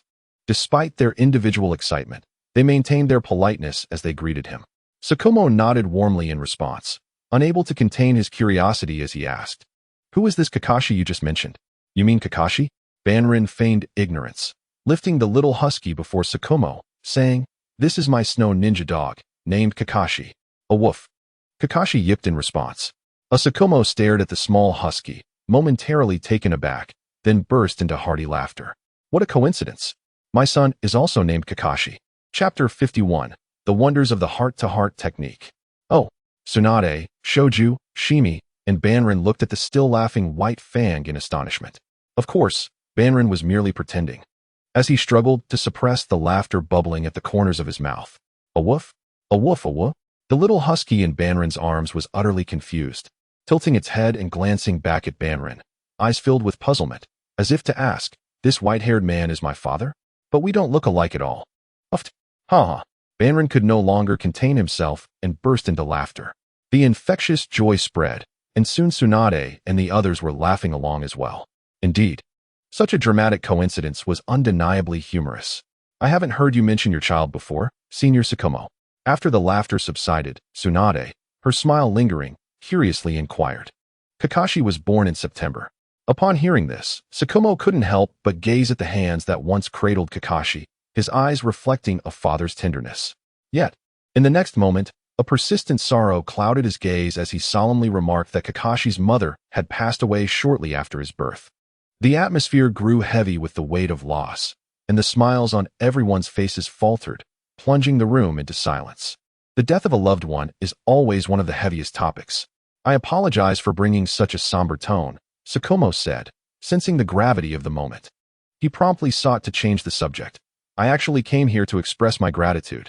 With sincerity, Tsukumo bowed to Team 7, thanking them for their timely assistance, which he had learned about from Orochimaru. "You arrived just when we needed you." Kabuto, feeling a pang of guilt, quickly returned the bow while holding Kakashi. "We are all comrades of the village, and the enduring will of fire compels us to never abandon a single companion." "Indeed, well said," Shoju echoed, bowing in agreement, marveling at Kabuto's heartfelt words. "I could not agree more. Kabuto speaks exactly what I wish to convey," Jouei added, bowing as well, reflecting on how Kabuto outshone him in every regard. Such eloquence. "I believe that if my granduncle and great-granduncle could witness this scene, they would be immensely proud," Tsunade mused, her heart swelling with emotion as she observed the trio's bows. "This is the legacy of the Hokage's will. We shall never forsake any companion." Tsukumo, with his head bowed, felt a smile tug at the corners of his mouth, the words resonating deeply within him. "Of course, I was merely speaking of the cause of your future demise," Kabuto said with a sly grin, the notifications echoing in his ears. Establishing special bond, shared will. Plot character, Hatake Tsukumo. Acquisition, Hatake swordsmanship, evaluation. The flash of the white fang's blade, the head of a sand shinobi falls. The memories and physical prowess honed over years of swordsmanship surged into Kabuto's being. However, Kabuto's capacity was not easily shaken by mere sword techniques. In an instant, he fully assimilated Hatake's swordsmanship, his fingers quivering slightly with an urge to strike at something. Truly, the rewards bestowed upon those with bonds are remarkable. The memories of training and the refinement of the body were seamlessly integrated into my consciousness and physique. Unlike others whose strength is derived from training and bloodline limits, my experience is unparalleled. Kabuto, you need not bow for so long. Even the esteemed White Fang has turned away. Shoju nudged Kabuto gently, whispering, "Ah." Kabuto snapped back to reality, clearing his throat tactically and rising at a measured pace. As he lifted his gaze, he found Tsukumo regarding him with admiration. "I shall graciously accept your swordsmanship," Kabuto smiled sincerely. "Kabuto-kun, I must admit I was taken aback when so many leaf ninjas wielding lightning suddenly appeared. Initially, I thought they were a secret lightning unit trained by Lord Hokage, only to realize they were merely shadow clones of one person, Tsukumo remarked, his admiration evident.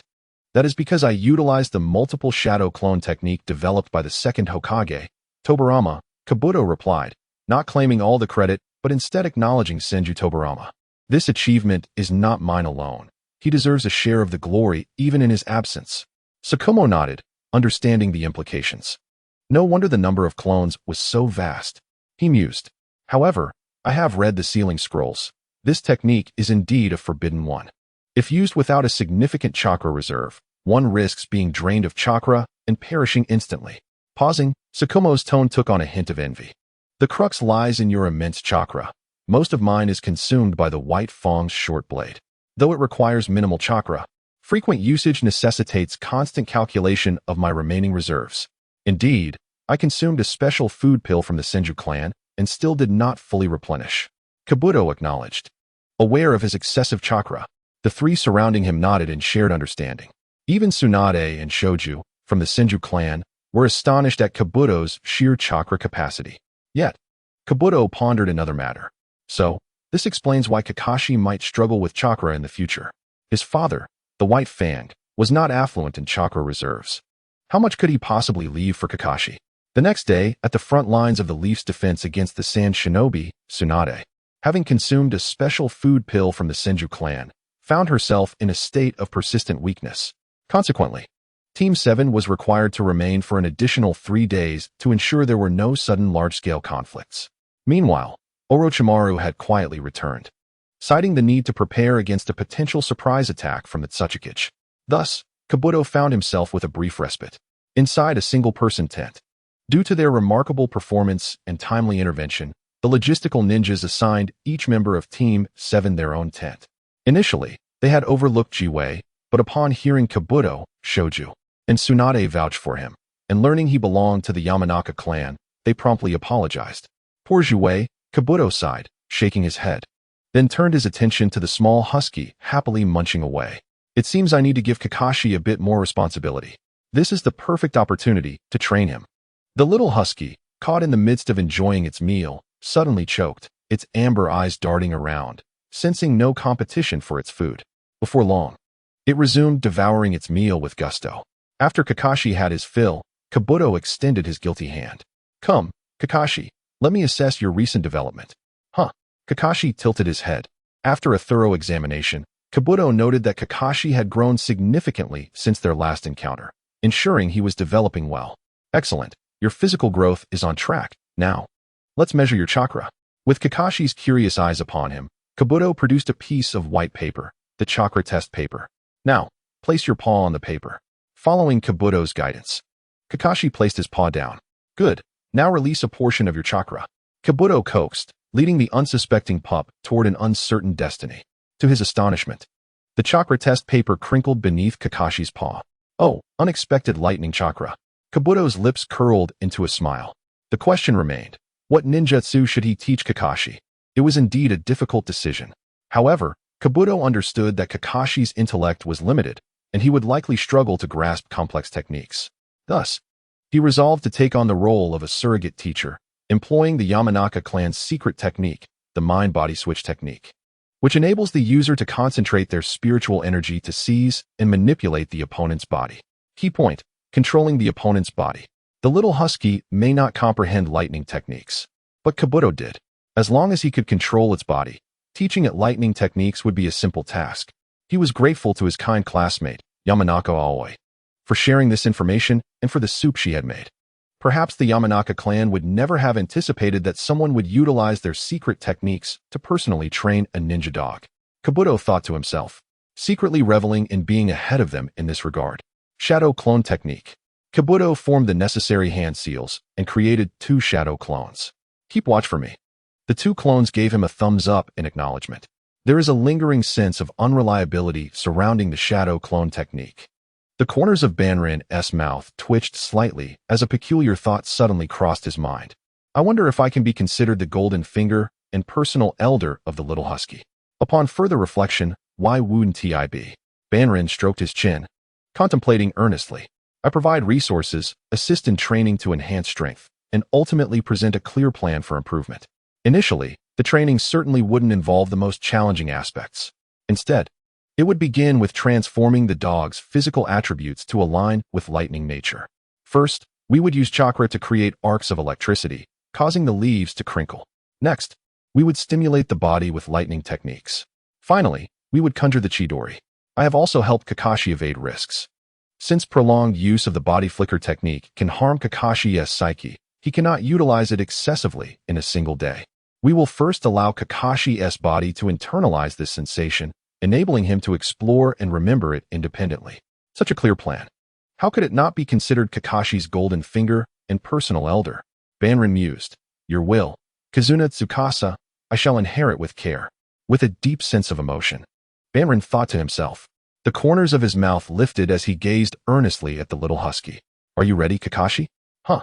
Kakashi tilted his head, raising his eyes to see Banrin with arms outstretched, thumbs and index fingers touching, forming a frame through which their gazes locked. Now is the time. Body flicker technique. Rebirth of the ninja dog, starting with the creation of small arcs of electricity. In the afternoon, a leisurely Banrin learned from Rope Tree about Tsunade's open-top vehicle and decided to pay a visit. Oh, what brings you here? Tsunade asked, wiping the remnants of alcohol from her lips. Banrin grinned and replied, Sister Tsunade, I wish to learn medical ninjutsu. Chapter 52. One person is equivalent to a medical unit. He has been delayed by Orochimaru. Learn medical ninjutsu? Tsunade raised an eyebrow, a curious smile playing on her lips. What prompts this sudden desire?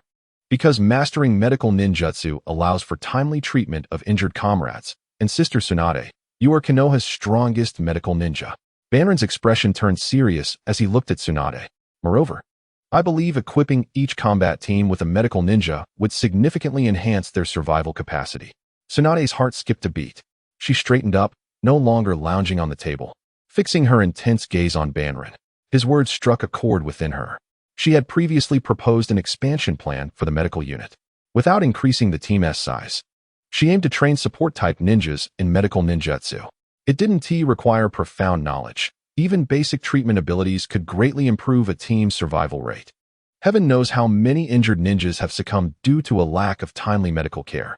Yet, unfortunately, her proposal had been dismissed by 3 short-sighted old men.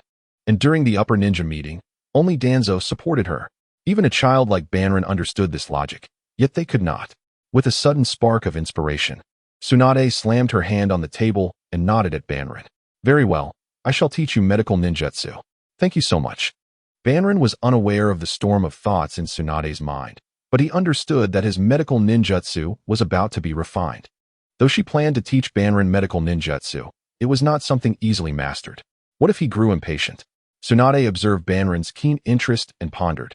She knew the learning curve for medical ninjutsu was exceptionally steep. Most ninjas would abandon it after realizing its complexity. Suddenly, Tsunade had a brilliant idea. She would demonstrate just enough to astonish Banrin with the formidable effects of medical ninjutsu. I've learned it already, Tsunade exclaimed, her face a mask of astonishment. Her beautiful eyes blinked in disbelief, still reflecting the green glow emanating from Banrin's hands. She decided to bring him to her private medical laboratory to witness high-level medical ninjutsu. After a brief explanation of the details and requirements for using the healing palm technique, Banrin expertly showcased the characteristics of the technique, his hands glowing with a vibrant green light, teeming with vitality. Lady Tsunade, I did it, Banrin exclaimed with childlike excitement, presenting the glowing display to her. Then he looked at the props Tsunade had just demonstrated, a dying fish and a dying bird. Stepping forward under Tsunade's watchful gaze, he proceeded to revive the ailing creatures. This is truly a skill I have mastered. Tsunade stood there, her eyes wide and mouth agape, speechless. Sensing something, Tsunade hurried closer to Banrin, narrowing the distance to his healing palm technique. Suddenly, a surge of overwhelming life force enveloped her. What incredible healing power! This child's yang chakra has already surpassed my own. Tsunade's heart raced, overwhelmed by disbelief. She began to wonder how Banrin had grasped the nuances of chakra output for the healing palm technique. It is an A-rank medical ninjutsu, effective for healing internal and external injuries using chakra. However, it comes with numerous limitations. The chakra amount must be adjusted according to the severity of the patient's condition. making proficient medical ninjas exceedingly rare. Moreover, excessive chakra output could disrupt the patient's internal circulatory system, leading to unconsciousness. So how did Banrin manage to control the chakra output for the healing palm? Was it a talent for medical ninjutsu? Tsunade fell into deep contemplation. If Banrin were aware of Tsunade's doubts, he would eagerly explain. This is the premium quality provided by the system. It is not merely about simple usage. It encompasses the invaluable experience of the original master. Therefore, it would not be an exaggeration to call me the male version of little Tsunade. Hey, Tsunade suddenly had an idea. Follow me. With that, she swiftly led him to the medical area. She casually entered a spacious square tent, and Banrin followed suit. Upon entering, he was greeted by rows of white hospital beds filled with patients, the pungent scent of alcohol and blood assaulting his senses. Medical ninjas, clad in protective gear, hurried back and forth between the beds. Some were wrapped in thick bandages, their faces obscured. Others were immobilized by plaster casts on both arms. Countless ninjas endured similar or worse fates, their pained groans intertwining and echoing in Banrin's ears. Due to the consumption of the special food pills from the Senju clan, I cannot extract much chakra, and there are too few medical ninjas capable of using the healing palm technique. So, shall we give it a try? Tsunade surveyed the endless rows of white beds, her voice steady. No problem, I have plenty of chakra. Just leave it to me, Banrin replied without hesitation, preparing to form the necessary hand signs. Not so fast, let us take it one at a time. I'll be able to provide timely assistance if any issues arise. Tsunade interjected, pressing down on Banrin's hand signs. She felt it was better to err on the side of caution. The wounded, enveloped in the green light, initially moaned in agony before transitioning into sighs of relief. Watching Banrin perform the healing palm technique with such familiarity, Tsunade felt an inexplicable sense of recognition. This should be the 10th one, right? Tsunade thought to herself, glancing at Banrin. We don't need to treat them one by one. Use shadow clones. Understood, Banrin responded, forming the necessary hand signs. With a series of puffs of white smoke, a Banrin appeared beside each hospital bed. Healing palm. The resplendent green light illuminated the interior of the tent. Gazing at the spectacle of hundreds of shadow clones simultaneously employing the healing technique, Tsunade and a group of medical ninjas were rendered speechless by the scene before them. Only they could truly grasp the magnitude of such a moment. One individual represented an elite medical unit. Moments later, take me to the next batch. Upon hearing this, the medical ninjas seemed to awaken from a dream. The agonizing groans of the injured had faded, replaced by the soothing sounds of slumber. To their ears, this sound felt akin to a refreshing ear massage. Yes, please follow me. A middle-aged medical ninja, appearing older than Kakashi, respectfully extended his hand in a gesture of invitation. With that, he hurriedly led the way, his footsteps radiating a buoyant energy. Observing Kakashi's diminishing figure, Tsunade silently resolved to take him under her wing. A medical ninjutsu prodigy delayed by Orochimaru. He must learn the healing arts from me. Chapter 53. Do not confine me to a single domain. In the defense area of Konoha, a relatively open space strewn with gray gravel became a gathering point for ninjas without missions, engaging in rudimentary training. Kakashi was among them. Seeking a secluded corner where he drew his blade, the white fang, with a sharp sound. He focused on adjusting his body with each breath, wielding the short blade in one hand while practicing basic sword techniques. Swish, swish, swish. With each movement, the straight white blade sliced through the air, accompanied by a swift whooshing sound. No matter how many times one witnessed the formidable swordsmanship of the white fang, it never ceased to astonish. Indeed, the longer one watched, the more the gleaming white light seemed to pierce the eyes, eliciting a slight sting. Though Kakashi had chosen a remote spot, his renown attracted spectators, who observed from a distance, whispering amongst themselves to avoid disturbing the white fang's training. As they conversed, they noticed a throng of ninjas heading towards the medical area. Why is everyone going to the medical zone? Did they succumb to the sand ninja's poison again? One ninja inquired of a familiar face. No poison. But we heard that the hero of Chidori has summoned hundreds of shadow clones, simultaneously employing the healing technique to heal hundreds of injured comrades. We must see this spectacle. I know the hero of Chidori can produce hundreds of shadow clones, but isn't he a genius of lightning release? When did he also master medical ninjutsu? Indeed, I previously studied medical ninjutsu, which requires extremely precise chakra manipulation and extensive practice. Given the hero of Chidori's youth, does he truly have time to master such complex techniques? Several individuals expressed their doubts, questioning the veracity of the claims. I don't know the truth, which is why I'm going to see for myself. Care to join? The halted ninja extended an invitation without offering a definitive answer. Let's go? We'll accompany you. Upon hearing this, the group quickly sheathed their kunai and hurried towards the medical area. Kakashi sheathed the white fang, clearly hearing the conversations around him. The healing technique, he murmured, turning his gaze toward the medical area before stepping forward.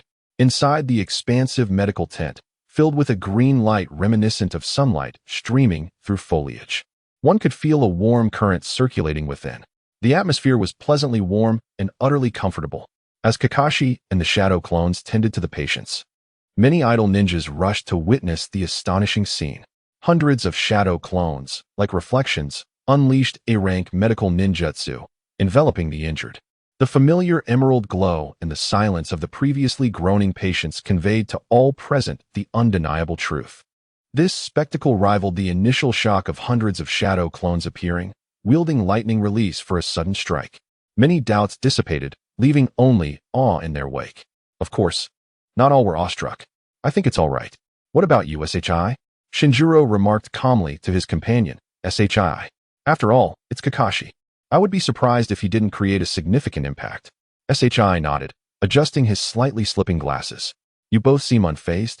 Kakashi, standing behind them, inquired with curiosity. White Fang. Shinjiro and SHI turned to see the tall figure of Kakashi, his flowing white hair catching their attention. Recognizing a familiar face, they explained. If it were anyone else, we would certainly be amazed, but with Kakashi, it's hardly surprising. We've been astonished too many times already. The two exchanged glances and began recounting Kakashi's various feats. Oh, is that so?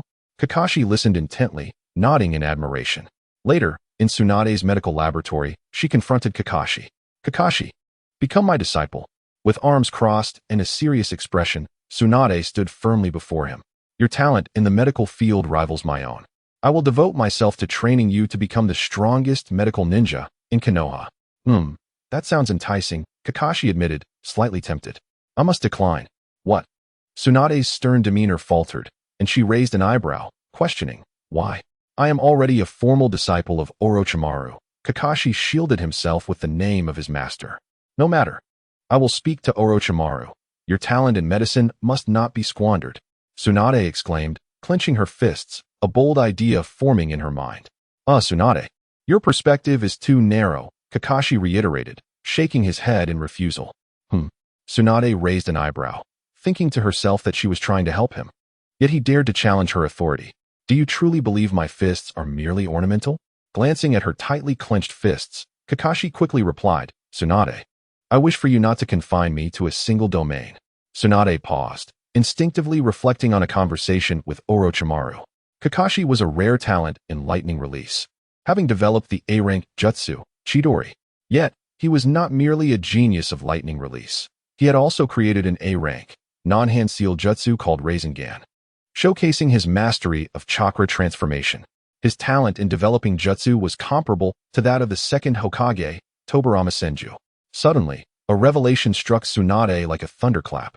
She looked at Kakashi with astonishment, her mind echoing his words. Do not confine him to a single domain.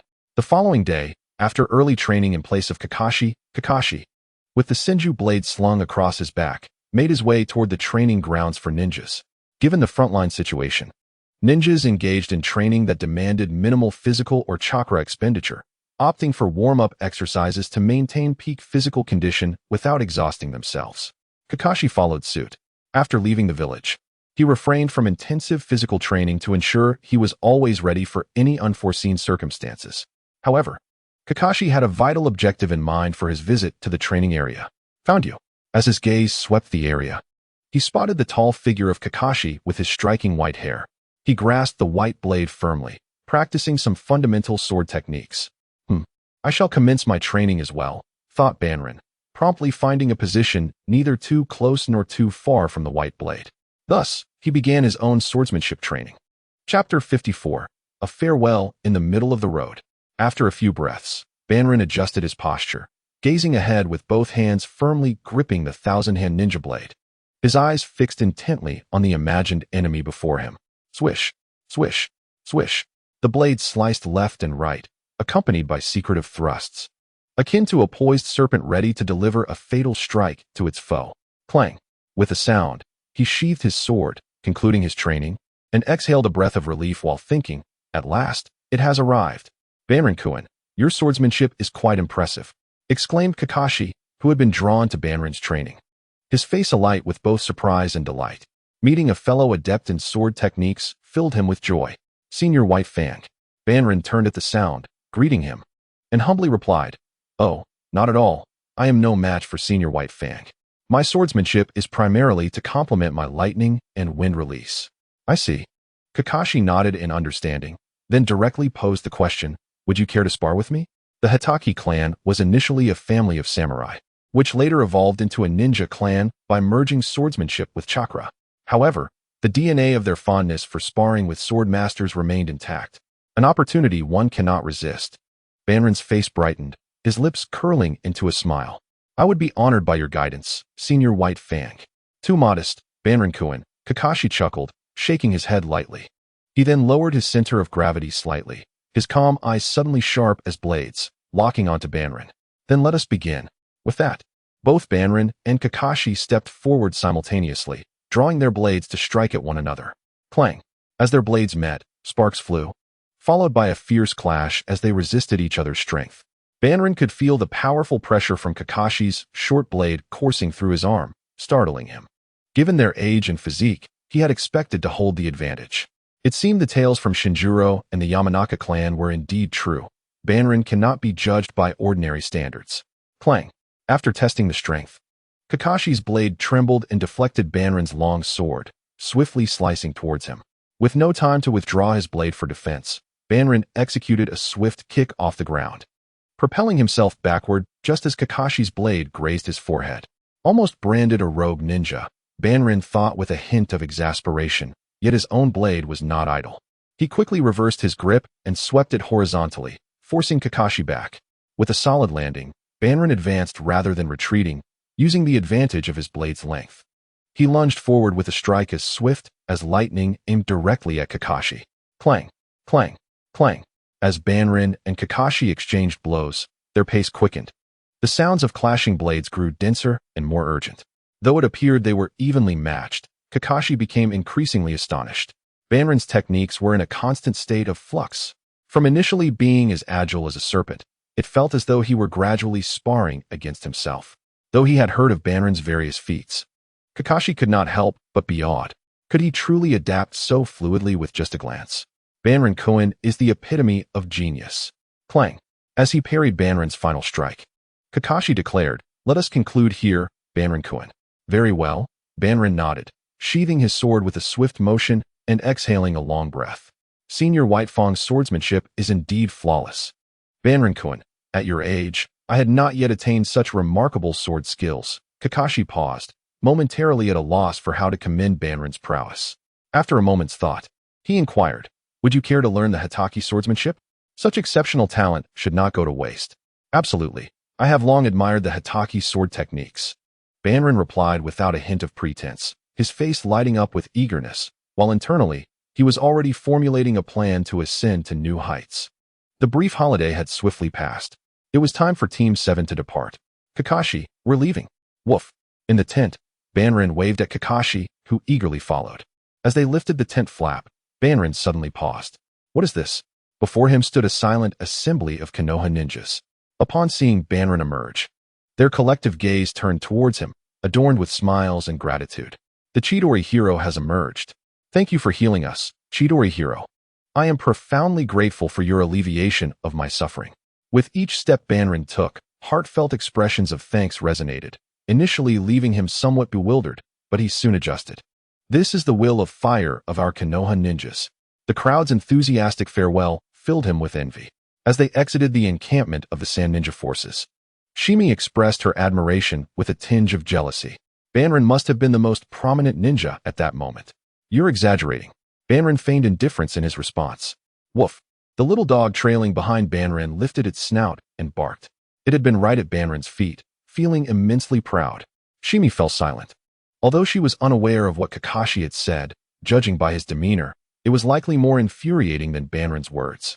After a light-hearted exchange, Banrin intended to speak when he suddenly halted. Within the range of his sensory abilities, he discerned several chakra signatures. Everyone, we have a situation. At Banrin's words, Shinjuro, Shimi, and Kakashi turned their gazes towards him. In the terrain of the rocky woods, a group of rain ninjas had surrounded four Konoha ninjas. Water release, water whip. The rain ninjas unleashed dozens of long whips formed from condensed water, ensnaring the wrists, ankles, and necks of the Konoha ninjas. Ugh, damn it! Curse those rain ninjas.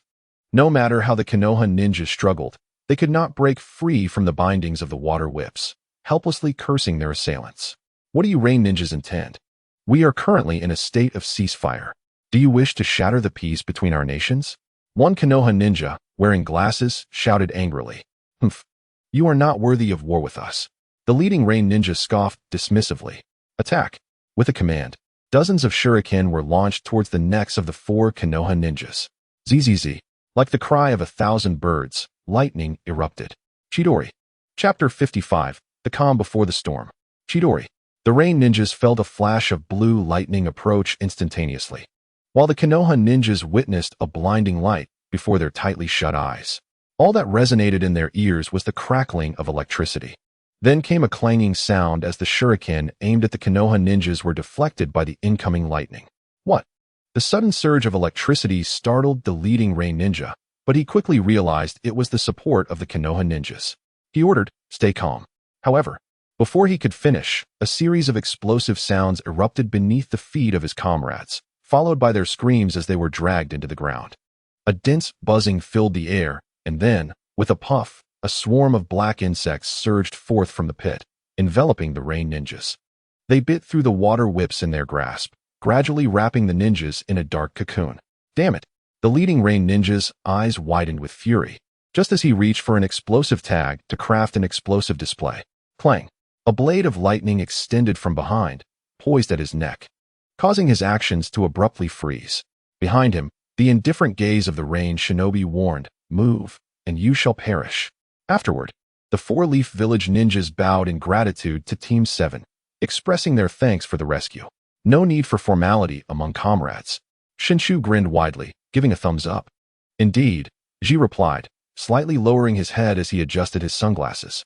Kanrin nodded, gently ruffling the head of his small dog while inquiring, "Are you part of the Rain Shinobi Defense Unit?" "Yes, we are responsible for perimeter patrols, but we were ambushed by a dozen Rain Shinobi," answered a bespectacled leaf ninja, with the others nodding in agreement. Curiously, Kanrin asked, "Since your decisive battle with the Rain Shinobi's demigod Hanzo, the situation must have eased, has it not?" The leaf ninjas hesitated, exchanging glances before the bespectacled one spoke up again. It was indeed less tense before, especially since the Rain Shinobi have been primarily targeting the Sand Shinobi, leaving us with more leisure time. However, he paused, adjusting his glasses. Ever since Lord Danzo arrived, everything has changed. He has issued numerous aggressive missions, causing many comrades in the village too. His voice dwindled, acknowledging the weight of his words, for they were from the village's higher echelons, beyond the scope of mere chunin to critique. Danzo. Hearing such a familiar name ignited a spark of recognition and alertness in Kanrin, Shinshu, and Ji. Although Kanrin and Shinshu were severely injured and unconscious during the discussions between Mito and Orochimaru, Ji had been fully aware, retaining every word. Hence, Team 7 came to know that the explosive tag trap was meticulously orchestrated by the infamous Danzo, known as the darkness of the shinobi world. Is it truly the Lord Danzo we have long pondered? Ji confirmed with meticulous precision. Yes, he was accompanied by a rather unique group of Umbu members, responded a ninja beside the bespectacled one. Though they were unfamiliar with the distinctions between the Umbu and Root, they felt an unsettling aura about them, akin to the presence of the undead. It is confirmed. It is indeed Lord Danzo. Team 7 unanimously nodded, their thoughts racing. Cameron's hand, which had been rubbing Kakashi's, gradually stilled. Danzo's actions are hardly surprising. His penchant for aggression suggests an even grander scheme. Cameron mused internally, maintaining a smile on his face. Such is Lord Danzo's method. However, it is all for the sake of protecting the village. Indeed, the four leaf ninjas concurred, feeling somewhat remorseful about their earlier complaints. The conversation then shifted to intelligence regarding the range shinobi. After Team 7 handed over the captured range shinobi to the 4 leaf ninjas and received their gratitude, they bid farewell. Farewell. Thank you once more. They called out. No need for thanks. As they watched the figures recede into the distance, Team 7's waving hands slowly fell, their smiles fading bit by bit. With no regard for the lives of their subordinates, yet still daring to dream of becoming Hokage, the usually sunny Shinshu wore an uncharacteristic expression of anger. I will never allow the efforts of my granduncle and great-uncle to be squandered by such a person. We will assist you, Shinshu, Ji affirmed. Indeed, Kinrin echoed, his tone resolute. The two, alongside their canine companion, expressed their unwavering stance. Let us eliminate our beloved Lord Danzo, Team 7 declared in unison, returning to their most familiar squad. They had barely arrived home 3 days prior when an urgent mission had sent them straight to the battlefield of the Sand Shinobi. Now, they felt truly home as they completed their mission report and encountered their teacher, Orochimaru, after 3 days apart. Orochimaru-sensei, they exclaimed, it seems your mission went rather smoothly. Upon meeting, Orochimaru's golden serpent-like eyes scanned his 3 students. Quite smoothly, Kanrin replied, giving a thumbs up while his small dog cowered behind him, still afraid of Orochimaru. Shinshu, however, excitedly spoke to Orochimaru. If only you had stayed longer, you wouldn't believe what Kanrin has accomplished. With Ji's elaboration, Orochimaru learned everything. Kanrin had mastered sage art at an astonishing pace and had produced hundreds of shadow clones to tend to injured comrades. As they departed, thousands of ninjas had lined the route to bid them farewell. My disciple truly excels. Orochimaru's lips curled into a proud smile, offering generous praise. It was nothing. We are all comrades of the village. Kanrin humbly replied. Orochimaru nodded, increasingly pleased with Kanrin's progress. In terms of finding students, Jiraiya is certainly at the bottom. Orochimaru remarked dismissively. Orochimaru-sensei, have there been any significant movements from the Rock Shinobi lately? Kanrin inquired, intrigued by the current situation. It remains relatively calm, as usual. With minor skirmishes occurring, Orochimaru paused, lowering his gaze slightly, contemplating. One could say it is exceptionally tranquil. Tranquil. Team 7 was caught off guard. Kanrin understood that such tranquility was merely the calm before the storm.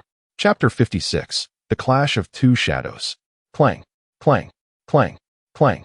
Die. Fire style, fireball jutsu. Earth style. Under the ominous sky, amidst the jagged gray rocks, the leaf ninjas and rock shinobi once again engaged in a small-scale melee. Lightning style, serpent lightning. Kanrin unleashed a serpent-shaped bolt of lightning, which bit into the shoulder of a rock shinobi with a crackling sound. ZZZT. The current surged through the rock shinobi, sending a tingling sensation throughout his body. Ah! He screamed, collapsing to the ground. Damn it! A rock shinobi, witnessing his comrade fall, glared at Kanrin with bloodshot eyes, gripping his short blade tightly as he charged forward. As the rock shinobi closed in, Kanrin remained oblivious to the impending attack, still turned away. Now's my chance. The rock shinobi thought, leaping high as he drew nearer, raising his short blade above his head, channeling all his strength for a fierce strike aimed at Kanrin's head. Thud! A long gash appeared at the top of Kanrin's head, pouring forth a torrent of blood. I've done it. The rock shinobi rejoiced internally, a smirk creeping across his face. Yet in an instant, a long blade pierced through his chest. Ugh! The rock shinobi's eyes widened in disbelief as he gazed at the blade protruding from his chest, blood gushing from his mouth. In the next moment, he realized that the leaf ninja he believed he had slain had transformed into a clay replica. Damn it! The rock shinobi's realization filled him with helpless frustration. With a sharp pull, the blade was extracted, and his body went limp, collapsing to the ground as his eyes gradually lost their luster. Behind him, Kanrin, concealed beneath his goggles, witnessed every moment of the rock shinobi's life and death. It's time for the next, Kanrin murmured, elegantly twirling his blade to fling the blood onto the ground. His gaze shifted towards the other rock shinobi. Unbeknownst to them, a year had passed, the 38th year of the Leaf Village. On this day of peace, I had thought the rock shinobi would disturb us during the new year. The rope tree stretched languidly, basking in the rare sunlight, and remarked, it seems they have not yet descended into madness. After all, even the rock ninjas must celebrate the new year. Jiwei shrugged. However, one must not let their guard down. Their Tsuchikage, Anoki, could arrive at any moment. Banran cautioned. as Kakashi, filled with energy, darted around his feet. A piercing eagle's cry echoed, prompting Banrin and his comrades to instinctively glance skyward. It was the eagle responsible for delivering messages to the village. This long call indicated that the situation was dire. Not only Banrin's Team 7, but all the Leaf Ninjas stationed nearby emerged from their tents, gazing up at the sky. A significant event was unfolding. Boom, boom, boom. The sounds of explosions reverberated in the air as shurikens and kunai whirled through the sky. Countless screams followed, accompanied by yet another round of mutual ninjutsu bombardment. At that moment, the Leaf's defensive rock troops clashed with the large-scale forces of the Rock Ninjas. The reason for the Rock Ninjas' significant mobilization was straightforward. Their Tsuchikage, Inoki, was personally leading the assault on the Leaf. With the Tsuchikage's presence, the morale of the Rock Ninjas surged. Fighting against the Leaf Ninjas as if bolstered by an invigorating buff, fearless of death. The Leaf found themselves in a passive predicament, floating in the sky. Albeit diminutive in stature, Inoki exuded confidence as he surveyed the Leaf Ninjas below. With a decisive clap of his hands, he formed a hand seal and unleashed a transparent cubic barrier. Dust release, detachment of the primitive world. With a sharp sound, the transparent cube shot downward. Dodge. At the rear, Akimichi Choji, who had been observing Inoki, felt a surge of dread. I cannot let that technique hit me, he declared, forming hand seals. Multi-size technique. With a loud bang, his already portly form expanded into a colossal giant, and he hurled a magnified iron staff towards the ascending Inoki, slicing through the air with a whistling sound. Such a superficial attack underestimated the Tsuchikage. Unfazed, Inoki redirected his focus, originally aimed at the ground, now targeting the incoming giant iron staff. With a hum, the moment the massive iron staff made contact with the white cube, it instantly disintegrated, reduced to invisible atoms. Below, Orochimaru bit his thumb, drawing blood, and pressed his palms against the ground. Summoning technique. Summoning the colossal snake, Orochimaru ascended to the same height as Inoki. Multiple snakes of the hidden shadow. With a single hand directed at Inoki, several fearsome pythons lunged forward, bearing their venomous fangs at Inoki's short limbs. Humph! Inoki scoffed, effortlessly retreating to avoid Orochimaru's attack, and clasped his hands once more. Dust release. Detachment of the primitive world. The transparent cube reappeared in his palms. Meanwhile, Banrin joined his fingers in a seal. Multiple shadow clone technique. Boom, boom, boom. In an instant, an overwhelming number of shadow clones materialized. Chidori. With the clones performing the Chidori seal, they leaped high into the air towards Inoki. Wind release. Great breakthrough. The other clones followed closely, unleashing massive wind spheres at the feet of the lightning clones. With a whoosh, propelled by the wind, the densely packed lightning strikes surged upwards towards Inoki. What is this? Inoki gasped, glancing down to see a net of lightning spikes, accompanied by the sound of chirping Chidori, hurtling towards him, remarkably adept at lightning techniques. Though impressed, Inoki's movements did not falter. Dust release. Detachment of the primitive world. The cube in his palm rapidly expanded into a gigantic square, colliding with Banrin's multitude of Chidori shadow clones. In an instant, the enormous dust cube consumed all of Banrin's clones, along with their Chidori, turning them into atoms. Hey, Orochimaru! The colossal snake, having retreated to a safe distance, exclaimed in astonishment. Why did you summon me? His technique counters mine, and my size makes me an easy target. Perhaps sensing an adequate excuse, the snake promptly dispelled the summoning. Returning to the cave, the snake left a verbal promise. I shall depart now. No sacrifices required this time. When you summon me again, I shall offer you a complimentary service. With a bang, its enormous form vanished. TSK. With nothing beneath him, Orochimaru found himself in free fall, cursing the snake's cleverness. However, he could not deny the snake's wisdom. Had it remained, its size would have undoubtedly made it Inoki's primary target. Presently, they were indeed at an impasse with Inoki. Yet, as Orochimaru descended, he did not appear defeated. Gazing at the floating Inoki, he softly murmured, "It is time for shadows to confront shadows." In the next moment, a towering black gold staff appeared, swinging down towards Inoki. The third Hokage, Hiruzen Sarutobi, has arrived. Chapter 57, The Rock Ninja's Deadly List. Crash! The piercing black gold staff, accompanied by a whistling sound, descended upon Inoki's head. What? Inoki's pupils dilated as the immense staff loomed larger before him, prompting him to retaliate with a powerful rock fist. With a resounding impact, Inoki was momentarily forced downwards by the staff. Tsuchikage-sama. The rock ninjas on the ground felt a wave of despair as they witnessed their leader being suppressed. Their voices rising in concern until Inoki bellowed, "Do not panic. I am your Tsuchikage." As soon as the words left his mouth, he shouted, "Earth release, heavy rock technique." Earth chakra coursed through his rock-covered arm into the staff, producing a resonant hum as the pressure on Inoki's rock fist diminished. Gathering strength once more, he forcefully repelled the black gold staff. Our Tsuchikage is indeed formidable. The rock ninjas sighed in relief, realizing that their Tsuchikage was the strongest. However, Inoki's expression darkened as he realized that within the leaf, there was only one individual capable of such an attack. Following the trajectory of the staff, he spotted a figure atop a rocky hill, a man clad in a black ninja combat outfit, wearing an old-fashioned layered helmet, wielding the black gold staff. Hiruzen Sarutobi, the third Hokage. I cannot allow you to act recklessly.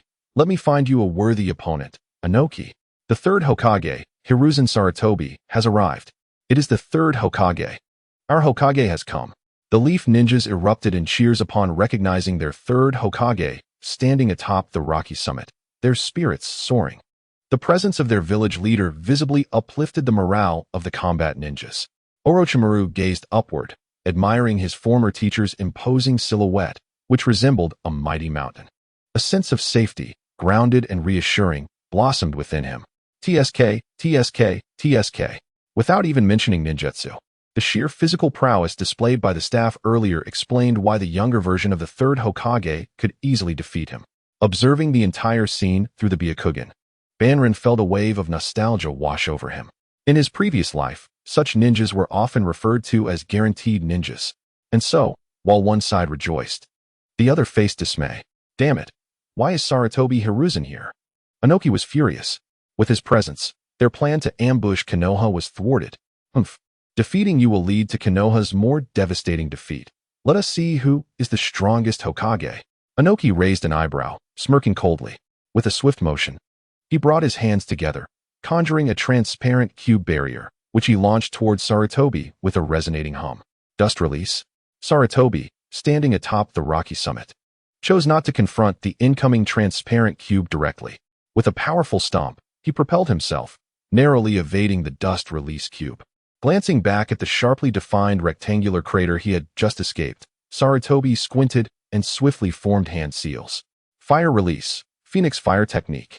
Unlike the conventional method of unleashing dozens of small fireballs in one breath, Sarutobi, while deftly maneuvering his feet, released fireballs the size of human heads towards Inoki hovering above. Inoki likewise refrained from taking a direct hit, retracting his dust release and showcasing agile movements in the air as fireballs zipped past him, shooting towards the sky. To strike with dust release, one must close the distance. An idea sparked in Inoki's mind, and he gathered earth chakra, expelling a massive lump of rock and soil. Earth release, rock golem technique. As the earth plummeted, it transformed into an enormous rocky giant. Inoki gracefully landed upon the giant's neck, commanding the colossal creature to thunder towards Sarutobi. Recognizing the earth release creation, Sarutobi's eyes narrowed, and he swiftly performed hand seals once more. Lightning release, thunderclap. A surge of lightning chakra coalesced within his chest as he inhaled deeply, then suddenly unleashed a sharp spear of lightning aimed directly at the charging rocky beast. A thunderous explosion erupted, sending plumes of dust into the air. Goodness, they have even conjured a pseudo-Gundam. Is this the essence of a Hokage's battle? In the distance, under the protection of his goggles, Hanaru observed with his Byakugan while engaging in combat with the Iwa shinobi, taking in the grandeur of his predecessor's fighting prowess. By comparison, how vastly had the battles of Senju Hashirama and Uchiha Madara expanded. Hearing the distant explosion, an Iwa Jonin stepped forward to rally morale. The Tsuchikage fights alongside us. Let us demonstrate our will of stone. Oh, in an instant, countless Iwa shinobi responded in unison, forming hand seals before striking the ground simultaneously. Earth release, ground quake core. A surge of chakra flooded into the earth, followed by a colossal crash as the ground cracked violently, causing the Konoha ninjas to gaze in alarm at the fissures forming beneath them. uncertainty gripping their hearts. The next moment, the fractured ground erupted, lifting many unsuspecting Konoha ninjas and isolating them. Earth release, stone pillars. Within the rocky prison, the Konoha ninjas heard the voices of the IWA shinobi outside. Suddenly, sharp stone spikes burst forth from the walls surrounding them, thrusting towards the trapped Konoha ninjas. The sound of flesh being pierced echoed, accompanied by chilling screams reverberating within the rocky confines of their hellish prison. Though the quality of the IWA ninjas cannot match that of Konoha, their numbers and proficiency in earth-released jutsu surpass that of Konoha, Hanaru pondered, casting a glance at the increasingly ominous sky. The IWA shinobi's ability to alter the terrain through combined jutsu has inflicted tremendous casualties upon us. Beside him, Noboru's face grew grave as he turned to Hanaru and spoke solemnly. Hanaru, we should also employ a combined jutsu. No, Hanaru decisively refused. Taken aback by the sudden rejection, Noboru and the nearby Shirwei stared at Hanaru in disbelief. I have a new lightning release technique that is well suited for dealing with the numerous IWA shinobi, Hanaru explained, gazing at the lightning flashing in the dark clouds above. Upon hearing this, Noboru and Shirwei's eyes lit up, eagerly inquiring, what should we do? Noboru, use your earth release to elevate me high. Hanaru pointed towards the sky, then turned to Shirwei, adding, make sure you protect me from IWA shinobi attacks while I perform the technique. Understood. The two responded, and Noboru swiftly formed hand seals, striking the ground with force. Earth release, rock ascension. A massive surge of chakra gathered beneath Hanaru, and in an instant, a cylindrical stone platform rose with a rumble, seemingly aiming to carry Hanaru into the heavens. Hey, what are you doing? Come back. Ascending that high will make you a target for the IWA shinobi. The Konoha ninjas nearby quickly noticed the 7th Squad's actions and shouted to deter their reckless endeavor. Before Noboru and Shirwei could explain, Orochimaru suddenly leaped in front of them. Orochimaru-sensei, brother. Orochimaru nodded, a hint of urgency in his tone as he inquired, what are you doing? Squatting on the ground, Noboru and Shirwei, brimming with excitement, explained without restraint, we are assisting Hanaru in forming a defensive position. He mentioned he has a new lightning release technique. A new technique? Orochimaru's interest peaked at once, and he positioned himself before the two. I shall assist you. Meanwhile, the IWA shinobi had also taken notice of the rising stone pillar within the Konoha ranks. Is there someone standing atop that pillar? What do those Konoha ninjas intend to do? Whatever their plans may be, we cannot allow them to succeed. Exactly. Bring him down. At this moment, the IWA shinobi rallied together, launching a renewed assault on the stone pillar rising from Konoha's side. Earth release, rock cannon technique. Puffing sounds echoed as small gray stones were expelled from the mouths of numerous IWA shinobi, rapidly expanding into massive boulders in midair. Earth release, crumbling earth manipulation. Several IWA shinobi formed hand seals and struck the ground with one hand, causing it to crack and surge forward like a dragon through the earth. In an instant, the IWA shinobi unleashed simultaneous attacks from both the air and the ground, targeting the stone pillar beneath Hanaru. Earth release, earth flow city wall.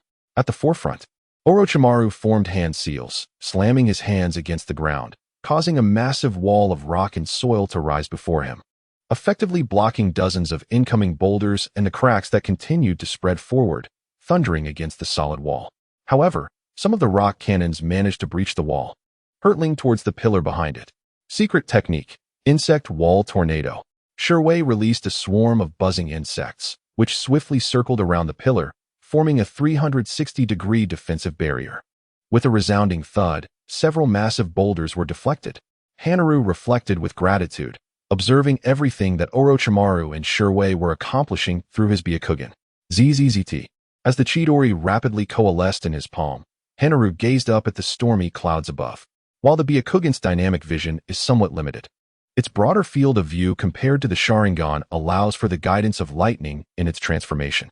With this thought, Hanaru raised the Chidori high. With a crackle, the Chidori surged into the dark clouds above. Boom! An unusual thunderclap erupted, causing a visible gathering of lightning towards the storm clouds above Hanaru. Such a dramatic and formidable spectacle instantly captivated every ninja on the battlefield. They all looked up towards the source, harnessing nature's lightning for his own use. Hanaru-kun. Orochimaru gazed upward, witnessing the fusion of natural lightning with the lightning release technique, marveling once more at Hanaru's talent for developing jutsu. Such scale. No wonder Hanaru said it was suitable for dealing with IWA shinobi. It felt as if the air itself was charged with a tingling sensation of electricity. Noboru and Shirwei tilted their heads back, gazing at Hanaru standing beneath the storm clouds, marveling. Kaho! A distant roar, reminiscent of ancient times, reverberated from the thunderclouds, reaching the ears of every ninja on the battlefield like a heavy hammer striking their hearts, suspending time itself in that moment. In the next instant, a colossal Kirin head, towering 100 meters high, tore through the thunderclouds and loomed over the ninja known as Han. After much contemplation, Han decided to embody the image of the Kirin, his Byakugan absorbing its fierce and imposing presence. He then turned his gaze toward the rock ninja below, raising his Chidori and speaking in a calm tone. Let the thunderstorm turn to dust. With that, he gently swept his Chidori in the direction of the rock ninja. With a tremendous roar, the Kirin swung its massive body and let out a thunderous bellow, diving toward the rock ninja's formation. Though it appeared as a Kirin, its essence was that of lightning, arriving at a speed that the naked eye could barely comprehend. The rock ninja, sensing danger in the blink of an eye, found themselves under the shadow of the colossal thunder beast. Boom! A deafening explosion ensued, silencing the cries of all the rock ninja caught within its range. Only the resounding roar and the rising mushroom cloud of dark smoke remained. In the aftermath, the rock ninja reported that several hundred of their ranks had perished under the lightning jutsu unleashed by Han. In this battle, while Inoki and Sarutobi Hiruzen stood at a stalemate, Konoha successfully thwarted the rock ninja's ambush. This battle heralded the emergence of a renowned lightning wielder from Konoha, Han, known among the rock ninja as the Konoha Kirin. Consequently, a bounty of 100 million ryo was placed on Han's head, with the third Tsuchikage, Inoki, issuing a command. No matter the circumstances, should you encounter the Konoha Kirin, abandon your mission and pursue him. In Konoha's defense, Tsunade's medical laboratory buzzed with activity. An S-rank lightning wielder, indeed a genius, Tsunade mused, recalling Han's words, do not confine me to a single domain. No, he has already become a formidable ninja. In the expansive training grounds, Kakashi and Tsunade wielded their blades in unison. 5 months later, the tranquil Konoha village was unexpectedly visited by a group of uninvited guests who called themselves the Sky Ninja. Each member donned purple vests over white combat attire, and their combat style was, as their name suggested, airborne assaults. Equipped with yellow metallic wings, they launched a rare aerial attack on Konoha. As they fired shurikens and tossed spherical explosives, the Sky Ninja caught Konoha off guard. Suddenly, a thunderous roar resonated through the air, and the airborne Sky Ninja beheld a gigantic nine-tailed fox standing majestically in Konoha, howling toward the heavens. How could such a terrifying creature exist? The mere sound of its roar sent shivers down the spines of the Sky Ninja, and soon a massive purple-black orb obliterated their fear and lives. On this day, many within Konoha recalled the dread of the nine-tailed fox. Meanwhile, the third Hokage, Sarutobi Hiruzen, seething with rage upon learning of the assault on Konoha, dispatched his beloved disciple. Orochimaru, you are to lead Team 7 and eradicate the assailants attacking Konoha. Yes, Orochimaru replied, bowing his head. Chapter 58. Transforming the rope tree and others into a living art installation. Within the land of fire, Team 7, clad in green vests, leaped through the dense and robust trunks of trees. Han adjusted the collar of his green vest and examined his latest character panel. Character panel. Name: Han. Age: 13. Rank: Konoha Jonin. Chakra: Fire, Wind, Earth, Lightning, Water, Yin-Yang. Bloodline: Senju 100, Uzumaki 100, Hyugo 100, Kekkei Genkai. Would release: Byakugan. Magnet release: Scorch release, Kekkei Toda. Dust release: Ninjutsu. Chakra thread control: Earth release: Super, Heavy Rock Technique. Earth release: Super, Light Heavy Rock Technique. Rasengan: Lightning release Chidori. Lightning release Kirin. Dust release: World Separation Technique. 5 Nature's Great Bullet Technique. Taijutsu: Hataki, Sword Technique. Jinjutsu: This is not the technique. Jinjutsu release: Secret Technique. Puppet art: At long last, the warm sunlight, long mist, shone upon the village. Having escaped the perpetually gloomy skies of the land of rain, and stepped onto familiar ground. Rope Tree inhaled the fragrant mix of sunshine and vegetation, exclaiming in awe, "Oh, the insects within me are also transmitting sensations of comfort and tranquility." Beneath his high collar, Shirwei's lips curled into a slight smile as he observed the two individuals, Han and Rope Tree, who had fallen behind the formation. "What is going on?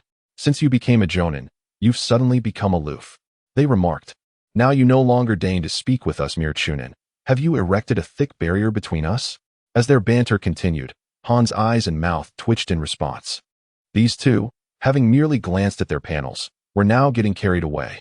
Moreover, their promotion to Jonin was, in fact, a diminishment of my own status. "Do you not understand the value of a Konoha Chunin?" Han internally scoffed, while outwardly he affectionately draped an arm around both their shoulders, playfully stating, "How could that be? You are my beloved companions, worth more than gold." As he tightened his embrace, a constricting sensation enveloped Rope Tree and Shirwei's necks. "Ugh, let go. We beg for mercy," they gasped, extending a finger as their last act of defiance. "One round of barbecue too." Upon uttering this, the suffocating grip vanished, and they gasped for air. The arms that had once threatened their throats now rested on their shoulders as Han laughed heartily. "You two are truly my cherished companions, worth more than gold." "Ha ha. Ah." The dog, who had been following at their feet, suddenly barked, its size having grown significantly. "So frustrating. Han is too arrogant." Rope Tree and Shirwei shared their displeasure at Han's hubris, their expressions darkening. "Han, do not forget that you have a substantial bounty on your head. It is said that the Sand Ninja have also placed a bounty of 50 million Ryo, bringing your total bounty to 150 million Ryo, making you the most valuable ninja. Be wary, or we might just hand you over to the bounty exchange." "Wonderful. I now qualify as a pirate supernova with a bounty of 150 million Ryo," Han exclaimed, adopting a mocking expression reminiscent of Kizaru.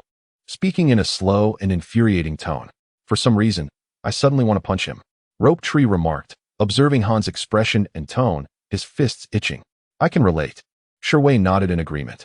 The two exchanged glances, confirming their shared desire to confront Han. "Go." They lunged at him, and chaos ensued as the three tumbled together. Seeing the commotion, Kakashi rushed in to support Han. Dust and smoke erupted as the trio and the dog continued their playful scuffle. Orochimaru, at the forefront, glanced back and thought, "Interesting." Amidst their frolicsome brawl, the familiar gates of Konoha gradually came into view for Team 7. "Konoha Village, we are back." At the Senju clan's estate, Han and Rope Tree were reunited with the long-absent Mito and the returning Kushina, who, while struggling to master sealing techniques, dropped her scroll upon seeing Han and Rope Tree, eagerly rushing to serve them tea and snacks. Mito observed with a knowing smile, engaging in conversation with her two grandsons, whom she had not seen in a long time, discussing their recent endeavors. Kushina, sweet and obedient, sat beside Kakashi, affectionately stroking his head. However, upon hearing the news from Kakashi and his companions that they had returned to the village for a mission, Kushina was taken aback. She abruptly stopped her gentle caress and anxiously turned to them. "Wait, are Shomatsu Nizan and Kakashi Nizan still on a mission?" Her heart was filled with worry as she continued. "Shouldn't you return home directly? Shouldn't you complete your mission first? What if the Hokage finds out?" Suddenly, Kakashi delivered a light chop to Kushina's head, interrupting her thoughtful musings. "Kushina, it was Lord Orochimaru who instructed us to come home for a visit. He is our leading Jonin, and for now, he is overseeing the mission." Shomatsu, observing Kushina clutching her head, explained with a smile. Yet, Kushina, displaying a stubborn childlike demeanor, pouted as if to hang a small water kettle from her lips. Turning to Mito to complain about Kakashi's shocking transgression. "Oh, Grandma Mito, did you see? Kakashi Nizan just hit my head. It hurt so much." Mito, with a gentle expression, watched this scene unfold and affectionately ruffled Kushina's fiery red hair. In an instant, emboldened by her grandmother's support, Kushina turned back with pride, resembling a triumphant little chick, lifting her chin defiantly towards Kakashi. Kakashi raised an eyebrow, silently acknowledging that perhaps he had not struck her hard enough. "By the way, is the mission you are undertaking related to those flying ninjas who call themselves Sky Ninjas?" Mito inquired, continuing to stroke Kushina's head. "Indeed, Grandma Mito. The third Hokage dispatched our Team 7 to deal with these audacious individuals who dared to attack Konoha," Shomatsu replied, clenching his fist passionately. Kakashi merely nodded in agreement. Mito looked at her spirited grandson with a sense of pride and confidence. Do not worry, with me around, these villains cannot harm our village. Kushina chimed in. I saw Grandma Mito transform into a colossal orange fox with 9 tails, and she drove those wicked ninjas away with a dark purple chakra ball. Kakashi's lips twitched slightly at this vivid imagery, thinking that such a display of power might indeed be overkill. Is that really the 9 tails? Shomatsu asked, having been raised with tales of such powers. Yes, Mito responded, her expression momentarily stiffening as if touched by a hidden secret. It sounds powerful. Is that ability part of our Uzumaki clan's heritage? Kakashi inquired, feigning ignorance. Mito hesitated, contemplating before nodding slowly, her voice heavy. Kakashi and Kushina. You both will inherit this power in the future. For most ninjas, the tailed beasts symbolize calamity. Inheriting a tailed beast also means inheriting the hatred and resentment it brings. To others, you will be seen as the tailed beast itself, constantly subjected to their indifference and strange gazes. At Mito's words, the trio felt as though time had momentarily frozen, realizing the grave nature of such a power. Finally, Kakashi spoke up. It's all right, Grandma Mito. If Shomatsu and Jiwei dare to look at me with such eyes, I'll make them into living art and then dismantle the wall and toss it into the sewage for 3 days and nights. Shomatsu shook his head. How could I ever look at you with disdain? But he suddenly froze, pondering why Kakashi had spoken so smoothly about such a method, as though it had been premeditated. In Konoha's intelligence department, in a dimly lit chamber, Orochimaru's golden serpent-like eyes peered through the glass. Observing a ninja from the Yamashiro clan performing a secret technique on the deceased Sky Ninja, extracting memories from its mind. Chapter 59. The 5 Great Ninja Villages Assemble. In the secret room of Konoha's intelligence department, after reviewing the recent memories of the Sky Ninja, the Yamashiro ninja stepped back from the memory space. Phew, he sighed. What did you find? Any significant intelligence? Asked Orochimaru, approaching slowly. Yes, Lord Orochimaru. I discovered that the base of these so-called Sky Ninjas is located within a newly activated colossal aerial fortress, which is in a constant state of relocation. However, we have identified their route, which revolves around the small nations surrounding the Land of Fire. Pausing for a moment, Orochimaru smirked. Besides attacking Konoha, these Sky Ninjas have simultaneously targeted the other 4 great ninja villages, intending to declare war on all 5 nations. The trio from Team 7 gasped in astonishment. Are the Sky Ninjas that bold? Kakashi exclaimed. Wait, I seem to recall something. Shomatsu suddenly remembered fragments of memories from a past life, where few ninjas in the Hokage were capable of flight. These ninjas, using special tools to fly, appeared as background characters in a theatrical performance about the leader of the Sky Ninjas, Shinnon, who disguised himself as a healer, stealing Konoha's medical forbidden techniques and the zero-tail technique, ultimately aiming to overthrow the ninja world. How cliché, Shomatsu thought, rolling his eyes at Shinnon's ambitions to disrupt the ninja world, then turned to Orochimaru and asked, who is the leader of these Sky Ninjas? Unclear, Orochimaru replied, shaking his head as he continued. The Yamashiro ninja did not find any relevant information in the Sky Ninja's memories, but it appears that the Sky Ninja's commands are relayed by 4 high-ranking members. Shinnon is quite adept at hiding. No wonder he could infiltrate Konoha. Shomatsu admired his stealth. To become a leader and still remain in the shadows, why not enjoy the spotlight? Truly, a person who seeks to upheave the ninja world must possess an extraordinary level of endurance. Here we are, Orochimaru announced as they arrived at their destination, the intelligence department's collection room. This space housed remnants of the weapons and flying devices used by the Sky Ninjas. Orochimaru paused, contemplating. Lady Mito surely understands the need to leave the bodies of the Sky Ninjas, but why employ a tailed beast bomb? With a sense of curiosity, he pushed the door open, followed closely by the trio. Upon entering, Shomatsu noticed a display featuring 2 types of ninja tools assembled from countless fragments, one resembling a gun-like weapon for launching shuriken, and a pair of golden wings. Fascinating, Shomatsu thought, feeling the urge to experiment with the mechanisms and incorporate them into puppetry, inspired by Chiyo's puppet techniques. These are the tools that enable the Sky Ninjas to fly, Shomatsu exclaimed, realizing the technological advancements the Sky Ninjas possessed over the 5 great nations. A Yamashiro ninja entered the room, greeting Orochimaru and Team 7, and promptly handed over analysis reports. This is an analysis of the Sky Ninja's chakra. detailing their return route around the Land of Fire and various locations of the aerial fortress.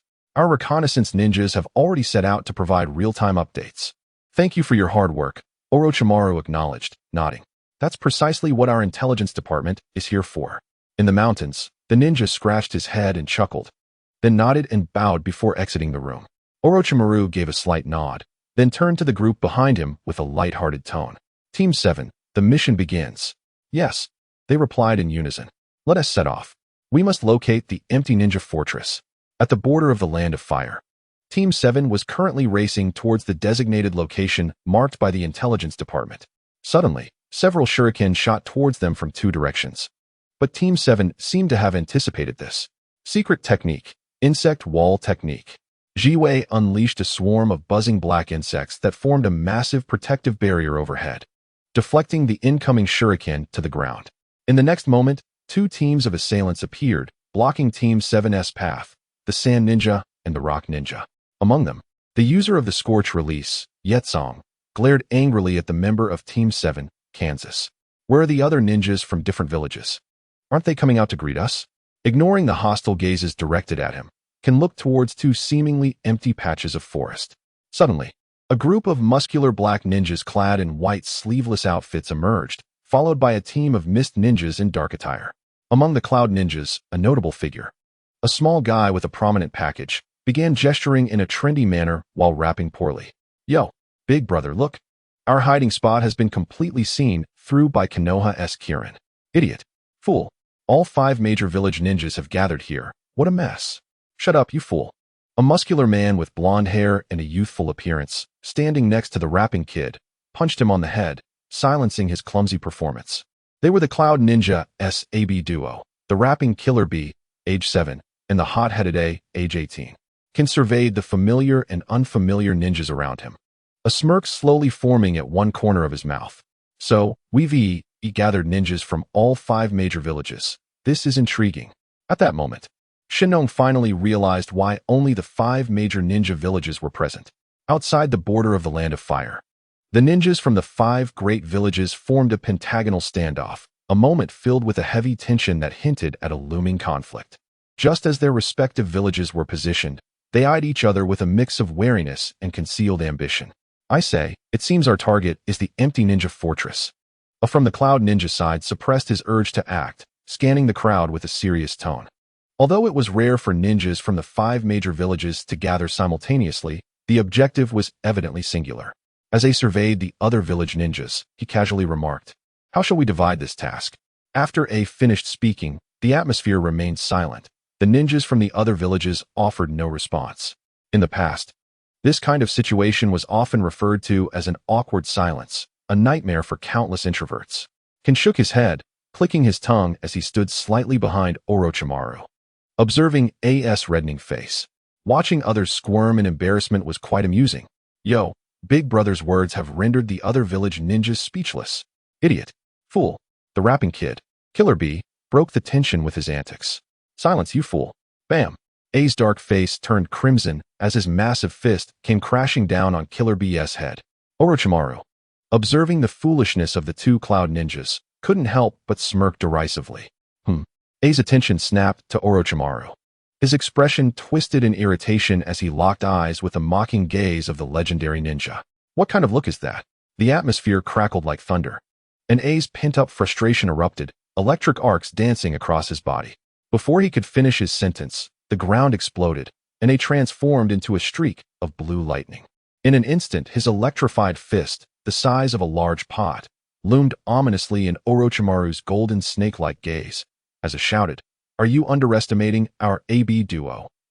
Lightning release, thunderclap. Despite the seemingly imminent collision, Orochimaru remained unfazed, emitting a casual snort, while A, caught off guard, realized too late that Orochimaru's pale hand was already poised at his abdomen. Wind release, wind cutter technique.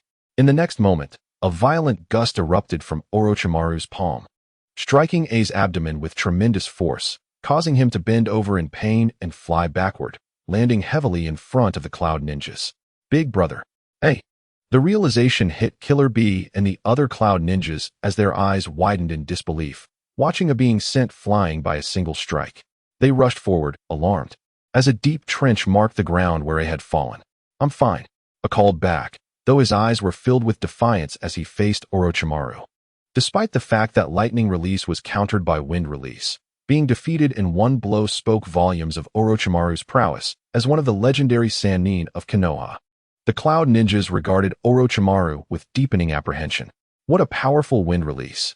The other village ninjas shared similar sentiments, their gazes filled with wariness towards the snake-like figure. Though enveloped in a protective lightning release chakra, it was not yet at the level of becoming Raikage, and thus could be easily subdued by Orochimaru's wind release. Kin mused. "Since our goals are aligned, I propose a temporary alliance." A member of the Mist Ninjas, adorned in a mask and dark robe, stepped forward with a solemn suggestion. The eyes of the other 4 ninja villages shifted towards him. "If we are to collaborate, there must be someone to lead us," A stated, twisting his neck as he scrutinized the Mist Ninja. "I propose." Kin raised his hand, capturing everyone's attention before continuing, "that my teacher, Orochimaru, serve as the commander of this temporary team." Orochimaru said nothing, merely raising one corner of his mouth in a faint smile, indicating his agreement. "Why should he?" A immediately voiced his disagreement. For this reason, Kin pointed to the numerous scars adorning A's abdomen. A was momentarily at a loss for words. Slap. The Cloud Ninjas behind him facepalmed in disbelief at their companion's foolishness. "We Mist Ninjas also support the notion of having one of the legendary Sannin, Orochimaru, as our commander for this mission," the Mist Ninja stated, affirming Kin's proposal. "No, we Sand Ninjas disagree. We Rock Ninjas will absolutely not allow Konoha to lead us."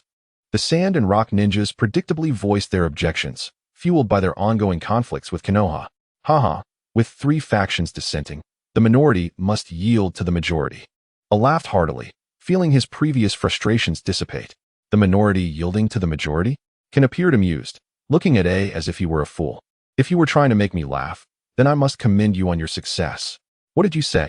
A's eyes bulged in anger as he activated his furious lightning release chakra mode once again, transforming into a streak of blue lightning and charging at Kansas' heavy explosion flow. "Konoha's Kirin, the mightiest lightning release ninja of Konoha. I have longed to test my strength against you, for our Cloud Ninja's lightning release is the strongest. In the end, must one still strive?" As one's heart stirs, one's body follows suit, and suddenly, a brilliant flash of lightning erupts from one's hand, crackling with energy akin to the chorus of 1,000 birds. 1,000 birds. Zila. 2 streaks of blue lightning meet in an instant, as AI's electrifying elbow is poised to collide with the 1,000 birds technique of the opponent. In the next moment, one witnesses the opponent slightly bend, narrowly evading the robust lightning strike, while simultaneously thrusting the 1,000 birds toward AI's abdomen. Bang! Zila. A muffled sound reverberates, unleashing a chaotic dance of electricity. The 1,000 birds.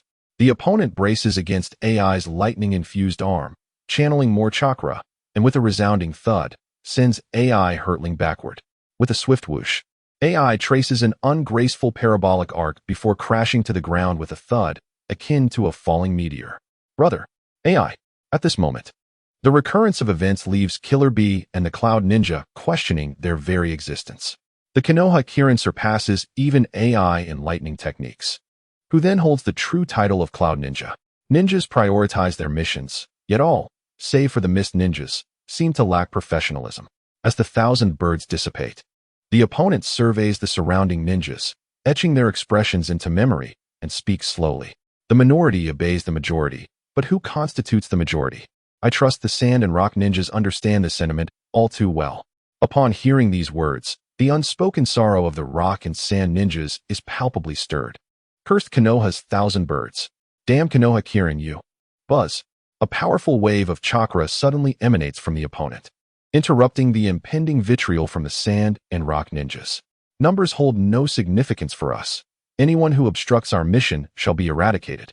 A cold gaze swept over the ninjas of the 4 great villages, igniting a palpable aura of menace that raised the hair on the necks of every ninja present. Having stated this, who stands in favor, and who stands against it? In the skies, a grand fortress floats majestically. Within the core chamber of the fortress, apart from the enigmatic leader of the Sky Ninja, who has never been seen before, and 4 high-ranking officials, no one else has entered or exited this expansive chamber. At this moment, A mysterious figure clad in a mask and black robe sits at the highest point, overlooking the 4 kneeling sky ninja officials, proclaiming with conviction, "Esteemed ones, we shall rise above the 5 great ninja villages." 2 sky ninjas, wielding golden wings, circled the fortress, scanning the surroundings before ascending to return. Yet, their naked eyes detected nothing beneath the dense shade of foliage. The ninjas of the 5 great villages were gathering in secret, possessing advanced aerial technology, yet lacking any discernible perception. One rock ninja scoffed disdainfully, crossing his arms. It seems that with the power of flight, the ambitions of these sky ninjas have swelled to the point of blinding them to the disparity between us and the 5 great nations. The sand ninja, Yitsong, furrowed his brow, peering through the gaps in the leaves at the massive fortress hovering above. The ability to grant flight to large numbers of ninjas is indeed a remarkable feat. AI held a deep admiration for the aerial equipment of the sky ninjas, contemplating the potential benefits for the Cloud Village. Has he already developed a penchant for collecting various secret techniques to bolster the strength of the Lightning Village? Observing AI's apparent belief that the technology of the Sky Ninjas was destined to fall into the hands of the Cloud Ninjas, the opponent inwardly scoffed. Vivid memories surfaced of how, upon becoming the Raikage, AI had allegedly stolen a clan's secret technique, only to be hunted for a bounty after being poisoned. Ultimately rescued by Tsunade, who was still wandering around as a prime target. Even before achieving the title of Kage, had he already cultivated such a disposition? No wonder. After the Third Great Ninja War, the Cloud Village seemed poised to surpass Konoha. As the opponent's thoughts raced, Orochimaru, the commander of this mission, approached. The aerial fortress has been thoroughly surveyed. Here is our defense map. Next, our mission. Boom, boom, boom, boom, boom. On this day, the previously serene and peaceful aerial fortress suddenly came under assault from the 5 great ninja villages. Run. No retreat. Counterattack. Counterattack. When did the ninjas from the 5 great villages arrive? The sky ninjas looked around in panic, surrounded on all sides by the ninjas of the 5 great villages. Hadn't they just attacked the 5 great villages yesterday? Scorch release. Vaporization. Ugh. For white fireballs swept over the bodies of the sky ninjas, instantly reducing them to shriveled corpses. Magnet release. Sand gold. A torrent of sand gold surged into the fortress's passageway, burying dozens of fleeing sky ninjas along the way. Lightning release. Explosive bomb.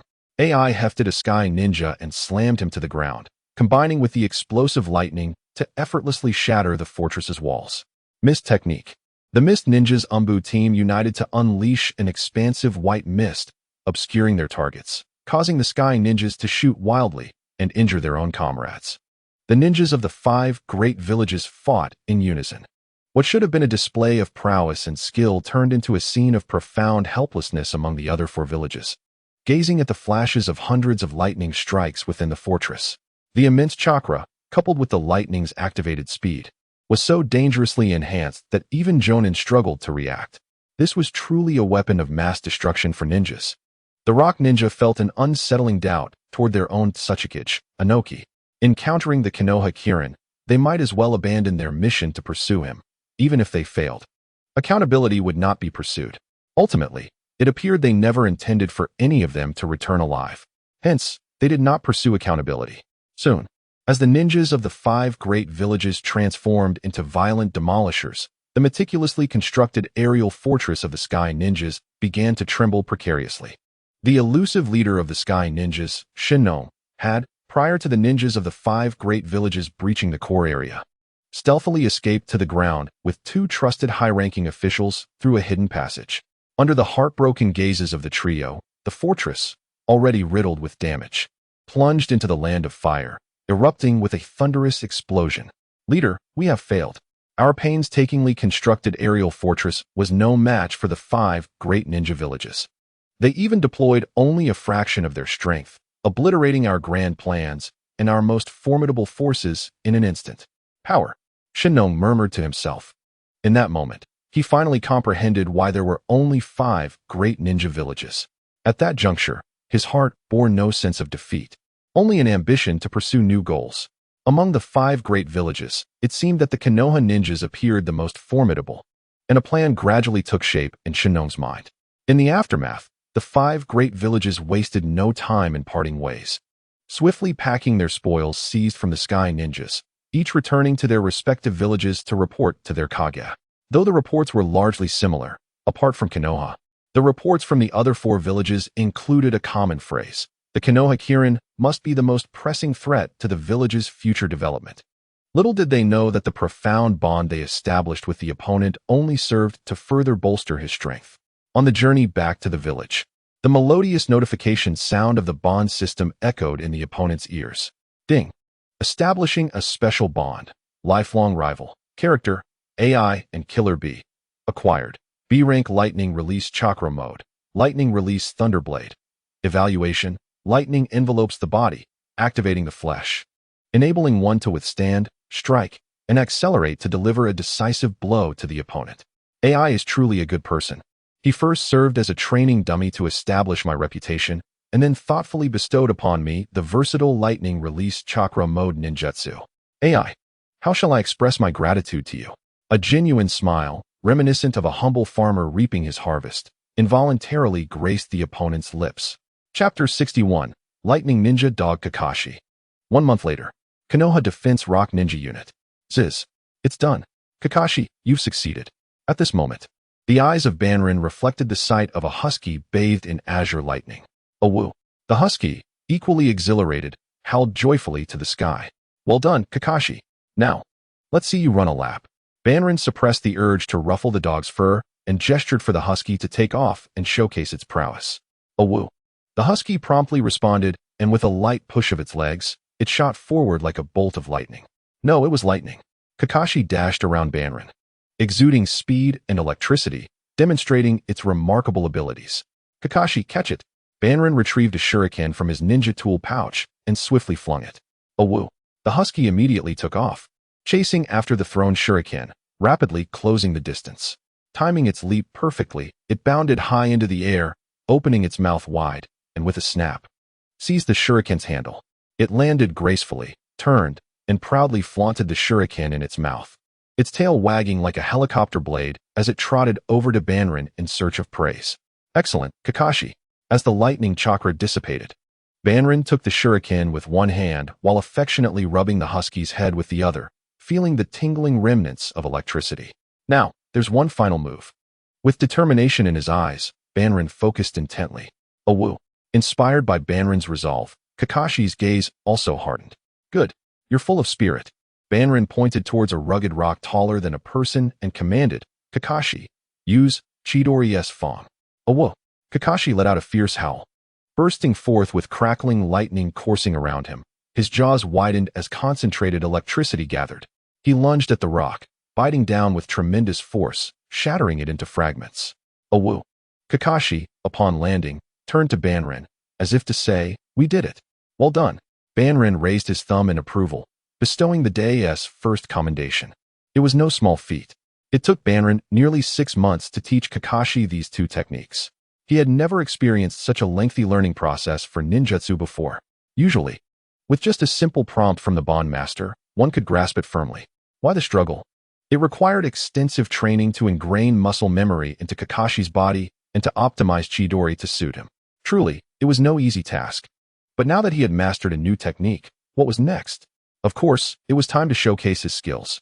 5 minutes later, Kakashi, display your skills. Banrin slightly raised his chin, waving his hand nonchalantly. At that moment, Orochimaru, Shinjuro, and Shimi watched as Kakashi howled and was enveloped in crackling lightning, shooting forth like a bolt. What is this? Lightning release Kakashi?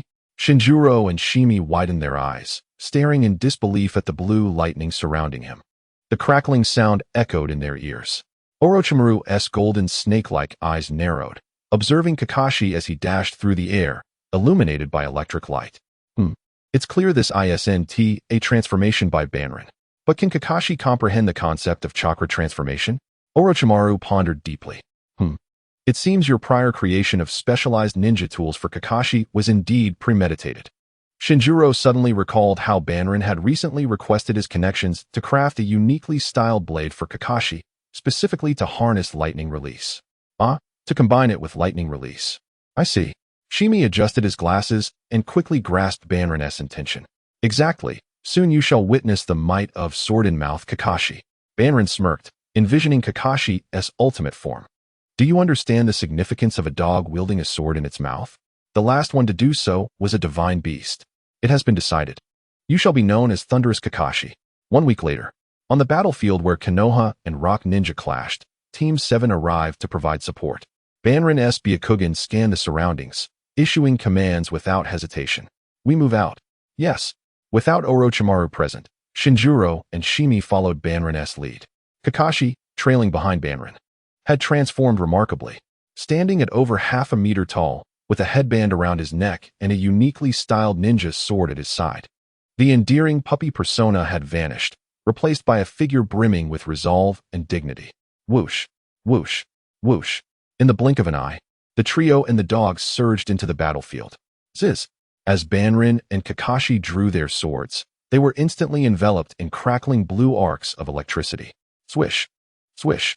Together, man and dog, one wielding a blade and the other holding a sword in its mouth, transformed into 2 bolts of blue lightning racing across the battlefield. The ninjas caught the familiar sound of electricity, eliciting varied reactions. The Rock Ninja shivered in fear. The Konoha ninjas felt a wave of reassurance. The blue glimmers reflected in their pupils, and with each flash, a Rock Ninja met a grim fate. Damn it, it's him again. They returned. Konoha's Kirin, the formidable Banrin, and his lightning ninja dog, Kakashi. The Rock Ninja were thrown into disarray. Many elite ninjas grimaced as they watched the duo of lightning dart across the battlefield, compelled to regroup. Damn it, not only is he proficient in lightning release, but even his ninja dog excels at it too. Unable to defeat them or catch up, the accursed Konoha's Kirin feels like our nemesis. But the Konoha ninjas thought the opposite. With the arrival of Konoha's Kirin, another victory was at hand. Orochimaru. Here are the Rock Ninjas' explosion release and steel release bloodline users. After the battle, upon returning to their base, Banrin presented Orochimaru with a white scroll. The contents were well preserved, although the one with swift release managed to escape. I'll bring it next time. Haha, this is already quite impressive, Banrin-kun. Orochimaru took the scroll, his eyes gleaming with excitement, his tongue instinctively licking his lips as he looked at his most esteemed disciple with a smile. Ever since your assistance, I seldom find myself lacking materials for my experiments. Haha, the moment I step onto the battlefield, those Rock Ninja come seeking me out. Banrin chuckled lightly, replying, I'm glad to be of help to you, Orochimaru-sensei. Without a doubt, you are my most exceptional disciple. Orochimaru's golden snake-like eyes brightened, a touch of emotion flashing through him, and he nodded. Yes, I understand. Remember to inform Shinjuro and the others. We have a new mission tomorrow. Yes. Chapter 62. Completing the mission and a visit to you. In the Land of Rain. After completing their mission, Team 7 was en route back. Above them loomed a murky sky, and beneath their feet lay rough, dark gray hills. The dreary hues of the Land of Rain cast a weighty atmosphere upon them.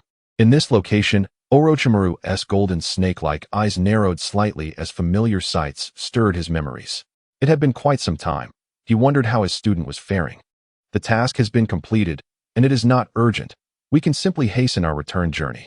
Orochimaru's heart stirred as he turned to his 3 students and Kakashi, declaring, We shall take a different route to visit someone. The others looked at Orochimaru, and Kanrin curiously inquired, Orochimaru-sensei, where are we going? Orochimaru's lips curled slightly as he replied, We are going to meet an intriguing individual, a rather lackluster fellow. In a certain location within the Land of Rain, a small wooden cabin stood beside a lake, enveloped by various grains. A narrow, winding path led to its entrance. Inside the cabin, under the warm glow of orange light, a large green frog and 3 smaller ones sequentially entered the foyer. You've all trained hard. Tonight's dinner features the specially crafted fire-style grilled fish by the great sage toad. The leading frog, Jiraiya, remarked with a playful tone as he glanced back at his disciples, raising an eyebrow. Yes, the 3 small frogs replied in unison, their voices weak. Oh, I'm so tired. Yahiko, leading the way, dragged his exhausted body toward the bathroom, his frog attire completely soaked, making it stifling and difficult to breathe. Hey, Yahiko, you forgot to turn the wooden sign again. Conan, following closely behind, reminded him as he bypassed the sign at the entrance. Ah, sorry. Could you please help me turn it, Conan? Yahiko responded, scratching his frog head with an apologetic expression. All right, But please make sure to remember next time, Conan replied, nodding as she turned the sign representing his identity. Don't worry, I absolutely will not forget next time, Yahiko assured, clasping his hands in gratitude, emphasizing the word absolutely. Knowing you, Yahiko, I'm sure you'll forget again, Conan sighed with resignation. It's fine. I'll remember to turn the sign for both Yahiko and Conan, the small red-haired frog, Nagato, said softly from the back. Haha, indeed, Nagato is the most reliable. Yahiko gave a thumbs up. After everyone had washed up, Jiraiya and the three small frogs changed into casual clothes, gathering around a round wooden table laden with fish larger than themselves. Haha, just a bit of fire-style roasting makes it incredibly delicious. Jiraiya inhaled the aromatic scent of the grilled fish, praising his culinary skills. The three small frogs were already salivating at the sight of the steaming fish. Let us dig in, Jiraiya urged, observing their eager expressions. Yes, they chorused enthusiastically. Suddenly, a loud knocking interrupted their meal. The three small frogs froze in fear, instinctively glancing at Jiraiya. The land of rain was fraught with danger during wartime. One could encounter threats at any moment. You need not worry about this chakra presence. I will answer the door. Jiraiya reassured them with a smile before rising to approach the entrance. He creaked open the wooden door to reveal Orochimaru, who he had not seen in quite some time, accompanied by Shinosuke and two unfamiliar ninjas along with a ninja dog. It's been a while, Jiraiya greeted, his eyebrows raised and a smile playing at his lips. Orochimaru, you have come all this way just to see me, haven't you? Orochimaru responded before a smirk appeared on his face. I just finished a mission and thought I would stop by to see you. You truly are not very straightforward, Jiraiya remarked, stroking his chin as he cast a sidelong glance at Orochimaru.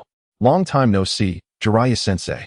Shinosuke interjected, clumsily interrupting their reunion.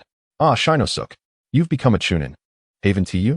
In the blink of an eye, you've grown into a reliable ninja, Jiraiya exclaimed, patting Shinosuke on the shoulder with admiration. He then turned to the two unfamiliar figures, Kanrin and Shirzue, and asked, Are these two also your students, Orochimaru? Yes, Orochimaru nodded slightly, lifting his chin. Jiraiya-sensei. I am Kanrin, one of them introduced. And I am Shirzue, the other added. I can hardly believe it. I am in the presence of Jiraiya-sensei. One of the legendary Sannin alongside Orochimaru-sensei, Shirzue thought, astonished and puzzled by his relaxed demeanor in the land of rain. It's obvious that Orochimaru-sensei came to meet Jiraiya. Kanrin mused with a confident expression. All right, Orochimaru said, drawing their attention. Shinosuke, hand over the package. We must return to submit our mission. Yes, Shinosuke promptly replied. Passing the package he carried on his back to Jiraiya. Jiraiya-sensei, this is a gift we purchased from a nearby village. Oh, thank you. Jiraiya accepted the package with a nod of gratitude. He then turned to Orochimaru, saying, Don't be in such a hurry to leave. Come in and enjoy the grilled fish I just made. As he spoke, he threw an arm around Orochimaru's shoulder, pulling him inside before he could refuse. Outside, the three newcomers exchanged bemused glances. Orochimaru-sensei is quite the actor. Escaping that shoulder hug would have been a piece of cake. The seventh squad collectively scoffed. Hey, Shinosuke, hurry and bring your two companions inside. They might catch a cold out here. Jiraiya called from within, inviting them in. We might not be able to return on time to submit our mission, Shirzue expressed worriedly, adjusting his sunglasses. We can't afford to catch a cold, Cameron added, patting Shirzue's shoulder. Shinosuke and Shirzue exchanged glances before nodding in agreement. That makes sense. They replied in unison. Yeah, Kakashi chimed in. With that, the three of them, along with the ninja dog, stepped into the foyer. My apologies for interrupting, they announced as they crossed the threshold, discovering that besides Jiraiya, there were three young children in the cabin. Yahiko, Conan, and Nagato, descended from the Uzumaki clan, were all present. Cameron observed their youthful appearances, murmuring to himself, This place must be teeming with white Zetsu surveillance. After a round of introductions, Cameron noticed Nagato's apparent discomfort. I remember that it was two Konoha ninjas who murdered Nagato's parents, Cameron reflected silently, sitting across from Nagato. As everyone enjoyed the grilled fish, they shared updates about their recent experiences. Everything was peaceful and serene until Shinosuke spoke up. While you were away, Jiraiya-sensei, my sister has already started dating someone. Jiraiya immediately spat out a mouthful of fish, his face turning pale as he glared at Shinosuke. What did you just say? Chapter 63, Conversations, Clan Matters. and the schemes of rock and sand ninjas. Ultimately, it was due to them that the revered sage of the toads, Jiraiya, was preemptively overshadowed by others. The three young ones silently vowed that in the future, they would ensure the sage found numerous romantic partners. Unaware of their thoughts, Jiraiya inquired of Orochimaru, "How fares the village in the ongoing conflicts?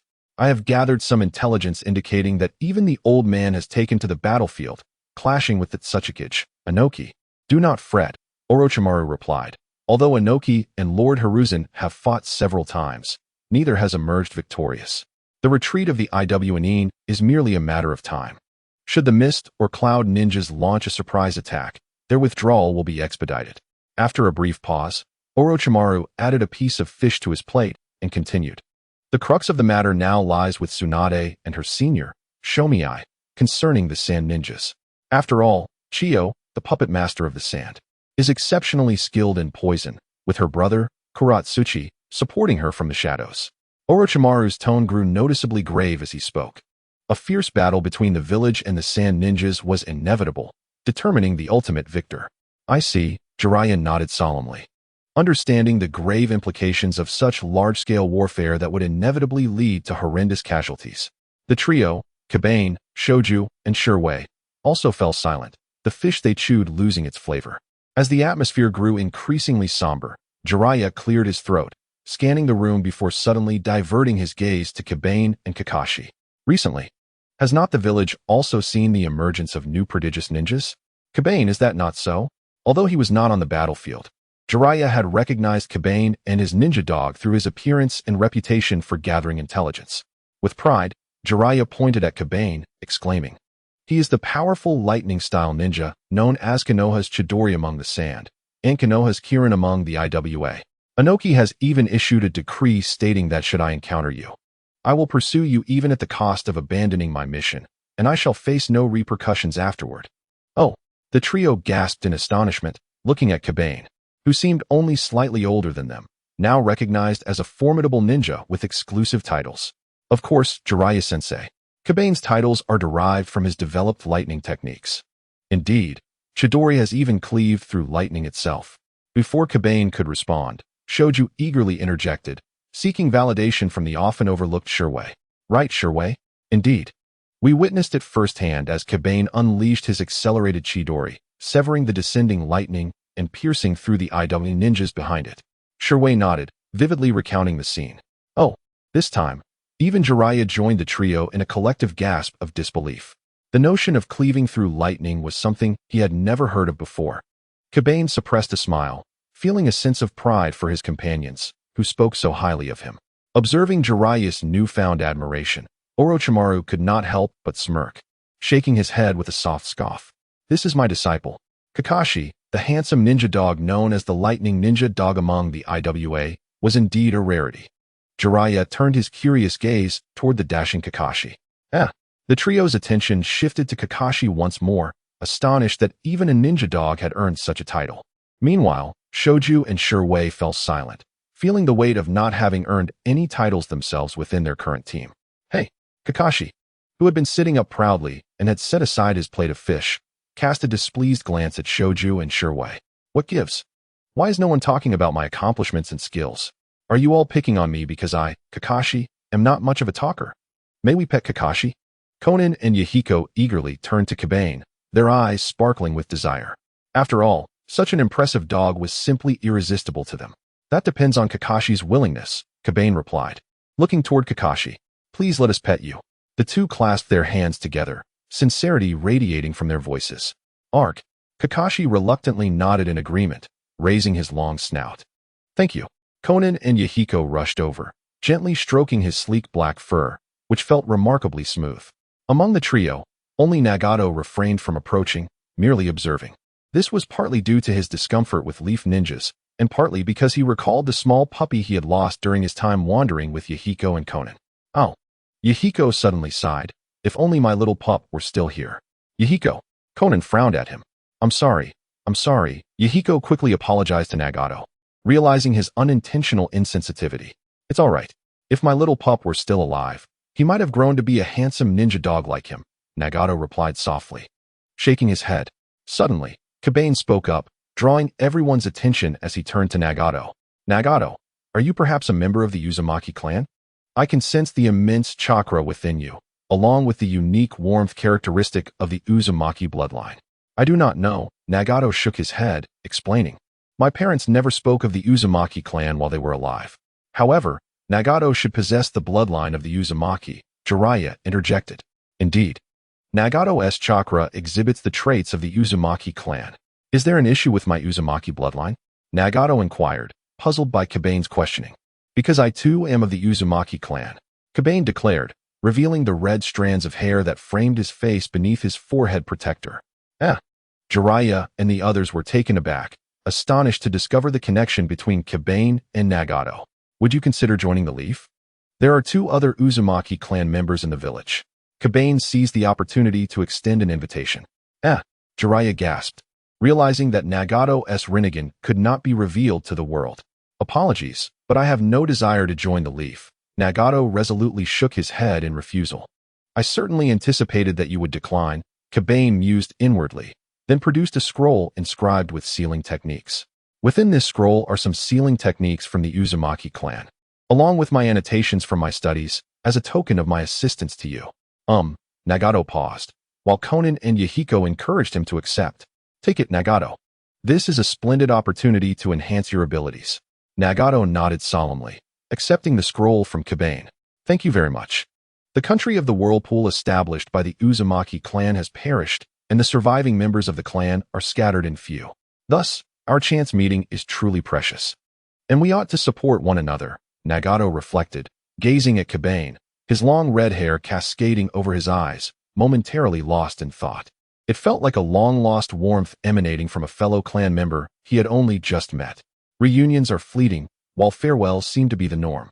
After the 7th squad, along with their loyal canine companion, finished their meal, they bid farewell to Jiraiya and the trio with a wave. They stood still as the small cabin gradually faded from view until it was entirely gone. On their way back, as they trod upon the rocky ground and splashed through puddles, Shoju suddenly spoke. For some reason, I feel a sudden aversion to war. An overwhelming impulse to return to the village now. All eyes turned toward Shoju. Is it not yet midnight, and you're already feeling emo? Kabane thought to himself. While I share your sentiments, we must wait for the war to conclude before we can return to the village. Shirwei replied in a solemn tone. Snap! A resounding slap landed on Rope Tree's back as Banrin exclaimed, Rope Tree, you are overthinking it. Once we return, I shall treat everyone to a barbecue. And then we can engage in a friendly spar with the rock ninjas. Upon hearing the mention of barbecue, Kakashi began to bounce excitedly around Banrin. Orochimaru, observing the trio of students and Kakashi, smirked, realizing that he no longer needed to concern himself with guiding Rope Tree through his psychological struggles. After all, he was already surrounded by the finest companions. Within a tent marked with the red character for fire, the Konoha Defense Rock Ninja Unit gathered. Sarutobi Hiruzen, pipe in mouth, perused the mission report submitted by the tardy Orochimaru and inquired, why has this mission taken longer than expected? A mysterious smile flickered in Orochimaru's eyes as he replied. It rained on our way back. We could not afford to get drenched and catch a cold. Hiruzen, momentarily taken aback, lifted his gaze, filled with confusion. Days later, on the battlefield where Konoha encountered the rock ninjas once more, Banrin first surveyed the rock ninja unit with his Byakugan beneath his goggles. Then, after ensuring there were no hidden rock ninjas in the vicinity, Kagura expanded her sensory range and issued a command, Rope Tree, Shimi, Kakashi, let us move. Yes. With Banrin leading the way, the trio and their canine companion transformed into the spearhead of the Konoha unit, charging forward with great zeal. In an instant, a barrage of rocks, kunai, explosive tags, and shuriken descended upon them. Rope Tree, understood. Banrin and Rope Tree quickly positioned themselves at the front of the squad, forming hand seals at lightning speed. Water release, water surge wave. Wind release, great breakthrough. Together, they unleashed a combined ninjutsu, great breakthrough water surge wave. Rope Tree inhaled deeply before releasing a powerful torrent of water, while Banrin followed suit, expelling a ferocious gust of wind. The wind propelled the water, merging into a howling torrent that swept across the sky, obliterating the rain of attacks from above. After successfully blocking the enemy's onslaught, Banrin and Rope Tree simultaneously drew 3 shuriken and hurled them toward the rock ninja. Shuriken Shadow Clone Technique. In an instant, they mirrored one another, forming seals in unison. The 6 shuriken transformed into an overwhelming storm of countless shuriken, cascading down upon the rock ninjas like falling stars. Quick, defend! Dozens of rock ninjas stepped forward, swiftly forming hand seals before slamming their palms to the ground. Earth release, earth flow wall. At once, a series of earthen walls erupted from the ground, effectively shielding them from the oncoming barrage of shuriken. Although they had managed to withstand that wave of attacks, the rock ninjas felt no sense of relief, for suddenly, zzzz. The crackle of lightning erupted as Orochimaru and Kakashi drew their kunai. With a swift motion, they transformed into 2 bolts of blue lightning, racing toward the rock ninjas. Upon hearing the familiar sound of crackling electricity, the rock ninjas couldn't help but feel a sense of foreboding. Look, the same old tactics against Konoha, always lightning, lightning, and more lightning. Can't they come up with something new? Chidori, let us go. With a fierce determination, the rock ninjas charged toward the 2 dazzling bolts of lightning. Within a central, earthy-hued tent of the Sand Ninja unit stationed in the Land of Rain, Chiyo and his brother, Ezo, were deliberating their next offensive against Konoha when a voice from outside called, "Lord Ezo, Lord Chiyo, a scroll has just arrived from the rock ninja." Inside the tent, Chiyo exchanged a glance with Ezo. "What does that old fool Anoki want? Bring it in." Ezo's voice was firm, eager to uncover Anoki's intentions. "Yes." The Sand Ninja operative respectfully responded and promptly entered the tent. Within the rock ninja unit's tent marked with the brown character for Earth, Anoki, seated in a specially crafted high chair, received the intelligence scroll handed to him by the rock ninja operative. Unfurling it, he began to scrutinize the contents. Excellent. After reading, Anoki couldn't help but exclaim, realizing it was time to settle the score with the audacious Konoha Kirin. The rock ninjas had suffered long enough at the hands of Konoha's audacity. Chapter 64. Have you witnessed my full power? Boom, boom, boom. Beneath the heavy, darkened sky, amidst the thunderous explosions, Konoha ninjas and rock ninjas engaged in another large-scale battle. For our fallen comrades, we shall avenge them. Eliminate these detestable Konoha ninjas. For the village, we will not allow you rock ninjas to prevail. The air was filled with the echoes of fierce battle cries. The clash of kunai and shuriken resonated, accompanied by bursts of dazzling sparks. At the heart of the battlefield, the shadows of both sides clashed fiercely once more. With a clap, Anoki joined his hands together, summoning a transparent square barrier. Dust release, original world stripping technique. As his words fell, the barrier hovered and shot downward towards Sarutobi Hiruzen. With a swift sidestep, Hiruzen leaped aside, narrowly avoiding the dust release square while forming seals with remarkable speed before inhaling deeply. Lightning release, thunderclap, zap. With his chest swelling, Hiruzen unleashed a thunderous bolt of lightning aimed at the airborne Anoki. Anoki observed the brilliant blue lightning expanding in his vision. However, he remained unfazed, lifting the dust release barrier to face the oncoming lightning with unwavering resolve. The mighty bolt collided with the dust release barrier, shattering into invisible atoms upon impact. In a tense standoff, Anoki and Hiruzen exchanged serious glances, both acutely aware of each other's capabilities from their many encounters. In essence, victory hinged on which of them would falter first. Anoki, at this juncture in the war, the rock ninjas have no chance of winning, Hiruzen declared, addressing the hovering Anoki. Withdrawing now could spare us unnecessary casualties. Anoki scoffed, his brows furrowing deeper in discontent. He recognized the truth in Hiruzen's words. The rock ninjas had gained little and suffered greatly, allowing Konoha Kirin to bask in glory at their expense. Yet, he recalled his plans, finding solace in the thought, and gazed down upon the oblivious Hiruzen with a sense of satisfaction. Sarutobi Hiruzen, the village is continuously producing young, talented ninjas. I know you must feel quite proud. What do you mean? Hiruzen furrowed his brows, perplexed by Anoki's sudden shift in topic. Anoki merely smiled, a hint of triumph playing on his lips. Unbeknownst to him, Hiruzen felt an unsettling premonition as he regarded Anoki's expression. Zap. Banrin and Kakashi were enveloped in crackling blue arcs of electricity. One wielded a kunai while the other carried a sword in his mouth, both darting across the battlefield like twin bolts of blue lightning, leaving behind trails of blood with each strike against the rock ninjas. In the eyes of Banrin and Kakashi, the surrounding events accelerated amidst the relentless slaughter. After toppling a rock ninja with a swift strike, the next adversary swiftly approached their blades. In this mechanical cycle, their speed of lightning release activation intensified, growing increasingly urgent. Until, apart from Shihui and Shinshu, who had been trailing them, no other Konoha ninjas remained. Oh! As he raised his blade, Banrin suddenly paused. Within his perceptive senses, several unfamiliar chakras were approaching him, ones that should not be present here. To his surprise, so many familiar faces had arrived. Just as this thought flickered through his mind, a roaring white lion's head lunged at Kakashi, baring its sharp teeth. What a discerning target! Banrin mused inwardly, quickly forming hand seals. He inhaled deeply and unleashed a whirling sphere of wind. Bang! Bang! The relentless wind spheres collided with the strange lion's head, diverting its trajectory away from Kakashi. Subsequently, with a resounding crash, it struck the rough, rocky wall beside Kakashi, embedding itself deep into the stone amidst a shower of debris. The sudden, foreign attack instantly captured the attention of the members of Team 7. Is that a sealing tool? Banrin stared at the tool, his eyes widening in realization. Swish, swish, swish. Just as the wind spheres dissipated, dozens of shuriken hurtled toward Banrin. Banrin's Byakugan detected a peculiar chakra enveloping the shuriken. It was not an additional attribute, but merely a chakra thread trailing behind. A puppeteer's ability. They must not touch the shuriken. In a flash of insight, Banrin swiftly adjusted his position, evading the incoming shuriken as they approached.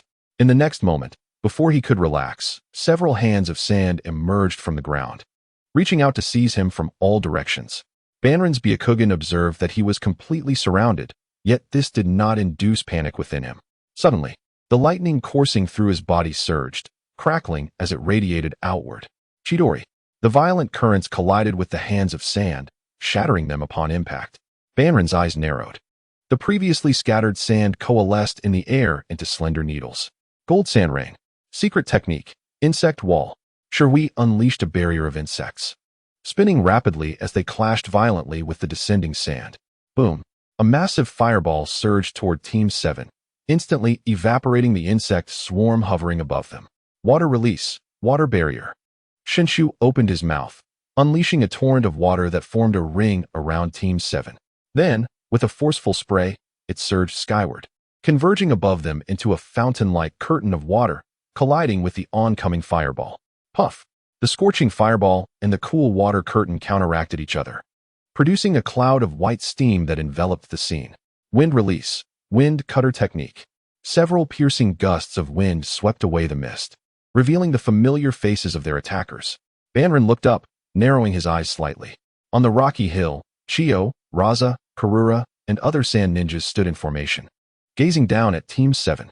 Not far away, Orochimaru, perched atop the head of the giant snake, surveyed the battlefield. He suddenly noticed Banrin and his comrades surrounded by the newly arrived sand ninjas. While puzzled as to why the sand ninjas were present, their objective was evident: to target his students, or rather, Banrin, who had caused them significant losses. Great Serpent, assist Banrin and his team, Orochimaru commanded, pointing in their direction. The giant snake, glancing at Orochimaru, began to slither swiftly toward his indicated target. Earth release. Earthquake core. A group of waiting jonin from the rock village promptly surrounded the giant snake, striking the ground forcefully. A massive amount of chakra coalesced beneath the serpent, causing the ground to crack and rumble as it began to sink. The snake and Orochimaru were trapped below the surface. You won't escape. Orochimaru of the Leaf's legendary 3 ninjas, a rock jonin coldly remarked, gazing down into the chasm. Within the deep pit, Orochimaru looked upward, watching as the square opening above him gradually narrowed. How interesting, he hissed, extending his long tongue to sweep across his lips. His golden pupils shimmered with a terrifying light, and the aura of killing intent surged forth unabashedly. On the other side, it has been quite some time, sand ninjas. Banrin smirked slightly, sweetly taunting them. But when did you become the lapdogs of the rock ninjas? What did you say? Raza glared furiously, his voice sharp. Banrin's words ignited a powder keg of anger within the sand ninjas. Yizo, Karura, and others displayed similar expressions of indignation, glaring at Banrin. Damn the Konoha Chidori. Chiyo let out a cold snort, her eyes gleaming with a chilling light as she looked down at Banrin. as if regarding a doomed soul. The Konoha Chidori and your prideful lightning release and shadow clone techniques will not save you. We have already prepared a comprehensive countermeasure. With that, Chiyo raised her hands toward the sky, announcing Banrin's impending demise. Today, you shall die here, as a tribute to all the sand ninjas who perished by your hand. Upon hearing Chiyo's proclamation, Shihui and Shunshu exchanged puzzled glances, sensing an inexplicable shift in the atmosphere. Why did the urgency seem to dissipate? Was it only targeting the lightning release and shadow clone techniques? That didn't sound too threatening. Banrin utilized those techniques frequently, but they were not his sole abilities. As their thoughts raced, they noticed Banrin's hand brushing against his face. He, too, regarded Chiyo with a bemused expression. Oh, how terrifying it is to be targeted. I hope my Rasengan, sealing techniques, taijutsu, and other elemental techniques still hold their worth, Banrin thought, feeling a flicker of uncertainty. He then calmly focused on the sand ninjas above, speaking in a nonchalant tone. Have you ever witnessed my full power? What did the Konoha Chidori say? The sand ninjas frowned, sensing an intangible pressure enveloping them. Enough of your theatrics. It's about time to make a move. Chiyo, possessing the strongest mental fortitude, dismissed Banrin's bravado, knowing some techniques required time to execute. No sooner had she spoken than colossal rock walls rose around Team 7 and the sand ninjas, grinding together with a deafening noise to seal them in. Countless gray circular stone pillars shot forth from the walls, interlocking in the air to form an inverted net. It resembled a stone cage, entrapping Banrin and his team. The confined space hindered the execution of numerous shadow clones. While the technique known as Chidori required adequate distance for a powerful charge, and Kirin's necessitated standing beneath the clouds, demanding time to guide. Chiyo surveyed the surroundings with satisfaction before turning her cold gaze toward Banrin. This cage was specifically designed to restrain you, and it shall become your burial ground. As the voice resonated, a dozen formidable taijutsu jonin from Iwa Shinobi landed behind the Suna Shinobi with a firm thud. The bolstered ranks instilled a surge of confidence in Chiyo, who promptly waved her hand. Onward, eliminate Konoha's Chidori. Yes, the assembled ninjas roared in unison. In a swift motion, the Iwa Shinobi drew forth various blade-like ninja tools and leaped into the air, diving toward the members of Team 7, while behind them, the Suna Shinobi unleashed their signature techniques. Wind release, infinite breakthrough. Several Suna Shinobi wielding massive three-bladed fans swung them violently downward, unleashing a barrage of wind spheres that surged past the Iwa Shinobi, enveloping Team 7 with a deafening roar. Observing the oncoming tempest and Iwa Shinobi, Shino formed hand seals with 4 fingers interlocked. Shadow clone technique. With a series of explosive sounds, he produced over 10 shadow clones, simultaneously performing hand seals with them. Fire release, fire dragon bullet. With a resounding boom, dozens of searing flames erupted skyward, colliding with the rushing wind spheres and igniting into a blazing inferno. The advancing wall of fire surged forward, targeting the dozens of Iwa Shinobi charging headlong. Sand gold shield, too. Above, Rasha and Karuro pressed their hands to the ground, summoning a tumult of yellow sand and sand gold that surged like 2 earth dragons from either side of the Iwa Shinobi. As the sand gold and yellow sand converged, a thunderous explosion resonated, meeting the oncoming inferno, sending forth sparks and glimmering sand gold in all directions. Flame release, great vapor massacre.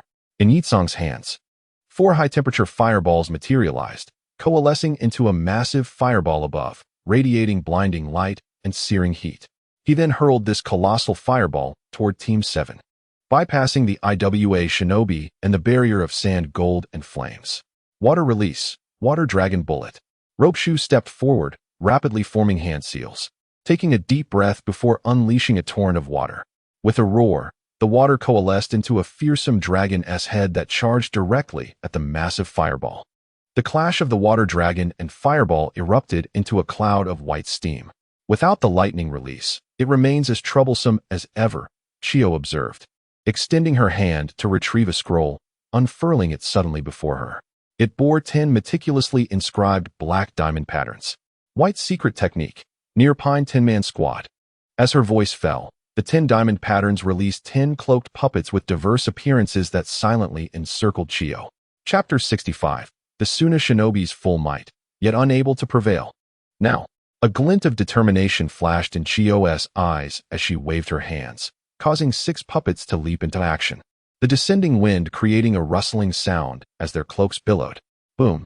At that moment, the surging inferno receded, with the opposing sand gold retreating to either side. The path lay wide open. The IWA shinobi at the rear, along with the 6 puppets following closely, dove forward like a rolling boulder towards Team 7. Kakashi, sword clenched in his mouth, activated his lightning release, lowering his body before launching himself upward along a steep rock slope. He would lead the charge. The others followed closely behind. Shino and his shadow clones unsheathed their weapons, while Ropeshu held kunai in reverse grip, and Shimizu, with a swift flick of his wide sleeves, sent a swarm of insects buzzing past the IWA shinobi, disorienting the Suna shinobi around them. Below, the two sides clashed. Kakashi and a lean IWA shinobi met each other without a hint of hesitation or fear, fiercely swinging their blades, sparks flying as their weapons clashed. Shadow clone technique. Ropeshu formed hand seals, creating multiple shadow clones that joined Shimizu in confronting the remaining IWA shinobi. Clang, clang.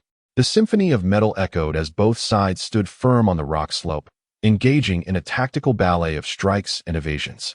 On the other side, 6 distinct white-robed puppets faced off against Shino and his shadow clones. Whoosh! A blue puppet with 5 black holes on its head initiated the attack, its head drooping as the holes unleashed black serpents that shot toward 5 of Shino's clones. Hidden shadow snake hands.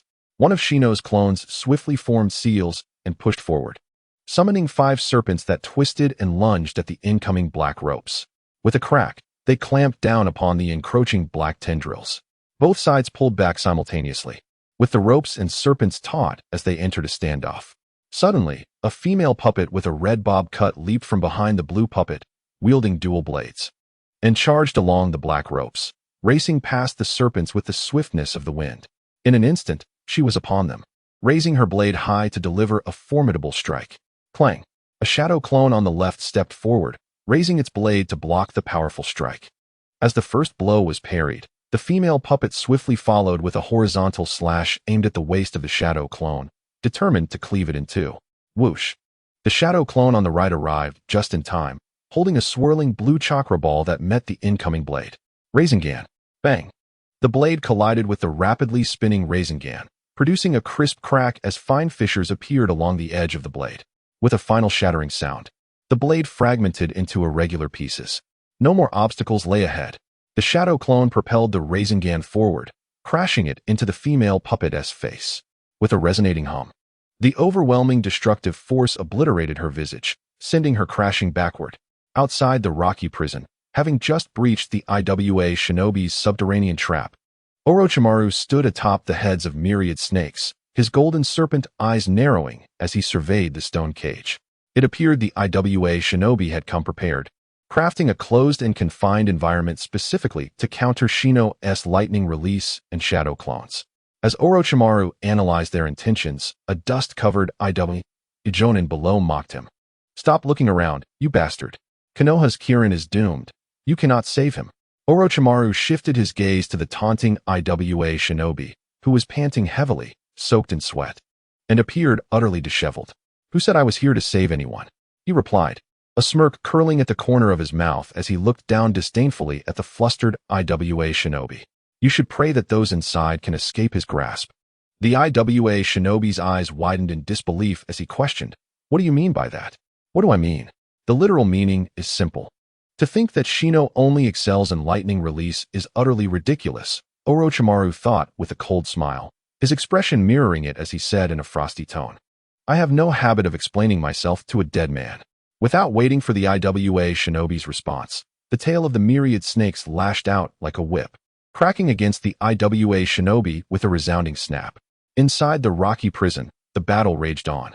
Above Shino and his shadow clones, a white-haired puppet stood atop the shoulders of 2 others, forming a triangle. With a clap of its hands, it simultaneously performed seals, and a mechanism within its mouth activated. 3 treasures, absorption.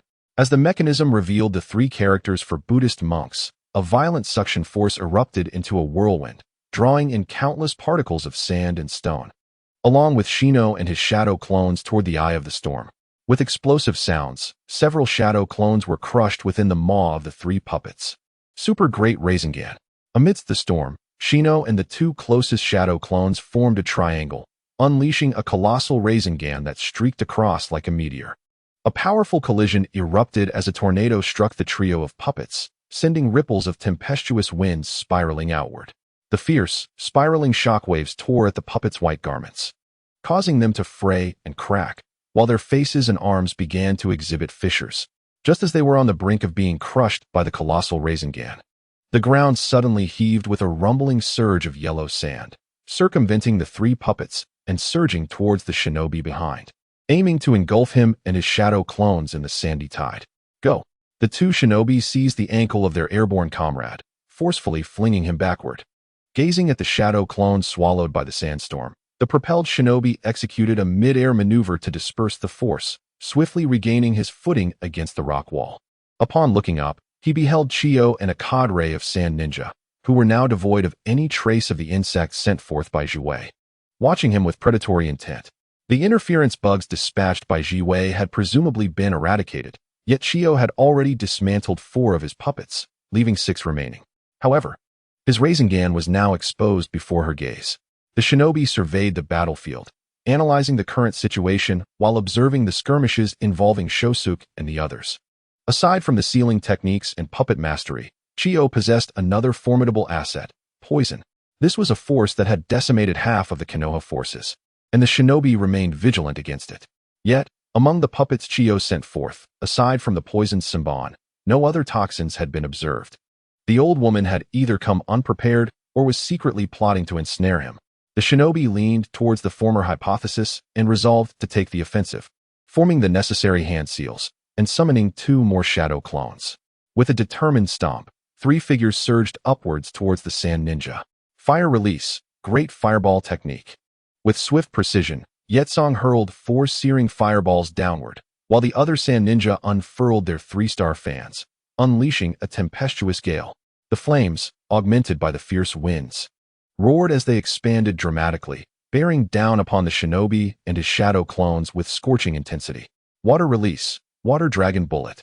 The shadow clone rapidly formed seals, unleashing a commanding water dragon that twisted majestically, its massive form lunging toward the fireballs, its jaws snapping in succession as steam billowed from either side. Roar! With a thunderous bellow, it propelled itself towards the sand ninja above. Damn water release ninja! Yetsong cursed, irked by the overwhelming water technique. Is every Konoha shinobi adept at water release? Sand spear.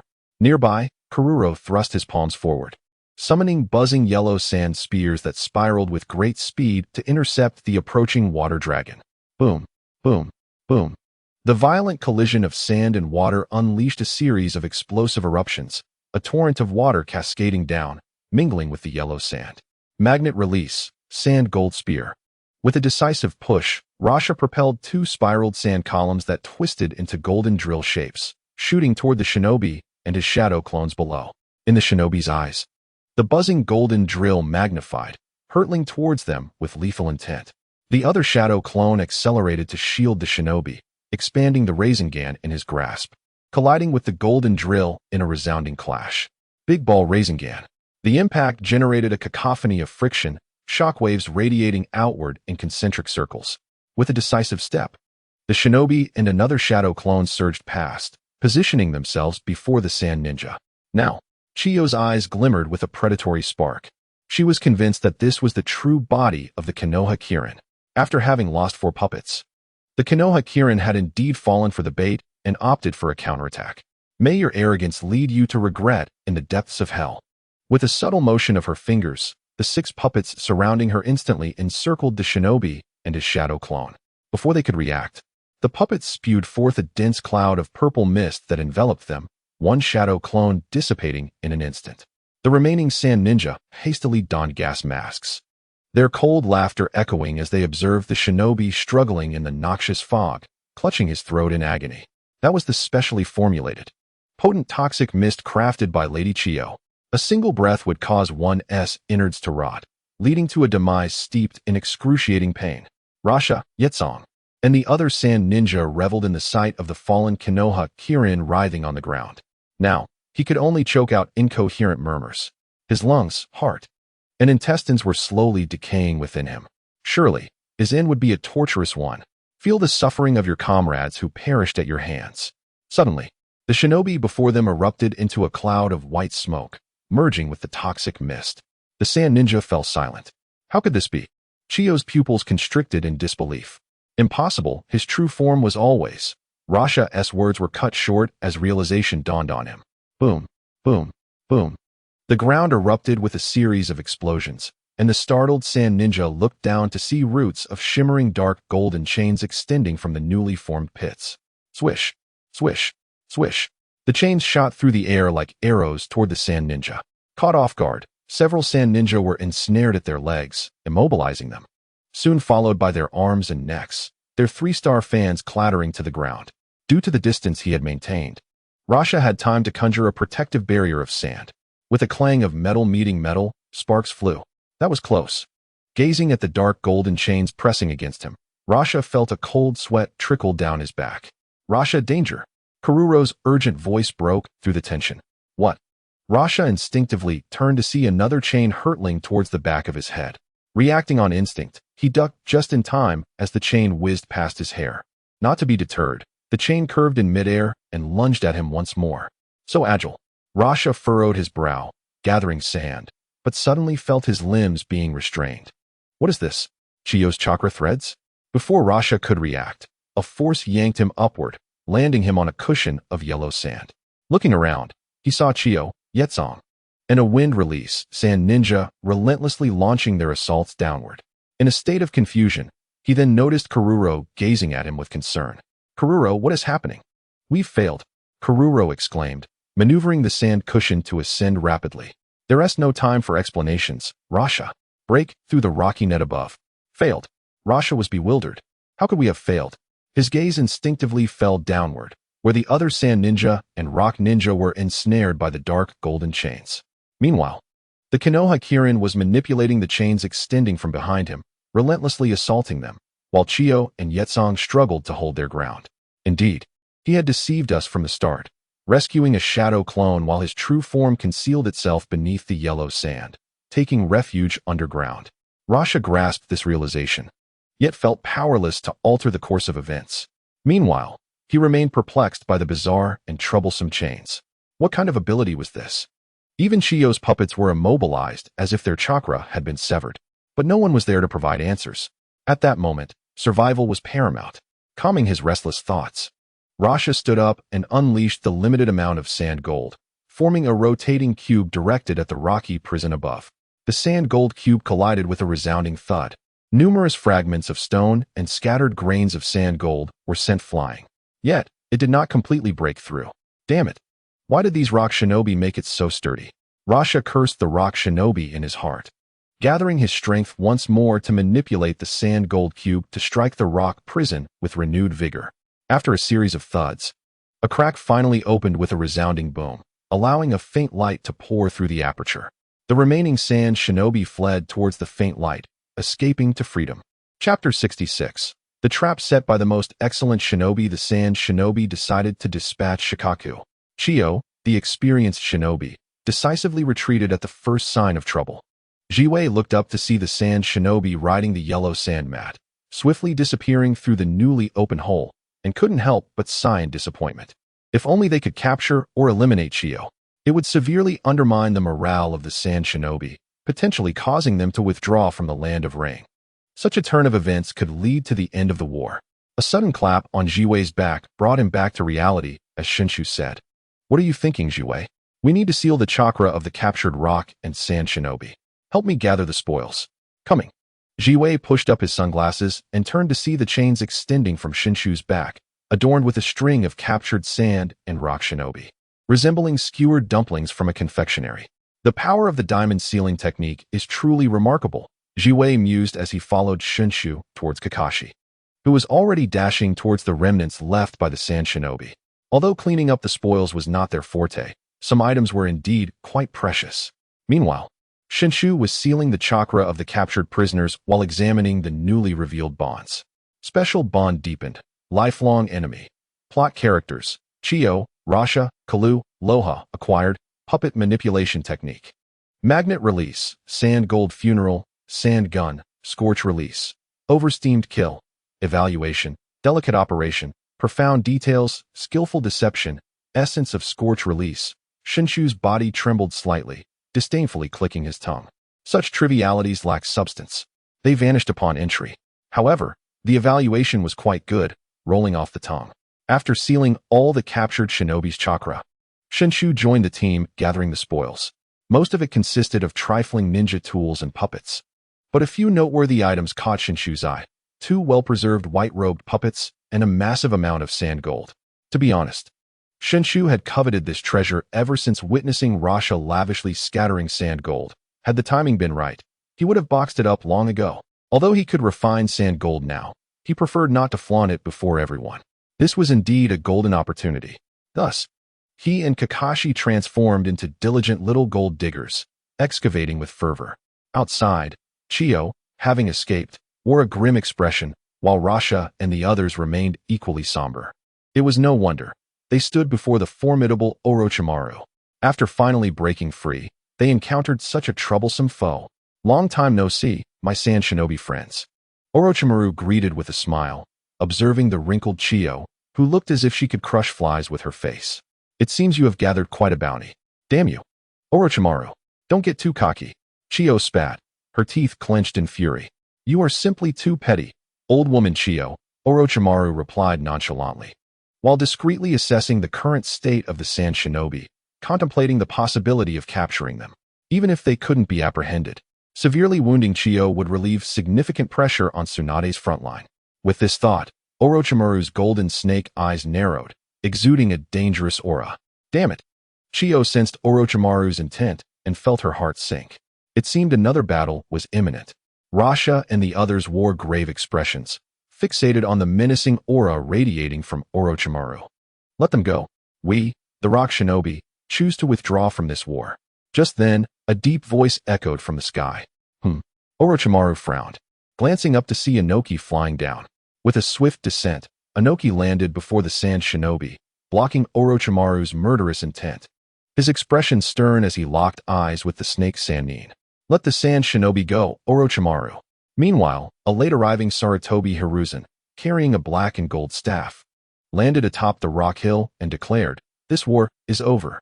The Rock Shinobi forces are withdrawing, not merely retreating to their station base in the Land of Rain, but the entire army was pulling out of the Land of Rain, significantly alleviating the pressure on the Konoha side. Now, they only needed to focus on dealing with the Sand Shinobi and the potential counterattacks from the Rain Shinobi. As for the collaboration between Tsuchikage Inoki and Chiyo to devise a plan against the Konoha Kirin, news had not spread widely through the shinobi world. Firstly, few shinobi had witnessed it. Secondly, the Rock and Sand Shinobi had no inclination to promote Shinshu's reputation, as it would tarnish their own shinobi careers. They were more inclined to cover it up. However, in the aftermath, the Sand Shinobi quietly raised the bounty on Konoha Chidori by 50 million ryo, aiding Shinshu in achieving the 200 million ryo milestone. Inoki discreetly ordered the Rock Shinobi to strike a particular phrase from the bounty manual, no matter when encountering the Konoha Kirin. Even if it means abandoning the mission, pursue him relentlessly.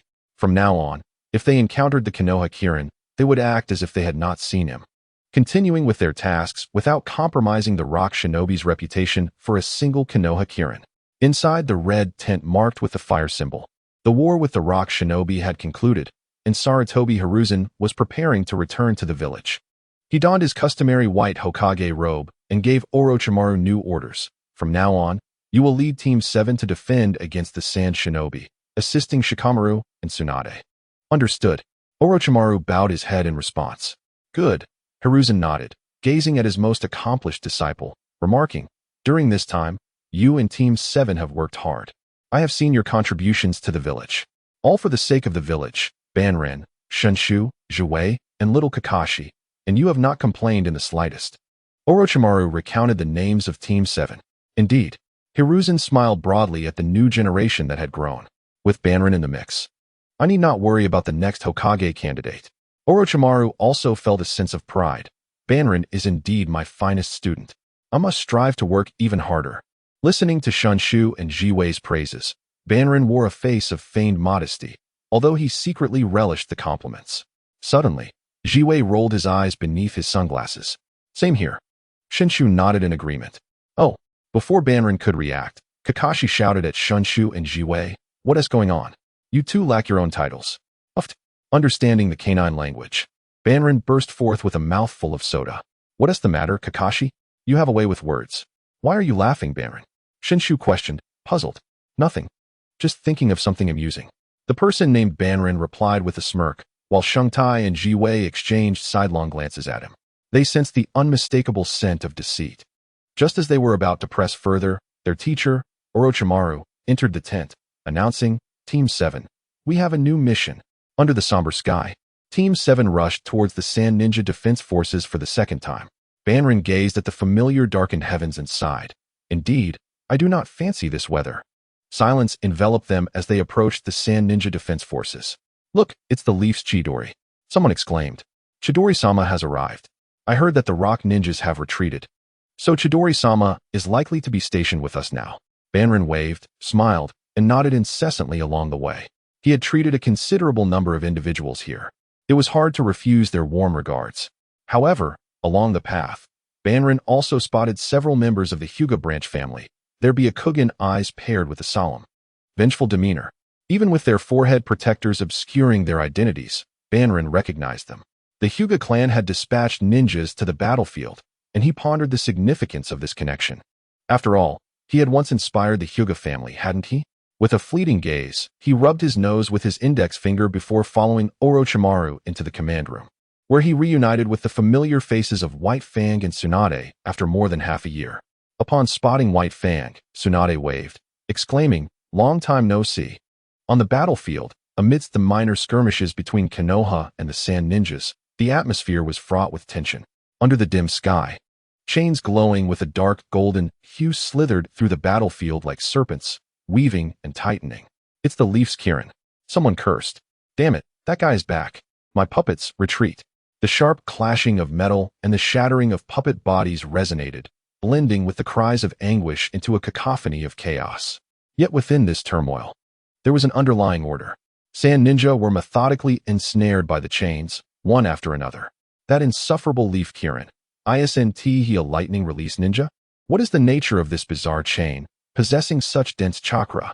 I've never seen anything like it. The bound Sand Ninja seethed with anger, wishing to crush Banrin. Yet they could only curse impotently as their mouths were sealed by the chains. In the command room of the Sand Ninjas stationed in the Land of Rain, the atmosphere was heavy with uncertainty. Since the rock ninjas withdrew, Konoha had indeed sent the Leaf Kirin. Izang furrowed his brow, the lines on his forehead deepening as he turned to his sister Chiyo, stating gravely, "With his addition, our already precarious balance has become even more tenuous." Chiyo remained silent, her expression darkening. Izang sighed, recognizing the dire situation they faced. The Sand Ninja were under pressure, squeezed between Konoha and the Rain Ninja. Each engagement left them hesitant, fearing a flanking maneuver from either side. Their previous ambush of the Leaf Kirin had been a miscalculation. He had concealed multiple techniques, proving to be adept in all forms of ninjutsu, akin to his teacher Orochimaru and the legendary Sarutobi Hiruzen. He was a master of all 5 elemental releases, and the introduction of his non-seal ninjutsu had led to significant losses for Chiyo. Although she had intended to feign weakness, she had genuinely been caught off guard, resulting in the destruction of one of her offensive puppets. The chain technique he employed had become their new nightmare, agile and difficult to counter. The highest combat strength among the Sand Ninja was now Chiyo, but the loss of 6 high-level puppets had severely weakened their capabilities. As a puppet master's strength was largely tied to their puppets, the time required to construct new ones was considerable, leaving them at a loss against the Leaf Kirin. "Let us call upon Fubuki to the front lines," Chiyo suddenly proposed, startling Izang before he grasped her intention. "You mean to summon Shikaku?" he inquired, astonished. "At this juncture, it is our only option," Chiyo asserted, her gaze fixed on Izang, filled with determination and a hint of ferocity. In Banrin's private tent within the Leaf's defense forces, Shungtai, Jiwei, and Kakashi observed as Banrin tinkered with various puppets, disassembling and reassembling them with apparent delight. "Has Banrin developed an interest in the Sand Ninja's puppets?" Shungtai mused. It seems he began collecting them after Chiyo's two puppets, Jue noted, adjusting his sunglasses. Yesterday, when I sought him out, he was engrossed in a study of the sand gold extracted from the Sand Ninja's magnetic release. Is he perhaps straying from his path? The Sand Ninja's puppets, no matter how formidable, are merely at Chiyo's level, while the magnetic sand gold is more promising, Shengtai remarked candidly. Considering Banran's nature, he would not engage in endeavors without assurance, Jiwei suggested, his voice trailing off as a glimmer of light reflected off his sunglasses. In other words, Banran might have the ability to refine sand gold. Wait, Jiwei's momentum faltered, and he sighed, correcting himself. What I mean to say is, we in Konoha may soon require our own magnetic release bloodline and specialized puppet masters. 3 days later, at the Sand Ninja's encampment before the battle, Chiyo anxiously inquired of her brother, has he not arrived yet? Do not fret, sister, Izang replied calmly, attempting to reassure her. Considering the time, the escorting Umbu should be arriving shortly. Just then, an Umbu reported from outside, Lord Izang, Lady Chiyo, Shikaku has been brought in.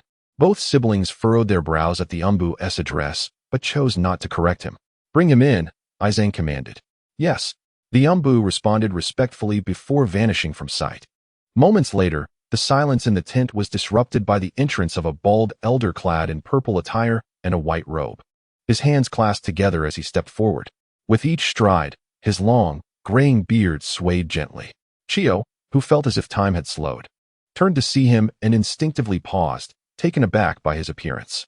The newcomer had prominent cheekbones, sunken cheeks, and deeply etched wrinkles across his face, presenting a clear image of malnutrition and frailty. Fubuki-senpai, what happened to you? She exclaimed, her expression a mix of shock and concern. Chiyo suppressed her astonishment, clearly seething with anger as she spoke. Have those rascals even withheld your meals? The usually silent Izo also cast a furious glance at Bunpuku. However, their ire was not directed at him. Bunpuku merely smiled faintly, slowly shaking his head, and in a soft, hoarse voice remarked, with age, it is only natural to decline more swiftly. Though his tone was muted, it exuded a sense of nonchalance. Chiyo and Izo fell momentarily silent, their emotions tangled. The elder Bunpuku before them had been a Jinchuriki since the era of the second Hokage, dedicating his life to the village in quiet service. Yet now, the young ninjas within the village were scarcely aware of his name, referring to him simply as the guardian of the crane. But that was the name of the beast. He was, after all, Bunpuku. I am aware of your demands. Although I am reluctant to cause further bloodshed, for the sake of the village, I shall release the guardian of the crane. Feeling a flicker of warmth at the rare acknowledgement of his existence, Bunpuku spoke up, concluding with a caution, I hope that when I summon the guardian, the ninjas of the village will stay back. Although our bond is amicable, I cannot control him once he is fully unleashed. We understand. Izo responded solemnly, nodding. In that case, Chiyo chimed in, her voice suddenly sharp. Let us depart. Plop. A raindrop splattered against the rough, gray rock, fracturing it, deepening the gloom. Plop, plop, plop. The rain began to fall incessantly, drumming against the ground, sending smaller droplets scattering as it seeped into the earth. Hyben took a deep breath, lowered his head to wipe the glistening raindrops from his goggles, and then lifted his gaze across to the Sand Ninjas, a countless throng, a dark sea of earthy hues. Hyben glanced to his left. There stood his former teacher Orochimaru, along with Kakashi and Tsunade. Indeed, Hyben now stood alongside them. Magnificent. No words were needed. To his right, behind him, were his comrades of Team 7, Shoshuru, Shirwei, and Kakashi. Beyond them lay an endless sea of ninjas from their village, subtly shifting in anticipation. The scale was evident. This was poised to be a monumental clash. As Hyben pondered, he noticed movement among the Sand Ninjas. They began to part, creating a path that resembled the rolling waves of the sea. An air of tension enveloped Konoha as Orochimaru and the others narrowed their eyes, intrigued by the Sand Ninjas' antics.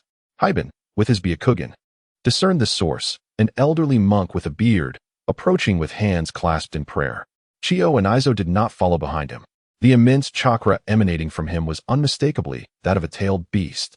Hyben thought confidently, then turned to Orochimaru and warned, Teacher, there is a colossal chakra advancing from the Sand Ninjas, reminiscent of the Nine Tails.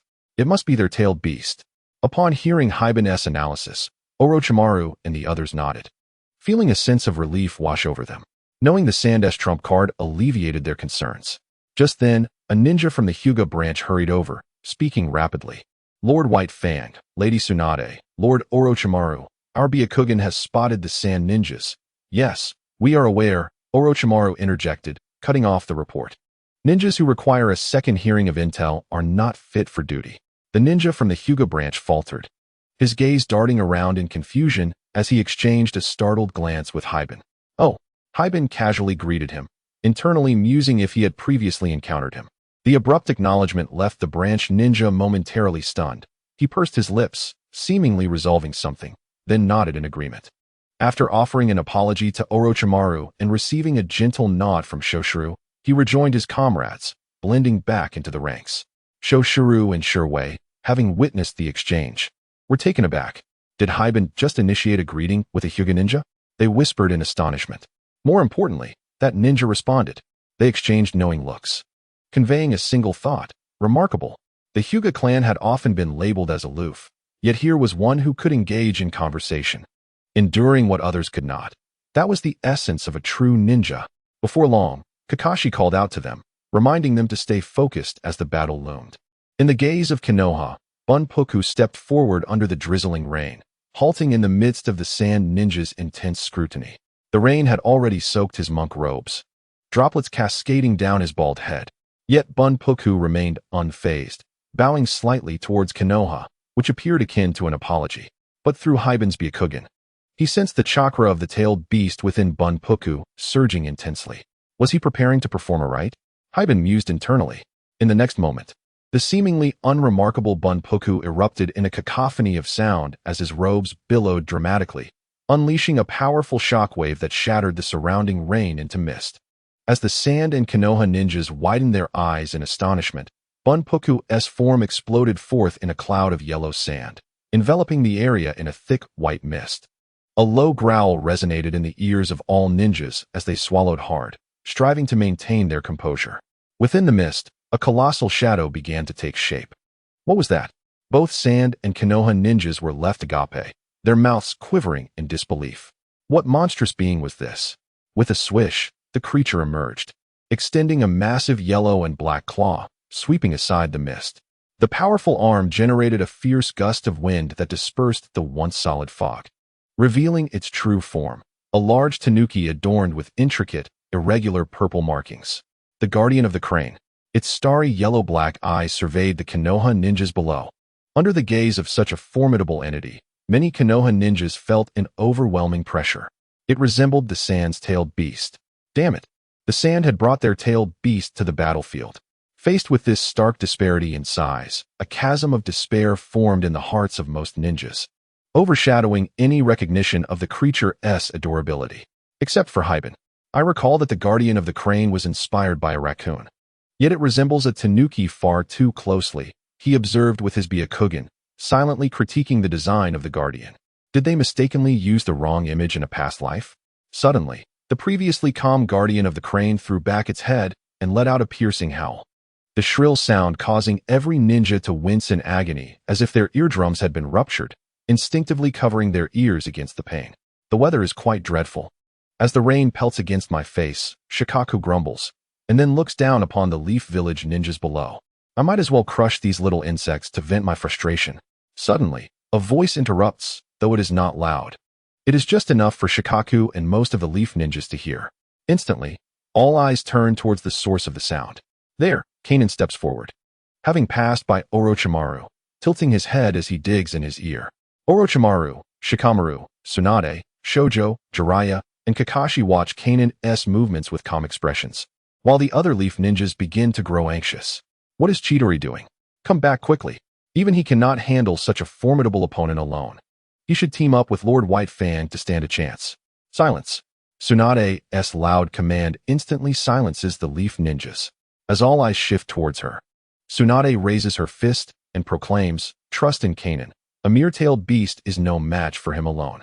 Her authoritative voice shatters the anxious hearts of the Leaf ninjas, instilling within them a sudden surge of emotion, hope. However, while Tsunade's words reassure the Leaf ninjas, they simultaneously enrage Shikaku. Are you little insects underestimating me? My apologies. Kanan says, stopping at an appropriate distance, gazing up at the colossal Shikaku. I have no time for games. You. Shikaku pauses, his fury ready to erupt. Suddenly, 5 dark golden chains surge from behind Kanan, striking the ground with a resounding thud. What is that? Shikaku feels a sense of foreboding as he senses the presence of sealing techniques emanating from the chains. In the next moment, a series of explosive sounds erupt around its feet as the dark golden chains shoot forth like golden arrows from the debris. A whirl of chains wraps around Shikaku, first ensnaring its legs, then its arms, and ultimately its neck. Damn it! Just as Shikaku prepares to shatter the chains binding it, it realizes it cannot move at all. Damn you little insect, what is this ability? Shikaku manages to speak. You will understand once you become my captive. Kanan responds slowly, his chains finding their target, Fukuban. Awaken. A chain strikes Fukuban's forehead, causing him to fold backward with a dull thud, a sound both heavy and sharp. Fukuban, with a painful bump forming on his head, abruptly opens his eyes. Damn it, I finally got out. Fukuban's awakening overwhelms Shikaku's consciousness, and in less than a minute since its appearance, Shikaku is defeated. Not good. Fukuban feels the pain in his forehead and instinctively senses something amiss. Just as he attempts to act and release Shikaku, a dark golden chain rushes toward his face, his pupils dilating in shock. Another sharp sound rings out as Fukuban is struck again, and his vision fades to white.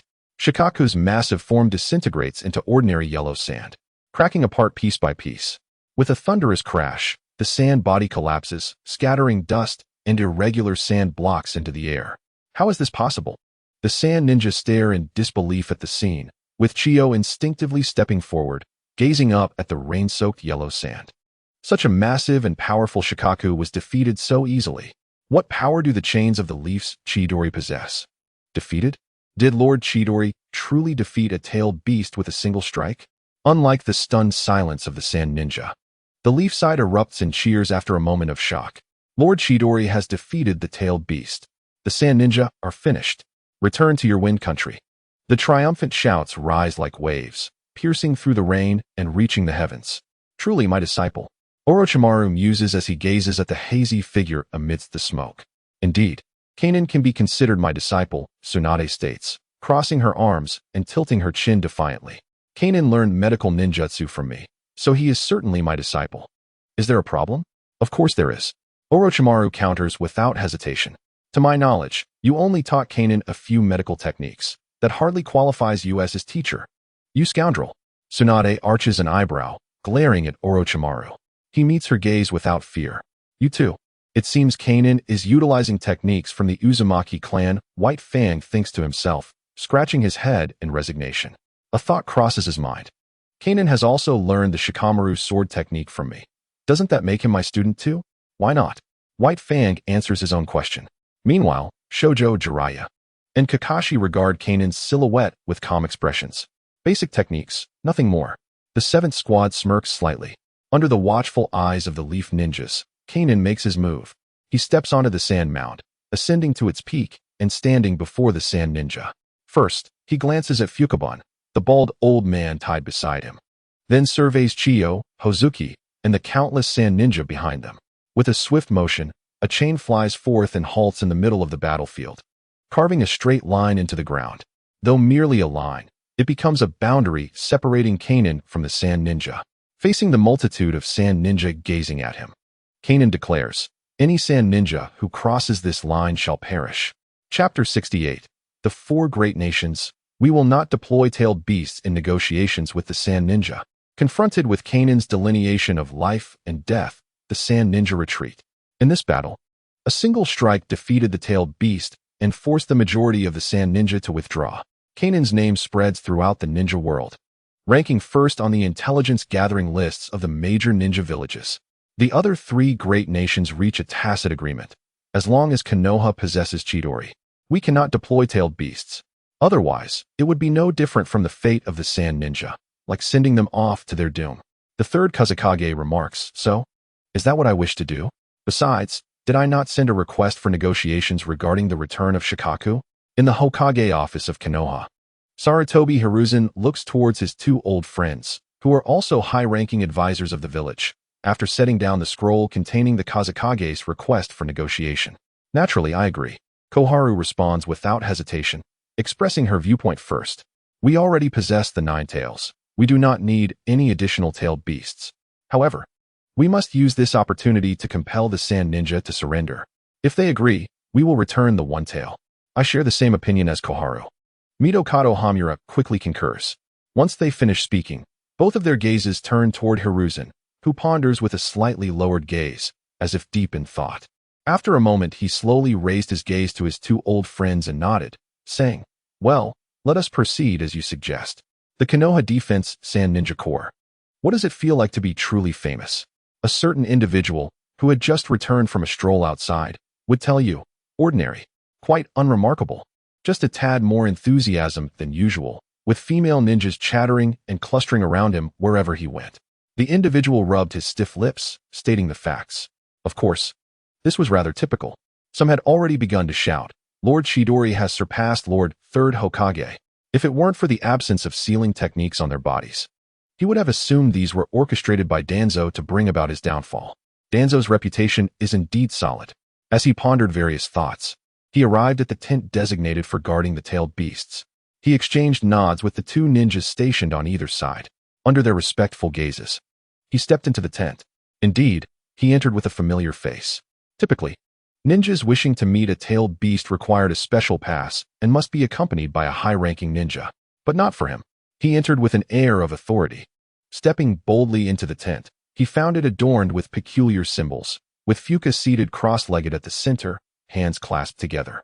"Master, it has been a while," he greeted amiably.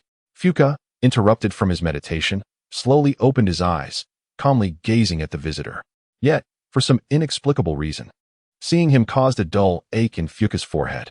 After hearing the peculiar cries of Shikaku within him, Fuka recognized the visitor, nodding slightly and speaking softly. "Young Konoha ninja, are you the one who defeated Shikaku in a single move?" "Yes, that was I," the visitor confirmed with a nod. "Then you are also the one who struck my forehead with those chains," Fuka continued. "Indeed," the visitor replied, lightly tapping his face, thinking to himself that the master was indeed astute, leaving him at a loss for words. "You must have summoned me for a reason." Fuka nodded knowingly. "I wish to meet Shikaku," the visitor stated directly, "and to understand the experiences of being a Jinchuriki." He silently added, "Moreover, I am curious if I can forge a bond with the tailed beast and gain its powers." Fuka felt a surge of curiosity at the thought of meeting Shikaku and understanding the Jinchuriki. He had never encountered a ninja like this before. Most ninjas would disdain and distance themselves at the mere mention of tailed beasts. Even the village leaders typically regarded Jinchuriki merely as vessels for the tailed beasts, rather than as individuals. Yet, this Konoha ninja clearly viewed Shikaku as a separate entity. "Very well, I will open my spiritual world. You need only place your hand upon my head to meet Shikaku." With rare curiosity, Fuka nodded in agreement. "I am honored, Master Fuka." The visitor expressed gratitude, stepping forward to place his hand firmly on Fuka's bald head. Fuka hesitated, thinking it would suffice to place it on his forehead, but decided it was acceptable as it was. Subsequently, Fuka slowly closed his eyes, and at that moment, the visitor felt a sudden shift, plunging into a shadowy realm. Drip, drip, he heard the sound of water droplets falling, as if he were walking on the surface of water. Slowly, he opened his eyes. Was this the spiritual world? The first thing that caught his eye was a solitary light in the dimness. Fuka sat in a meditative pose, hands clasped, beneath a colossal shadow. "Fuka, how can you allow just anyone into your spiritual world?" The shadow leaned forward, and the light illuminated Shikaku's visage, which then turned to the visitor, its voice sharpening suddenly. "Damn it, this wretched fellow is allowed to enter." Long time no see, Shikaku," the visitor waved in greeting. "What do you mean long time no see? Counting this time, we have only met twice." Shikaku retorted irritably, swiping its claws in protest. "Oh, come now, we have battled, so surely we are acquainted friends." The visitor attempted to build rapport. "Who said that battling equates to friendship? Don't try to associate with me." Upon hearing this, Shikaku recalled the moment it had been ensnared by the visitor's peculiar chain technique and indignantly defended itself. "Besides, I was careless last time. Otherwise, how could you have caught me so easily?" Yes, you are correct," the visitor waved a hand, not wishing to argue. However, the dismissive tone pierced Shikaku's heart deeply, its jagged mouth quivering slightly as it roared. "What kind of attitude is that? Powerful sound waves rippled outward, but the visitor adeptly blocked his ears. Remaining steadfast against the onslaught, he stood resolute. It was quite rare for Shikaku to converse so much with others, Fuka thought silently, maintaining a calm demeanor as always. Having grown accustomed to Shikaku's sharp vocal attacks, he was nonetheless curious about the visitor's desire to connect with Shikaku and the Jinchuriki, prompting him to inquire, "Young Konoha ninja, what intrigues you about the tailed beasts and Jinchuriki?" "The reason is simple. I wish to become a Jinchuriki." The visitor's calm voice struck like thunder, resonating heavily in the hearts of Fuka and Shikaku. They stared blankly at the visitor. In this day and age, there are still those who wish to actively become Jinchuriki? After a moment, the visitor exited the tent where Fuka was confined, greeting the two Konoha ninjas tasked with guarding him as he made his way back to his quarters. Along the way, contemplating the bond he had just forged, he fell into deep thought. How should he put it? The bond had indeed been established, but it was not merely the addition of Shikaku to his own being. Instead, it was establishing a special bond. Recognition. Story character. Fuka Shikaku. Acquired. Hypnotic technique. Wind release. Vacuous bullet. Evaluation. Enough slumber. Take this wind bullet. Special reminder. Shikaku is currently in a state of observation. True recognition must be attained to connect and utilize Shikaku's chakra. Quite intriguing. This ability bore resemblance to the Nine Tails. Naruto later connected with other tailed beasts through the Nine Tails, enabling him to harness their powers. The visitor mused as he returned to his tent. Unless it was akin to his encounter with the Hyuga clan, deepening the bond would require a gradual and patient effort. Thus, he resumed tinkering with his puppets. 3 days later, negotiations between the Sand Ninja and Konoha officially commenced. The third Kazekage and the third Hokage convened at a temporary meeting site erected amidst the battlefield. As a significant participant in this event, the visitor was brought along by his mentor, Orochimaru. Leading Konoha was Sarutobi Hiruzen, while the Sand Ninja was represented by the third Kazekage. The two factions stood distinctly apart, scrutinizing each other. Naturally, the atmosphere was far from amicable. Despite frequently feeling the penetrating gazes of Chiyo, Ebizo, and other Sand Ninja directed at him, the visitor remained unfazed, blocking them out entirely. Initially, he found it novel, but as time passed, it grew rather tedious. Boring, without a river of blood. He might as well return to his puppetry, he thought, stifling a big yawn, his eyelids drooping as if he were about to doze off. Across from him, Chiyo and the other Sand Ninja focused intently on the visitor, noticing his apparent indifference and lazy demeanor as he appeared to drift into sleep. They inwardly cursed. Damn, Konoha Chidori. Sensing the increasingly hostile gaze from the Sand Ninja, Orochimaru, seated nearby, leaned toward the visitor and whispered, "This meeting must be quite dull for you, huh? Kirikuin?" "Indeed, Sensei Orochimaru. I should have sent a shadow clone in my stead." The visitor nodded, quietly complaining. "Indeed. The phase of negotiation characterized by mutual evasion is the most tedious. However, it shall soon become intriguing." Orochimaru nodded at the remark, a mysterious smile gracing his lips. With his wealth of experience, he was acutely aware of the general flow of negotiations among the various nations. At present, they were merely in the phase of probing and posturing. Once both parties began to exchange terms, it would mark the onset of disputes. The most animated segment of the proceedings. Oh, first taken aback, Kankuro swiftly grasped Orochimaru's implication. Indeed, without delay, the atmosphere of negotiation grew increasingly vibrant. "I hope that besides returning the Jinchuriki and exchanging prisoners, you will also hand over Konoha's Chidori to us." The probing phase concluded with the third Kazekage presenting a formidable demand. "My word, how exhilarating. One might mistakenly believe that you were the victorious party." Upon hearing the mention of his name by the third Kazekage, Kankuro's spirit surged. The drowsiness was banished, his eyes glimmering with renewed vitality beneath his goggles. He was wide awake now. Eagerly, he perked up his ears to listen to the discourse from the third and his associates. "Impossible." Sarutobi Hiruzen slammed the table, his brows furrowing in resolute denial. "Why is it impossible?" Chiyo, seated beside the Kazekage, retorted through gritted teeth, exuding a fierce demeanor. "We have lost thousands of Sand Shinobi to Konoha's Chidori.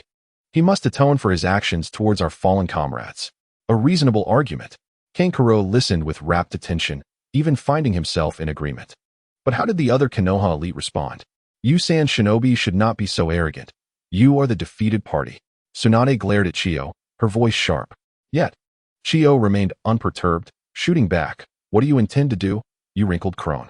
Would you care for another round with me? Huh, are you speaking of yourself? Tsunade retorted, her veins throbbing as she countered with a jibe. You can't even hide the crow's feet at the corners of your eyes. A splendid comeback. Kankuro nearly applauded Lady Tsunade for her brilliance. It was truly magnificent. Chiyo's face flushed with indignation. Do not let the quarrel cease. Observing Kankuro, who had previously been dozing, now completely engrossed in the negotiation, Orochimaru shook his head with a smile. Having participated in numerous negotiations, he undoubtedly knew when the excitement peaked. How could he allow his disciple to grow bored? Orochimaru smirked. The negotiations concluded. There was no time for prolonged delays. A negotiation must yield results. The Sand Shinobi acknowledged their defeat and, in addition to compensating Konoha for their losses, conceded a portion of their missions to Konoha.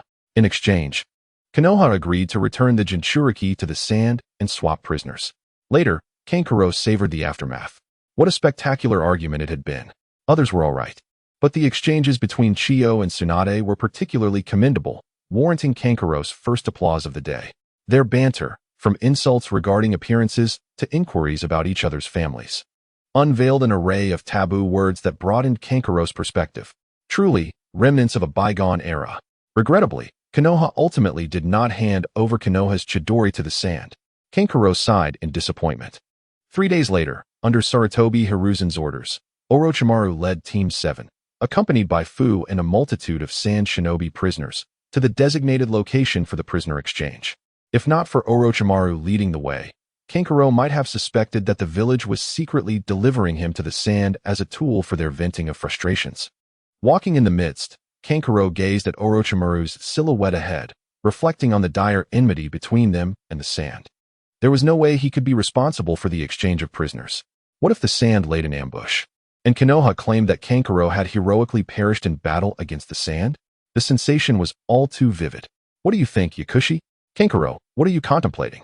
Shino nudged Kankuro, pulling him back to reality. Oh, nothing much. Kankuro waved dismissively, instinctively ruffling the fur of the canine accompanying him. Woof woof.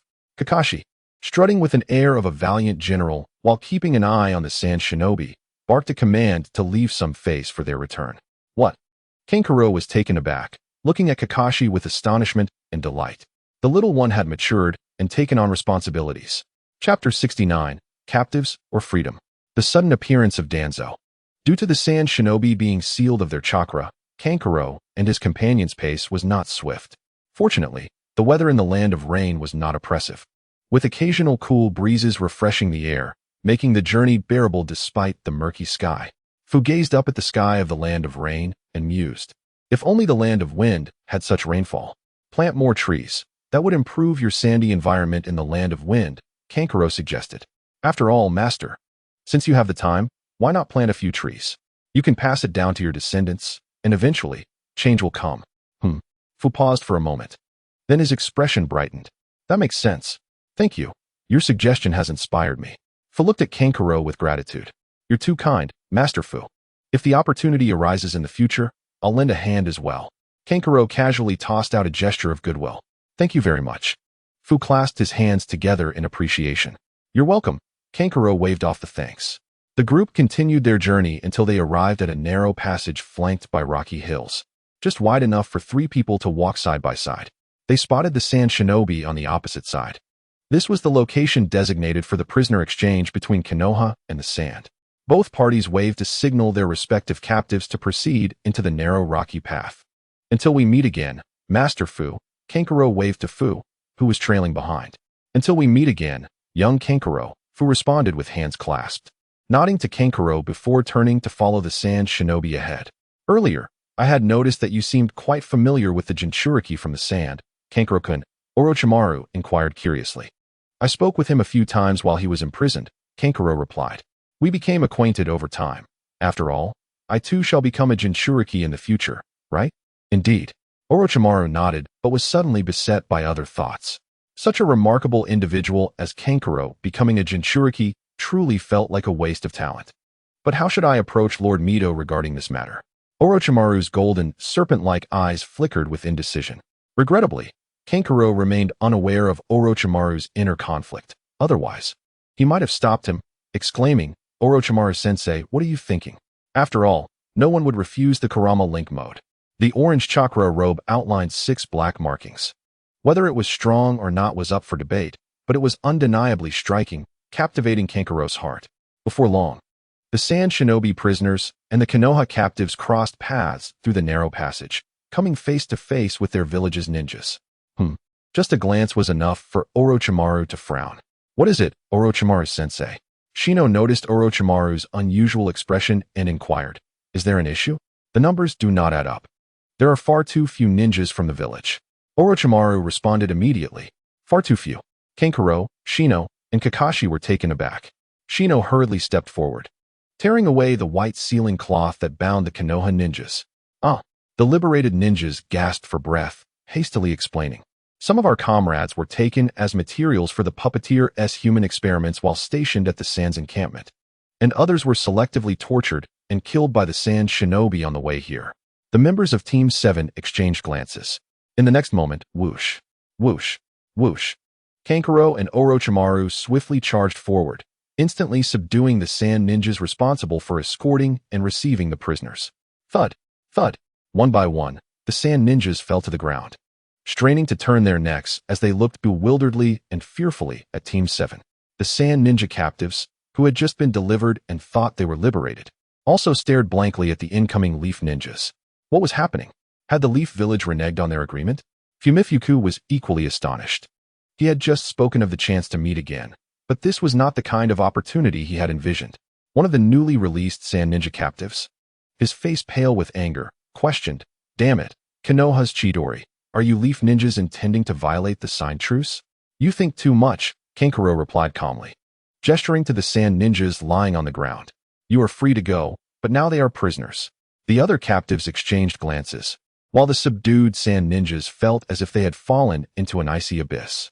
They seemed to grasp Kankuro's intentions, but still struggled, raising their voices. "Why are you Leaf ninjas doing this? Are you feigning ignorance?" Shoju raised an eyebrow, glaring at the Sand ninjas on the ground, his voice sharp. "Why are there so many fewer of our comrades? They had already become experimental materials during their confinement. Of course, they would die if they couldn't hold on. Isn't it customary for the major ninja villages to use captives for experiments?" "Indeed. The number of Sand ninja captives you Leaf ninjas returned does not match what was agreed upon." The Sand ninjas on the ground chimed in, attributing all issues to the experiments. "Correct. We Sand ninjas have signed a peace treaty with you Leaf ninjas. You cannot push wartime issues onto the present." They insisted. "Our exchange of captives is complete. You Leaf ninjas must not interfere with us any longer. Leave this place, Konoha's Chidori. Depart." The other Sand ninja captives were roused, stepping in front of their injured comrades, vocally accusing Kankuro and his team. Only Fumifuku, with his hands clasped in prayer, silently retreated behind the others. Years of hard training had taught him to discern the situation. The numerous Sand ninjas surged forward, their collective voice overwhelming as it pressed upon Kankuro and his team. Yet, Team 7 remained unfazed. Orochimaru's gaze was frosty, his chin slightly raised, emanating an air of contempt. Shoju, filled with indignation, coldly stared at the gathering Sand ninjas. Jiwei, obscured by sunglasses, was hard to read, but several black parasitic insects clung to his face, indicating he had reached his limit. Kakashi bared his teeth, crouching low, emitting a warning growl from his throat as the black fur on his back bristled. Kankuro, with a stoic expression, took a slow step forward. The clamor of the Sand ninjas abruptly ceased, their collective momentum dissipating as they involuntarily stepped back. Gulping hard, they stared in terror at Kankuro, who had taken a single step forward. In that moment, they recalled the dread instilled by Konoha's Chidori. It was a fear that even one of the legendary Sannin, Orochimaru, had never evoked in them. A wave of pressure erupted from Kankuro, enveloping all the Sand ninjas in an instant, instilling within them an overwhelming sense of impending doom. Whether you perish before the signing of the truce or are killed along the way to vent your frustrations, I believe each of you is well aware. The Sand ninjas gritted their teeth in silence, their bodies trembling as they braced themselves against the storm. My words still hold weight. Those previously captured may leave, but those unwilling to depart can remain here with them. With that, The aura emanating from Kankuro gradually dissipated, and the sand ninjas felt the pressure lift. Yet, none moved. They merely exchanged glances, a struggle evident in their eyes. Should they protect their comrades or abandon them? That was the dilemma. A sudden footfall echoed in the silence, causing the sand ninjas to shudder. Their gazes darted back and forth, eventually landing on a bald figure turned away from them. Fumifuka the monk. After Kankuro finished speaking, without a hint of hesitation, he turned to leave. The other sand ninjas exchanged glances before lowering their heads to follow in Fumifuka's footsteps, leaving behind the subdued sand ninjas, their faces ashen. At that moment, two groups of sand ninjas underwent a transformation in their identities. Freedom and captivity lay within the realm of their thoughts. In the command center of the sand ninja troops stationed in the Land of Rain, the third Kazekage had returned to the Land of Wind, and Hozo had been coordinating the relocation of their forces. Their battle with the Rain ninjas was far from over. Alone, Chiyo pounded the table in a furious uproar. Fools. A bunch of brainless fools. One of her subordinates, a member of the Umbu, lowered his head and asked softly, "Lady Chiyo, what should we do?" "Don't even think about it. They dare to privately kill captives after signing the treaty. We have no valid reason to rescue them from Konoha." Chiyo interrupted the Umbu before he could finish, but after a moment's contemplation, she continued, "Send a letter to Konoha." A day later, in the Leaf Village's defensive camp against the Sand Ninja forces, Tsunade's voice thundered. "What does Chiyo mean by saying that we have already signed a truce with the Sand Ninja, and that we must immediately release the captives recently captured by Orochimaru?" Inside the command tent of the Leaf Village, Orochimaru and Kakashi covered their ears, exchanging glances before shaking their heads in resignation. Almost temporary tinnitus. Tsunade thought. That old hag Chiyo, ugly but with grand ideas. Turning her gaze to Orochimaru, she inquired about his opinion. "Orochimaru, what do you think?" Kakashi also looked at Orochimaru. Of course. Feeling the weight of their stares, Orochimaru began to speak, his gaze cold as a snake fixated on its prey. Extending his long tongue to wet his lips, he continued, "They cannot be released." Such pauses in speech at crucial moments were truly infuriating. Tsunade glanced at Orochimaru, feeling somewhat exasperated. "I also believe we should not release these detestable sand ninjas," Kakashi immediately declared, raising a fist to slam onto the table with seriousness. "Daring to kill captives after signing the truce is an affront to us in Konoha. If we truly return the captives, then Konoha would become the laughingstock of the ninja world. Everyone would think us weak and easy to bully. I will immediately send someone to reject the sand ninjas." As he spoke, Kakashi was about to wave his hand. "That won't be necessary." Suddenly, a deep, hoarse, yet familiar voice resonated from outside. The three of them furrowed their brows upon hearing it. In the next moment, a dark-haired man with a scowling face and an X-shaped scar on his chin entered. Danzo. Upon seeing the newcomer, although Kakashi and Orochimaru were still frowning, they stood up and nodded in greeting. Danzo kept a stern expression, giving a slight nod. "Danzo, what are you doing here?" Tsunade exclaimed, rising abruptly and questioning the approaching Danzo. "You should be stationed with the defensive forces against the Rain ninjas. It's quite safe there. I've already communicated with Hanzo and the others." Due to Tsunade's status, Hanzo had grown accustomed to her rudeness and spoke slowly. "I am aware of your recent capture of the Sand Ninjas. Hanzo and I have already been informed. To be honest, I am quite disappointed." "Huh, you're disappointed?" Tsunade. Orochimaru and Kakashi turned to Danzo, scrutinizing his attire and appearance. "You're not a Sand Ninja in disguise, are you? Why are you suddenly speaking up for them? One would think you are a high-ranking official among the Sand Ninjas." Tsunade clenched her fist, ready to strike, but was stopped by Kakashi. "What do you mean by that, Lord Danzo?" Orochimaru asked, narrowing his eyes, a forced smile on his lips. "What do I mean?" Tuanzo deliberately repeated himself, then snorted, pointing a finger at Orochimaru, and sternly rebuked. "Orochimaru, are you feigning ignorance? If it weren't for your indulgence, how could the rogue shinobi and the Senju rope tree act so arrogantly?" Spittle flying. Tuanzo paused, then continued vehemently. "We have painstakingly signed a truce with the Sand Shinobi, and if your reckless act of capturing them leads to a renewed war, how can you and your two students bear the consequences?" "Oh, I see." Orochimaru's lips curled into a sly smile. Tuanzo was targeting him, along with the rogue and the rope tree. What could be the reason? It was quite difficult to guess. Perhaps it was due to the upcoming election for Hokage? Regardless of how foolish this method was, It was a scheme that could indeed endanger the three of them.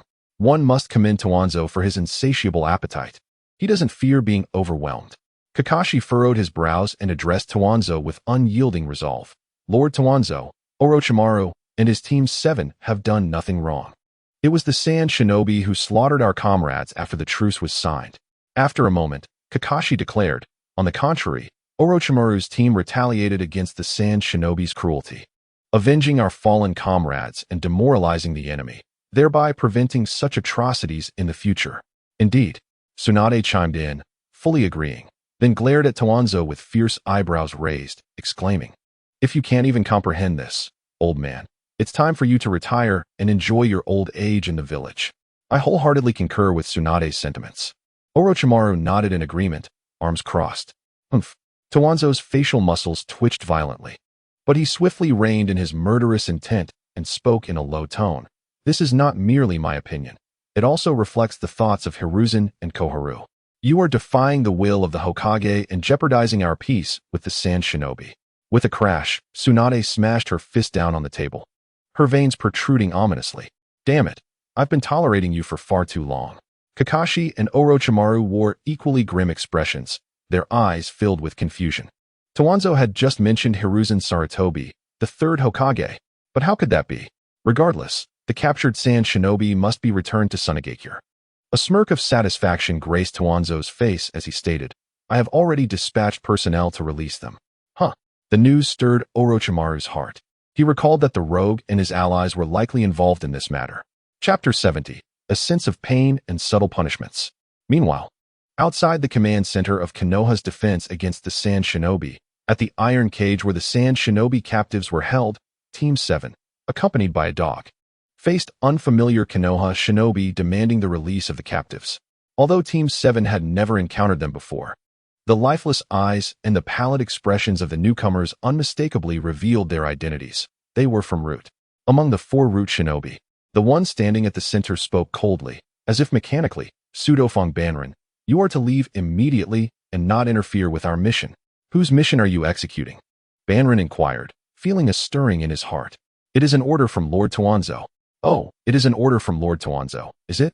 Team 7 narrowed their eyes in unison, scrutinizing the 4 Root shinobi with an inscrutable expression. After a moment of careful observation, Banrin firmly replied, "Apologies, but we do not recognize anyone named Lord Tsunade here. You must bring the orders and techniques from Elder White Fang for us to release them." As he spoke, Banrin, the Rope Tree, Shimi, and Kakashi simultaneously raised their chins, adopting a businesslike demeanor. "This is an order from the 3rd Hokage." The leading Root shinobi tossed a scroll towards them. However, as Banrin gazed at the scroll, his brows furrowed in sudden concern. He detected the scent of explosive tags. A moment later, Kakashi shouted urgently, "Watch out." In a flash, Banrin had already drawn a kunai, hurling it at the incoming scroll. With a thud, the kunai pierced the scroll, revealing the igniting explosive tags within. Following a deafening explosion, the scroll and kunai were obliterated. "You started this." Banrin and his companion's eyes gleamed with determination. They wasted no time in engaging, rushing forth with lightning speed, with Shimi and the Rope Tree close behind, charging at the 4 Root shinobi. How could there be an explosion at the location where the Sand Shinobi were held captive? "This is bad. We need to provide support." The battle between Team 7 and the Root shinobi immediately alerted the patrolling shinobi within the compound. Upon arrival, the patrolling shinobi found 4 unfamiliar Konoha shinobi subdued on the ground by Chidori. "Chidori, what is happening here?" "These guys pretended to follow the Hokage's orders and suddenly threw explosive tags at us." "What? Are they spies from the Sand Shinobi?" "They came to rescue these sand captives." In addition to the patrolling shinobi, many others gathered, and the crowd swelled. "What is going on? Why was there an explosion?" Tsunade, Orochimaru, Kakashi, and Tsunade also hurried to the scene. "It is Lady Tsunade. Lord Orochimaru and Lord Kakashi have also arrived." The last figure was Lord Tsunade. Familiar voices prompted the gathered Konoha shinobi to turn back, recognizing Tsunade and her companions, and they parted to create a path for them to reach the epicenter of the incident. Keen-eyed shinobi recognized Shimura Tsunade among them. Even as they spoke his name, their shoulders involuntarily trembled. This was the notorious reputation of Lord Tsunade. "Stop right there." Before Tsunade could speak, Tsunade, seeing his subordinates captured by Banrin and the others, immediately barked a sharp command, drawing everyone's attention. At that moment, Banrin and the rope tree finally laid eyes on the long-awaited Tuanzo, but the three of them, along with their dog, chose to ignore him and instead conferred amongst themselves quickly. Is this the infamous Tuanzo? His malevolent gaze is even more intense than in the photographs. However, why is he here? Shouldn't he be stationed at the defense against the ranged shinobi? No need to wonder. It is entirely normal for him to appear here. Banrin resolved his companion's queries, and the rope tree and Shimi nodded in understanding. Oh, these two. Realizing he was being ignored, Tuanzo gritted his teeth, his lips twitching slightly. Orochimaru stepped forward, glancing at Tuanzo's displeased expression, and asked, Banrin, what led to the conflict? Teacher Orochimaru, these individuals claim to be following the third Hokage's orders. Yet they threw explosive tags at us within the scroll. The rope tree, Shimi, and Kakashi nodded in affirmation of Banrin's words. You all did splendidly. Tsunade praised the rope tree and the others, but her gaze remained fixed on Tuanzo's grim expression. Attacking fellow villagers, Lord Tuanzo, you owe us an explanation. Beside her, Kakashi raised an eyebrow, then gazed at Tuanzo, speaking in a low voice. They were following the Hokage's orders. Tuanzo's shadowed gaze flicked over Kakashi, concealing his emotions as he calmly replied, before turning his attention back to Banrin and the others. Damn it, how is it that within a mere year, they have grown to such an extent? Especially for the cunning Danzo, who felt a slight cloud of malice directed at him. At this moment, he was acutely aware of an inexplicable hostility aimed at his person. Why do the village's prodigies seem to emerge incessantly? First, there was the Pier Monkey. Then came the next generation, White Fang and the legendary Three. Now, the younger generation introduced Kirin, Chidori, and Senju Rope Tree. With each new genius, his chances of ascending to the position of Hokage diminished. When would he ever sit upon the Hokage's seat and lead the village to greatness? Yet, fortune smiled upon him with what was not merely an opportunity, but a pivotal chance. If successful, he could tarnish the reputations of White Fang, the legendary Three, Chidori, Kirin, and Senju Rope Tree with the label of disrupting the village's peace, effectively weakening their standing. Should Orochimaru be privy to Danzo's intentions, he would undoubtedly applaud, believing that the attack was directed at his three disciples, when in reality, Danzo sought to eliminate them all in one fell swoop. With this thought, a barely perceptible smirk flickered at the corner of Danzo's mouth before it vanished, as he hurriedly stepped forward and admonished loudly, Did you not hear what I just said? They are executing the Hokage's orders. However, the likes of Kanin and his companions were not easily intimidated by the mere name of the Hokage. They immediately retorted loudly, ensuring that every leaf ninja present could hear. How could the Hokage issue orders to ambush comrades of the village? I see now, you are not Lord Danzo. You are a spy sent by the sand. Upon hearing this, Danzo's fury ignited, and he was about to refute. You dare, but before he could defend himself, the dark golden chains behind Kanin surged toward him. In an instant, they ensnared Danzo, binding him to a tree. Kanin, what are you doing? Release me at once. Danzo struggled against the chains, but they held fast, and he could do nothing but shout in frustration at Kanin below. White Fang and the others were momentarily taken aback, while the other leaf ninjas merely gawked, mouths agape in shock. How brutal. Kanin exchanged a glance with Shimizu, signaling understanding. Shimizu raised his hand and unleashed a swarm of parasitic insects, their buzzing wings converging upon Danzo. Oil Woman Ninja, what do you intend to do? Danzo's eyes filled with dread as the swarm of black insects approached. An old fear resurfacing within him, the fear of death he had once experienced during the second Hokage's inquiry about who would cover their retreat. Countless tiny insects crawled over his body, a nauseating sensation enveloping him from the outside in. Danzo shut his eyes, letting out a wretched scream tinged with despair. Yet the parasitic insects merely gnawed away at his clothing, leaving him exposed before all the leaf ninjas. What is this? Surely not.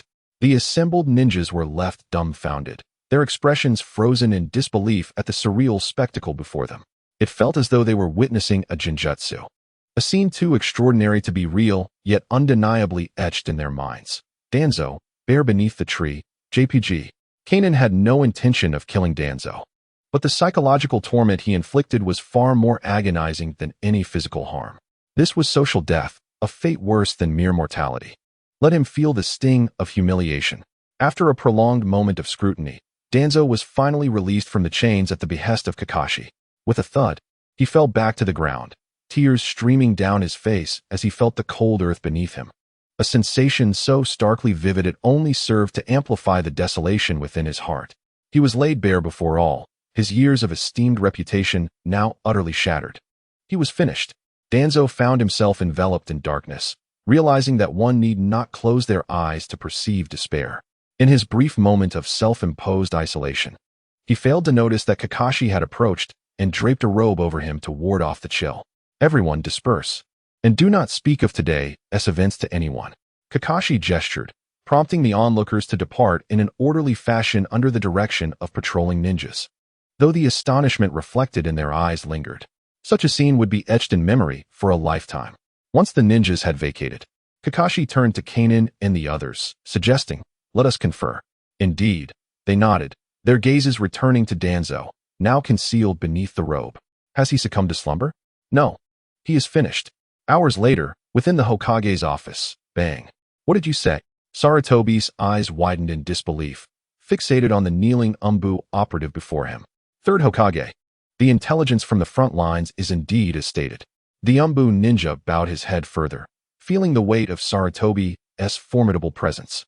As if he were a solitary leaf adrift on a tumultuous sea, small and helpless. Silence enveloped the office. The Umbu member stood motionless, like a statue. Even his heartbeat slowed in apprehension. Sarutobi, however, did not regard him. His gaze was fixed out the window, his eyes deepening in contemplation as if piercing through the village to the land of rain, whispering to himself, "Danzo, you old fool, do not lose hope." A moment later, the Umbu flinched at a long sigh that escaped Sarutobi, followed by the command, "Relay my orders to Kakashi. Prepare the Leaf's defense against the Rain Ninjas." In the command center, Team 7 remained gathered with their teacher, Orochimaru, for the second time. Their first meeting was to devise a strategy, and now they awaited the response from the third Hokage, Sarutobi. The third Hokage has dispatched Danzo's route to take charge of the Sand Ninja captives. He has not issued any orders for their release. Huh. Upon hearing this, Kanan smirked coldly. What a fine turn of events. Our illustrious Lord Danzo has audaciously altered the orders to release the captives. At times, one could not help but ponder what it would be like if Danzo were to become Hokage. Would the village of Konoha truly flourish under his leadership? Has the old man mentioned how Danzo will be punished? Tsunade inquired eagerly, her brows raised. Orochimaru, Rope Tree, and Kanan also turned their attention to Kakashi, curious about the third Hokage's decision. However, based on Kakashi's understanding of Sarutobi, who had previously overlooked Danzo's assassination attempt, he speculated that this time Danzo would suffer no severe repercussions. That old man may very well sympathize with his old friend Danzo. How could he impose a harsh penalty? Feeling the weight of everyone's gazes, Kakashi found it difficult to articulate the truth, for the third Hokage's decree differed from their expectations. Kakashi, why are you hesitating? Kanan prepared for the worst, sensed the tension, while the others frowned, foreboding a grim outcome. The third Hokage decreed that Danzo, for his unauthorized alteration of the Hokage's orders, shall be punished by remaining at the Rain Ninja command until the war concludes, and he must not return to the village. What? Tsunade's brow furrowed, as did those of the others. If they were not mistaken, Danzo had received a severe punishment of exile from the village. What was the difference between this and no punishment at all? Rope Tree shrugged, surveying his surroundings. Tap. Tsunade lightly struck Rope Tree's head, reproaching. Everyone can hear the orders clearly. Ouch. Rope Tree winced, his expression contorted. Sister, your strikes are too harsh. Apologies, but Rope Tree, you are now a seasoned ninja. Just endure it. Tsunade suddenly realized that she had been too rough. Shinju was not like Jiraiya, who had tough skin and strong flesh. She quickly reached out to rub Shinju's forehead while reassuring him that it didn't hurt. Observing the knowing smiles of Iruka and SHI nearby, she cast a sidelong glance at Shinju. Startled, he turned his head and met the gazes of his two companions, instantly comprehending their unspoken thoughts. Oh, Shinju, it doesn't hurt? Really, sister still sees me as a child. His face flushed, he turned away to evade her hand. In front of your sister, you will always be a child. Tsunade grinned, extending her finger to poke at Shinju's chubby cheek. Chapter 71. If I didn't see the person, I would have thought I was facing a sand ninja. On the third day following Danzo's departure, there was no longing for him. Due to the truce, the defenses of Konoha against the sand ninja forces had settled into an unexpected calm, unlike the previous days filled with the anticipation of battle. The ninjas understood that the war was nearing its end. After some time, once the situation stabilized completely, they would return to their long-lost village and the family and friends they cherished. They would be greeted by the Hokage and the entire village, celebrating their great victory. Just thinking about it was a little thrilling. A sense of restlessness began to spread among the Konoha ninjas. On Irika's side, however, things were different. As an orphan, most of his relatives and friends were in the same team as him, so he didn't feel as eager to return to the village. It was much better when battling against the rock and sand ninjas. There were endless fights, like dealing with a swarm of cockroaches. Once one batch was dealt with, another would come. Though the language was harsh, Irika felt no burden in the fights, and it was particularly stress-relieving. Now that there were suddenly no battles, he felt a twinge of nostalgia, but could only focus on developing his sewing puppet. With a little more effort, he would soon succeed. A series of metallic clinks and clatters echoed from Irika's tent, and as Shinju and Shi passed by, they recognized the familiar sounds and chose not to intrude. Instead, they called Kakashi to join them for training. A week later, in a relatively open temporary training ground, Irika gathered his teammates from Team 7. "You were so eager to bring us here. Did you successfully create the puppet?" Shi asked, adjusting his sunglasses. Shinju and Kakashi looked at Irika, who nodded with a smirk, producing a blue-sealed scroll to showcase before them. After clearing his throat, he announced, "Miraculously successful. Let me show you all." Miraculously? Shinju and Shi rolled their eyes in unison. Wow. Kakashi was quite excited, stamping his feet in anticipation. Since everyone is so eager, it's showtime. With that, Irika unfurled the scroll, and with a crackling sound, a puff of white mist erupted from the ceiling symbols. Before their captivated gazes, a puppet resembling Irika, draped in a black cloak, stood tall. Oh! The trio curiously examined the figure, noting that while it bore a strong resemblance to Irika, it had vibrant red hair, stood nearly 2 meters tall, and had a robust physique.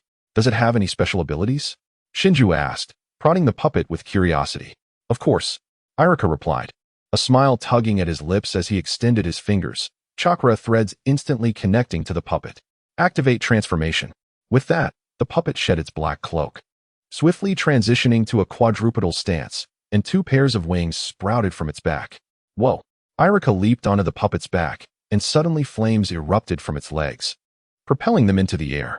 Irika soared through the skies, spinning and doing flips with his eyes closed, relishing the rush of wind against his face. It was no wonder that Inoki, that old man, preferred flying. It was exhilarating. "How about it? This is my flying puppet." Irika's voice echoed from the sky. Shinju and the others exchanged awestruck glances before turning back to Irika. "Irika, we can't really gauge your flying from the ground. Take us up for a better experience." Shinju exclaimed, waving his hands with a hint of eagerness. "Indeed, we must go up to better evaluate the puppet's capabilities." Shi pushed his glasses up, reasoning with enthusiasm. Yes. Kakashi chimed in, eagerly darting around the flying puppet's tail, clearly stating his desire to join.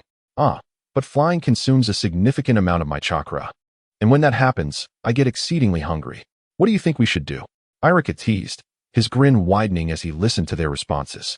Shinju and Shi exchanged bemused glances, watching Irika, who was flying above them, and Kakashi, who was foolishly chasing after him. "Who consumes chakra?" "You," Shinju responded, his facial features sharpening. Evidently, Shi adjusted his glasses, his expression becoming increasingly profound. "What should we do?" Seeing their lack of response, Irika reiterated his question, and the trio exchanged incredulous glances. They promptly decided, let it go. "Later, we'll treat Irika to barbecue to replenish his chakra." "Absolutely." Irika and Shi grinned mischievously. "Sounds rather forced," Irika mused, feeling a chill run down his spine as he noticed the tension building in Shinju and Shi's expressions. Just then, he pointed his hand towards their feet. Magnet release, sand gold cushion. Suddenly, a buzzing sound erupted around their feet, as countless grains of sand began to gather and coalesce into a circular platform, gently lifting them into the air. "Wow, this is sand gold magnet release." After the initial tremors of the sand cushion subsided, Shinju and SHI gazed in astonishment as their perspective elevated, and despite being mentally prepared, they were still taken aback. Irika, you've mastered magnet release so quickly? Wow! Kakashi exclaimed, swiftly leaping into the air and nimbly landing on the sand cushion beneath Shinju and SHI. Panting and sticking out his tongue, he was clearly exhausted from racing around with Irika. You know how to hitch a ride on the sand cushion too, Kakashi? Shinju teased, patting the canine companion's head, the silky fur easing the irritation he felt earlier from Irika's teasing. It's sand gold, SHI remarked with a hint of intrigue. Shinju initially froze. Then his expression transformed into one of realization as he looked at SHI. At that moment, SHI returned his gaze, confirming their shared understanding. We are both treasure seekers. Although they had previously collected a substantial amount of sand gold, who wouldn't want more gold? As the airborne sand cushion approached Irika's puppet, he noticed the two grinning deviously. A feeling of unease washed over him, sending a shiver down his spine. Once they leaped onto the puppet's back, SHI stepped protectively in front of Shinju and congratulated Irika. Congratulations on mastering magnet release. Your sand gold is impressive. Simultaneously, Shinju skillfully retrieved his bag and storage scroll, efficiently packaging the sand gold. Woohoo! A small fortune has been gained. The protagonist gazed in silence at Jiwei, alongside the rope tree squatting behind, pretending to sift through sand gold. Could these two truly believe that Jiwei's two legs could obstruct one rope tree? It is merely a trifling amount of sand gold, which I hardly mind, the wealthy figure mused. Upon reflection, it seems that I am indeed the one footing the bill for this barbecue. A sudden realization dawned upon him. Truly, one must pay for their own wool.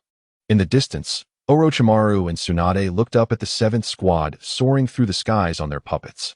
Kakashi squatted in front, his long tongue blown back by the fierce wind, while the protagonist stood behind him, with the rope tree and Jiwei flanking him on either side, forming a triangular formation. At this moment, they were a team of 3 and a dog. They darted through the air, even opening their mouths to let the winds from all directions rush in. The little fellow has truly succeeded. Tsunade chose to selectively ignore the 3 and a dog, feeling a deep sense of sentimentality as she recalled the protagonist's words. Do not confine me to any particular domain. How remarkable you have become, my dear. Tsunade reflected with a sigh. The protagonist displayed not only mastery in puppet crafting and magnetic release, but Orochimaru marveled at the finesse of chakra-infused lines, almost mistaking it for Chiyo of the sand manipulating the puppets. The old woman, despite her unpleasant demeanor, undeniably possessed great prowess in puppet techniques. Though she could easily smash any puppet, she found it quite challenging to defeat Chiyo, requiring numerous strikes to overcome one. Then, as if struck by a thought, Tsunade turned to Orochimaru. We cannot allow the protagonist to stray from his path any longer. Do you have any training plans for him? Of course, Orochimaru promptly replied, a smirk playing at the corners of his mouth. I plan to take him to learn sage techniques in the Dragon Cave. Sage techniques, indeed. Tsunade nodded, as she was no stranger to them due to her grandfather Hashirama. On the contrary, she understood well how significantly mastering sage techniques could elevate a ninja's abilities. Once the protagonist learns sage techniques, he will surpass us entirely. Tsunade lamented the unyielding passage of time. No, Orochimaru countered. He has already surpassed us. Oh, Orochimaru. You sly one. Tsunade pointed at him, more protective of her student than herself. Orochimaru said nothing, only gazing into the distance at the 7th squad soaring through the air. Though he had only led one squad, this was his most satisfying experience. That afternoon, in the training grounds, the 7th squad engaged in an internal training session. You want to take on 3 opponents, while limiting yourself to magnetic release and puppetry. Oh woo! Kakashi exclaimed, am I counted among those 3? Of course. The protagonist waved his hand, answering a question with another. That sounds fantastic. The rope tree and Jiwei chimed in, exchanging sly glances, a smirk forming at the corners of their mouths. An opportunity to challenge the protagonist. As the protagonist grew stronger, the rope tree hesitated to reveal his would release, resulting in an ever-widening gap in their abilities during practice, often ending with them being thoroughly beaten. Yet now, this rare opportunity lay before them. Let us do this. Kakashi lowered his head, appearing somewhat lackluster. He did not wish to fight the protagonist, but rather wanted to challenge the rope tree and Jiwei. Don't be so disheartened. Kakashi, stay spirited. 3 against 1. With the protagonist limiting his abilities, the advantage is ours.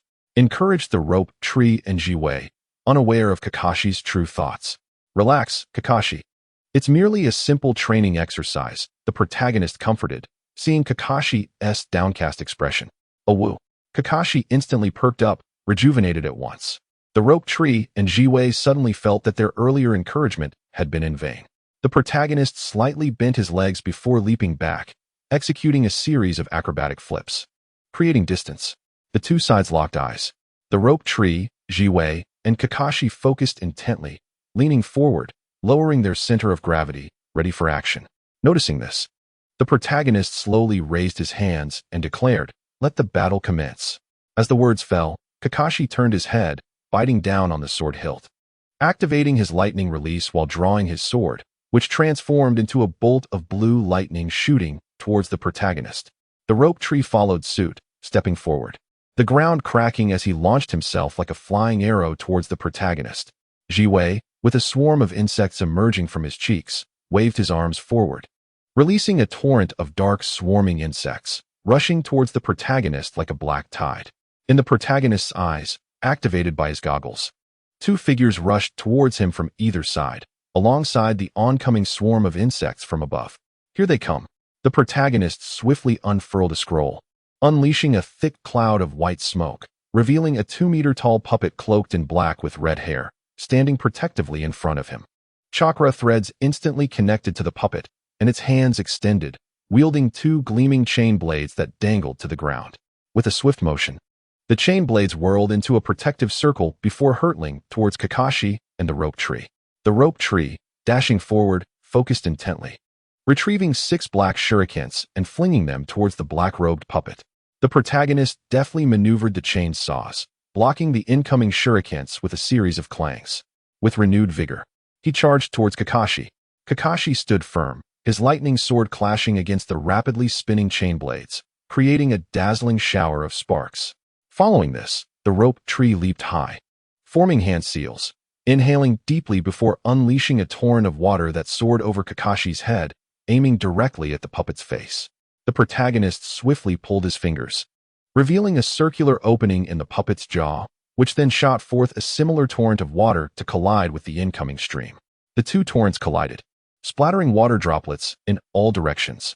Meanwhile, the protagonist heard the buzzing of the insects above. His eyes flickered as he pressed his hand to the ground. Magnetic release, rain of sand gold. Countless grains of sand gold erupted from the ground, forming sharp, pointed cones that ascended like a golden rain, raining down upon the encroaching swarm of insects. In the distance, the rope tree and Jiwei shared a thought. If one were to disregard the human element, one might truly believe they were facing a sand ninja. Chapter 72. The temptation of returning to the village. Dear Danzo, may this letter find you well. We are about to return to the village, so guess who has yet to come back? Haha, of course, it's you, old man. Otherwise, who would it be? With warmest regards from the 7th Squad. Protagonist, let us go. Upon saying this, the protagonist glanced back at Kakashi, who stood behind him with a small pack. The once bustling encampment of the Sand Ninja now lay empty, with only the ground marked by countless holes, remnants of their existence.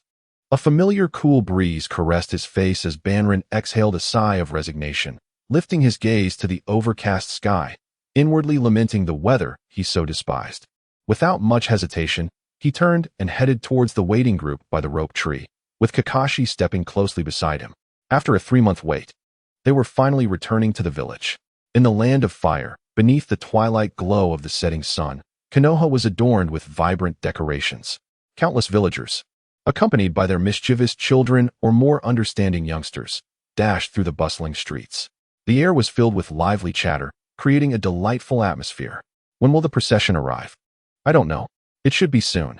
I just saw the 3rd Hokage leave the Hokage building, heading towards the village entrance.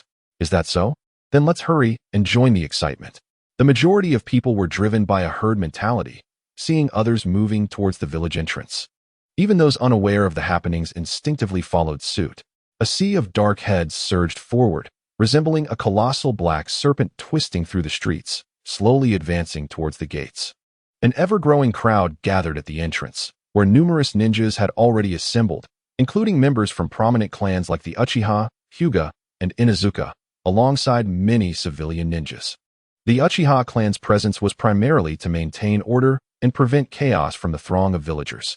As the village leader, Sarutobi Hiruzen donned a white Hokage cloak and stood prominently at the forefront of the crowd, flanked by two high-ranking advisors. Behind him, a line of ENBU ninjas, having removed their masks, formed a barrier between Hiruzen and the gathering villagers. "They're here. They've arrived." A voice pierced through the clamor, causing the boisterous crowd to fall silent as they turned their gaze towards the distance. Those in the back, unable to see, rose onto their toes and craned their necks to catch a glimpse of the approaching figures. No, it wasn't merely a dark line. It was a mass of heads, a black wave surging towards them. Yet, the villagers did not flee in fear. Instead, they raised their hands in joyous cheers. "They're back. The heroes of the village have returned. Welcome home." Though they could not yet be seen, the thunderous applause surged towards Banrin and his companions, enveloping them like a tidal wave. They could hear the cheers resonating in their hearts, akin to the exhilarating rhythm of drums, filling every ninja's spirit with pride. With 100 meters separating them, the villagers spotted their third Hokage, Sarutobi Hiruzen, standing at the forefront of the welcoming party. As the distance shrank to less than 50 meters, all the welcoming ninjas and villagers could see the victorious team that had safeguarded the village against their foes. When they were a mere 20 meters apart, Hiruzen took a resolute step forward, approaching the incoming procession. "The third Hokage is coming to greet us personally." The onlookers marveled at his broad, reassuring figure, while the other side gazed at Hiruzen's approaching form, their emotions soaring to unprecedented heights. "There's no regret in death." Banrin, perceptive to the shifting atmosphere around him, mused to himself, "Is this the Hokage's version of the temptation to return home?" As Banrin entertained his thoughts, Hiruzen had already met face-to-face with Kakashi, and the procession came to a halt, all eyes converging on the two figures. "Thank you for your hard work." Hiruzen acknowledged Kakashi with a nod, then turned to Tsunade and Orochimaru, before slowly surveying all the Konoha ninjas. His serious demeanor radiated pride and recognition. As his gaze swept over each ninja, they instinctively raised their chins and straightened their backs. With arms wide open, the white Hokage cloak billowing in the wind, Hiruzen's voice resonated like a sonorous bell. "Welcome home, heroes of Konoha." "Yes." The response soared to the heavens. Subsequently, the procession surged towards the gates of Konoha under Hiruzen's lead, as countless villagers joyfully shouted, creating a scene of heartfelt reunions and tears of joy. An elderly woman wept for her son who had perished on the battlefield, her hands weathered and rough. A wife mourned her husband lost in war, holding the hand of their 3-year-old child, who tilted their head in confusion at their mother's tears. This poignant tapestry of joy and sorrow unfolded before Banrin's eyes, who felt as though he stood at the center of it all. On one side, reunions. On the other, farewells. For reasons unknown, he suddenly recalled the lives of the sand and rock ninjas he had taken. Their loved ones must be crying just as those here were now. Banrin looked down at his hands, once merely feeling life slip away, now perceiving the finality of death. "What are you thinking about, Banrin?" Orochimaru, noticing Banrin's unusual demeanor, approached with concern. "Teacher Orochimaru, I was pondering," Banrin replied, shifting his gaze to Orochimaru, his tone becoming serious and contemplative. "If the first Hokage, Senju Hashirama, had unified the 5 great nations directly, could it have prevented the majority of wars?" A low hum filled the air as Orochimaru processed his words, his golden snake-like eyes narrowing in astonishment, reflecting Banrin's solemn expression. At that moment, Orochimaru saw not a shadow of another, but rather the essence of Banrin himself. The crowd at the gates began to disperse slowly, yet they poured onto the streets, some having already reserved tables at izakayas and barbecue restaurants, eagerly awaiting the return of their loved ones from the front lines. After bidding farewell to Orochimaru and Shizune, Banrin followed Kakashi, Tsunade, and Shoju towards the Senju clan's territory. It had been over half a year since Banrin had seen Mito and the spirited little Kushina. Suddenly struck with realization, he noted that he had few relatives in Konoha. As for friends, aside from Inuzuka and Yamanaka, most were acquaintances. "Well, I wonder if the Hyuga clan counts, considering we have established some bonds." As he contemplated this, Banrin absent-mindedly scratched his face, following Shoju to the Senju clan's grounds. From a distance, they spotted Mito and Kushina waving at them from the clan's entrance. "Sister Tsunade, Brother Shoju, Brother Banrin, Kakashi, Welcome home." With smiles of homecoming, Banrin and the others waved back, watching the lively Kushina bounce with her vibrant red hair, resembling a spirited little pepper. 3 days later, a blanket of dark clouds enveloped Konoha. Dressed in black, Banrin stepped outside, gazing up at the gloomy sky obscured by the clouds, reminiscent of the rain country. Drip! A drop of rain splashed onto Banrin's goggles, shattering into a mist upon contact. Pitter-patter, the rain began to fall steadily, soon transforming into a torrential downpour. Such weather was fitting. Though he despised venturing out in the rain, it felt just right now. Banrin chose not to carry an umbrella, allowing the rain to soak him as he turned back and called, "Kakashi, let's go." With a bark, a large black and white dog, its neck adorned with a forehead protector, dashed out, trailing behind Banrin. The pair made their way down the street, surrounded by others clad in black, each bearing solemn expressions, slowly moving towards a specific destination. Today, they would gather at the newly erected memorial stone to honor their comrades who had fallen in battle. Following the throng of somber figures clad in black, Hito stumbled upon Sarutobi Hiruzen and two esteemed advisors standing at the forefront of the memorial stone. In the first row of the assembly were Kakashi, Tsunade, and Orochimaru, who acknowledged Hito's arrival with nods. After reciprocating their gestures, Hito noticed Shoju and Shirwei waving at him from under an umbrella, beckoning him to join. Hastily, Hito and Kakashi stepped forward, easily melding into the sea of black attire. "My apologies for being late," Hito said while wiping raindrops from his goggles, standing beneath the two umbrellas. "It's not too late. We merely arrived early." Shoju replied with a wave of his hand, expressing mild annoyance. "Grandma has always insisted that you reside in the clan's territory, yet you insist on returning to your own place." "I'm simply accustomed to it," Hito offered in response. "Oh," Kakashi echoed in agreement, affirming that one's own nest is indeed the most comfortable. Unbeknownst to them, Shirwei, deep in thought, observed Hito's nostalgic demeanor without joining the conversation. And thus, beneath the curtain of rain, the memorial service commenced with the eulogy delivered by the third Hokage, Sarutobi Hiruzen. As Hito witnessed this scene, he was suddenly reminded of the original work's first memorial service, which was held in honor of the deceased third Hokage, who had been slain by none other than his teacher, Orochimaru. Ah, how unpredictable the tides of fate can be, Hito mused, gazing at the aged yet formidable Sarutobi Hiruzen and the youthful visage of Orochimaru. Time slipped away in mourning, and gradually the crowd before the memorial stone dispersed, leaving only Team 7 behind. Hito observed that Orochimaru remained stationed before the memorial stone. "Orochimaru, what occupies your thoughts?" Shoju inquired. Orochimaru, regaining his focus, closed his eyes and sighed. "I reflect upon the fragility of life. Once death arrives, nothing remains." "Indeed, if only life were eternal," Hito interjected unexpectedly. The golden slits of Orochimaru's snake-like eyes flickered. Hito's words resonated deeply within him. Yet, even if life were eternal, death would still claim us eventually, be it on the battlefield or through the passage of time. Shirwei, standing nearby, shook his head, deeming such notions unrealistic. "Perhaps, but if eternal life truly existed, one might uncover the essence of existence," Hito shrugged in response. Unbeknownst to the others, Orochimaru's eyes gleamed with interest as he regarded Hito, his thoughts consumed by a singular notion. Only Hito truly comprehends him. Days later, within the Senju clan territory. "Sister, you can no longer gamble. You've squandered a significant portion of the money earned from your missions over the years. If Brother Dan discovers your gambling habit, he may sever ties with you. What does it matter? I just had a streak of bad luck. Now that I've mastered the art of dice throwing, I'm certain I will recover all my losses." Hito and Kakashi arrived to find Shoju pleading with Tsunade, who resembled a reckless husband, reeking of alcohol and dismissively rebutting her concerns.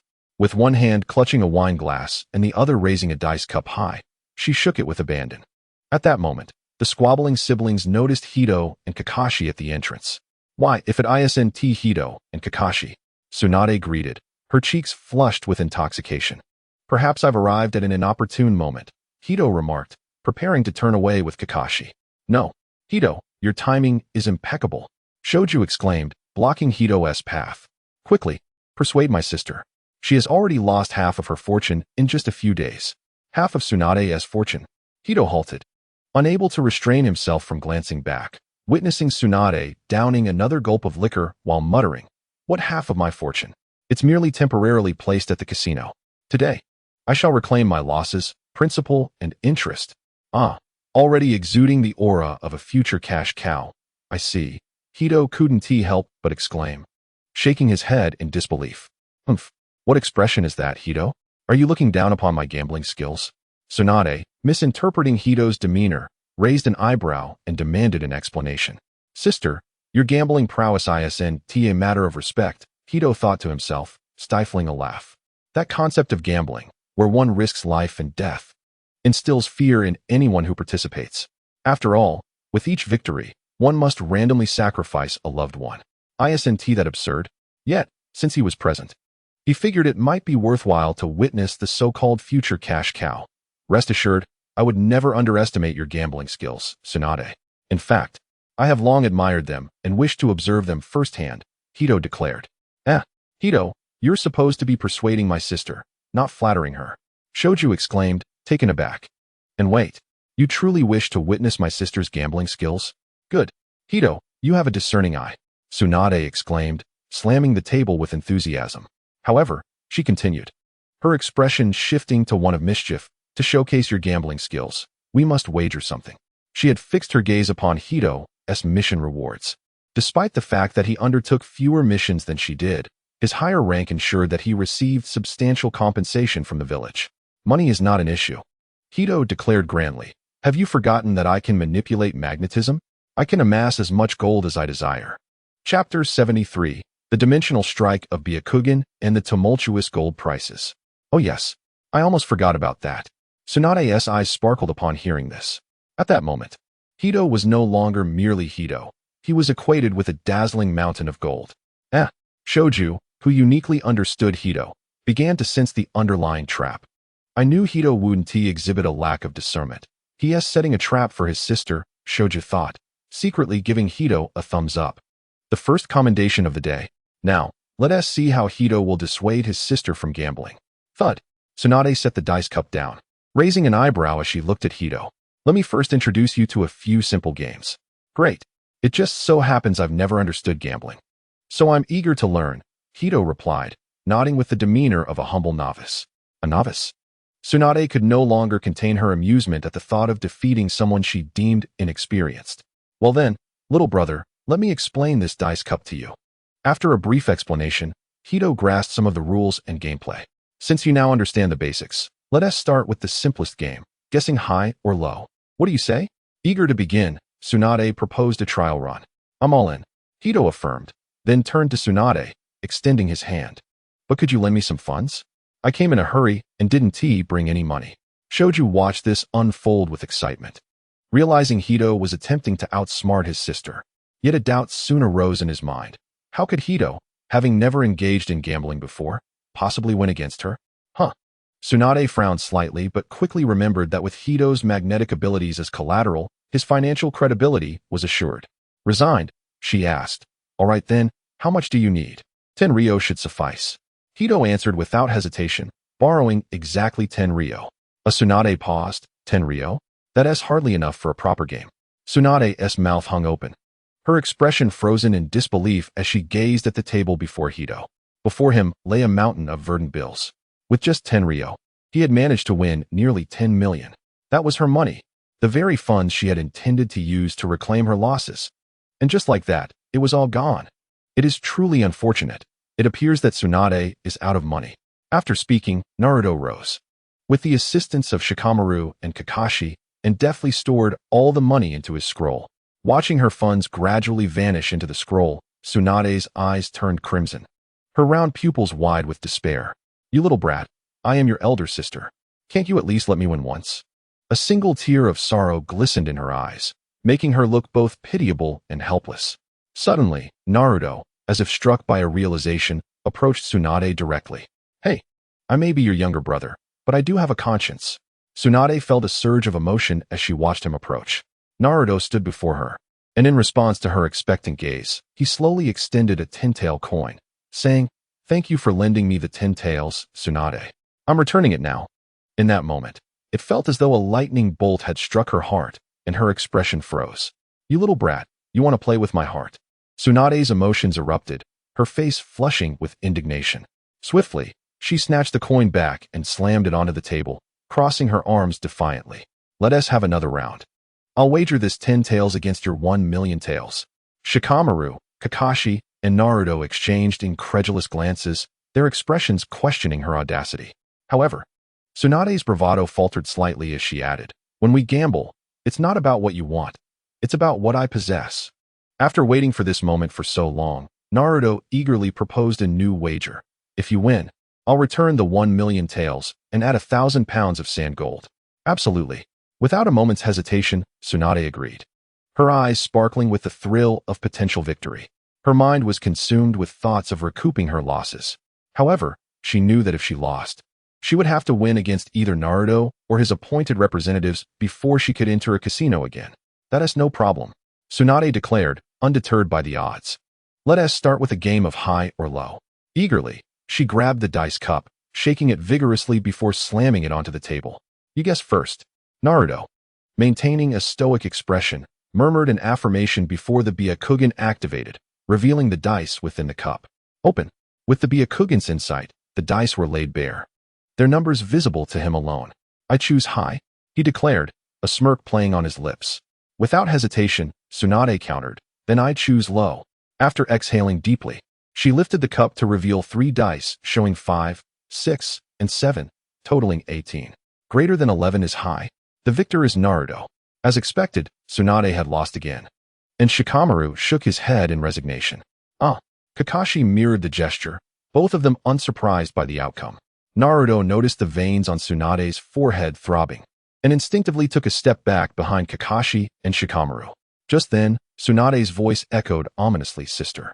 Both Shikamaru and Kakashi froze, their eyes widening in terror as they beheld Tsunade, resembling a vengeful spirit emerging from the depths of hell, enveloped in an ominous aura. They instinctively recoiled, only to realize that Naruto had shielded them. "Naruto, you scoundrel!" Shikamaru and Kakashi were about to chastise him for his lack of support when Tsunade's chilling voice whispered in their ears, "Are you two underestimating me?" A shiver ran down their spines as they sensed impending doom, and with a resounding clap, something heavy landed on their shoulders. Gulping audibly, Shikamaru and Kakashi turned to see a pale hand reflected in their vision. Oh no! They resigned themselves, closing their eyes as Tsunade's menacing whisper drifted towards them. "Sister will take good care of you both." "No, please," they cried in unison. "Naruto, do you want a snack?" Shikamaru inquired, tilting his head while rubbing his hands together and casting a sidelong glance at him. "Whatever is fine," Naruto replied. "Then you can grab something from the fridge in the kitchen. I could use a snack myself," Shikamaru suggested, pointing towards the kitchen. "Good lad, waiting for me here." Naruto thought, feigning surprise. Is it proper for a guest to fetch something? Is it more appropriate for a sick person to do so? Shikamaru retorted confidently, unimpressed by Naruto's act. "You despicable Naruto, you say nothing while watching your sister bully me and Kakashi." Kakashi lamented, sprawled on the ground like a defeated dog. Despite his loud protests, Naruto remained indifferent. "I didn't mean to abandon you. The situation was beyond my control," he said with a slight twitch of his lips, raising his hands defensively. "All right, fine, my fault. Stay put, and I'll go fetch you some snacks." Without further argument, Naruto capitalized on their plight and made his way to the kitchen. Now that is more like it. Shikamaru and Kakashi watched Naruto's retreating figure, feeling slightly more balanced. "Speaking of snacks, what brings you here so early today?" Shikamaru asked, munching on a pastry while stretching his neck, which was nearly healed. This surprised Kakashi, still lying flat on the ground, opening his mouth wide in astonishment. "What is going on? I thought I was the only one injured," he lamented, his voice tinged with sorrow. "I have to train with Orochimaru in the Dragon Cave, and I won TB in Konoha for a while." "I wanted you to keep an eye on Kakashi," Naruto explained after swallowing his pastry. "Not a problem," Shikamaru assured, patting his solid chest. He added, "Naruto, you've begun preparing to learn sage techniques. I won't fall behind. I've signed the summoning scroll for the Wetbone Forest, and will ask Fukasaku for guidance." It seems that the sage techniques from Wetbone Forest were indeed the same version learned by the first Hokage, Naruto mused, then inquired, "Once we master sage techniques, we'll move on to advanced wood release, right?" "Exactly." Shikamaru nodded eagerly, appearing more excited than Naruto. "Then we'll possess the power to alter the course of a war, just like our great-grandfather." The prospect of changing the tide of war was exhilarating. After a moment of reflection, Naruto produced a storage scroll and handed it to Shikamaru. "Here is half of the money Tsunade lost to me. Keep it safe." "No need. I'm grateful that you prevented Tsunade from going to the casino. You can keep the money." Shungshu waved his hand dismissively, seemingly indifferent. Although he previously appeared to be a collector of gold dust, driven by greed, in truth, he was not in want of money. The earnings from his missions merely amounted to pocket change for him, not to mention the substantial shares from the various stores operated by the Senju clan. Even the rent from leasing out an entire street was a staggering figure. While most of the funds were temporarily held by Mizuho, Shungshu remained unconcerned about the 5 million ryo. After all, it was being used for a righteous cause and not squandered by gamblers in a casino. "I understand that you are not in need of money, but considering it is derived from tasks undertaken by Tsunade-san, it would be inappropriate to take it all for yourself. I kindly request that you find a way to return it to her," said Banrin, firmly pressing the money into Shungshu's hands. He then sighed. The remaining 5 million ryo could perfectly fund Orochimaru-sensei. "Ah, is Orochimaru-sensei truly in need of funds?" Shungshu inquired, intrigued. Indeed, Banrin exhaled a heavy breath. Many of his experimental projects require substantial financial backing. To that end, my shadow clones have been tirelessly refining gold dust. Had it not been for the near collapse of the black market gold prices, my clones would still be engaged in that task. "Oh, that explains why I haven't seen Orochimaru-san around lately. He must be busy selling gold dust on the black market," Shungshu remarked, nodding in realization. "Exactly," replied Banrin, finishing the last piece of pastry and patting the distraught Kakashi, who was sprawled on the ground. "It's about time, Kakashi. We've agreed that Shungshu and the others will take care of you now. Let me take you to purchase some training equipment and provisions." With a sudden burst of energy, Kakashi jumped to his feet, transitioning from a two-dimensional plane to three-dimensional form. Huh, he exclaimed, panting and rushing towards the door with an exuberant demeanor, appearing entirely unfazed. Was Kakashi merely putting on a performance just now? Banrin mused, a slight twitch at the corner of his mouth revealing his amusement. Still a bit of a drama queen. After exchanging farewells with Shungshu, Banrin hurried outside. On the streets of Konoha, he was indeed the renowned Konoha Chidori, Banrin thought. With red hair at his temples and accompanied by a black and white ninja dog known as Lightning Ninja Dog Kakashi, it was unmistakably him. It was said that thousands of IWA and Suna ninjas had perished at his hands. Incredible. I witnessed his duel with the Hyuga clan. As they walked, Banrin and Kakashi garnered the attention of countless passers-by. Fortunately, after a few days back in the village, they had grown accustomed to the scrutiny. They maintained their composure, traversing the streets with stoic expressions until they reached the store operated by the Inuzuka clan. Banrin-kun, Kakashi. Their presence was announced by a spirited female voice before they even arrived. Turning around, they recognized their long-lost classmate, Inuzuka Ran, who was accompanied by a large brown ninja dog, both sprinting towards them. "It has been a long time, Inuzuka Ran." Banrin greeted her with a warm smile, genuinely appreciative of her contribution to his enhanced sense technique, which he still employed to this day. With the combination of Byakugan and the Kagura's hard eyes, most adversaries had nowhere to hide before him. "It's been too long." Ran's cheeks flushed, and she shyly averted her gaze. "Banrin-kun has matured since we last met." "Woof." Kakashi barked, not forgetting the individual who had introduced him to his benefactor. "Woof." The brown ninja dog, Zonwan, also greeted Kakashi amiably, who promptly responded, recalling that this was the very individual who had offered to treat him to a delicious meal. "It's been a while, Kakashi. I've heard that IWA ninjas refer to you as Lightning Ninja Dog Kakashi." Ran exclaimed, her eyes sparkling as she admired the imposing Kakashi, stroking his head and praising him. Truly impressive. Many ninjas still lack their own distinctive titles. "Banrin-kun, you intend to buy Kakashi some special ninja dog food, right?" Ran quickly interjected, noticing Banrin's intent to enter the store and eagerly pulled him inside. "Let me assist you in your shopping."